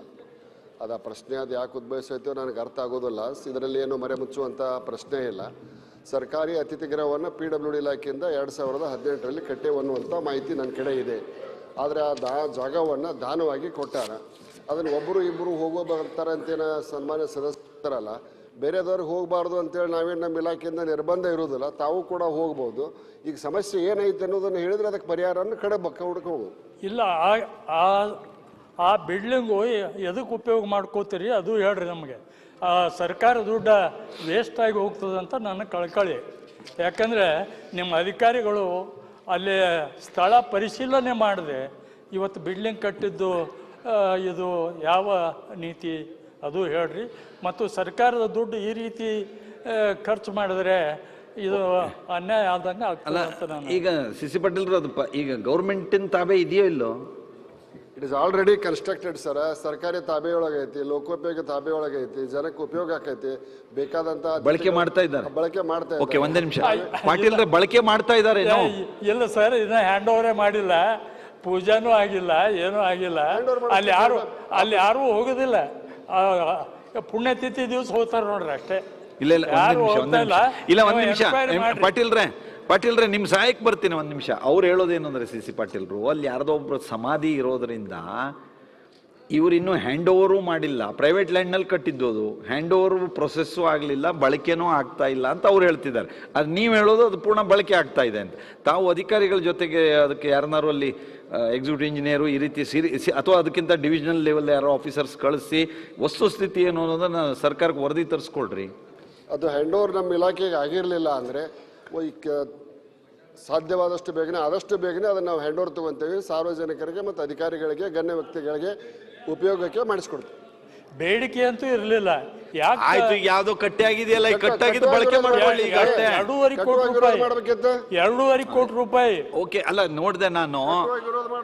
ಆಯ್ತು, ಈಗ ಅವರು ಆದ್ರೆ ಸಿ ಪಾಟೀಲ್ರಿ ಇದೊಂದು ಸ್ವಲ್ಪ ಗಮನಿಸ್ರಿ, ಇಲ್ಲಾಂದ್ರೆ ಒಳ್ಳೆ ಸರ್ಕಾರ ಅಧಿಕಾರಿಗಳು ಏನೇನಾದ್ರು ಉತ್ತರ ಕೊಟ್ಟು ತಪ್ಪಿಸ್ತಾರೆ. ಮತ್ತೆ ಡಾಕ್ಟರ್ ಅಜಯ್ ಧರ್ಮ್ ಸಿಂಗ್. ಸನ್ಮಾನ್ಯ ಸಭಾಧ್ಯಕ್ಷರೇ, ಪ್ರಶ್ನೆ ಸಂಖ್ಯೆ 917 ಮಾನ್ಯ ಕಂದಾಯ ಸಚಿವರಲ್ಲಿ ಕೇಳಬೇಕು. ಅಶೋಕ್ ಅವರು ಉತ್ತರವನ್ನು ಒದಗಿಸಲಾಗಿದೆ. ಸನ್ಮಾನ್ಯ ಸಭಾಧ್ಯಕ್ಷರೇ, ಜೇವರ್ಗಿ ಮತಕ್ಷೇತ್ರದಲ್ಲಿ ಯಡ್ರಾಮಿ ತಾಲೂಕಂತ ಘೋಷಣೆಯಾಗಿ ಸುಮಾರು 5 ವರ್ಷ ಆಗಿದೆ. ಆವಾಗ ಸುಮಾರು ಒಂದು 5 ವರ್ಷ ಹಿಂದೆ 11 ಮಾರ್ಚ್ 2018ರಲ್ಲಿ ಒಂದು ದೊಡ್ಡ ಒಂದು ಕಾರ್ಯಕ್ರಮವನ್ನು ಮಾಡಿ ಅವಾಗ ಆ ಒಂದು ಸಂದರ್ಭದಲ್ಲಿ ಸನ್ಮಾನ್ಯ ಮಲ್ಲಿಕಾರ್ಜುನ್ ಖರ್ಗೆ ಸಾಹೇಬರು ಬಂದು ಉದ್ಘಾಟನೆ ಎಲ್ಲ ಮಾಡಿದ್ರು. ಇಡೀ ಕಲ್ಯಾಣ ಕರ್ನಾಟಕ ಭಾಗದಲ್ಲಿ ಮೊಟ್ಟ ಮೊದಲಾಗಿ ಜಾಗ ಕೊಟ್ಟಿದ್ದು ನಾವು ನಮ್ಮ ಯಡ್ರಾಮಿ ತಾಲೂಕಲ್ಲಿ ಸರ್ವೆ ನಂಬರ್ 442 ಸರ್ವೆ ನಂಬರ್ ಅಲ್ಲಿ 5 ಎಕರೆ ಜಮೀನು ಕೊಟ್ಟಿದ್ದೀವಿ. ಅದ ನಂತರ ಮಾನ್ಯ ಕಂದಾಯ ಸಚಿವರಲ್ಲಿ ಕಳೆದ ಒಂದು 3 ವರ್ಷದಿಂದ ಅವ್ರಿಗೆ ನಾನು ಕೇಳ್ತಾ ಇದ್ದೀನಿ, ಆ ಒಂದು ಮಿನಿ ವಿಧಾನಸೌಧಕ್ಕೆ ಕಟ್ಟಡಕ್ಕೆ ದುಡ್ಡು ಬಿಡುಗಡೆ ಮಾಡ್ಬೇಕಂತ ನಾನು ಕೇಳಿದ್ದೀನಿ. 2021 ಡಿಸೆಂಬರ್ ಅಧಿವೇಶನದಲ್ಲಿ ಮಾನ್ಯ ಸಚಿವರಲ್ಲಿ ನಾನು ಕೇಳಿದಾಗ ಅವರು 22 ನಾವು ಬಜೆಟ್ ಅಲ್ಲಿ ಅನೌನ್ಸ್ ಮಾಡ್ತೀವಿ ಎಲ್ಲಾ ತಾಲೂಕುಗಳಿಗೆ ಮಿನಿ ವಿಧಾನಸೌಧ. ಅವರು ಜಿಲ್ಲಾಧಿಕಾರಿಗಳಿಂದ ಪ್ರಸ್ತಾವನೆ ಬಂದಿಲ್ಲ ಅಂತ ಹೇಳಿದ್ದಾರೆ. ಒಂದೇ ನಿಮಿಷದಲ್ಲಿ ಅವ್ರು 22 ಬಜೆಟ್ ಅಲ್ಲಿ ಅನೌನ್ಸ್ ಮಾಡ್ತಾರಂತ ಹೇಳಿದ್ರು ಸರ್. ಅಧ್ಯಕ್ಷರೇ, ಸಭಾಧ್ಯಕ್ಷರೇ, ಅದಾದ್ಮೇಲೆ 22 ಹೋಯ್ತು, 23 ಹೋಯ್ತು. ಅಲ್ಲಿ ಬಹಳ ತೊಂದರೆ ಆಗ್ತಾ ಇದೆ.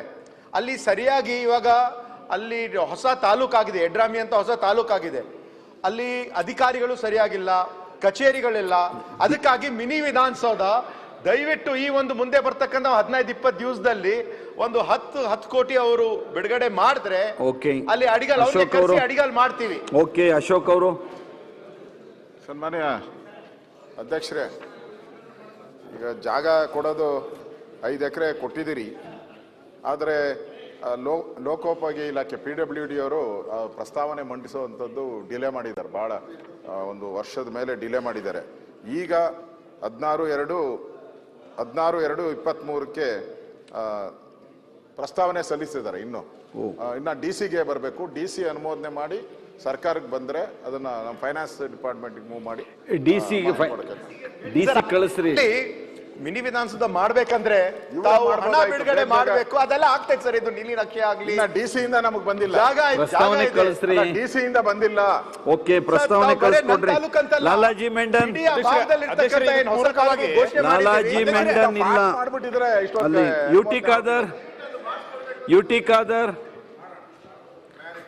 ಯುಟಿ ಖಾದರ್ ಸನ್ಮಾನ್ಯ ಸಭಾಧ್ಯಕ್ಷರೇ, ಪ್ರಶ್ನೆ ಸಂಖ್ಯೆ 933 ಲೋಕಸಭೆ ಕೇಳಲಿಕ್ಕೆ ಬಯಸ್ತೇನೆ. ಓಕೆ, ಸಭಾಪತಿಗಳ ಉತ್ತರವನ್ನು ಒದಗಿಸಲಾಗಿದೆ. ಸರ್, ಸಭಾಧ್ಯಕ್ಷರೇ, ಸಚಿವ ಉತ್ತರ ಕೊಟ್ಟು ನಾನು ಕೇಳಿದ ಪ್ರಶ್ನೆ ಯಾವುದಂತ ಹೇಳಿದ್ರೆ, ಉಲ್ಲಾಲದ ಕೋಟೆಪುರದಿಂದ ಮಂಗಳೂರಿನ ಬೋಲಾರಕ್ಕೆ ಸಂಪರ್ಕಿಸುವಂಥ ಸೇತುವೆ. ಈ ಹಿಂದೆ ಹೈವೇ ಆಗುವ ಮುಂಚೆ, ನ್ಯಾಷನಲ್ ಹೈವೇ ಆಗುವ ಮುಂಚೆ 70s ಅಲ್ಲಿ ಎಲ್ಲ ಬಾರ್ಜ್ ಕೂಡ ಇಲ್ಲಿಂದ ಹೋಗ್ತಾ ಇತ್ತು. ಚರ್ವತ್ತೂರು ಪೀಡರ್ ರಸ್ತೆ. ಆವಾಗಿನ ಕಾಲದಲ್ಲಿ ನ್ಯಾಷನಲ್ ಹೈವೇ ಆದಾಗ ಅಲ್ಲಿಗೆ ಯಾರು ಕೂಡ ಗಮನ ಕೊಡಲಿಲ್ಲ. ಈಗಿನ ಪರಿಸ್ಥಿತಿ ಏನಂತ ಹೇಳಿದರೆ, ನ್ಯಾಷನಲ್ ಹೈವೇ ಕೂಡ ಭಾಳಷ್ಟು ವೆಹಿಕಲ್ ಮತ್ತು ಸಿಟಿಯಲ್ಲಿ ಕಂಪ್ಲೀಟ್ ಬ್ಲಾಕ್ ಆಗುವಂಥದ್ದು, ಮತ್ತು ಬಹುಶಃ ಏನಾದ್ರು ಇಲ್ಲಿ ಬ್ಲಾಕ್ ಮುಂದಿನ ಆದರೆ ನಮಗೆ ಕನೆಕ್ಟಿವಿಟಿ ಇಲ್ಲ ಮಂಗಳೂರಿಗೆ.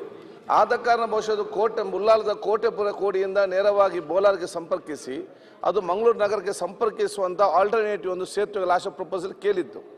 KRD ತಾವು ಹೇಳಿದ್ದೀರಿ, ನಾವು ಎಸ್ಟಿಮೇಟ್ ಎಲ್ಲ ಮಾಡಿ ಅದು KRDL ಮಾಡಬೇಕಂತ ಪ್ರಸ್ತಾವನೆ ಕಳಿಸಿ KRDSLಗೆ ಹೋಗಿತ್ತು. ಫೈನಾನ್ಷಿಯಲ್ ಕನ್ಸರ್ನ್ ಬಾಕಿ ಆಗಿದ್ದೆ. ಇಲ್ಲಿ ನಾನು ಸಚಿವರಿಗೆ ನನ್ನ ಕಳಕಳಿಕೆ ನನಗೆ ಅರ್ಥ ಆಗ್ತದೆ. ಇವತ್ತು ನಮ್ಮ KRDCL ಮುಖಾಂತರ ಬಹಳಷ್ಟು ಫೈನಾನ್ಷಿಯಲ್ ಕಮಿಟ್ಮೆಂಟ್ ಇದೆ ಅಂತ. ನನ್ನ ರಿಕ್ವೆಸ್ಟ್ ನಮ್ಗೆ ಯಾರೋ ಅಡಿಗೆ ಮಾಡಿದ್ರೆ ಅದು ನಮ್ಗೆ ಆ ಊಟ ತಿಂದ್ರೆ ಆಯ್ತು. ಅದು KRDSL ಆಗ್ಬೇಕಂತ ಇಲ್ಲ. ನಮ್ಗೆ ನಿಮ್ಮ ಇಲಾಖೆ ಮುಖಾಂತರ ಕೂಡ ಅದನ್ನು ಫೈನಾನ್ಸ್ ಕಲಿಸಿ ಒಂದು ತಗೊಂಡು ತಾವು ಸ್ಯಾಂಕ್ಷನ್ ಮಾಡಿಸಿಕೊಡ್ಬೇಕು ನಿಮ್ಮ ಕಲಕನ ಕೇಳಲಿಕ್ಕೆ ಬಯಸ್ತೇನೆ. ಸನ್ಮಾನ್ಯ ಸ್ನೇಹಿತರಾದಂಥ UT ಖಾದರ್ ಅವರು ಕೇಳಿದ ಪ್ರಶ್ನೆ ಭಾಳ ಸಮಂಜಸವಾಗಿದೆ. ಸನ್ಮಾನ್ಯ ಸಭಾಧ್ಯಕ್ಷರೇ, ಈಗಾಗಲೇ KRDCLದಿಂದ ಬ್ರಿಡ್ಜ್ಗಳನ್ನು ತೆಗೆದುಕೊಳ್ಬೇಕನ್ನುವಂಥ ಪ್ರಪೋಸಲನ್ನು ನಮ್ಮ ಇಲಾಖೆಯಿಂದ ಮೂವ್ ಮಾಡಿದ್ವಿ. ಸನ್ಮಾನ್ಯ ಸಭಾಧ್ಯಕ್ಷರೇ, ಈಗಾಗಲೇ 1390 ಕೋಟಿ ರೂಪಾಯಿಗಳ ವೆಚ್ಚದಲ್ಲಿ 217 ಬ್ರಿಡ್ಜ್ಗಳನ್ನು ನಾವು ತೆಗೆದುಕೊಂಡಿದ್ದೇವೆ. Work in progress. ಆ ಕಾರಣಕ್ಕಾಗಿ ಅದು ಕಂಪ್ಲೀಟ್ ಆಗಿಂದ ಮಾಡಬೇಕನ್ನುವಂಥ ಹಣಕಾಸು ಇಲಾಖೆಯಿಂದ ಒಂದು ರಿಮಾರ್ಕ್ಸ್ ಬಂದಿದೆ ಅಧ್ಯಕ್ಷರು. The proposal has been examined. The outstanding commitments of KRDCL are already being very high. Hence it is advise to take up or approve the any work till the previous works are completed and closely financially ಅನ್ನುವಂಥ ಒಂದು remark ಒಂದು ಬಂದಿದೆ. ಅವರ ಪ್ರಸ್ತಾವನೆಯನ್ನು ಮತ್ತೊಮ್ಮೆ ನಾವು ಹಣಕಾಸು ಇಲಾಖೆಗೆ ಕಳಿಸಲಿಕ್ಕೆ ಪರಿಶೀಲನೆ ಮಾಡಿ ಕಳಿಸಿಕೊಡ್ತೇವೆ. ಹಣಕಾಸು ಇಲಾಖೆ ಒಪ್ಪಿಗೆ ದೊರೆತಲ್ಲಿ ಆ ಬ್ರಿಡ್ಜನ್ನು ತೆಗೆದುಕೊಳ್ತೇವೆ. ಓಕೆ, ಬರೇ 150 ಕೋಟಿನ? ಸುಕುಮಾರ್ ಶೆಟ್ರು ಇಲ್ಲ. ಬಂಡೆಪ್ಪ ಕಾಶಂಪುರ ಅವರು. ಸನ್ಮಾನ್ಯ ಅಧ್ಯಕ್ಷರೇ, ಚುಕ್ಕೆ ಗುರುತಿನ ಪ್ರಶ್ನೆ ಸಂಖ್ಯೆ 944 ಮಾನ್ಯ ಕಂದಾಯ ಸಚಿವರಿಗೆ ಕೇಳಕ್ಕೆ ಬಯಸ್ತೇನೆ. ಕಂದಾಯ ಸಚಿವರು ಅಶೋಕ್ ಅವರು, ಬಂಡೆಪ್ಪ ಅವರು ಉತ್ತರವನ್ನು ಒದಗಿಸಲಾಗಿದೆ. ಅಧ್ಯಕ್ಷರೇ, ಏನಾಗಿದೆ, ಈ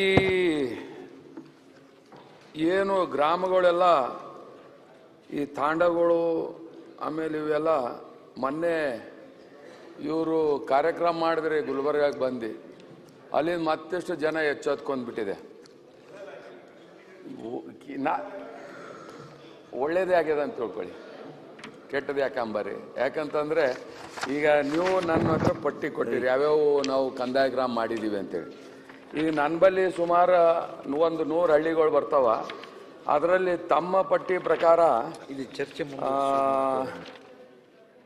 12 ತಾಂಡಗಳ ಪೈಕಿ 8 ತಾಂಡಗಳು ಕಂದಾಯ ಗ್ರಾಮ ಮಾಡಿದ್ದೀವಿ, ಇನ್ನೂ 4 ಉಳಿದಿದೆ ಅಂತ ಅದೇ. ಬಟ್ ಹಾಗಲ್ಲ. ಈಗ ನೋಡಿ, ನಾ ಇದು ಕ್ವಶನ್ ಹಾಕಿದ್ದಕ್ಕೂ ಒಂದು ಒಂದು ರೀಸನ್ ಇದೆ. ನೀವು ಮೊನ್ನೇನು ಎಲ್ಲ ಬಸ್ಗಳೆಲ್ಲ ತಂದು ಎಲ್ಲ ಕರ್ಕೊಂಡು ಹೋಗಿರಲ್ಲ. ಇನ್ನೂ ಬೇರೆ ತಾಂಡದ ಮಂದಿ ನಮ್ಮ ಪ್ರಭು ಚೌಹಾಣ್ ಇದ್ದಾರೆ ಇಲ್ಲೇ, ಬೇರೆ ತಾಂಡ ಮಂದಿ ನಮ್ಗೆ ಯಾಕೆ ಕರ್ಕೊಂಡು ಹೋಗಿಲ್ಲ, ನಮ್ಗೆ ಯಾಕೆ ಸರ್ಟಿಫಿಕೇಟ್ ಕೊಟ್ಟಿಲ್ಲ ಅಂತೇಳಿ ಅವ್ರು ಆತಂಕಲ್ಲಿದ್ದಾರೆ. ಒಬ್ಬರು ಇದೆ ಬಗ್ದಲ್ ತಾಂಡ ಅಂತೇಳಿ ಇಲ್ಲಿ ಕೊಟ್ಟಿದ್ರೆ ಎ ತಾಂಡದು ಆಲ್ರೆಡಿ ಕಂದಾಯ ಗ್ರಾಮ ಇದೆ, ಬಿ ತಾಂಡದವರೆಲ್ಲ ನನ್ನ ಹತ್ರ ಬಂದಿದ್ರು, ಇನ್ನು ನಮ್ದಾಗಿಲ್ಲ. ಮತ್ತೆ ಅಧಿಕಾರಿಗೆ ನಾನು ಫೋನ್ ಮಾಡಿದೆ, ಇಲ್ಲ ಸರ್ ಇದು ಪ್ರಪೋಸಲ್ ಇದೆ ಅಂತಾರ. ಹಾಗಾಗಿ ನೀವು ತಾಂಡಗಳ ಬಗ್ಗೆ ಅದರಲ್ಲಿ ಒಂದೇ ಒಂದು ನಮ್ಮ ಗ್ರಾಮ ಏನದಲ್ಲ ವಿಠಲ್ಪುರ್ ಅಂತೇಳಿ ಅದು ಗ್ರಾಮ, ಅದು ತಾಂಡ ಅಲ್ಲ, ಅದು ಭಾಳ ದಿನಗಳ ಮೊದಲು ಹಿಡಿದ ಗ್ರಾಮ ಇತ್ತು.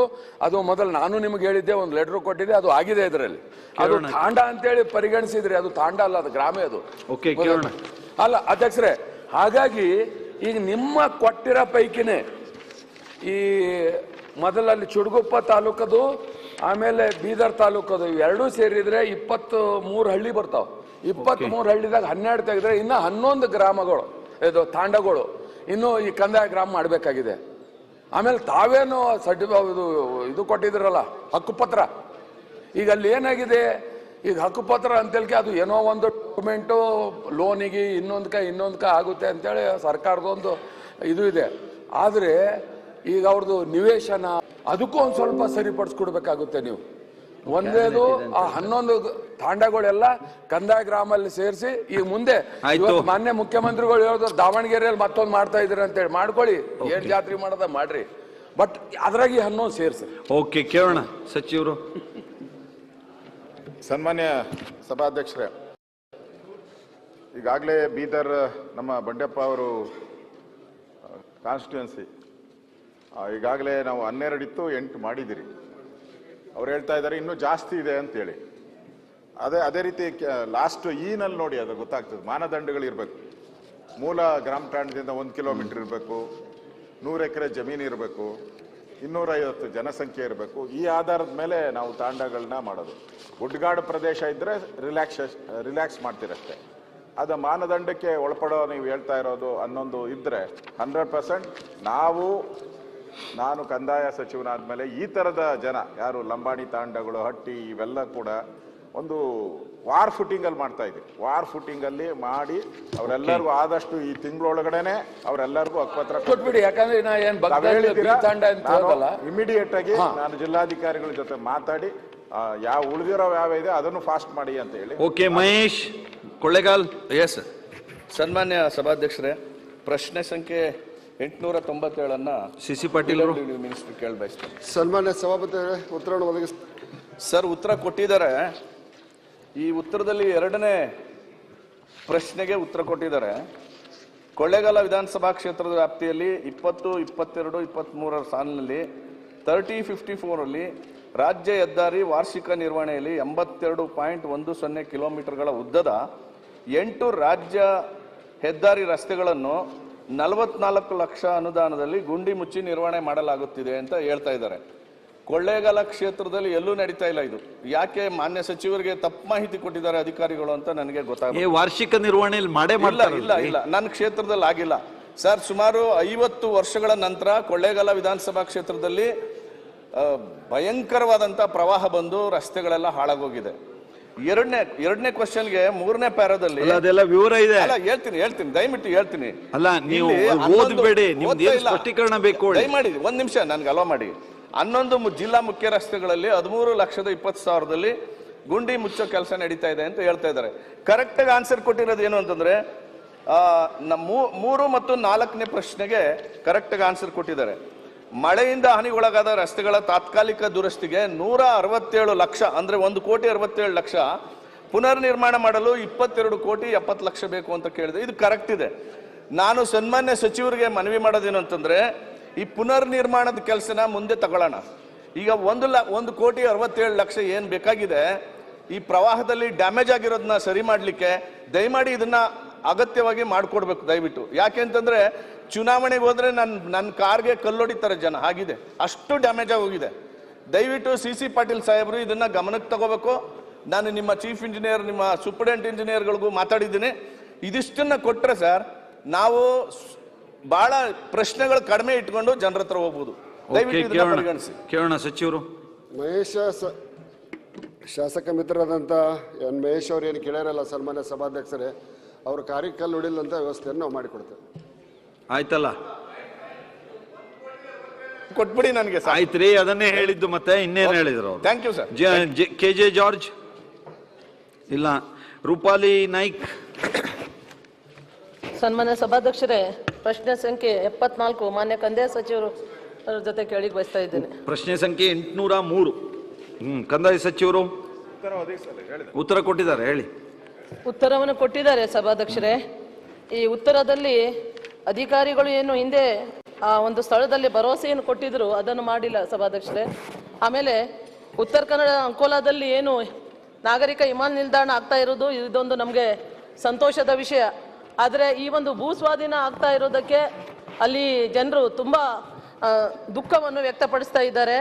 ಯಾಕಂದರೆ ಅಂಕೋಲಾ ಒಂದು ನೌಕಾನೆಲೆ ಏರ್ಪೋರ್ಟ್ ಎನ್ನುವುದು ಸೀಬರ್ಡ್ ಯೋಜನೆಯ ಒಂದು ಭಾಗವಾಗಿದೆ.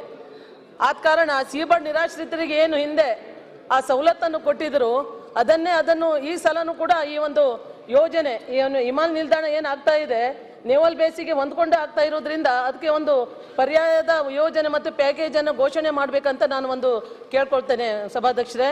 ಅಷ್ಟೇ ಅಲ್ಲದೆ ನಮ್ಮ ಕಂದಾಯ ಸಚಿವರಿಗೂ ಕೂಡ ಗೊತ್ತಿದೆ, ಈ ಹಿಂದೆ ನೇವಲ್ ಬೇಸ್ನಲ್ಲಿ ಸುಮಾರು 10 ರಿಂದ 12 ಸಾವಿರ ಕುಟುಂಬಗಳು ನಿರಾಶ್ರಿತರಾದಾಗ ಕೇವಲ ಆ ಒಂದು ನಿರಾಶ್ರಿತರಿಗೆ 30 ವರ್ಷದ ನಂತರ ಒಂದು ಪರಿಹಾರವನ್ನು ಕೊಟ್ಟರು. ಆ ಪರಿಹಾರ ಕೊಡಲಿಕ್ಕೆ ನಮ್ಮ ಮೋದಿಜಿಯವರೇ ಬರಬೇಕಾಯಿತು. ಯಾಕಂದರೆ ಕಾಂಗ್ರೆಸ್ ಸರ್ಕಾರ ಆಡಳಿತದಲ್ಲಿ ಇರಬೇಕಾದ್ರೆ ಅಲ್ಲಿ ಪ್ರಧಾನಿಯವರು ಮನಮೋಹನ್ ಸಿಂಗ್ ಅವರ ಹೆಸರು ತಗೊಳ್ಳಿಕ್ಕೆ ನಾವು ಆಗ್ತಾ ಇಲ್ಲ, ಯಾಕಂದರೆ ನಾವು ಕಿರಿಯರು. ಅದರಿಂದ ಆಗಿನ ಸರ್ಕಾರದಲ್ಲಿ ಅಷ್ಟು ಕೆಲಸ ಆಗಲಿಲ್ಲ. ಆದರೆ ನಮ್ಮ ಮೋದಿಜಿಯವರು ಬಂದ ಮೇಲೆ 678 ಕೋಟಿ ರೂಪಾಯಿಯನ್ನು ಅವರಿಗೆ ಸ್ವತಃ ಬಂದು ನಮ್ಮ ರಕ್ಷಣಾ ಸಚಿವೆ ನಿರ್ಮಲಾ ಸೀತಾರಾಮನ್ ಕೊಟ್ಟಿರುವಂಥ ಉದಾಹರಣೆ ಇದೆ. ಮಾನ್ಯ ಸಭಾಧ್ಯಕ್ಷರೇ, ಈಗಾಗಲೇ ಪ್ರತಿ ಕುಟುಂಬಕ್ಕೆ ನಿವೇಶನ ಪುರುಷರಿಗೆ ಮತ್ತೆ 70,000, 50ರಿಗೆ 18 ವರ್ಷ ಮೇಲ್ಪಟ್ಟ ಹೆಣ್ಣು ಮಕ್ಕಳಿಗೆ 50,000 ಅಂತ ಈ ಹಿಂದೆ 30 ವರ್ಷದಿಂದ ನಿಗದಿ ಮಾಡಿದ್ರು. ಈ ಒಂದು ಯೋಜನೆಯಲ್ಲಿ ಏನು ಈಗಾಗಲೇ ಅಂಕೋಲಾ ನೌಕಾನೆಲೆ ಏರ್ಪೋರ್ಟಿಗಾಗಿ ಅಧಿಸೂಚನೆ ಆಯ್ತೀರ್ಪು 1 ವರ್ಷದವರೆಗೆ ಜಾರಿಯಲ್ಲಿರುತ್ತದೆ. ಈಗಾಗಲೇ ಆಯ್ತೀರ್ಪನ್ನು 21/4/22ರಂದು ಹೊರಡಿಸಿದ್ದು 10 ತಿಂಗಳು ಮುಗಿದಿದ್ದರೂ ಇನ್ನೂವರೆಗೆ ಭೂ ಸ್ವಾಧೀನ ಪ್ರಕ್ರಿಯೆ ಪ್ರಾರಂಭವಾಗಿಲ್ಲ. ಏಕೆಂದರೆ ನಿರಾಶ್ರಿತ ಬೇಡಿಕೆಯಂತೆ ಸರಿಯಾಗಿ ಪರಿಹಾರ ನೀಡದಿರುವುದು ಮತ್ತು ತುಂಬಾ ಲೋಪದೋಷ ಇರುವುದರಿಂದ ಪ್ರಕ್ರಿಯೆ ಇನ್ನೂವರೆಗೆ ಪ್ರಾರಂಭವಾಗಿರುವುದಿಲ್ಲ. ಇನ್ನೊಂದು ಉದಾಹರಣೆ ಏನಂದ್ರೆ, ಅಂಕೋಲಾ ಏರ್ಪೋರ್ಟ್ ಸಲುವಾಗಿ ಈ ಒಂದು ಅಲ್ಗೇರಿಯಲ್ಲಿ ಆರಂಭದಲ್ಲಿ 87 ಎಕರೆ 14 ಗುಂಟೆ ಜಾಗವನ್ನು ಭೂ ಸ್ವಾಧೀನಕ್ಕೆ ಗುರುತಿಸಲಾಗಿತ್ತು. ಆದರೆ ನಂತರದಲ್ಲಿ ಇನ್ನೂ ಹೆಚ್ಚು ಜಾಗ ಬೇಕೆಂದು 6 ಎಕರೆ 8 ಗುಂಟೆ ಜಾಗವನ್ನು ಮತ್ತೆ ಭೂ ಸ್ವಾಧೀನಕ್ಕೆ ಗುರುತಿಸಿ ಒಟ್ಟು 93 ಎಕರೆ 29 ಗುಂಟೆಯನ್ನು ಜಾಗ ಈಗಾಗಲೇ ಭೂ ಸ್ವಾಧೀನ ಮಾಡಲು ಪ್ರಕ್ರಿಯೆ ಪ್ರಾರಂಭಿಸಿದ್ದಾರೆ. ಆದರೆ ಈ ಯೋಜನೆಯಲ್ಲಿ ಇನ್ನೂ ತನಕ ಅಂಕೋಲಾ ನೌಕಾನೆಲೆ ಪ್ರಶ್ನೋತ್ತರ ಅದರಲ್ಲೇ ಇದೆ ಪ್ರಶ್ನೋತ್ತರಮ್ಮ. ನೌಕಾನೆಲೆ ಏರ್ಪೋರ್ಟ್ ನಿಂದ ರಾಷ್ಟ್ರೀಯ ಹೆದ್ದಾರಿಗೆ ಸಂಪರ್ಕಿಸಲಿಕ್ಕೆ 10 ಎಕರೆ ಜಮೀನು ಬೇಕಾಗಿದೆ ಸಭಾಧ್ಯಕ್ಷರೇ. ಮಾನ್ಯ ನಮ್ಮ ಸಚಿವರು 10 ಎಕರೆ ಏನು ಜಮೀನು ಕೊಟ್ರೆ ಇದನ್ನ ಇನ್ನೂ ತನಕ ಆ 10 ಎಕರೆ ಜಮೀನಿಗೆ ಇನ್ನೂ ತನಕ ದಾರಿನೇ ಇಲ್ಲ. ಬಾಕಿದೆಲ್ಲ ಎಂಡವ್ರು ಮಾಡ್ಕೊಳ್ತಾ ಇದ್ದಾರೆ. ಸಚಿವರು ಕೇಳೋಣ. ಒಂದೇ ನಿಮಿಷ, ಅವ್ರಿಗೆ ಕ್ಯಾಬಿನೆಟ್ ಇದೆಯಂತೆ. ಒಂದೇ ನಿಮಿಷ ಸಭಾಧ್ಯಕ್ಷರೇ, ಒಂದೇ ನಿಮಿಷ. ಅವ್ರಿಗೆ ಉತ್ತರ ಹೇಳ್ತಾರೆ, ಆಮೇಲೆ ಏನಾದ್ರು ಕೇಳಿ ಕೊಡ್ತೀನಿ. ಒಂದ್ಸಲ ಉತ್ತರ ಹೇಳಿ ಮುಗಿಲಿ, ಆಮೇಲೆ ಮತ್ತೆ ಇನ್ನೇನಾದ್ರು ಕೇಳಿ. ಅದರಲ್ಲೇ ಇದೆ, ಅವ್ರು ಉತ್ತರ ಕೊಡೋದಕ್ಕೆ ಮುಂಚೆ ಅದರಲ್ಲೇ ಇದೆ. ಹೊಸ ಭೂ ಸ್ವಾಧೀನ ಕಾಯ್ದೆ 219ರ ಪ್ರಕಾರ 100 ಎಕರೆಗಿಂತಲೂ ಹೆಚ್ಚು ಭೂ ಸ್ವಾಧೀನ ಮಾಡಿದರೆ SIA ಅಧ್ಯಯನ, ಸೋಷಿಯಲ್ ಇಂಪ್ಯಾಕ್ಟ್ ಅಸೆಸ್ಮೆಂಟ್ ಅಂತ ಸಾಮಾಜಿಕ ಪರಿಣಾಮದ ಮೌಲ್ಯಮಾಪನ ಮಾಡಿಸಬೇಕಾಗ್ತದೆ. ಈ ಅಧ್ಯಯನದಲ್ಲಿ ಜನರ ಸ್ಥಿತಿಗತಿ ಹಾಗೂ ಪ್ರದೇಶದ ಕುರಿತು ಭವಿಷ್ಯದ ಕುರಿತು ಅಧ್ಯಯನ ನಡೆಸಿ ಆ ವರದಿ ಆಧಾರದ ಮೇಲೆ ಪರಿಹಾರವನ್ನು ನಿರ್ಧರಿಸಲಾಗ್ತದೆ. ಅದಕ್ಕಾಗಿ 100 ಎಕರೆಗಿಂತ ಜಾಸ್ತಿ ಆಗ್ತದೆ ಸಭಾಧ್ಯಕ್ಷರೇ. 93 ಎಕರೆಯನ್ನು ಈಗಾಗಲೇ ಏನು ಸ್ವಾಧೀನ ಪಡಿಸಲಿಕ್ಕೆ ಏನು ತಯಾರಿ ಮಾಡಿದ್ದಾರೆ. 10 ಎಕರೆ ಏನು ಜಮೀನು ಏನು ರಾಷ್ಟ್ರೀಯ ಹೆದ್ದಾರಿಯಿಂದ ಏರ್ಪೋರ್ಟ್ ಹೋಗ್ಲಿಕ್ಕೆ ಇನ್ನೂ ತನಕ ನಿಗದಿ ಆಗಿಲ್ಲ. ಆಯ್ತು, ನೀವು ಹೇಳಿದ್ರಿ. ಈಗ ಅಶೋಕ್ ಅವ್ರ ಉತ್ತರ ಕೇಳಿ ಒಂದ್ಸಲ ಹೇಳಿ. ಇನ್ನು ಮಾತಾಡ್ಬೇಕು. ನಿಮ್ ನೀವು ನನ್ನನ್ನು ಮತ್ತೆ ಈಗ ಮಾಧುಸ್ವಾಮಿ ಹಂಗೆಲ್ಲ ಆಗೋದಿಲ್ಲಮ್ಮ. ಪ್ರಶ್ನೋತ್ತರ ಇದು. ಅಶೋಕ್ ಅವ್ರು ಹೇಳ್ರಿ, ಉತ್ತರ ಹೇಳ್ರಿ. ಆಮೇಲೆ ಏನಾದ್ರು ಇದ್ರೆ ಕೇಳ್ತಾರೆ, ಹೇಳ್ರಿ. ಹಂಗಲ್ಲಮ್ಮ, ನೀವು ಪ್ರಶ್ನೋತ್ತರ ಅಂದ್ರೆ ಏನು ಅನ್ನೋದು ಮೊದಲನೇದಾಗಿ ತಿಳ್ಕೋಬೇಕು. ಮೊದಲನೇದು ಪ್ರಶ್ನೆ ಕೇಳೋದೇ ತಪ್ಪು ಪ್ರಶ್ನೆ ಕೇಳಿದ್ರಿ ನೀವು. ಆಮೇಲೆ ಆಯ್ತು ಇಷ್ಟು ಉದ್ದ ಭಾಷಣ ಮಾಡಿದ್ರಿ, ಉತ್ತರ ಒಂದ್ಸಲ ಕೇಳಿ. ಉತ್ತರ ಕೇಳಿದ್ಮೇಲೆ ನಿಮ್ಗೆ ಏನಾದ್ರು ಬೇಕಾದ್ರೆ ಸ್ಪಷ್ಟೀಕರಣ ಕೇಳಿ. ಕೇಳಕ್ ಕೊಡ್ರಿ. ಈಗ ಕೊಟ್ಟಿದ್ದೀನಿ, ಕೇಳಿ, ಉಪ ಪ್ರಶ್ನೆ ಕೇಳಿ. ಅವಶ್ಯವಾಗಿ ನಮ್ಮ ಮೇಲೆ ಅಪಾದನೆ ಮಾಡಬೇಡ ಅಂತ ಹೇಳಿ. ಪ್ರಶ್ನೆ ಮಾಡೋದು ಒಬ್ರು ಹತ್ತಂಗ್ ಮಾಡೋದು 3 ಜನ ಒಳ್ಳೆ ಜಿಲ್ಲೆಯವ್ರ ರಾಜಕೀಯ. ನಾನು ಹೇಳ್ತೇನೆ, ಆಮೇಲೆ ಈ ವಿಷಯಕ್ಕೆ ನಾನು ಹೇಳ್ತೇನೆ, ಕೊನೆಗೆ ಹೇಳ್ತೇನೆ. ಅಶೋಕ್ ಅವರು ಹೇಳಿ ಅಶೋಕ್ ಅವರು ಹೇಳ್ರಿ. ನೀವು ಹಂಗೆ ಮಾಡ್ತೀರಿ ಅಶೋಕ್, ನಿಮ್ಗೆ ಕ್ಯಾಬಿನೆಟ್ ಇರೋದು, ನನಗೇನಿಲ್ಲ. ನನಗೇನು ಅಲ್ಲ, ಅಪೋಸಿಷನ್ ಅವರು ಹೇಳುವಂತಾರೆ, ನಮ್ಮ ಲಾ ಮಿನಿಸ್ಟ್ರು ಹೇಳುವಂತಾರೆ, ನಾನೇ ಯಾಕೆ ವಿಲನ್ ಆಗ್ಲಿ ನಿಮ್ಮ ಮಧ್ಯೆ ಎಲ್ಲ. ಈಗ ಏನ್ ಮಾಡ್ಬೇಕು ಅಂತ ನನಗೊಂದು ಹೇಳ್ಬಿಡ್ರಿ. ಆಮೇಲೆ ನಾವೇನ ಮಾತಾಡಿದ್ರೆ ಅದೊಂದೇನ ನೀವು ನಮ್ಮ ಮೇಲೆ ಕೋಪ ಮಾಡ್ಕೊಳ್ಳೋ ಪ್ರಶ್ನೆನೇ ಇಲ್ಲ. ನನ್ನ ಮೇಲೆ ಮಾಡೋದು ಇಲ್ಲಪ್ಪ. ಸನ್ಮಾನ್ಯ ಅಧ್ಯಕ್ಷರೇ, ರೂಪಾಲಿ ನಾಯಕ್ ಅವರು ಏನು ಅಕ್ವಿಸೇಷನ್ ಬಗ್ಗೆ ಕೇಳಿದ್ದಾರೆ, ಅದರಲ್ಲೇ ಅವ್ರು ಹೇಳಿದ್ದಾರೆ ಈ ಏರ್ಪೋರ್ಟ್ ಬರೋವಂಥದ್ದು ಭಾಳ ಒಳ್ಳೆಯದು, ಜನ ಎಲ್ಲ ಸ್ವಾಗತ ಮಾಡ್ತಾರೆ ಅಂತ ಹೇಳಿದ್ದಾರೆ. ಈಗಾಗಲೇ ಭೂ ಸ್ವಾಧೀನ ಮಾಡಿರುವಂಥದ್ದಕ್ಕೆ 3/3/2022 ಏನು ತೀರ್ಪು ಬಂದಿದೆ, ಸುಮಾರು 77 ಕೋಟಿ 57,67,000 ಚೇಂಜ್ ಹಣವನ್ನು ಈಗಾಗಲೇ ಅನುಮೋದನೆ ಕೊಟ್ಟಿದ್ದೀರಿ. ಅದನ್ನು ಕೂಡ ಕೊಡುವಂಥದ್ದಕ್ಕೆ ಅವ್ರು ಕೇಳಿದ್ದಾರೆ ಪ್ಯಾಕೇಜ್ ಕೊಡಬೇಕು, ಹೊಸ ಪ್ಯಾಕೇಜ್ ಅಂತ. ಯಾವಾಗ ಈ ಪ್ಯಾಕೇಜ್ ಅನ್ನೋ ಪದ ಬರುತ್ತೆ ಅಂದರೆ ಸ್ಥಳಾಂತರ ಮಾಡಿದಾಗ, ಈಗ ಯಾವುದೋ ಒಂದು ಅಕ್ವಿಸೇಷನ್ ಆಗಿರ್ತದೆ ಹಳ್ಳಿ, ಅದನ್ನು ಇನ್ನೊಂದು ಕಡೆ ನಾವು ಸ್ಥಳಾಂತರ ಮಾಡಿದ್ರೆ ಮತ್ತೆ ಅದು ಅಕ್ವೈರ್ ಆಗಿ ಅವ್ರನ್ನ ಇನ್ನೊಂದು ಕಡೆ 2 ಬಾರಿ ಮಾಡಿದಾಗ ಅದಕ್ಕೆ ವಿಶೇಷ ಸವಲತ್ತುಗಳು ಕೊಡೋಕ್ಕೆ ಅವಕಾಶ ಬರುತ್ತೆ. ಇದು ಯಾವುದು ಸ್ಥಳಾಂತರ ಅಲ್ಲ, ಇದು ಅಕ್ವಿಜೇಷನ್ ಆಗಿದೆ. ಅಕ್ವಿಜೇಷನ್ ಅಮೌಂಟ್ ಅವ್ರಿಗೇನು ತಲುಪಿಸ್ಬೇಕೋ ಅಷ್ಟನ್ನು ಕೂಡ ಕೇಂದ್ರ ಸರ್ಕಾರ, ರಾಜ್ಯ ಸರ್ಕಾರ ಕೊಡುವಂಥದ್ದಕ್ಕೆ ತೀರ್ಮಾನ ಮಾಡಿದ್ರಿ. ಈಗಾಗಲೇ ಅಮೌಂಟು ಕೂಡ ಅನುಮೋದನೆಯನ್ನು ಕೊಟ್ಟಿದ್ದೀರಿ. ಉಳಿದಂತೆ ಏನು ಅವ್ರಿಗೇನು ಸೌಕರ್ಯಗಳು ಬೇಕು ಅದನ್ನು ಅವ್ರ ಜೊತೆ ಮಾತಾಡಿ, ಅಲ್ಲಿ ಬೇರೆ ಏನಾದರೂ ಸೌಕರ್ಯ ಆ ಥರದ್ದು ಏನೇನಿದೆಯಾ ಮಾತಾಡಿ ಅವ್ರಿಗೆ ಪರಿಹಾರ ಕೊಡುವಂಥ ವ್ಯವಸ್ಥೆ ಮಾಡಿ. ಅಲ್ಲಲ್ಲ, ಅಲ್ಲಿ ಇರೋದು ಅಶೋಕ್ 2 ವಿಷಯ ಅಲ್ಲಿ ಇರೋದು. 1 ನಿಮಿಷ ರೂಪಾಯಿ ನಿಮ್ಮ ಸಹಾಯಕ್ಕೆ ಬರ್ತೇನೆ ಅಶೋಕ್ ಅವರೇ. 2 ವಿಷಯ ಅಲ್ಲಿ ಇರೋದು. ಒಂದು, ಈಗೇನು ಅಕ್ವಿಷನ್ ಆಗಿದ್ದ ಹಣ ಕಡಿಮೆ ಆಗಿದೆ, ಹೆಚ್ಚುವರಿಯಾಗಿ ಹಣ ಕೊಡಬೇಕು ಅನ್ನೋದು ಒಂದು. ನೀವು ರಾಜ್ಯ ಸರ್ಕಾರದಿಂದ ಅದನ್ನು ಹೆಚ್ಚುವರಿಯಾಗಿ ಕೊಡಬೇಕು ಅನ್ನೋದು ಒಂದು. ಯಾಕೆಂದರೆ ಅವರು ಸಣ್ಣ ಬಡವರಿದ್ದಾರೆ, ಸಣ್ಣ ಹಿಡುವಳಿದಾರರಿದ್ದಾರೆ, ಒಂದು ಸಲ ಕಳ್ಕೊಳ್ತಿದ್ದಾರೆ, ನಮಗೂ ಎಲ್ಲ ಗೊತ್ತಿದೆ ಸರ್ಕಾರಕ್ಕೆ. 1ನೇದು. 2ನೇದು, ಈ ಹೆಚ್ಚುವರಿ ಭೂಮಿ ಅಕ್ವಿಷನ್ ಏನಿದೆ ಅದಕ್ಕೂ ಹೆಚ್ಚುವರಿಯಾಗಿ ದರ ಕೊಡಬೇಕು ಅನ್ನೋದು ಅವ್ರ ಅಪೇಕ್ಷೆ ಇದೆ. ಸಭಾಧ್ಯಕ್ಷರೇ, ತಾವು ಹೇಳ್ತಾ ಇರೋದು, ಮಾನ್ಯ ಸಚಿವರು ಏನು ಹೇಳ್ತಾ ಇರೋದು ನಿಜ ಇದೆ. ಆದರೆ ಇವರು ಸ್ಥಳಾಂತರನೇ ಅಂತ ನಾವು ಅಂದ್ಕೊಳ್ತಾ ಇದ್ದೇವೆ. ಯಾಕಂದರೆ ಇವರು ಒಂದು ಸಲ ಅಲ್ಲ, ಇವತ್ತು ನೆವಲ್ ಬೇಸ್ ಒಂದೇ ಅಲ್ಲ, ನಮ್ಮ ರೈಲ್ವೆ ಇದರಲ್ಲೂ ಕೂಡ ಜಮೀನನ್ನು ಕಳ್ಕೊಂಡವರು, IRV ನ್ಯಾಷನಲ್ ಹೈವೇಗೂ ಕೂಡ ಜಮೀನನ್ನು ಕಳ್ಕೊಂಡವರು, ಈ ಸಲದಲ್ಲಿ ಅವರು 4ನೇ ಬಾರಿಗೆ ಜಮೀನನ್ನು ಕಳ್ಕೊಳ್ಳುವಂತವರು ಕೆಲವರು ಯೋಜನೆಯಲ್ಲಿ, ಈ ಯೋಜನೆಯಲ್ಲಿ ಇದ್ದಾರೆ ಸಭಾಧ್ಯಕ್ಷರೇ. ಓಕೆ, ಪ್ಯಾಕೇಜ್ ಅಲ್ಲೇ ಕೊಡಬಹುದು ನೋಡಿ. ನಾವೇನು ಅಕ್ವೈರ್ ಮಾಡ್ತಾ ಇದ್ದೀರಿ ಹೊಸದಾಗಿ, ಈಗ ಅದಕ್ಕೆ ಪ್ರಾಥಮಿಕ ಅಧಿಸೂಚನೆ ಈಗ ಹೊರಡಿಸಿರೋದು 9/1/2023 ಇದು ಮಾಡೋದು. ಇನ್ನೂ ಅದಕ್ಕೆ ರೇಟು ಇವೆಲ್ಲ ಫಿಕ್ಸ್ ಮಾಡಬೇಕಾದ್ರೆ ಇನ್ನೂ ಟೈಮ್ ಆ ಸಂದರ್ಭದಲ್ಲಿ ನಾವು ಯೋಚನೆ ಮಾಡೋಣ. 2ನೇ ಅಕ್ವಿಜೇಷನ್ ಏನ್ ಮಾಡ್ತಾ ಇದ್ದೀರಾ ಅದ್ರ ಬಗ್ಗೆ ನಾವು ಯೋಚನೆ. ರೂಪಾಲಿ, ನೀವು 1ನೇ ಅಕ್ವಿಷನ್ ಬಗ್ಗೆ ಕೇಳೋದು, 2ನೇ ಅಕ್ವಿಷನ್ ಬಗ್ಗೆ ಕೇಳೋದು? 2ನೇದು ಪ್ಯಾಕೇಜ್ ಕೇಳ್ತಾ ಇರೋದು. ಮೊದಲನೇ ಅಕ್ವಿಷನ್ ಬಗ್ಗೆ, 2ನೇ ಅಕ್ವಿಷನ್ ಅವ್ರ ಬಗ್ಗೆ? 2ನೇದು ಮತ್ತು 3ನೇದು ಸಲ ಆಗ್ತಾ ಇದೆ. ಅದು ಇನ್ನು ಈಗ ನೋಟಿಫಿಕೇಶನ್ ಆಗಿದೆ, ಇನ್ನೂ ಲೇಟ್ ಆಗತ್ತೆ ಅಂತ. ಏನು ಅವರು 10 ಎಕರೆನೂ ಕೂಡ ಅದರಲ್ಲಿ ಜಮಾ ಇದು ಮಾಡಿಲ್ಲ. ಅವರು ರೋಡಿಗೆ ಎಲ್ಲಿಂದ ತಗೊಳ್ತಾ ಇದ್ದಾರೆ ಸಭಾಧ್ಯಕ್ಷರೇ? ಅವರು ರೋಡಿಗೆ 10 ಎಕರೆ ಹೇಳಿ ಏನು ಅಂತ. ಇದನ್ನೇ ಅವರು 93 ಎಕರೆ ಮಾಡಿದ್ದಾರೆ. 100 ಎಕರೆ ಹೋದ್ರೆ ಹೊಸ ಪ್ಯಾಕೇಜಿಗೆ ಆಗುತ್ತೆ ಸರ್. ಅಶೋಕ್ ಅವರು ಸರ್, ದಯವಿಟ್ಟು ಸಭಾಧ್ಯಕ್ಷರೇ, ಅವ್ರು ನನಗೆ ಚುಚ್ಚುತ್ತಿರೋದು, ನಿಮ್ಗಲ್ಲ ಅದು. ಈಗ ಅಶೋಕ್ ಅವ್ರು ಹೇಳಿ, ಅವ್ರನ್ನ ಕರೆಸಿ ಮಾತಾಡಿ. ಅಶೋಕ್ ಅವ್ರನ್ನ ಕರೆಸಿ ಕುತ್ಕೊಂಡು ಮಾತಾಡಿ, ಅದೇನೇನು ಸ್ಪಷ್ಟೀಕರಣ ಕೊಡ್ಬೇಕು ಕೊಡಿ. ನಿಮ್ ಜೊತೆ ಮಾತಾಡಿ ನಿಮ್ಗೆ ಏನ್ ನ್ಯಾಯಯುತವಾದಂತ ಒಂದು ಪರಿಹಾರ. Okay, KM ಶಿವಲಿಂಗೇಗೌಡರು. ಸನ್ಮಾನ್ಯ ಅಧ್ಯಕ್ಷರೇ, 947ನೇ ಪ್ರಶ್ನೆಯನ್ನ ಮೊನ್ನೆ ಮುಜರಾಯಿ ಖಾತೆ ಸಚಿವರನ್ನು ಕೇಳಲಿಕ್ಕೆ ಬಯಸ್ತೀನಿ. ಓಕೆ, ಉತ್ತರ ಕೊಟ್ಟಿದ್ದಾರೆ. ಸನ್ಮಾನ್ಯ ಅಧ್ಯಕ್ಷರ ಉತ್ತರ ಬಂದಿದೆ. ಇಲ್ಲಿ 3 ವಿಭಾಗ ಮಾಡಿದ್ದಾರೆ: A grade, B grade, C grade. ಅದರಲ್ಲಿ A ಗ್ರೇಡ್ನರು, B ಗ್ರೇಡ್ನರು ಭಾಳ ಚೆನ್ನಾಗಿದ್ದಾರೆ ಅರ್ಚಕರು. ಈ C ಗ್ರೇಡ್ನರಿಗೆ ಅರ್ಚಕರಿಗೆ ನಾವು ಭಾಳ ತೊಂದರೆಗೆ ಸಿಗಾಕೊಂಡಿದೆ. ದಸ್ತಕ್ಕು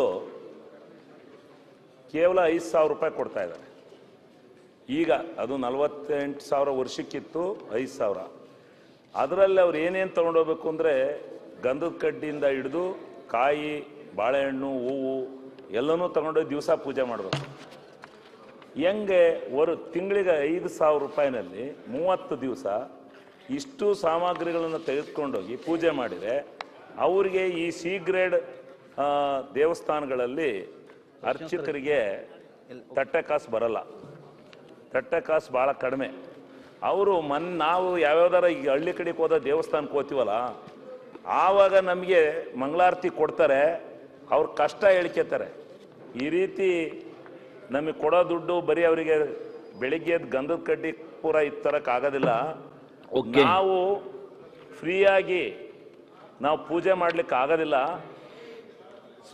ಸ್ವಸ್ತೀಕರಣನೇ ಬೇರೆ ಮಾಡಿ ನಮಗೆ ಏನಾದರೂ ಸಂಬಳನ ಫಿಕ್ಸ್ ಮಾಡಿ ಎ ಗ್ರೇಡ್ ಬಿ ಗ್ರೇಡ್ ನಂಗೆ ಏನಾರು ಕೊಡಿ, ಯಾರು ತಟ್ಟೆ ಕಾಸು ಕೊಡಲ್ಲ ಇಲ್ಲಿ ಅಂತ ಹೇಳಿ ಒಂದು 7-8 ಪೂಜಾರಿಗಳು ನನಗೆ ಮನವಿ ಕೊಟ್ಟದ್ರ ಮೇರೆಗೆ ಈ ಕ್ವಶನ್ ಹಾಕಿದ್ದೆ ನಾನು. ಓಕೆ, ಕೇಳೋಣ.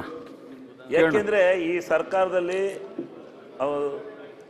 ಒಳ್ಳೆ ದೇವಸ್ಥಾನಗಳ ಬಗ್ಗೆ ಗೌರವ ಇದೆ, ಒಳ್ಳೆ ಪ್ರೀತಿ ವಿಶ್ವಾಸ ಇದೆ. ಅದರಿಂದ ನೀವೇ ನಿಮ್ ಸರ್ಕಾರನೇ ಇದನ್ನ ಕಾಪಾಡದ ಹೋದ್ರೆ ಬಹುಶಃ ಕಷ್ಟ ಆಗುತ್ತೆ. ಅದರಿಂದ ಇದರಲ್ಲಿ ತಿಳ್ಕೊಂಡಾಗ ಬರೀ ಒಂದೇ ವರ್ಗದ ಜನ ಪೂಜೆ ಕೇಳೋಣ. ಒಂದ್ ನಿಮಿಷ ಅಲ್ಲ, ಒಂದೇ ನಿಮಿಷ ಅಧ್ಯಕ್ಷರೇ. ಒಂದೇ ವರ್ಗದ ಜನ ಪೂಜೆ ಮಾಡಲ್ಲ, ಎಲ್ಲಾ ವರ್ಗದ ಜನನು ಪೂಜೆ ಮಾಡ್ತಾರೆ. ಇದನ್ನ ಪೂಜಾರಿಕೆನ ಶಾಲನ್ನ ಧರಿಸಿದ ಮೇಲೆ ಕೆಂಪು ಬಟ್ಟೆನ ಅವ್ರು ಮತ್ತೆ ಇನ್ನೊಂದು ವೃತ್ತಿ ಮಾಡಕ್ ಹೋಗಕ್ಕಾಗಲ್ಲ. ಪೂಜಾರಾಗೆ ಇರ್ಬೇಕು, ಇನ್ಯಾವುದೇ ಕೆಲಸ ಅವರು. ಆದ್ರಿಂದ ಆ ಪೂಜಾರಗಳನ್ನ ಸರಿಯಾಗಿ ನಡೆಸ್ಕೊಂಡ ಹೋದ್ರೆ ಬಹುಶಃ ಅಲ್ಲ, ಮಾಧುಸ್ವಾಮಿ ಹಿಂಗಂತಾರೆ. ಅದೇ ಪ್ರಸಾದ ಕೊಡೋದು ಹೋಗಲ್ರಿ, ಇದೊಂದು ವೃತ್ತಿ ಅಲ್ವಾ ಸರ್? ವೃತ್ತಿನ ಪುಕ್ಕಟ್ಟೆ ಮಾಡಿ ಅಂತಂದ್ರೆ ವಂಶ ಪಾರಂಪರ್ಯವಾಗಿ ಮಾಡ್ಕೊಂಡ್ ಬರ್ತಾ ಇದ್ದಾರೆ. ಆಯ್ತು, ಕೇಳೋಣ ಸಚಿವರು ಉತ್ತರ. ಅವರೇ ಜಾಸ್ತಿ ಕೊಡ್ತೀವಿ ಅಂತ ಹೇಳಿದ್ರೆ ಒಂದ್ ನಿಮಿಷ ಸಮಾಧಾನದಲ್ಲಿ ಕೇಳಿ ಹೇಳ್ಬಿಟ್ರೆ. ಸನ್ಮಾನ್ಯ ಸಭಾಧ್ಯಕ್ಷರೇ, ಶಾಸಕ ಸಹೋದರರು ಈ ಒಂದು ಸಮಸ್ಯೆ ಹೇಳೋದ್ರ ಜೊತೆಗೆ ನಮ್ಮ ಸರ್ಕಾರಕ್ಕೂ ಕೂಡ ಅಭಿನಂದನೆ ಮಾಡಿದ್ರು. ದೇವಸ್ಥಾನಗಳ ಬಗ್ಗೆ ವಿಶೇಷವಾದಂಥ ಕಾಳಜಿ ಇದೆ, ನಿಮ್ಮ ಸರ್ಕಾರದಲ್ಲಿ ಇದು ಆಗ್ತದೆ ಅಂತಕ್ಕಂಥ ಒಂದು ವಿಶ್ವಾಸ ವ್ಯಕ್ತಪಡಿಸಿದ್ದಕ್ಕೆ ನಾನು ಅವರಿಗೆ ಅಭಿನಂದನೆಗಳನ್ನು ಸಲ್ಲಿಸ್ತಾ ಇದ್ದೇನೆ. ಅವ್ರು ಹೇಳಿರುವಂಥದ್ದು ಭಾಳ ಕರೆಕ್ಟಾಗಿದೆ ಇದೆ ಅಧ್ಯಕ್ಷರೇ. ಯಾಕಂದರೆ ಇನಾಮ್ ರದ್ದತಿ ಕಾಯ್ದೆ ಅಡಿಯಲ್ಲಿ ಯಾವ ದೇವಸ್ಥಾನಗಳ ಮತ್ತು ಧಾರ್ಮಿಕ ಸಂಸ್ಥೆಗಳ ಜಮೀನು ಹೋಗಿರ್ತದೋ, ಕಳ್ಕೊಂಡಿರ್ತಾರೋ ಅಂಥವ್ರಿಗೆ ಈ ತಸ್ತಿಕ್ ವ್ಯವಸ್ಥೆ ಮೊದಲಿನಿಂದನೂ ಕೂಡ ಸರ್ಕಾರದಿಂದ ನಡ್ಕೊಂಡು ಬಂದಿರುವಂಥದ್ದು. ಸುಮಾರು 2017ರಿಂದ ನಾವು 2 ಬಾರಿ ಆ ತಸ್ತಿಕ್ ಹಣವನ್ನು ಜಾಸ್ತಿ ಮಾಡಿರುವಂಥದ್ದಿದೆ. 2017-18ರಲ್ಲಿ 36,000 ಇರ್ತಕ್ಕಂಥ ಈ ತಸ್ತಿಕ್ ಹಣ 48,000ಕ್ಕೆ ಏರಿಸಲಾಗಿತ್ತು. ಮತ್ತು ಕಳೆದ ವರ್ಷ ಬಜೆಟ್ನಲ್ಲಿ ಇದು 48,000ರಿಂದ 60,000ಕ್ಕೆ ಏರಿಸಲಾಗಿದೆ. ಅದರ ಜೊತೆಗೆ ಈ ಬಾರಿ ಬಜೆಟ್ನಲ್ಲೂ ಕೂಡ ವರ್ಷಾಸನವನ್ನು 48,000ರಿಂದ 60,000ಕ್ಕೆ ಏರಿಸಲಾಗಿದೆ ಅಧ್ಯಕ್ಷರೇ. ಆದರೂ ಕೂಡ ಸಿ ಗ್ರೇಡ್ ದೇವಸ್ಥಾನಗಳ ಒಂದು ಪರಿಸ್ಥಿತಿ ಯಾವ ರೀತಿ ಇದೆ ಅಂತಕ್ಕಂಥದ್ದನ್ನು ಸಹೋದರರು ಹೇಳಿದ್ದಾರೆ. ಅದರ ಕಡೆ ನಾವು ಗಮನ ಕೊಡ್ತಾ ಇದ್ದೀವಿ. ನಿಜವಾಗ್ಲೂ ಕೂಡ ಅದಕ್ಕೂ ಕೂಡ ನ್ಯಾಯ ಕೊಡುವಂತಹ, ಯಾಕಂದರೆ ಈ ನಮ್ಮ ಸರ್ಕಾರದಲ್ಲೇ 2 ಬಾರಿ ಈ ತಸ್ತಿಕ್ ಹಣ ಜಾಸ್ತಿ ಆಗಿರೋದ್ರಿಂದ ಇನ್ನೂ ಕೂಡ ನಾವು ಯೋಚನೆ ಮಾಡ್ತೀವಿ. ನಿಮ್ಮೆಲ್ಲರ ಆಶೀರ್ವಾದದಿಂದ ಬರ್ತಕ್ಕಂಥ ದಿನಮಾನಗಳಲ್ಲಿ ಮತ್ತೆ ಭಾರತೀಯ ಜನತಾ ಪಾರ್ಟಿ ಬರ್ತದೆ ಅಂತಕ್ಕಂಥ ವಿಶ್ವಾಸ ಇದೆ. ಅವಾಗ ಖಂಡಿತವಾಗಿ ಇದನ್ನ ಮತ್ತೆ ನೀವು ಕೇಳೋಕ್ಕಿಂತ ಮುಂಚೆ ಮಾಡುವಂತ ವ್ಯವಸ್ಥೆ ಮಾಡ್ತೀವಿ. ಅಧ್ಯಕ್ಷರೇ, 22,200 ಚಿಲ್ಲರೆ 700 ಚಿಲ್ಲರೆ ಇದಾವೆ ದೇವಾಲಯಗಳು ಸಿ ಗ್ರೇಡ್. ನೀವು ಅವರೆಲ್ಲರ ಶಾಪ ಬೀಳ್ತಾ ಇತ್ತು ನಿಮ್ಗೆ. ನೀವು ಚುನಾವಣೆಗೆ ಹೋಗ್ಬೇಕಾದ್ರೆ ಅವ್ರು ರಕ್ಷಣೆ ಮಾಡ್ತಾರೆ. ಈಗ ಅಲ್ಲ, ಚಾಪ ಅವ್ರು ಹೇಳಿದ್ರಲ್ಲ, ನಿಮ್ಗೆ ಒಳ್ಳೇದಾಗ್ಬೇಕು ಅವರು ಜಮೀನು ಹಂಗೆ ಹೇಳಿದ್ರೆ ಒಡೆಯ ಅಂತ ಹೇಳಿ ಅಧ್ಯಕ್ಷರೇ, ಉಳುವವನೇ ಒಡೆಯ ಅಂತ ಹೇಳಿ ಅವ್ರ ಜಮೀನು ಹೋಗಿದೆ. ಜೊಲ್ಲೆಯವರೇ, ಅದು ಹೆಚ್ಚು ಮಾಡೋ ಅಗತ್ಯತೆ ಇದ್ದೇ ಇದೆ. ತಾವು ಈಗ ಹೆಚ್ಚು ಮಾಡಿದ್ದೀರಿ, ಸಿ ಗ್ರೇಡ್ ಬಗ್ಗೆ ಹೆಚ್ಚು ಮಾಡೋದಕ್ಕೆ ಅಗತ್ಯ ಕ್ರಮ ತಗೊಳ್ಳಿ. ಯಾಕೆ ಪಾಪ ಶಾಪ ಕೊಡ್ತಾ ಇದೀರಿ ಪಾಪ? ಅವ್ರು ಕೊಟ್ರು ನಮಗ್ ತಟ್ಟಲ್ಲ. ಆಯ್ತು ಬಿಡ್ರಿ. ಪೂಜಾರರು ಅವ್ರು ಏನ್ ಹೇಳ್ತಾರೆ ಗೊತ್ತಾ? ಇಲ್ಲ, ಪೂಜಾರರು ಈಗ ಕೂಲಿಗೆ ಹೋಗಿದ್ದಾರೆ, ನಾವಿಲ್ಲಿ ಪೂಜೆ ಮಾಡಕ್ ಬಂದಿದ್ದೀವಿ, ಪುಕ್ಕಟ್ಟೆ ಪೂಜೆ ಅಂತಾರೆ. ಈಗ ಸಂಬಳ ಫಿಕ್ಸ್ ಮಾಡಿ ದೇಶದಲ್ಲಿ ಸಿ ಗ್ರೇಡ್ ಬಗ್ಗೆ ಮುಖ್ಯಮಂತ್ರಿಗಳ ಜೊತೆ ಮಾತನಾಡಿ ಬಜೆಟ್ ನಲ್ಲಿ ಏನಾದ್ರು ಮಾಡ್ಲಿಕ್ಕಾದ್ರೆ ಫಿಕ್ಸ್ ಮಾಡಿ ಸಂಬಳವ ಹಣ್ಣು ಕಾಯಿ ಊದ್ಗಡ್ಡಿ ತಗೊಂಡು ಈ ಬಜೆಟ್ ನಲ್ಲಿ ಏನಾದ್ರು ಮಾಡ್ಲಿಕ್ಕಾದ್ರೆ ಮಾಡಿಸ್ಲಿಕ್ಕೆ ಹೇಳ್ಬಿಡಿ ಉತ್ತರ ಕೊಡುವಾಗ. ಓಕೆ, ಅರವಿಂದ್ ಬೆಲ್ಲದ್. ಇಲ್ಲ. ಲಾಲಾಜಿ ಮೆಂಡನ್ ಇಲ್ಲ. ಸುಕುಮಾರ್ ಶೆಟ್ರು ಇಲ್ಲ. KJ ಜಾರ್ಜ್ ಇಲ್ಲ. ಪ್ರಶ್ನೋತ್ತರ ಮುಕ್ತಾಯ ಆಯಿತು. ಲಿಖಿತ ಮೂಲಕ ಉತ್ತರಿಸುವ ಪ್ರಶ್ನೆಯನ್ನು ಮಂಡಿಸೋದು. ಅಧ್ಯಕ್ಷರೇ, ದಿನಾಂಕ 22-23 5ನೇ ಪಟ್ಟಿಯಿಂದ ಸದನದಲ್ಲಿ ಉತ್ತರಿಸುವ 150 ಪ್ರಶ್ನೆಗಳ ಪೈಕಿ 122 ಲಿಖಿತ ಉತ್ತರಗಳನ್ನು ಸದನದಲ್ಲಿ ಮಂಡಿಸುತ್ತಿದ್ದೇನೆ. ಓಕೆ. ಗಮನ ಸೆಳೆಯುವ ಸೂಚನೆಗಳ ಕ್ರಮ ಸಂಖ್ಯೆ 4, 7, 8 ಉತ್ತರವನ್ನು ಸದನದಲ್ಲಿ ಮಂಡಿಸುತ್ತಿದ್ದೇನೆ. ನಾಳೆ 11 ಗಂಟೆಗೆ ಸೇರುವಂತೆ ಸದನವನ್ನು ಮುಂದೂಡುತ್ತಿದ್ದೇನೆ.